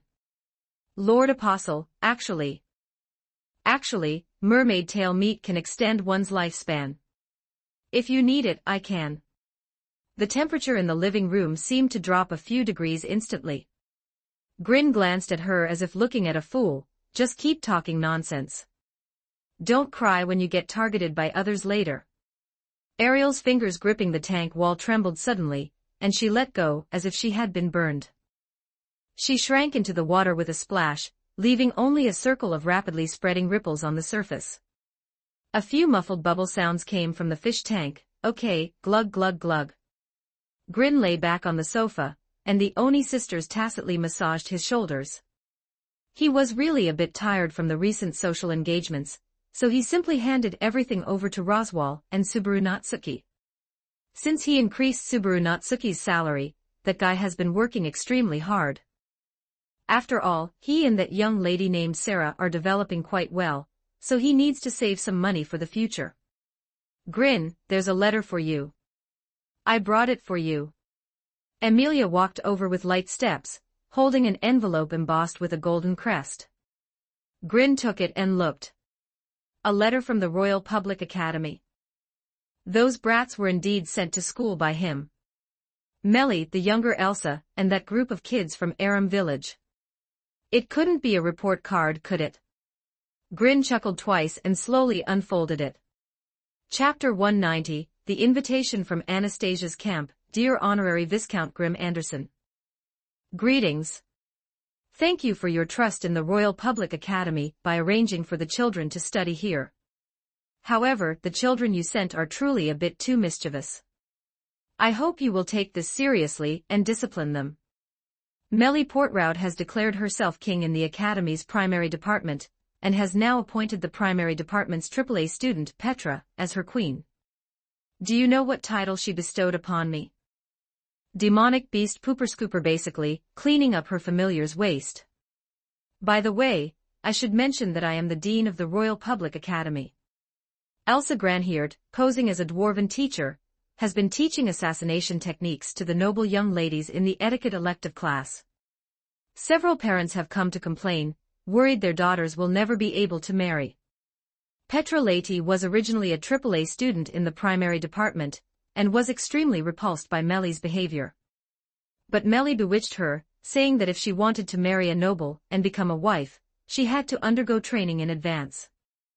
And then Petra agreed. The most terrifying thing is, I don't know where this girl heard it, but she says she'll have to take care of 10 babies at once in the future. Now, in her capacity as the queen, she often orders other children in the academy to play the role of infants. Lately, our academy's counselors haven't been enough to go around. I'm begging you, Mr. Grimm, save us. The letter fluttered from Green's fingers onto the coffee table. He remained leaning against the sofa, his pupils slightly constricted, his expression blank for a moment. A three-way deadlock. What three-way deadlock? Are Petra and the others okay? Rem leaned in close, pressing against Green's face to read the contents of the letter. The more she read, the more startled she became, her expression turning to one of astonishment. This is terrible. Petra and the others are going to take over the Royal Capital Academy. Rem also set aside her work and walked over slowly, her eyes sweeping over the letter spread out on the coffee table. After finishing the few lines, the young girl questioned him in a flat tone. Green, if something like this happens, outsiders will think there's a problem with our home education. We absolutely cannot let them continue their nonsense. Green stroked his chin with feigned depth, though a flash of cunning quickly crossed his eyes. After a moment of silence, he fixed his gaze directly on Ram, the calculation in his eyes almost overflowing. Ram's heart tightened under his gaze. She took a half step back, her pink lips parting. Why are you looking at me? Although Ram knows her cuteness can interfere with the minds of the opposite sex, staring at Ram like this in broad daylight, aren't you being a bit too lecherous? Good Ram. Green opened his arms and moved toward Ram. With quick eyes and hands, Ram raised her slender palm and precisely blocked Green's approaching cheek. Cut it out. Every time you act spoiled, Ram ends up suffering. The moment the words left her mouth, a faint blush suddenly climbed onto the girl's fair cheeks. These past few days, Green had made no shortage of strange requests of her. But you're the only one here who acts like a guardian. If I went, I feel like things would only get worse. Green bypassed Ram's small hand, moved behind her, and hugged her tightly. Rem deeply agreed with Green's words and advised, "Sister, Rem also feels it's inappropriate for Green-kun to go. He might even end up having Melly abdicate the throne to him." "Ah, I'm not that bored, am I?" Green twitched the corner of his mouth, feeling somewhat helpless. Ram finally succumbed after a bout of intimate whispering and nuzzling from Green. "Let go first." "Ram will go." Ram's voice held a hint of compromise as she reached up to pat the hand Green had wrapped around her waist. Green immediately let go, a smile instantly spreading across his face. "I knew Ram was the best." At this point, he leaned into Ram's ear and added, "Great in every way." Knock, knock, knock. Just as he finished speaking, there was a soft knock at the door. Frederica's voice came from outside, "Master, a guest has arrived." The smile on Green's face instantly froze. His legs went weak, and he collapsed onto the sofa, covering his face with his hands and wailing in despair. "Sigh, more work. I can't take this any more." Creak clang. The door was first pushed lightly, making an old creaking sound, and then it was burst open as an orange flash rushed in. "Big Brother Green. It's been a long time." Mimi's figure appeared before Green's eyes. The little girl took a few quick steps and leaped toward Green, pouncing on him like a facehugger. Green was knocked back into the sofa. He scrambled to steady Mimi, shouting with a bitter face, "You idiot, your hair poked me in the eye." Green grabbed the back of Mimi's collar and lifted her off him. "Wait until I pull your batteries out, then let's see if you can still jump around." As soon as he said it, he reached out to tickle Mimi. Mimi immediately started trembling all over, her limbs flailing as she giggled uncontrollably. Tears were almost coming out as she repeatedly begged for mercy, "Ha ha ha. Stop it, Big Brother Green. Mimi won't do it again. Joshua, save me." Amidst Mimi's pleas for mercy, a refined and gentle purple-haired young man walked in slowly. The purple-haired young man looked polite, wearing a neat butler's uniform with a monocle over his left eye. Grim truly is, as the rumors say, skilled at building good relationships with youngsters. Green paused, set aside the still giggling and panting Mimi, and looked at Joshua with a helpless expression. "Who are you?" "Good day to you, Lord Viscount. I am Joshua Eucleus, the younger brother of the kingdom's finest knight, Julius Eucleus." Joshua bowed slightly and explained, looking at Green with a gentle gaze. Although he had already guessed it, Green was still slightly surprised. The timing seemed to have moved forward quite a bit. Green gestured toward the sofa beside him and said casually, "Please, take a seat first." Seeing this, Ram immediately stepped forward, efficiently pouring hot tea for Joshua and setting out exquisite tea snacks. Once the guest was seated, Green picked up his teacup, took a sip, looked up at the other man, and asked directly, "Mr. Joshua, what brings you here specifically?" Hearing this, Joshua calmly took an exquisite invitation with gold-stamped patterns from his coat, and handed it to Green with both hands, saying respectfully, "I have come by the order of Lady Anastasia to sincerely invite Lady Amelia and yourself to travel together to the Watergate City." Amelia's eyes held a hint of confusion as she spoke softly, "Watergate City, Pristella. Did something happen to Anna over there?" Joshua shook his head calmly and responded in a warm voice, "Don't worry, Lady Amelia. It's just a party invitation. Lady Anastasia, out of goodwill, has unexpectedly found the items you require in the Watergate City." 191 Chapter 191 Prelude to the Watergate Agreement Chapter 191 Prelude to the Watergate Appointment. Amelia stood up abruptly and gave a cry of pleasant surprise. "Is that true?" Since Puck terminated his contract with her and fell into a deep slumber, the original magic crystal stone had developed cracks. To reawaken Puck, a brand new, high-quality magic crystal stone was required. As those words fell, Amelia subconsciously turned her head to look at Green. Green read her meaning, and set aside his idle demeanor. Since things have been put that way, a trip is naturally in order. I also had some business that required me to head to Watergate City anyway. A dull thud suddenly came from the corner of the living room, accompanied by the crisp sound of splashing water. Everyone looked toward the sound, only to find that Mimi, who had been bouncing around and making a fuss just a moment ago, had somehow fallen into the large fish tank filled with fresh water. Glug, glug. Mimi flailed her arms and legs in the tank, her orange hair wet and clinging to her face. After coughing up a couple of mouthfuls of water, she cried out in a panic, "Big Brother Green! A fish is trying to eat me!" A fair and slender hand suddenly reached out from the splashing water in the fish tank. Ariel flicked her fishtail lightly in the water, quickly supporting Mimi under her armpits. Using the force of the current, she steadily guided the frantic little girl to the edge of the tank. Ignoring the water on her face, she looked aggrieved and hurriedly waved her hands at Green to explain, "It's not like that, Lord Apostle, this little cat wanted to bite my tail." Green rolled his eyes helplessly at Mimi, who was still shivering incessantly. This little girl could cause trouble anytime and anywhere, completely disrupting the rhythm of their serious discussion. He waved his hand and gave a curt instruction, "Rem, take her down first and dry her off." "Understood, Green Cohen." Rem immediately stepped forward, wrapped Mimi in a prepared dry towel, and gently guided her toward the side room. The little girl was still twisting her body reluctantly, stealing glances at Ariel's tail in the fish tank, and muttering something under her breath. Betty, who had been sitting in the corner of the sofa flipping through a grimoire, closed its pages and hopped down with her small body. "What a bother.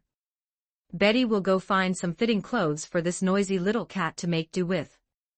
Having said that, she ran toward her library with the click-clack of her small leather shoes. In this place, only Betty's clothes could be lent to Mimi. Joshua's gaze followed Betty's figure, and he took a sip of tea. He keenly captured the faint, but pure spirit aura lingering around the girl. "Pardon me for asking, but what is the identity of that little girl just now?" Hearing this, Green crossed his arms and said thick-skinnedly, "Oh, Betty is one of my cute wives." The moment those words left his mouth, Joshua could no longer hold back the tea, and with a pft, he sprayed it right out. He hurriedly set down the teacup, and began to cough violently while covering his mouth. Cough, cough. My apologies, I didn't express myself clearly." Joshua finally managed to calm his coughing. With a hint of embarrassment on his cheeks, he hurriedly waved his hand to correct his question. "What I actually wanted to ask was, is this little girl a great spirit?" Green raised an eyebrow and curtly spat out two words, "She's not." She's not." Joshua was stunned and subconsciously raised his hand to push his crooked glasses. He looked puzzled. Could there be a problem with my perception? But that little girl clearly carries a pure spirit aura. Green uncrossed his arms and pointed casually in the direction Betty had run off, saying as if it were only natural, "I mean, she's not a little girl." "Then what is she?" Joshua asked, confused. "She's a mature woman." Green spoke with absolute certainty, his tone brooked no dissent. Looking at Green's serious expression as he talked nonsense, Ram gritted her teeth, causing the veins on her forehead to throb slightly. She quickly stepped forward and spoke to the bewildered Joshua in a flat and helpless tone, "Guest, you needn't pay him any mind. Our head of the house has a fit every day, you'll get used to it." The discussion went smoothly. Green and the others accepted Joshua's invitation, and prepared to head to Watergate City for the appointment in a few days. "Bye-bye, Big Brother Green. I'll be waiting for you at Pulley Pulley." Mimi had changed into a small dress, and leaned half of her small body out of the dragon carriage window. She waved her short little hands vigorously and shouted with somewhat unclear pronunciation, "Bye-bye, Big Brother Green. I'll be waiting for you at Pulley Pulley." Joshua sat in the driver's seat, steadily controlling the reins, as he pulled the dragon carriage forward at a slow pace. As he passed in front of Green and the others, he nodded elegantly to say goodbye. Green raised a hand to wipe away non-existent cold sweat from his brow. If that little thing is going along too, I feel like I'll be tortured the whole way. Ram glanced at the conflicted Green and coldly undercut him. Green, the bodies of Cat Clan beastmen are very frail. They might die while carrying a human child. I'm really curious about what kind of image I have in your heart. Green's eyes widened instantly, and he looked at Ram as if she were a marvel, subconsciously taking half a step back. Oh no, has Ram gone a bit mad lately from wanting a child too much? After all, since being accepted by Green, Ram had been preparing for the revival of the Oni clan. Being stared at by Green made Ram feel a bit uneasy, and a layer of crimson instantly climbed onto her fair cheeks, though her tone remained cold. In Ram's heart, Green is like a dandelion. Green looked puzzled upon hearing this, not understanding the metaphor at all. He couldn't help but ask, a dandelion? What does that mean? Hearing this, a trace of sly, smug mischief suddenly rippled through Ram's cold eyes.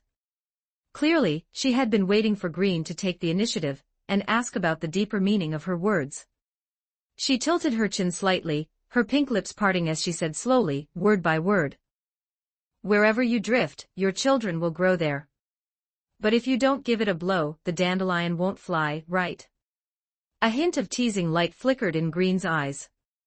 Without waiting for Ram to react, he reached out and lightly pushed her against the courtyard wall. Supporting his arm beside her, he directly formed a firm, wall-slam posture, trapping her securely between himself and the wall.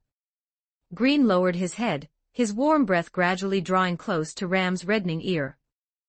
Ram's whole body tensed up, and she reached out to lightly press against his shoulder with a slight sense of resistance.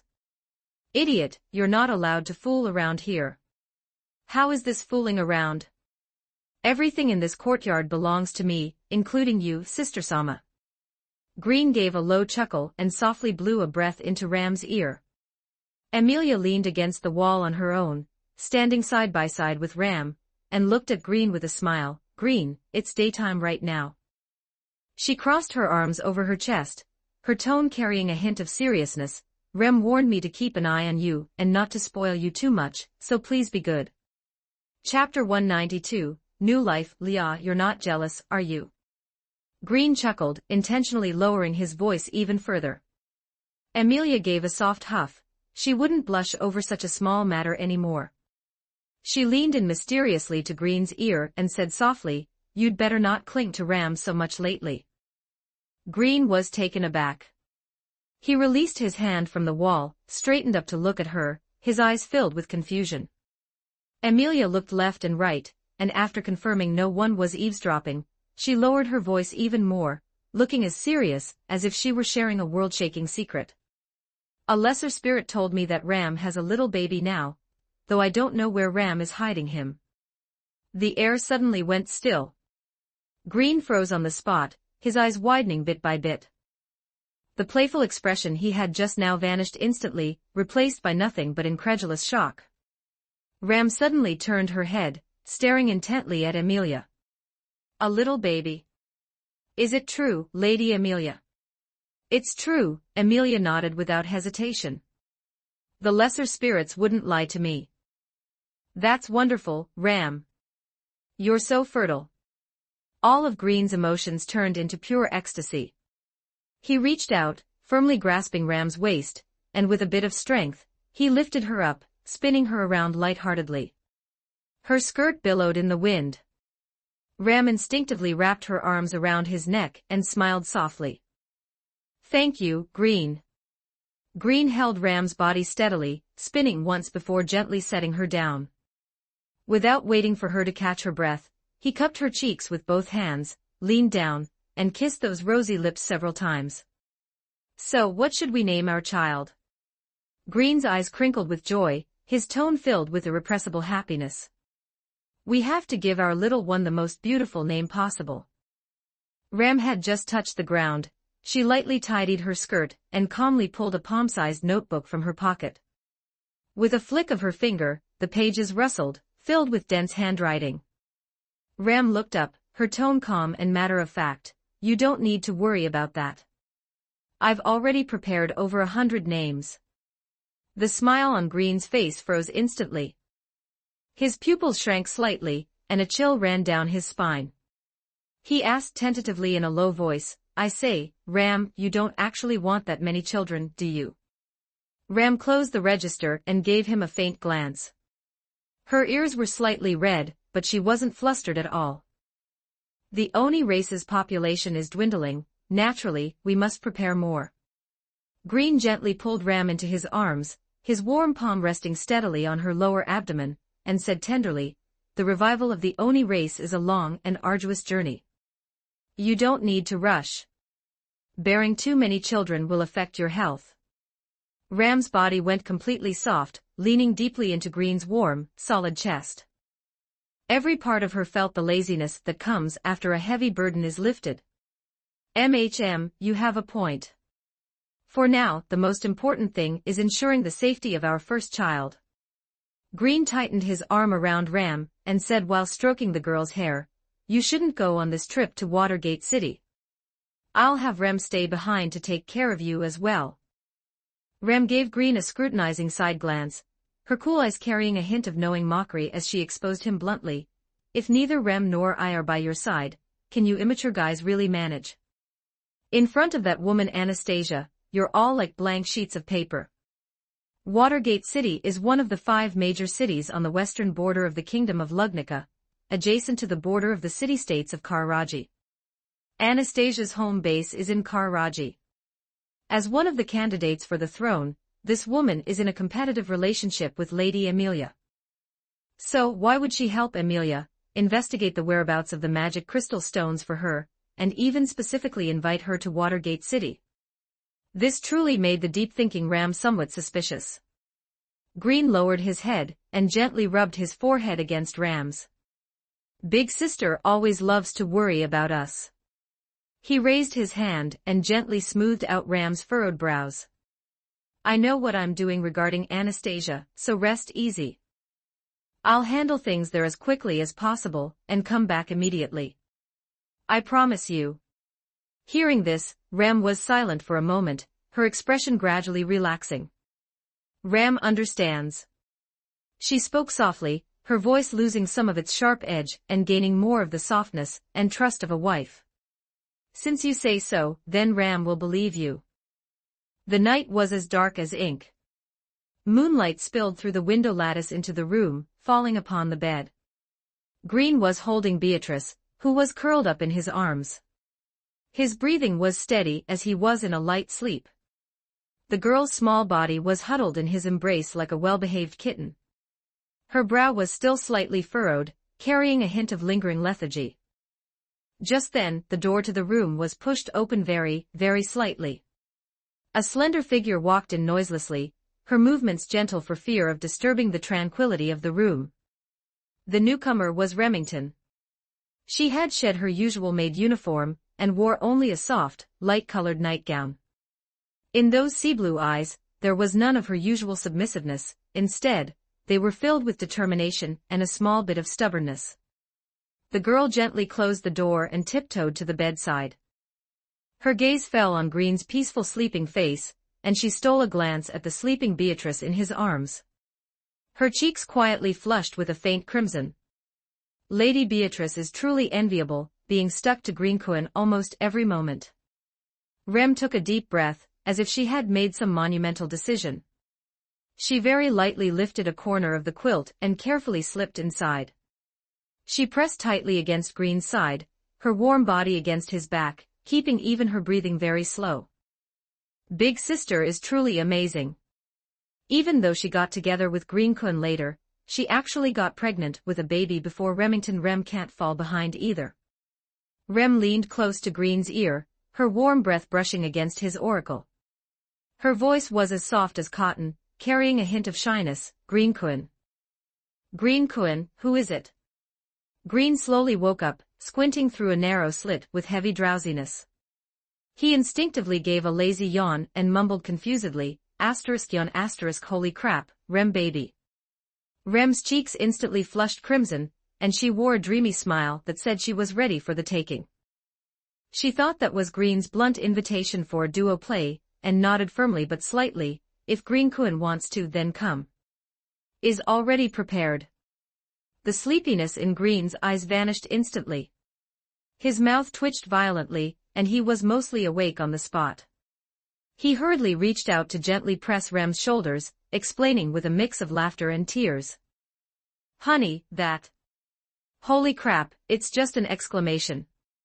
Rem shook her head and leaned her cheek gently against Green's shoulder, her voice soft and content.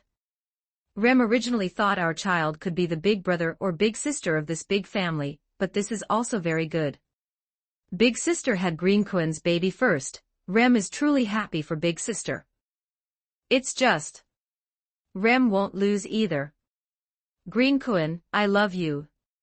As Rem spoke, she leaned in, and her warm, soft lips gently pressed against Green's. 193 Chapter 193 Watergate City Chapter 193, Watergate City. After a long while, their lips parted. Green listlessly rubbed his forehead against Rem's, his voice thick with drowsiness as he complained softly, Baby Rem, I'm so sleepy, I can't quite perk up. Seeing his exhausted and innocent look, Rem's sea-blue eyes shifted slightly, and she gave a mischievous blink. Her cheeks were flushed crimson, yet for the first time she was so bold and proactive, leaning into Green's ear and whispering in a soft, seductive voice, Lord husband, you just need to lie there comfortably. Leave the rest.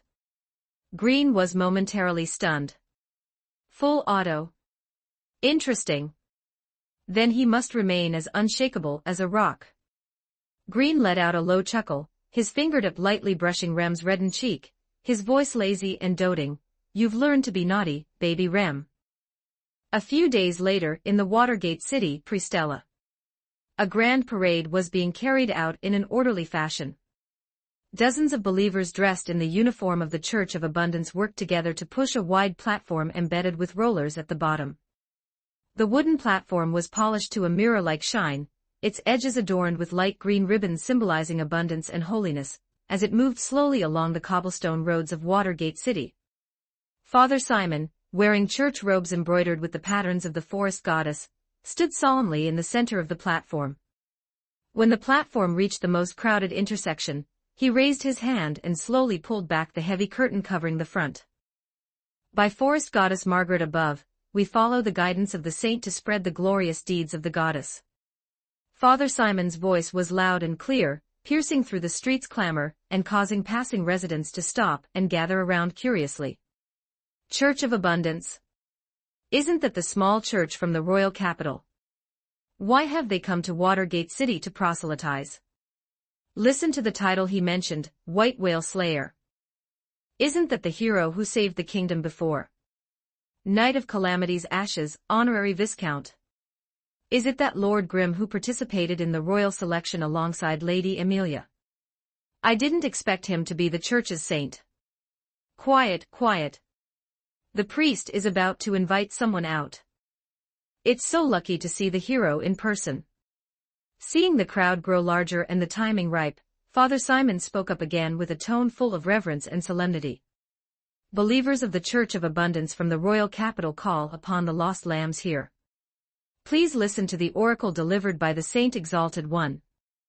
We welcome the Saint Exalted One, White Whale Slayer, Bane of Witches, Knight of Calamity's Ashes, and Honorary Viscount of the Kingdom, Lord Grim. As his voice fell, the street instantly fell silent. Countless gazes turned toward the back of the platform. Under the spotlight of everyone's attention, they held their breath waiting for Green's appearance. But the expected figure did not appear. Only the soft rustle of the wind brushing against the ribbons remained in the air. A long silence slowly enveloped the entire street, and the scene fell into an awkward standstill for a moment. A bead of cold sweat broke out on Father Simon's temple. He lowered his voice and urgently whispered to the believer beside him, "Where is the Saint Exalted One?" The believer looked bewildered and waved his hands repeatedly, his voice also kept extremely low, "I don't know. He was right here just a moment ago," and then he vanished in the blink of an eye. The small movements of the two did not escape the eyes of the onlookers, and the previously quiet street instantly erupted into a commotion. What's going on? Where's the person? You called for so long and no one came out. Could they be intentionally making fools of us? Some hero Viscount, and he doesn't even dare show his face. I think this Church of Abundance is just using a famous name to swindle people. This is too much. Move aside, move aside. You're wasting our time. Jeers and doubts rose one after another. Father Simon's face turned from blue to white. Seeing that the situation was about to spiral out of control, he quickly raised his volume to force the situation to stabilize. Everyone, please stay calm. The Saint Exalted One has gone to perform a top-secret mission. It's of great importance, so he truly cannot get away. However, we have brought the Saint Exalted One's most loyal servant Lord Wertox. The moment the words fell, a magic mirror shimmering with a faint blue light appeared out of thin air, and landed steadily in the center of the platform. As soon as the magic mirror landed, pitch-black mist began to surge wildly across its surface. The next second, an arrogant and smug voice suddenly exploded from the magic mirror, making the entire platform tremble. Ha ha ha ha. Super Male Master isn't here, so now it's my stage. The residents below looked at each other, staring at the eerie magic mirror, with its rolling black mist, their faces full of confusion and dissatisfaction as chatter rose again. What kind of trick is this? The black mist looks terrifying. Could it be some kind of evil sorcery? Swindler Church. They're basically making fools of us. Father Simon was sweating profusely with anxiety. He leaned close to the magic mirror and lowered his voice, almost pleading as he whispered to Wertox, Lord Wertox. Please save the situation. Calm these residents down. Inside the magic mirror, Wertox tilted his phantom reflection, his tone full of bewilderment. Save the situation. I don't know how. Just as he finished speaking, the mist in the mirror condensed into an illusory hand, which made a sharp throat-slitting gesture across its own surface. He asked excitedly and recklessly, Do you want me to silence these people below? Father Simon was scared out of his wits and hurriedly waved his hands, scolding in a low voice, No, no, no. Just say something random to stall for time. I'm going to find Lord Grim right now. Before he could finish, Father Simon didn't even bother to straighten his robes as he scrambled down the back of the platform and disappeared without looking back. Wait, old man, don't run away. Wertox's outstretched illusory hand froze in midair, failing to stop Simon from escaping in time. The magic mirror could only resentfully withdraw the mist, turning instead to observe the dense crowd of onlookers below with curiosity. Ahem, commoners, all of you be quiet. It cleared its non-existent throat, the mirror surface vibrating slightly as it made a mock-solemn voice. Oh, I get it, you want to hear a story, right? Then this great one will tell you about the arduous growth of a hussy. Once upon a time, there was a girl named Cinderella whose mother died early. After her father remarried, her stepmother and two stepsisters seized the family property and drove her into a cold, damp basement, only allowing her to sleep on the freezing stone floor and do the dirtiest and most tiring work all day long. Cinderella was covered in ashes, so everyone called her Cinderella. The basement was dark and lightless, hiding evil spirits that no one knew about. One late night, an evil spirit wrapped in black mist crawled out from a crack in the stone, and said to Cinderella, You have suffered all kinds of humiliation. Do you long for revenge and glory? I can give you power. The spirit took out a pair of eerily transparent glass slippers and continued, These shoes have cursed power. You wear one and let someone else wear the other, and you can forcibly take away that person's most precious thing. Chapter 194. The song. Cinderella stared at the glass slippers, her eyes showing no hint of fear, only a ruthlessness honed by hardship. Without hesitation, she agreed to this dark bargain, hiding one glass slipper on her person and clutching the other tightly in her palm. Soon, the palace held a ball for the prince to choose a bride, and all the young women in the city could attend. The stepmother took her two dressed-up sisters and left joyfully, intentionally locking Cinderella at home, and mocking her for being a lowly cinder girl for the rest of her life. Cinderella emerged from the basement, put on the glass slippers bestowed by the evil spirit, and was instantly enveloped in a seductive aura. She slipped into the ball silently. Her appearance immediately drew everyone's gaze, and the prince fell in love with her at first sight, wishing only to dance with her all night. As the midnight bell was about to toll, Cinderella followed the plan, and intentionally left one glass slipper on the palace steps. She then turned and vanished into the night, leaving behind the obsessed prince, and that eerie glass slipper. The prince frantically ordered that every woman in the city must try on the glass slipper. Whoever could fit into it would be his princess. When the news reached home, the stepmother and the two sisters were ecstatic, dreaming of marrying into the royal family. To fit into the shoe, the eldest sister ruthlessly cut off her own heel, enduring the intense pain to force her foot into the glass slipper. The moment the shoe fit, a strand of invisible black energy surged into her body, and her once sweet voice became hoarse and raspy.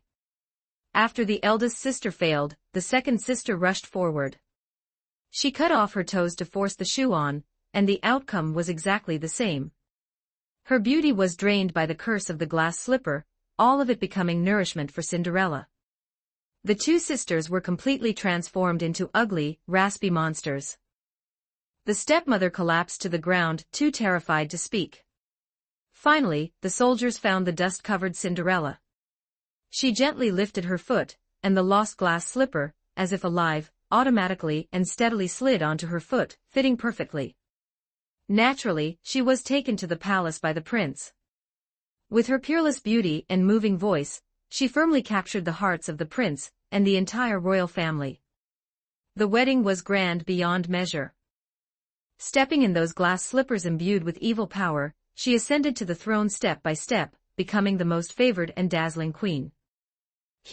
Later she even arranged for her dear stepmother to become a military prostitute. Jia. Wartox finished telling this dark and bizarre story of Cinderella, looking arrogant and triumphant, as if it expected to be worshipped on the spot. It shook its faintly glowing magic mirror surface, waiting for a burst of enthusiastic cheers and applause from the audience. But after waiting for a while, there was only an eerie silence on the street. The residents looked at each other, their faces filled with complex expressions. There was disgust, unease, and undisguised skepticism. This story is way too dark. There isn't a single good person in the whole story. Isn't there some hero to come and punish them? As the fragmented whispers drifted into its ears, the smugness on Wartox's face instantly froze. The magic mirror surface shook violently, and the pitch-black mist surged outward with a schwa. Its tone was full of annoyance and defiance. What bullshit hero?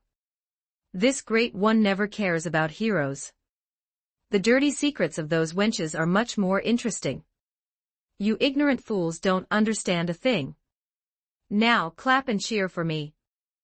Then I might show some mercy and tell you the story of Snow White and her cousin creating 7 dwarves. The crowd was silenced by Wartox's crude words, and the entire street fell into a deathly hush. Even the sound of breathing was so faint it was almost inaudible. No one dared to respond or clap, fearing they would be the next one targeted by this eerie magic mirror, and turned into the protagonist of some scandalous story. In that silence where even the wind seemed frozen, a thin but exceptionally clear sound of clapping suddenly rang out slowly. One after another, the sounds were particularly jarring on the quiet street. Everyone instinctively looked toward the source of the sound. A slender yet eerie female figure slowly emerged from the back of the crowd. The woman was draped in a large black robe, her body wrapped in clean but old, deathly pale bandages. Her lips were pulled back in an unnaturally exaggerated grin, wearing a sickly and terrifyingly eerie smile. Wonderful, simply wonderful. Plunder, resentment, an eye for an eye, this is what anger should look like. She tilted her head slightly, her tone unexpectedly gentle, even carrying a hint of bizarre politeness. Strange mirror mister, may I borrow the stage for a moment? On the other side, Green was leaning against a stone bridge, feeling the humid sea breeze. Phew, this place really is beautiful. We should have come here sooner. Betty gazed dotingly at Green, whose features were relaxed, her eyes nearly overflowing with tenderness. She gently raised her hand and tugged at the corner of Green's clothes. Are you really okay with letting that child Amelia go trade with the merchants alone? What if the price they ask is too high? Green turned his head and met Betty's worried gaze. He couldn't help but curl his lips into a smile, reaching out to rub the top of her head, his tone relaxed and certain. Don't worry, Leah isn't a child anymore. She can handle buying a single magic crystal stone. Betty gave a soft huff, her cheeks puffing out slightly in a playful pout. Humph, Betty is first time seeing a princess being sent to do chores while the knight comes here to slack off. Green chuckled at her words, his fingertip lightly grazing the tip of Betty's nose. His gaze swept over the shimmering water beneath the stone bridge, and his tone became a bit more serious. That's not it. I have to make sure no trouble breaks out around here. Just as he finished speaking, a clear and piercing song drifted over with the humid sea breeze. Aimless wandering, no money, and no future. No dreams, only vanity. Although the lyrics were bleak, the voice didn't sound like a common street ditty. Instead, it carried an ethereal quality and a sense of storytelling that only a traveler could possess, gently enveloping the two of them. Betty showed a curious expression, quietly looking toward the source of the song, her fingertips lightly clutching Green's sleeve. Green smiled slightly, looked down at her, and spoke warmly, "Shall we go take a look?" He naturally took Betty's hand and walked slowly toward the song. Before long, they stepped into a quiet plaza. Residents stood around in a circle, everyone wearing a faint, entranced smile, their gazes all fixed on the center of the plaza. There stood a slender young girl with soft, light chestnut wavy hair cascading over her shoulders. The natural curls at the ends of her hair made her face look even smaller. She was dressed in simple traveler's attire, holding a uniquely shaped lully of four-stringed lute in her arms. Her fingertips lightly plucked the strings, and a warm melody flowed forth.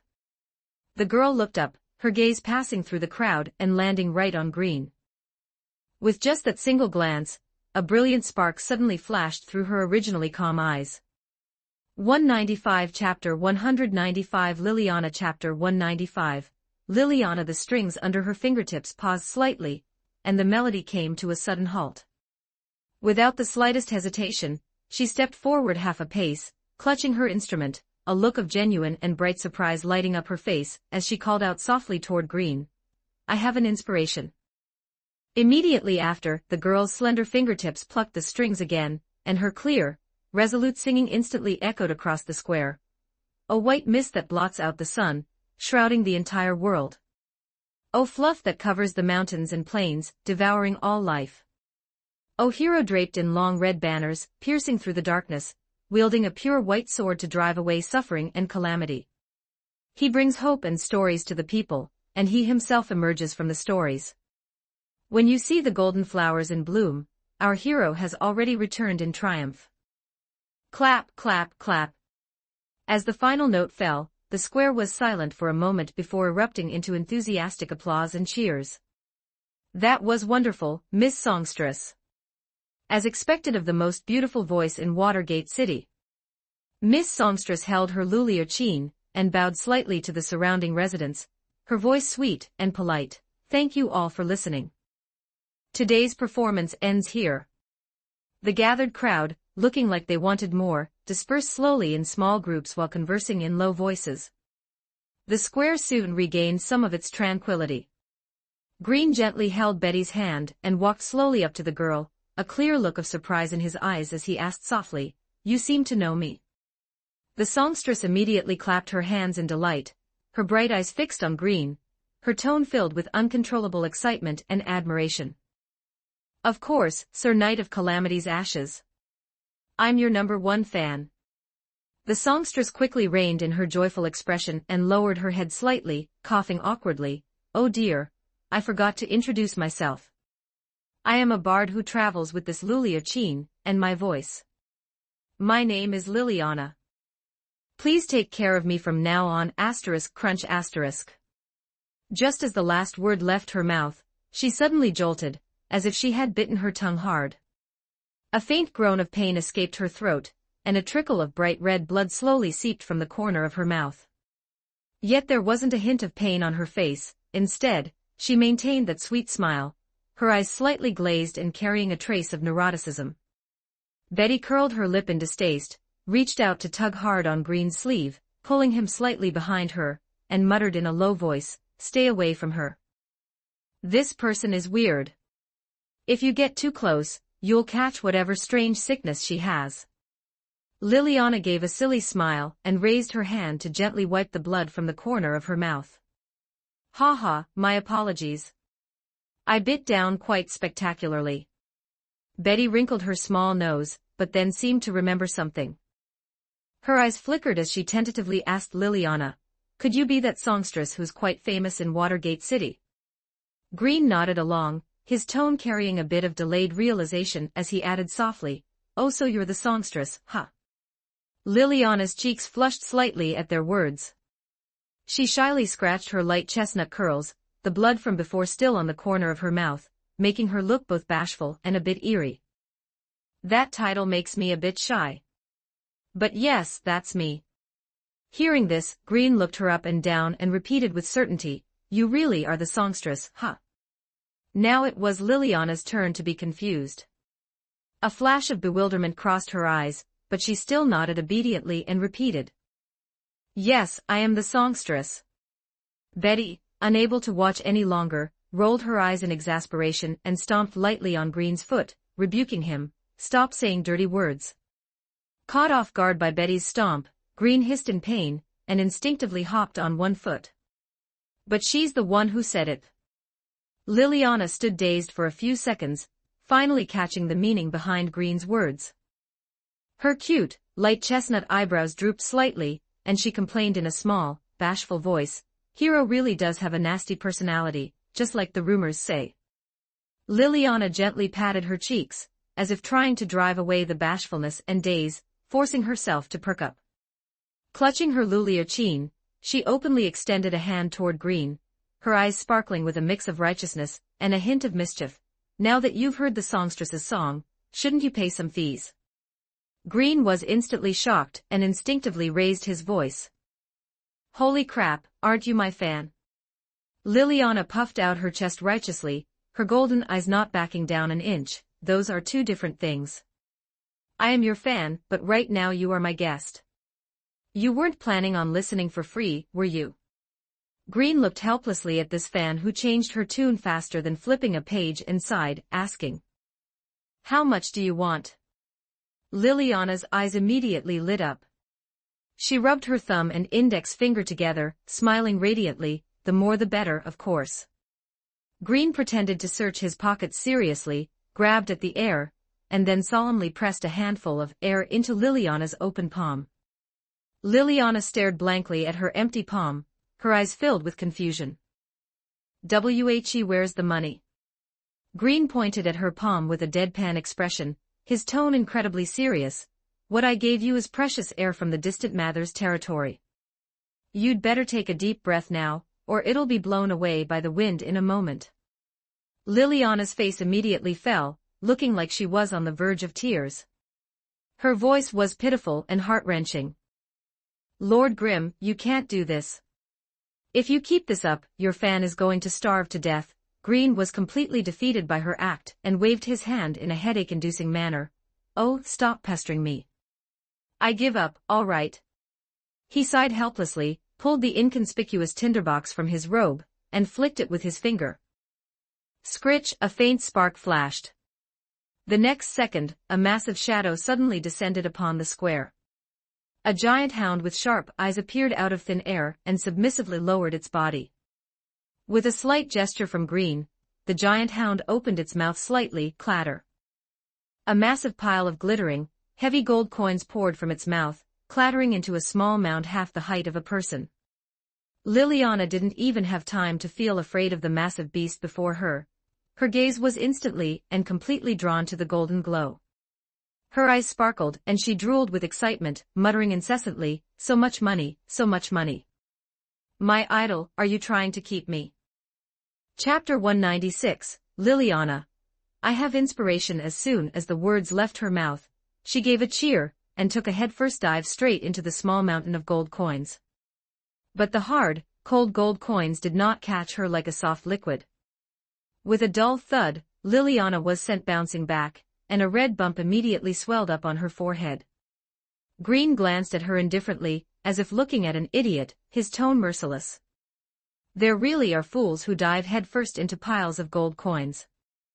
Having said that, he ignored her, gently took Betty's hand, and turned to leave. Seeing the two of them about to leave, Liliana scrambled up from the gold pile in a panic, the red bump still throbbing on her forehead. "Wait for me." She instinctively wanted to chase after them, but as soon as her eyes glued to the glittering gold coins beneath her feet, she stopped dead in her tracks, looking conflicted and flustered, caught in a dilemma. Green hadn't walked far with Betty when he suddenly heard a series of rapid, light footsteps behind him. He turned back in confusion, and saw a small figure running desperately toward them. It was Liliana, with the bump still on her forehead, and her hair in a mess. Green raised an eyebrow and spoke with some surprise. "What about your money? Don't you want it any more?" Liliana stopped, patted her bulging purse, and revealed a free-spirited and satisfied smile. "I've taken enough for a month's worth of meals. As for the rest, let them stay there for now." While rubbing the bump on her forehead, Liliana looked around, scanning back and forth as if searching for some treasure. She tilted her face up and asked Green curiously, "Where is that big dog of yours?" Green waved his hand dismissively. "Oh, I put it away." Liliana immediately looked at him with eyes full of admiration, her voice brightening. "So amazing. Is that some kind of unique magic? Could you explain it to me? I want to use it as material for a song." Green couldn't help but chuckle, looking at her with a mix of helplessness and amusement. "You really are a bard through and through." Liliana puffed out her chest and responded seriously. "Thank you for the compliment. I'm quite happy to receive your recognition."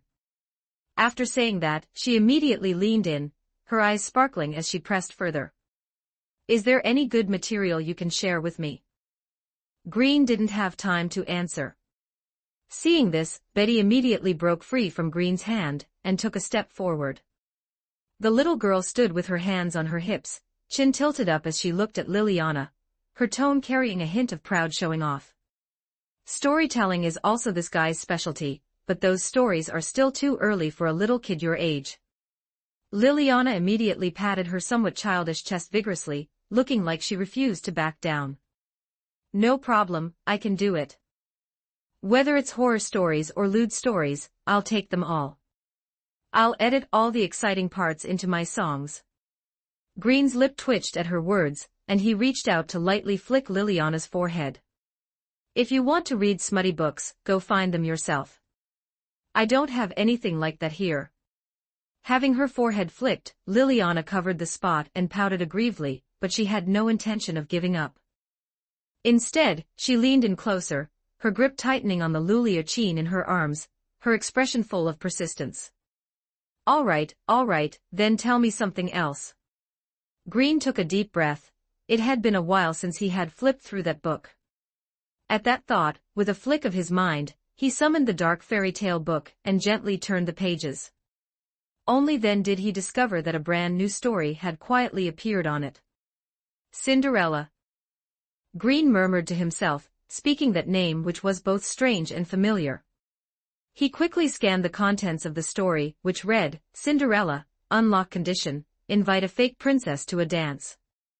Liliana immediately crowded next to Green, standing on tiptoe to peek at the pages, her tone full of impatience. "Who is Cinderella? That name sounds so epic, tell me quickly." Seeing her look of anticipation, Green ultimately didn't refuse again. He sat down on a nearby bench and spread the dark fairy tale book across his knees.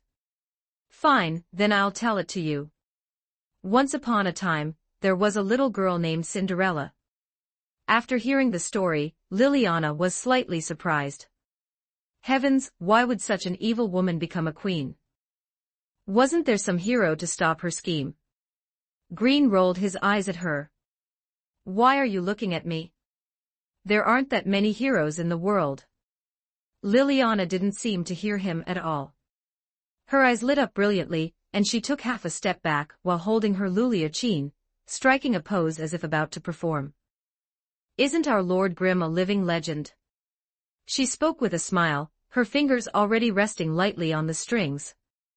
I have inspiration. Please listen the night from the heavens. Green quickly raised his hand to interrupt, looking like he couldn't take it. No, no, no, I've heard enough. Go sing somewhere else, little sunflower. As soon as he finished speaking, he simply grabbed Betty, who was still listening intently, and walked away quickly, clearly intending to make a run for it. Seeing this, Liliana grew anxious and chased after him, raising her voice as she ran, shouting with grievance and persistence. Idle Lord, this is a new song I wrote specifically for you. You can't be so heartless. On the other side, accompanied by Otto and Garfield, Emilia had successfully purchased a suitable magic crystal stone from the merchant Kiritaka. The group pushed open the somewhat old door, and walked out of the house together. Emilia looked down at the magic crystal stone properly tucked away in her hand, and breathed a small sigh of relief. I'm truly grateful to Mr. Kiritaka for being willing to part with it. Behind her, Kiritaka Muse also saw them to the door. This young master of the Muse commerce was elegantly dressed, and conducted himself with poise. Lady Emilia need not worry, it is my honor to be of help to you. Just as he finished speaking, a series of urgent and loud shouts came from not far away, drifting over clearly. Idle Lord, just give me one chance. I've been holding it in, and it's very uncomfortable. Are you crazy? Can't you find somewhere with no people? Don't hug my leg, you bastard. A few seconds later, the group saw the ridiculous scene before them. Green was seen with Liliana clinging tightly to one of his legs, dragging the burden as he walked toward them. Liliana stuck to Green like glue, with no intention of letting go. I won't charge you this time, okay? This inspiration came from the story you told, it's like our child. You can't be so heartless, Idle Lord. 197 Chapter 197 The Diva's Obsessive Fan Chapter 197 The songstress's fanatic fan Kiritaka had just managed to maintain a proper smile. But the moment his gaze swept over Liliana, in her unusual posture, the composure on the blonde youth's face instantly shattered. His pupils shrank as he froze in place. He subconsciously took half a step forward, his voice shifting in pitch, Liliana-sama. Why are you here? Who are you? Please let go of Liliana-sama immediately, she is not someone you can touch as you please. Green felt his back prickle under the man's burning gaze, and his heart skipped a beat, giving him the bizarre sensation of being caught in bed with someone else's wife. He simply raised both hands and complained with a speechless expression, Brother, look closely. She's the one holding on to me and not letting go, not me grabbing her, okay? Lord Grimm, I beg of you, don't be so heartless. Instead of letting go, Liliana buried her face against his pant leg and held on even tighter. Kiritaka's face turned pale instantly. As if struck by lightning, he clutched his meticulously styled hair in a breakdown. His lips trembled and his eyes were filled with both shock and grief-stricken indignation as he muttered incoherently, taking money. And a child. You bastard, what on earth did you do to my Liliana-sama? Otto silently face-bombed nearby, as expected of Green Kun, as gifted as ever. The king is too dissolute, isn't he? He's already hooked up with the local boss's woman. Garfield had an expression that said, what kind of ridiculous development is this? And after his simple brain word for a moment, he grinned triumphantly. Fortunately, we've already gotten the magic crystal stone. Now we have no worries at all, haha. Emilia blinked her amethyst-like eyes. She clearly didn't understand how many twists and turns were involved, only feeling that the atmosphere had suddenly become exceptionally strange. She quickly walked over to smooth things over. Is there some misunderstanding? Green, what exactly are you and this lady doing? Green spread his hands. Heaven and earth be my witness, what did I do? Hurry up and get off me, you brat. As he spoke, Green leaned down, grabbed Liliana's twin tails, and tried to pull her aside. Kiritaka had lost his mind a bit, and gnashing his teeth, he fished a glowing hot fire magic stone from his pocket. The next second, he used all his strength to hurl the magic stone fiercely at Green, roaring in anger, "Get away from my Liliana." Holy crap! Green's pupils constricted. Almost instinctively, he lunged to the side, grabbing Betty and Liliana as he dove, narrowly avoiding the projectile. The fire magic stone grazed his clothes and drew a sharp arc, flying straight into a nearby narrow alley where it exploded with a roar a moment later. Flames shot into the sky, thick smoke billowed out, and rubble and dust splattered everywhere. "You despicable fellow, just what method did you use to move Liliana's heart? Ah, damn it." Seeing his attack miss, Kuretaka was both panicked and furious. He reached out to grab another magic stone, completely on the verge of losing control. "Wait a minute. Kuretaka, you've misunderstood." Liliana finally came to her senses. She hurriedly scrambled up from Green's legs and spread her arms to block the two of them, her cheeks flushed with anxiety. "He is my idol, Lord Grimm. We were just talking about a new song. The stuff about money and children was all just metaphors." Kuretaka's mood instantly cleared up. Light returned to his eyes as he approached Liliana with a look of hope. "Is that really true? In other words, I haven't lost yet, right?" Liliana put her hands behind her back, her gaze drifting to the side as she awkwardly avoided his eyes. "Well, that I already told you a long time ago." The girl tilted her head and playfully made a cross gesture in front of her, her tone crisp and blunt. "Sorry, Mr. Kuretaka, you're just not my type." "No." A shrill scream pierced the street. Kuretaka's whole body stiffened, and he was instantly petrified in place. The next second, his legs gave way, and with a thud, he fell heavily to his knees. He clutched his face tightly and broke down into loud wailing. "Wah! Liliana-sama." Green watched this scene, which was comparable to a theatrical play, and was stunned for a moment, not knowing what to say for a while. His gaze shifted, and noticing the Lulia chain lying nearby, he picked it up and casually plucked the strings a few times. A light and desolate melody slowly rose. He parted his lips and sang leisurely, "Snowflakes flutter, the north wind whistles." Hearing this fitting and heart-stabbing music, Kuretaka's crying abruptly stopped. He raised his tear-stained face in a rage and pointed at Green, screaming, "You despicable bastard, don't you dare play such sorrowful music for me." Kuretaka wiped the tears from his face and spoke viciously through his sobs. "If I ever find out you treat Liliana-sama poorly in the future, I will definitely not let you off." Green looked bewildered and rolled his eyes, retorting directly, "Are you sick? You really think I'm a lolicon like you?" Just as he finished speaking, a slight sting suddenly came from his waist. Betty had approached at some point. Her small palm slid to his side, and her fingertips gave a gentle twist, her tone carrying a dangerous chill. "Are Lolas not good?" Green winced in pain and quickly reached out to hold Betty's small hand, hurriedly changing his tune. "His baby, don't take it personally. You're a noble mature lady." Hearing this, the irritation on Betty's small face instantly faded. The corners of her mouth couldn't help but turn up slightly, but she still feigned composure with a soft huff, and pulled her hand back to cross her arms. "Humph, at least you're sensible." Liliana covered her face helplessly and sighed softly. "Sigh, Mr. Kuretaka, please stop misunderstanding Lord Grimm." Otto then stepped forward and consoled the still agitated Kuretaka. "Please calm down, mister. Although Watergate City is near Kararaji, it still belongs to the kingdom of Lugnica.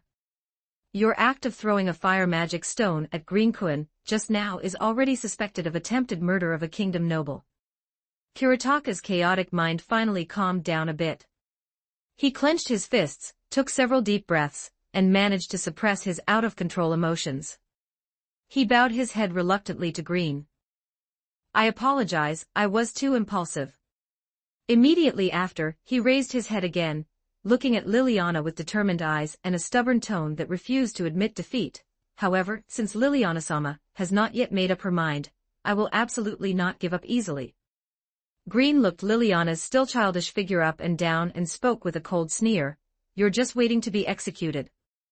Everyone was stunned by his words and looked at Green in confusion, but before they could ask anything, Garfield suddenly pointed toward the alley where the fire magic stone had exploded and was still billowing smoke, shouting loudly, "There seems to be someone over there."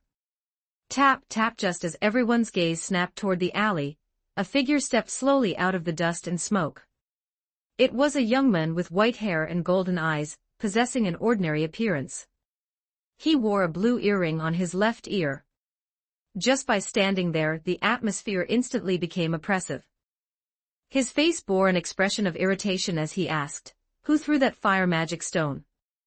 Chapter 198, Sin Archbishop of Greed. Green watched the white-haired, gold-eyed figure slowly walking out of the thick smoke, and his originally playful and helpless expression froze slightly. A slightly surprised smile tugged at the corners of his mouth, and his tone was light yet hidden with a sense of understanding. "Isn't this Regulus?" As his voice fell, the already tense atmosphere around them instantly dropped to the freezing point. The Sin Archbishop of Greed, Regulus Corneas, who was addressed directly by name, came to a sudden halt. Those golden pupils, which always radiated indifference and paranoia, suddenly constricted, locking onto Green. An inexplicable palpitation surged from the depths of his heart without warning, spreading through his blood vessels to his entire body, causing the oppressive aura around him to tremble. He clenched his fists tightly, and his originally indignant voice was tinged with an unmistakable wariness and suspicion as he spat out two words through gritted teeth, "It's you." Just the moment he locked eyes with Green, fragments of fear buried deep in his memory that he didn't want to recall surged up uncontrollably. After that incident, some supplementary content about Green appeared in Regulus's gospel book. The witch's bridge, the one who pollutes the world, the aphid that devours the world tree. All these dangerous terms were concentrated on one person, and combined with the fact that his authority had been pierced by the girl in red before, even the ill-tempered Regulus became wary. He didn't step forward immediately. Instead, he suddenly turned sideways, his gaze scanning the surroundings as swiftly as a hawk. His gaze swept across the rooftops on both sides of the street, past the narrow alley corners, and even stared intently at the face of every single person in the crowd. "She's not here. Is she not here?" Green sneered, his eyes full of undisguised mockery. Crossing his arms, he spoke slowly, the teasing in his tone almost overflowing. "Ha ha, you didn't get addicted to being beaten, did you?" These words were like a sharp needle, instantly puncturing Regulus's forced composure and stabbing ruthlessly at his most sensitive sore spot. Regulus whipped his head back, his golden eyes churning with rage and humiliation. His cheeks turned bright red from extreme frustration, and the wariness brought by that earlier palpitation was now entirely transformed into a frantic, humiliated fury. He stared fixedly at Green, the air around him stagnating due to his emotions. The pressure belonging to a Sin Archbishop of Greed spread out without reservation, causing even the gravel on the ground to tremble slightly. "You bastard! You violated my authority to pursue love, actually bringing that kind of monster disguised as a young girl before me." Regulus roared sharply, his voice distorted by anger. It seemed that Little Red Riding Hood had left some unforgettable memories deep in his heart. "You only dare to talk big in front of me because you're relying on that witch's protection. That person isn't here right now, is she? With just you lot, I could slaughter you all with a flick of my fingers." Regulus's roar exploded on the street, carrying a world-destroying fury. The surrounding air seemed to be ignited by his anger, becoming so oppressive it was hard to breathe. Everyone immediately entered a state of high alert, their faces all incredibly solemn. Betty immediately took small steps and quickly stood in front of Green. Her small body stood straight, and her usually cute face was now very grim. She reached out to grab Green's sleeve, and, with an urgent seriousness in her tone, whispered her advice, "Green, don't provoke him any further. This guy is dangerous." As a spirit who had lived for hundreds of years, Betty was far more aware of the terror of an Archbishop of Sin than anyone else present. Especially Regulus of Greed. The strangeness and overbearing nature of his authority had caused countless strong individuals to fall. She could never let Green fall into danger. Beside her, Amelia immediately took half a step forward, standing by Betty's side, her amethyst-like eyes full of solemnity. Her silver-white long hair fluttered slightly in the wind, and a light blue halo of ice magic condensed at her fingertips as she prepared to defend at any moment. "Green, I will fight by your side this time." Puck's slumber hadn't weakened Amelia's combat power. Instead, because the seal on her memories had been broken, Amelia recalled a great deal of powerful magical knowledge.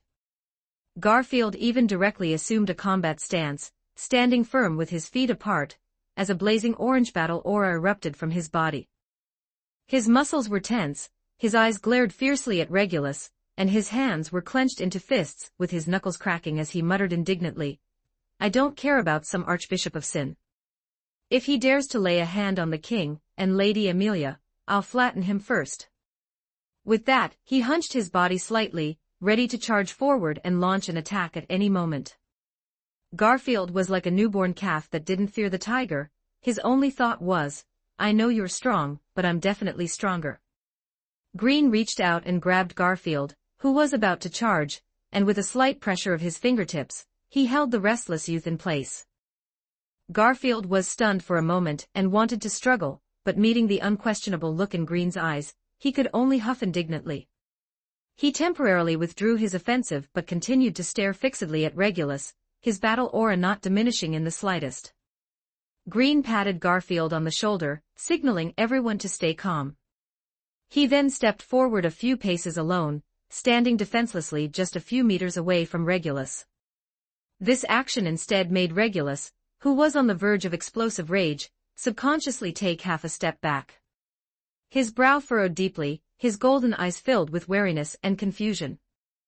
He had thought Green would use the momentum of the group to start a fight, but the other man's calm approach and defenseless appearance made his heart beat with uncertainty, unable to figure out what trump card Green was hiding. After all, the previous shadow was far too deep. He didn't dare to act rashly in the slightest. Seeing him look as if he were facing a formidable foe, the smile on Green's lips became even more gentle. His tone was as relaxed as if he were chatting with an old friend, completely without the tension of facing an Archbishop of Sin. "Don't be so nervous, Lord Archbishop. Shouting about killing as soon as we meet Hyacinth, that violating our right to enjoy the wonderful time here in Watergate City." As he spoke, his gaze slowly drifted toward the nearby canal, his eyes landing on the ripples gently swaying on the water's surface. There are far more pleasure boats in Watergate City than dragon carriages. Rowing a boat is the most common way to travel here. At this moment, the afternoon sun shone on the river, shimmering with light, completely out of place with the tense atmosphere on the street. Behind him, Betty clenched her small hands in anxiety and whispered, "Green, don't do anything reckless." Amelia also frowned slightly, her ice magic constantly condensed at her fingertips, ready to respond to any sudden situation at any time. Hearing this, Green didn't stop. Instead, he maintained a steady pace, slowly walking closer to Regulus. The smile on his face didn't fade at all. Instead, he looked even more at ease, as if he didn't feel the increasingly intense killing intent emanating from the other men at all. This completely indifferent appearance thoroughly crushed the last bit of composure in Regulus's heart. The wariness in his heart surged wildly like a tide. He suddenly raised a finger to point at Green, his voice turning sharp with tension and rage. "Stop. You are not allowed to come any closer." 199 Chapter 199 The Sloth Witch Chapter 199 The Witch of Sloth. He stared intently at every one of Green's movements, his heart pounding wildly. The fear of being crushed by the witch in red once again swept through his entire body. The more he saw Green's calm and composed demeanor, the more he felt the other party was hiding a lethal trump card, making even his breathing turn shallow and rapid. The moment the words left his mouth, Regulus could no longer restrain himself and boldly activated the authority of greed within him. An invisible force suddenly erupted with him as the center.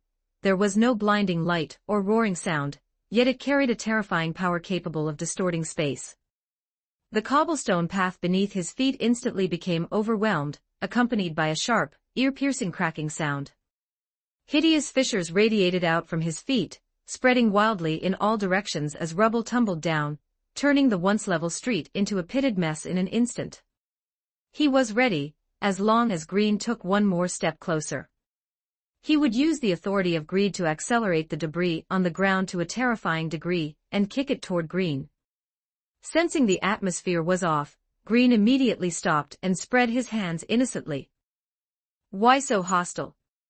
I just wanted to invite you to listen to a song and relax, nothing more." Liliana's eyes lit up nearby. Forgetting the danger, she ran over clutching her instrument. "Idle Lord, do you want to hear Liliana's new song?" Green's expression changed instantly. He reached out and shoved her back, scolding in a low voice, "You idiot, get away. Are you trying to get yourself killed by coming so close?" Regulus stared fixedly at Green, stepping backward while maintaining a safe distance, his tone filled with suspicion and malice. "Stop pretending. You definitely have a scheme. You damned conspirators always love to infringe upon my right to know as if it's nothing. But as long as I keep my distance from you, it's impossible for you to defeat me." The debris around him remained suspended in the air. He showed no sign of withdrawing the authority of greed, looking ready for battle at any moment. Green looked helpless, sighing with his hands out. "I'm being framed. I truly just wanted to invite you to listen to a song, no other intentions." As he finished speaking, Green lightly clapped his hands. A second later, the melodious and lingering sound of a woman singing drifted slowly from the depths of the wide canal. The shepherd girl wandered to the seaside. The young sailor leaned against the mast. The melody was clear and graceful, instantly diluting the smell of gunpowder on the street. Everyone was stunned, and even Regulus instinctively frowned, following the sound to look at the river's surface. Regulus furrowed his brows, looking at the canal with full alertness, and shouted sharply, "What is that? Is it a mental attack?" Just as he spoke, a sharp, stabbing pain suddenly shot through his mind, like thousands of fine needles piercing his brain. He trembled from the pain, and the floating debris instantly scattered to the ground. But this pain did not wake him. Instead, it brought an irresistible drowsiness that frantically tugged at his sanity. His eyelids felt as heavy as lead, and the authority of greed grew chaotic and dissipated. At the same time, gentle ripples spread across the wide river. Amidst the shimmering light, a graceful figure emerged halfway from the water. Ariel, the mermaid girl, lightly flicked her shimmering tail. With a pure, happy smile and eyes curved into crescents, she looked at the bustling scenery of Watergate City before her, her heart filled with joy. To her, this city built on water, filled with ships and songs, was undoubtedly the paradise the mermaid race dreamed of. The intense drowsiness continued to erode Regulus's consciousness. Unwilling to fall into such a passive state, his eyes turned bloodshot as he roared, clinging to the last shred of wakefulness. Swish, swish, swish. The authority of greed surged once more, lifting all the scattered debris from the ground. Dense clusters of stones whistled through the air, hurtling violently toward Ariel on the river. "How dare you plot against me?" Green had been prepared, his gaze darkened instantly, and without the slightest hesitation. In an instant, dozens of invisible hands shot out from the void. The pitch-black arms interlaced and wound around each other in the air, weaving an airtight protective net that stood firmly in front of Ariel. Bang, bang, bang, the dense stones slammed into the protective net, all of them blocked by the invisible hands. Rubble shattered and flew everywhere, yet it failed to harm the mermaid girl on the river in the slightest. "The apostle is so cool." Ariel let out a small cry of surprise at the sudden attack, looking at Green on the shore with eyes full of gratitude. The singing did not stop, instead, it became even softer and more soothing, attempting to pull Regulus further into a deep slumber. Regulus pressed his hands tightly over his ears, but the soft singing was like water that finds every crack, continuing to seep into his mind. The drowsiness grew more intense, and his consciousness began to blur. He knew in his heart that if this continued, he would eventually fall completely asleep, left at the mercy of others. "All of you, stop it." Regulus let out a near-frenzied roar, and using all his remaining strength, stomped violently on the ground. A deafening roar erupted. This stomp was like triggering a massive earthquake. With him at the center, the ground was instantly torn open by a colossal rift, cracks spreading wildly to both sides of the canal. The sturdy stone embankment collapsed with a crash, and stones tumbled into the river, splashing water several meters high. The once calm river surface instantly became turbulent and churning. The singing came to an abrupt halt. Ariel's expression flickered at the violent vibrations, and the surging river water, unable to maintain her song any longer. The mermaid girl quickly flicked her shimmering tail, turning to swim rapidly toward the deep water zone, hiding within the swift currents, and avoiding the area of the collapsed embankment. Without the intrusion of the singing, Regulus felt a wave of relief. "I will crush you all. Not a single one will be left." His figure suddenly moved, his speed so great he left afterimages behind. He charged straight toward Green with world-destroying force, the authority of greed clinging to his body. Any object that came near was instantly distorted and crushed.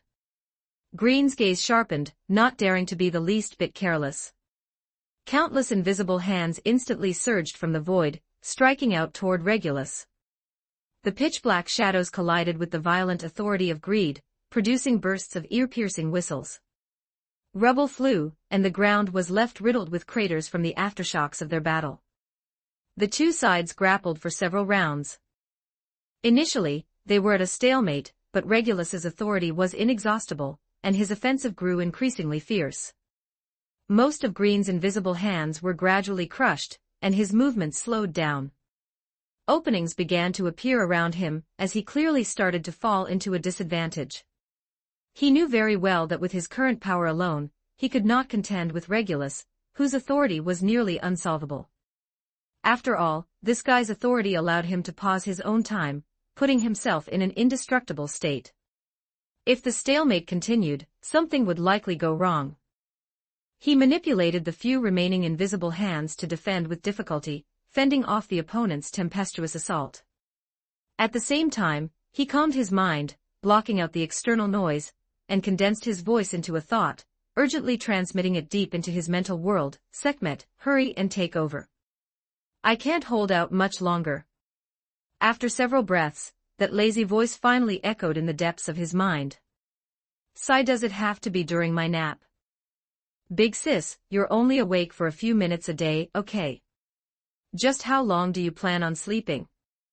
Chapter 200, The Power of a Witch. Green closed his eyes, and when he opened them again, his once bright gaze had turned dull. His entire demeanor instantly shed its previous composure and wit, replaced by a bone-deep, languid exhaustion. He slowly lifted his eyelids. Deep within his eyes was no longer Green's clarity, but a layer of dark, murky mist. His gaze drifted lazily over Regulus, who was charging forward wildly. His voice was sluggish and raspy, carrying an indifference that seemed to span ages. "Donus factor. It really has produced quite a decent ability." The moment the words fell, the surrounding air suddenly stagnated. Without any change in light or shadow, and without the slightest roar of energy, thousands of invisible hands suddenly sprouted from the void without warning. These thick arms were completely hidden in the air, with only the slight ripples in space proving the existence of this terrifying power. This was the true form of the invisible hand, completely formless, impossible to catch with the naked eye. Compared to the dozens Green had barely managed to control before, the number now was overwhelming, instantly filling every inch of the street. They formed an airtight cage of power, completely enveloping the area where Regulus stood, leaving not even a single gap. "What on earth are you?" Regulus's steps froze mid-charge as an unprecedented, extreme panic suddenly surged in his heart.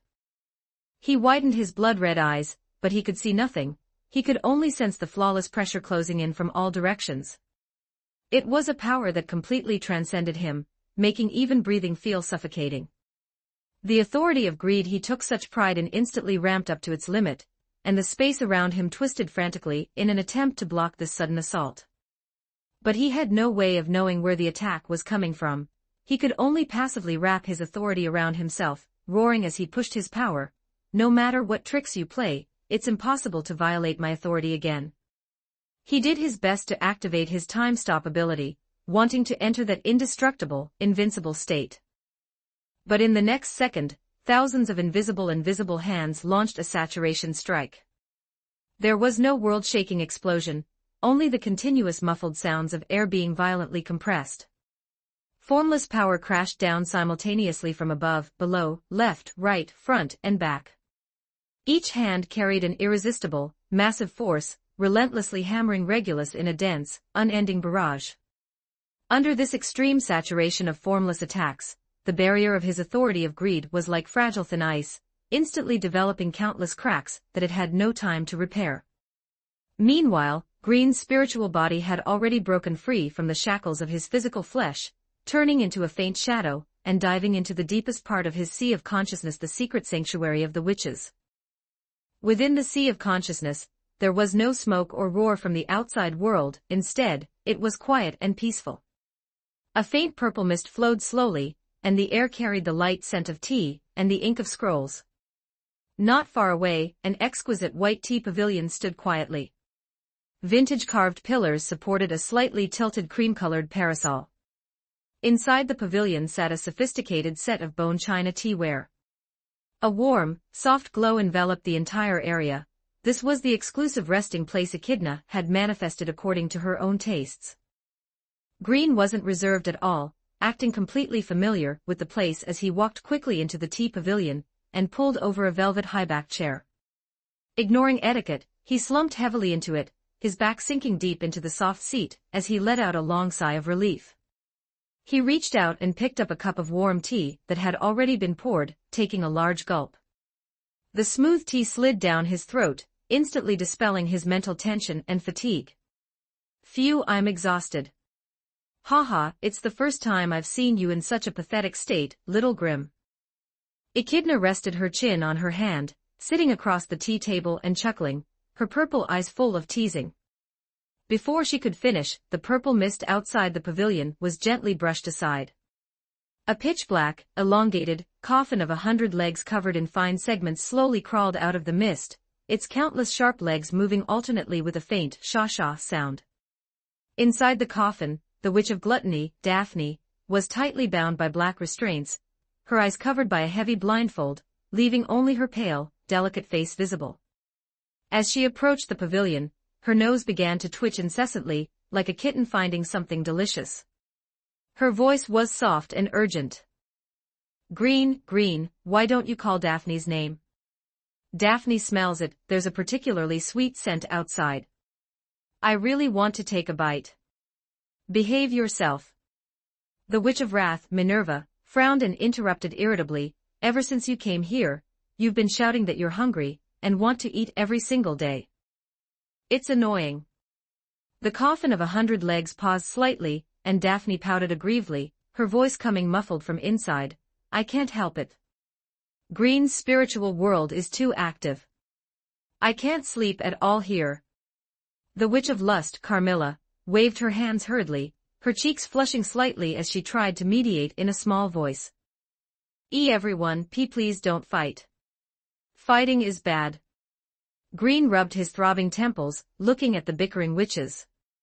He felt a bigger headache than when he was fighting Regulus. He sighed with a bitter face, "Could you guys stop adding to the mess? Why does it feel noisier here than outside? Can't you let me rest for a bit? Little go. The Witch of Pride, Typhon, was wearing a simple white dress, her short green hair swaying. She held her fair, tender little hand high, while her other hand gripped an object that looked like a board game. She came hopping and skipping into the tea pavilion, her little leather shoes making a brisk clicking sound on the stone floor. "Do you want to play aeroplane chess? Typhon has been preparing for a long time." Hearing this, Green suddenly looked up, his face full of surprise, his fatigue fading slightly. "Aeroplane chess? Where did you learn about that game?" Typhon blinked her clear, large eyes and shook the aeroplane chess board in her hand, her voice full of excitement. "Donna found it in your memories. She showed it to Typhon. It's really fun. Typhon wants to play with little Go." Green understood instantly. His lips twitched violently as he turned to glare at the seemingly calm Echidna, his voice full of helplessness and accusation. "No way, you white-haired hag, aren't you overstepping a bit?" Echidna immediately lowered her hand from her chin, and put on an innocent look. She stuck her tongue out slightly, losing her usual profound wisdom, and gaining a bit of cunning childishness. She waved her hands hurriedly to claim her innocence. I didn't peek on purpose. I was just helping you organize your spiritual world. If left alone, your memory fragments would just float out uncontrollably. She leaned forward slightly, her tone carrying a bit of deliberate teasing as she lowered her voice, and added quietly, certain, strange thoughts of yours are currently only known to me, you know. Don't forget to like and subscribe to Novels Wonderland.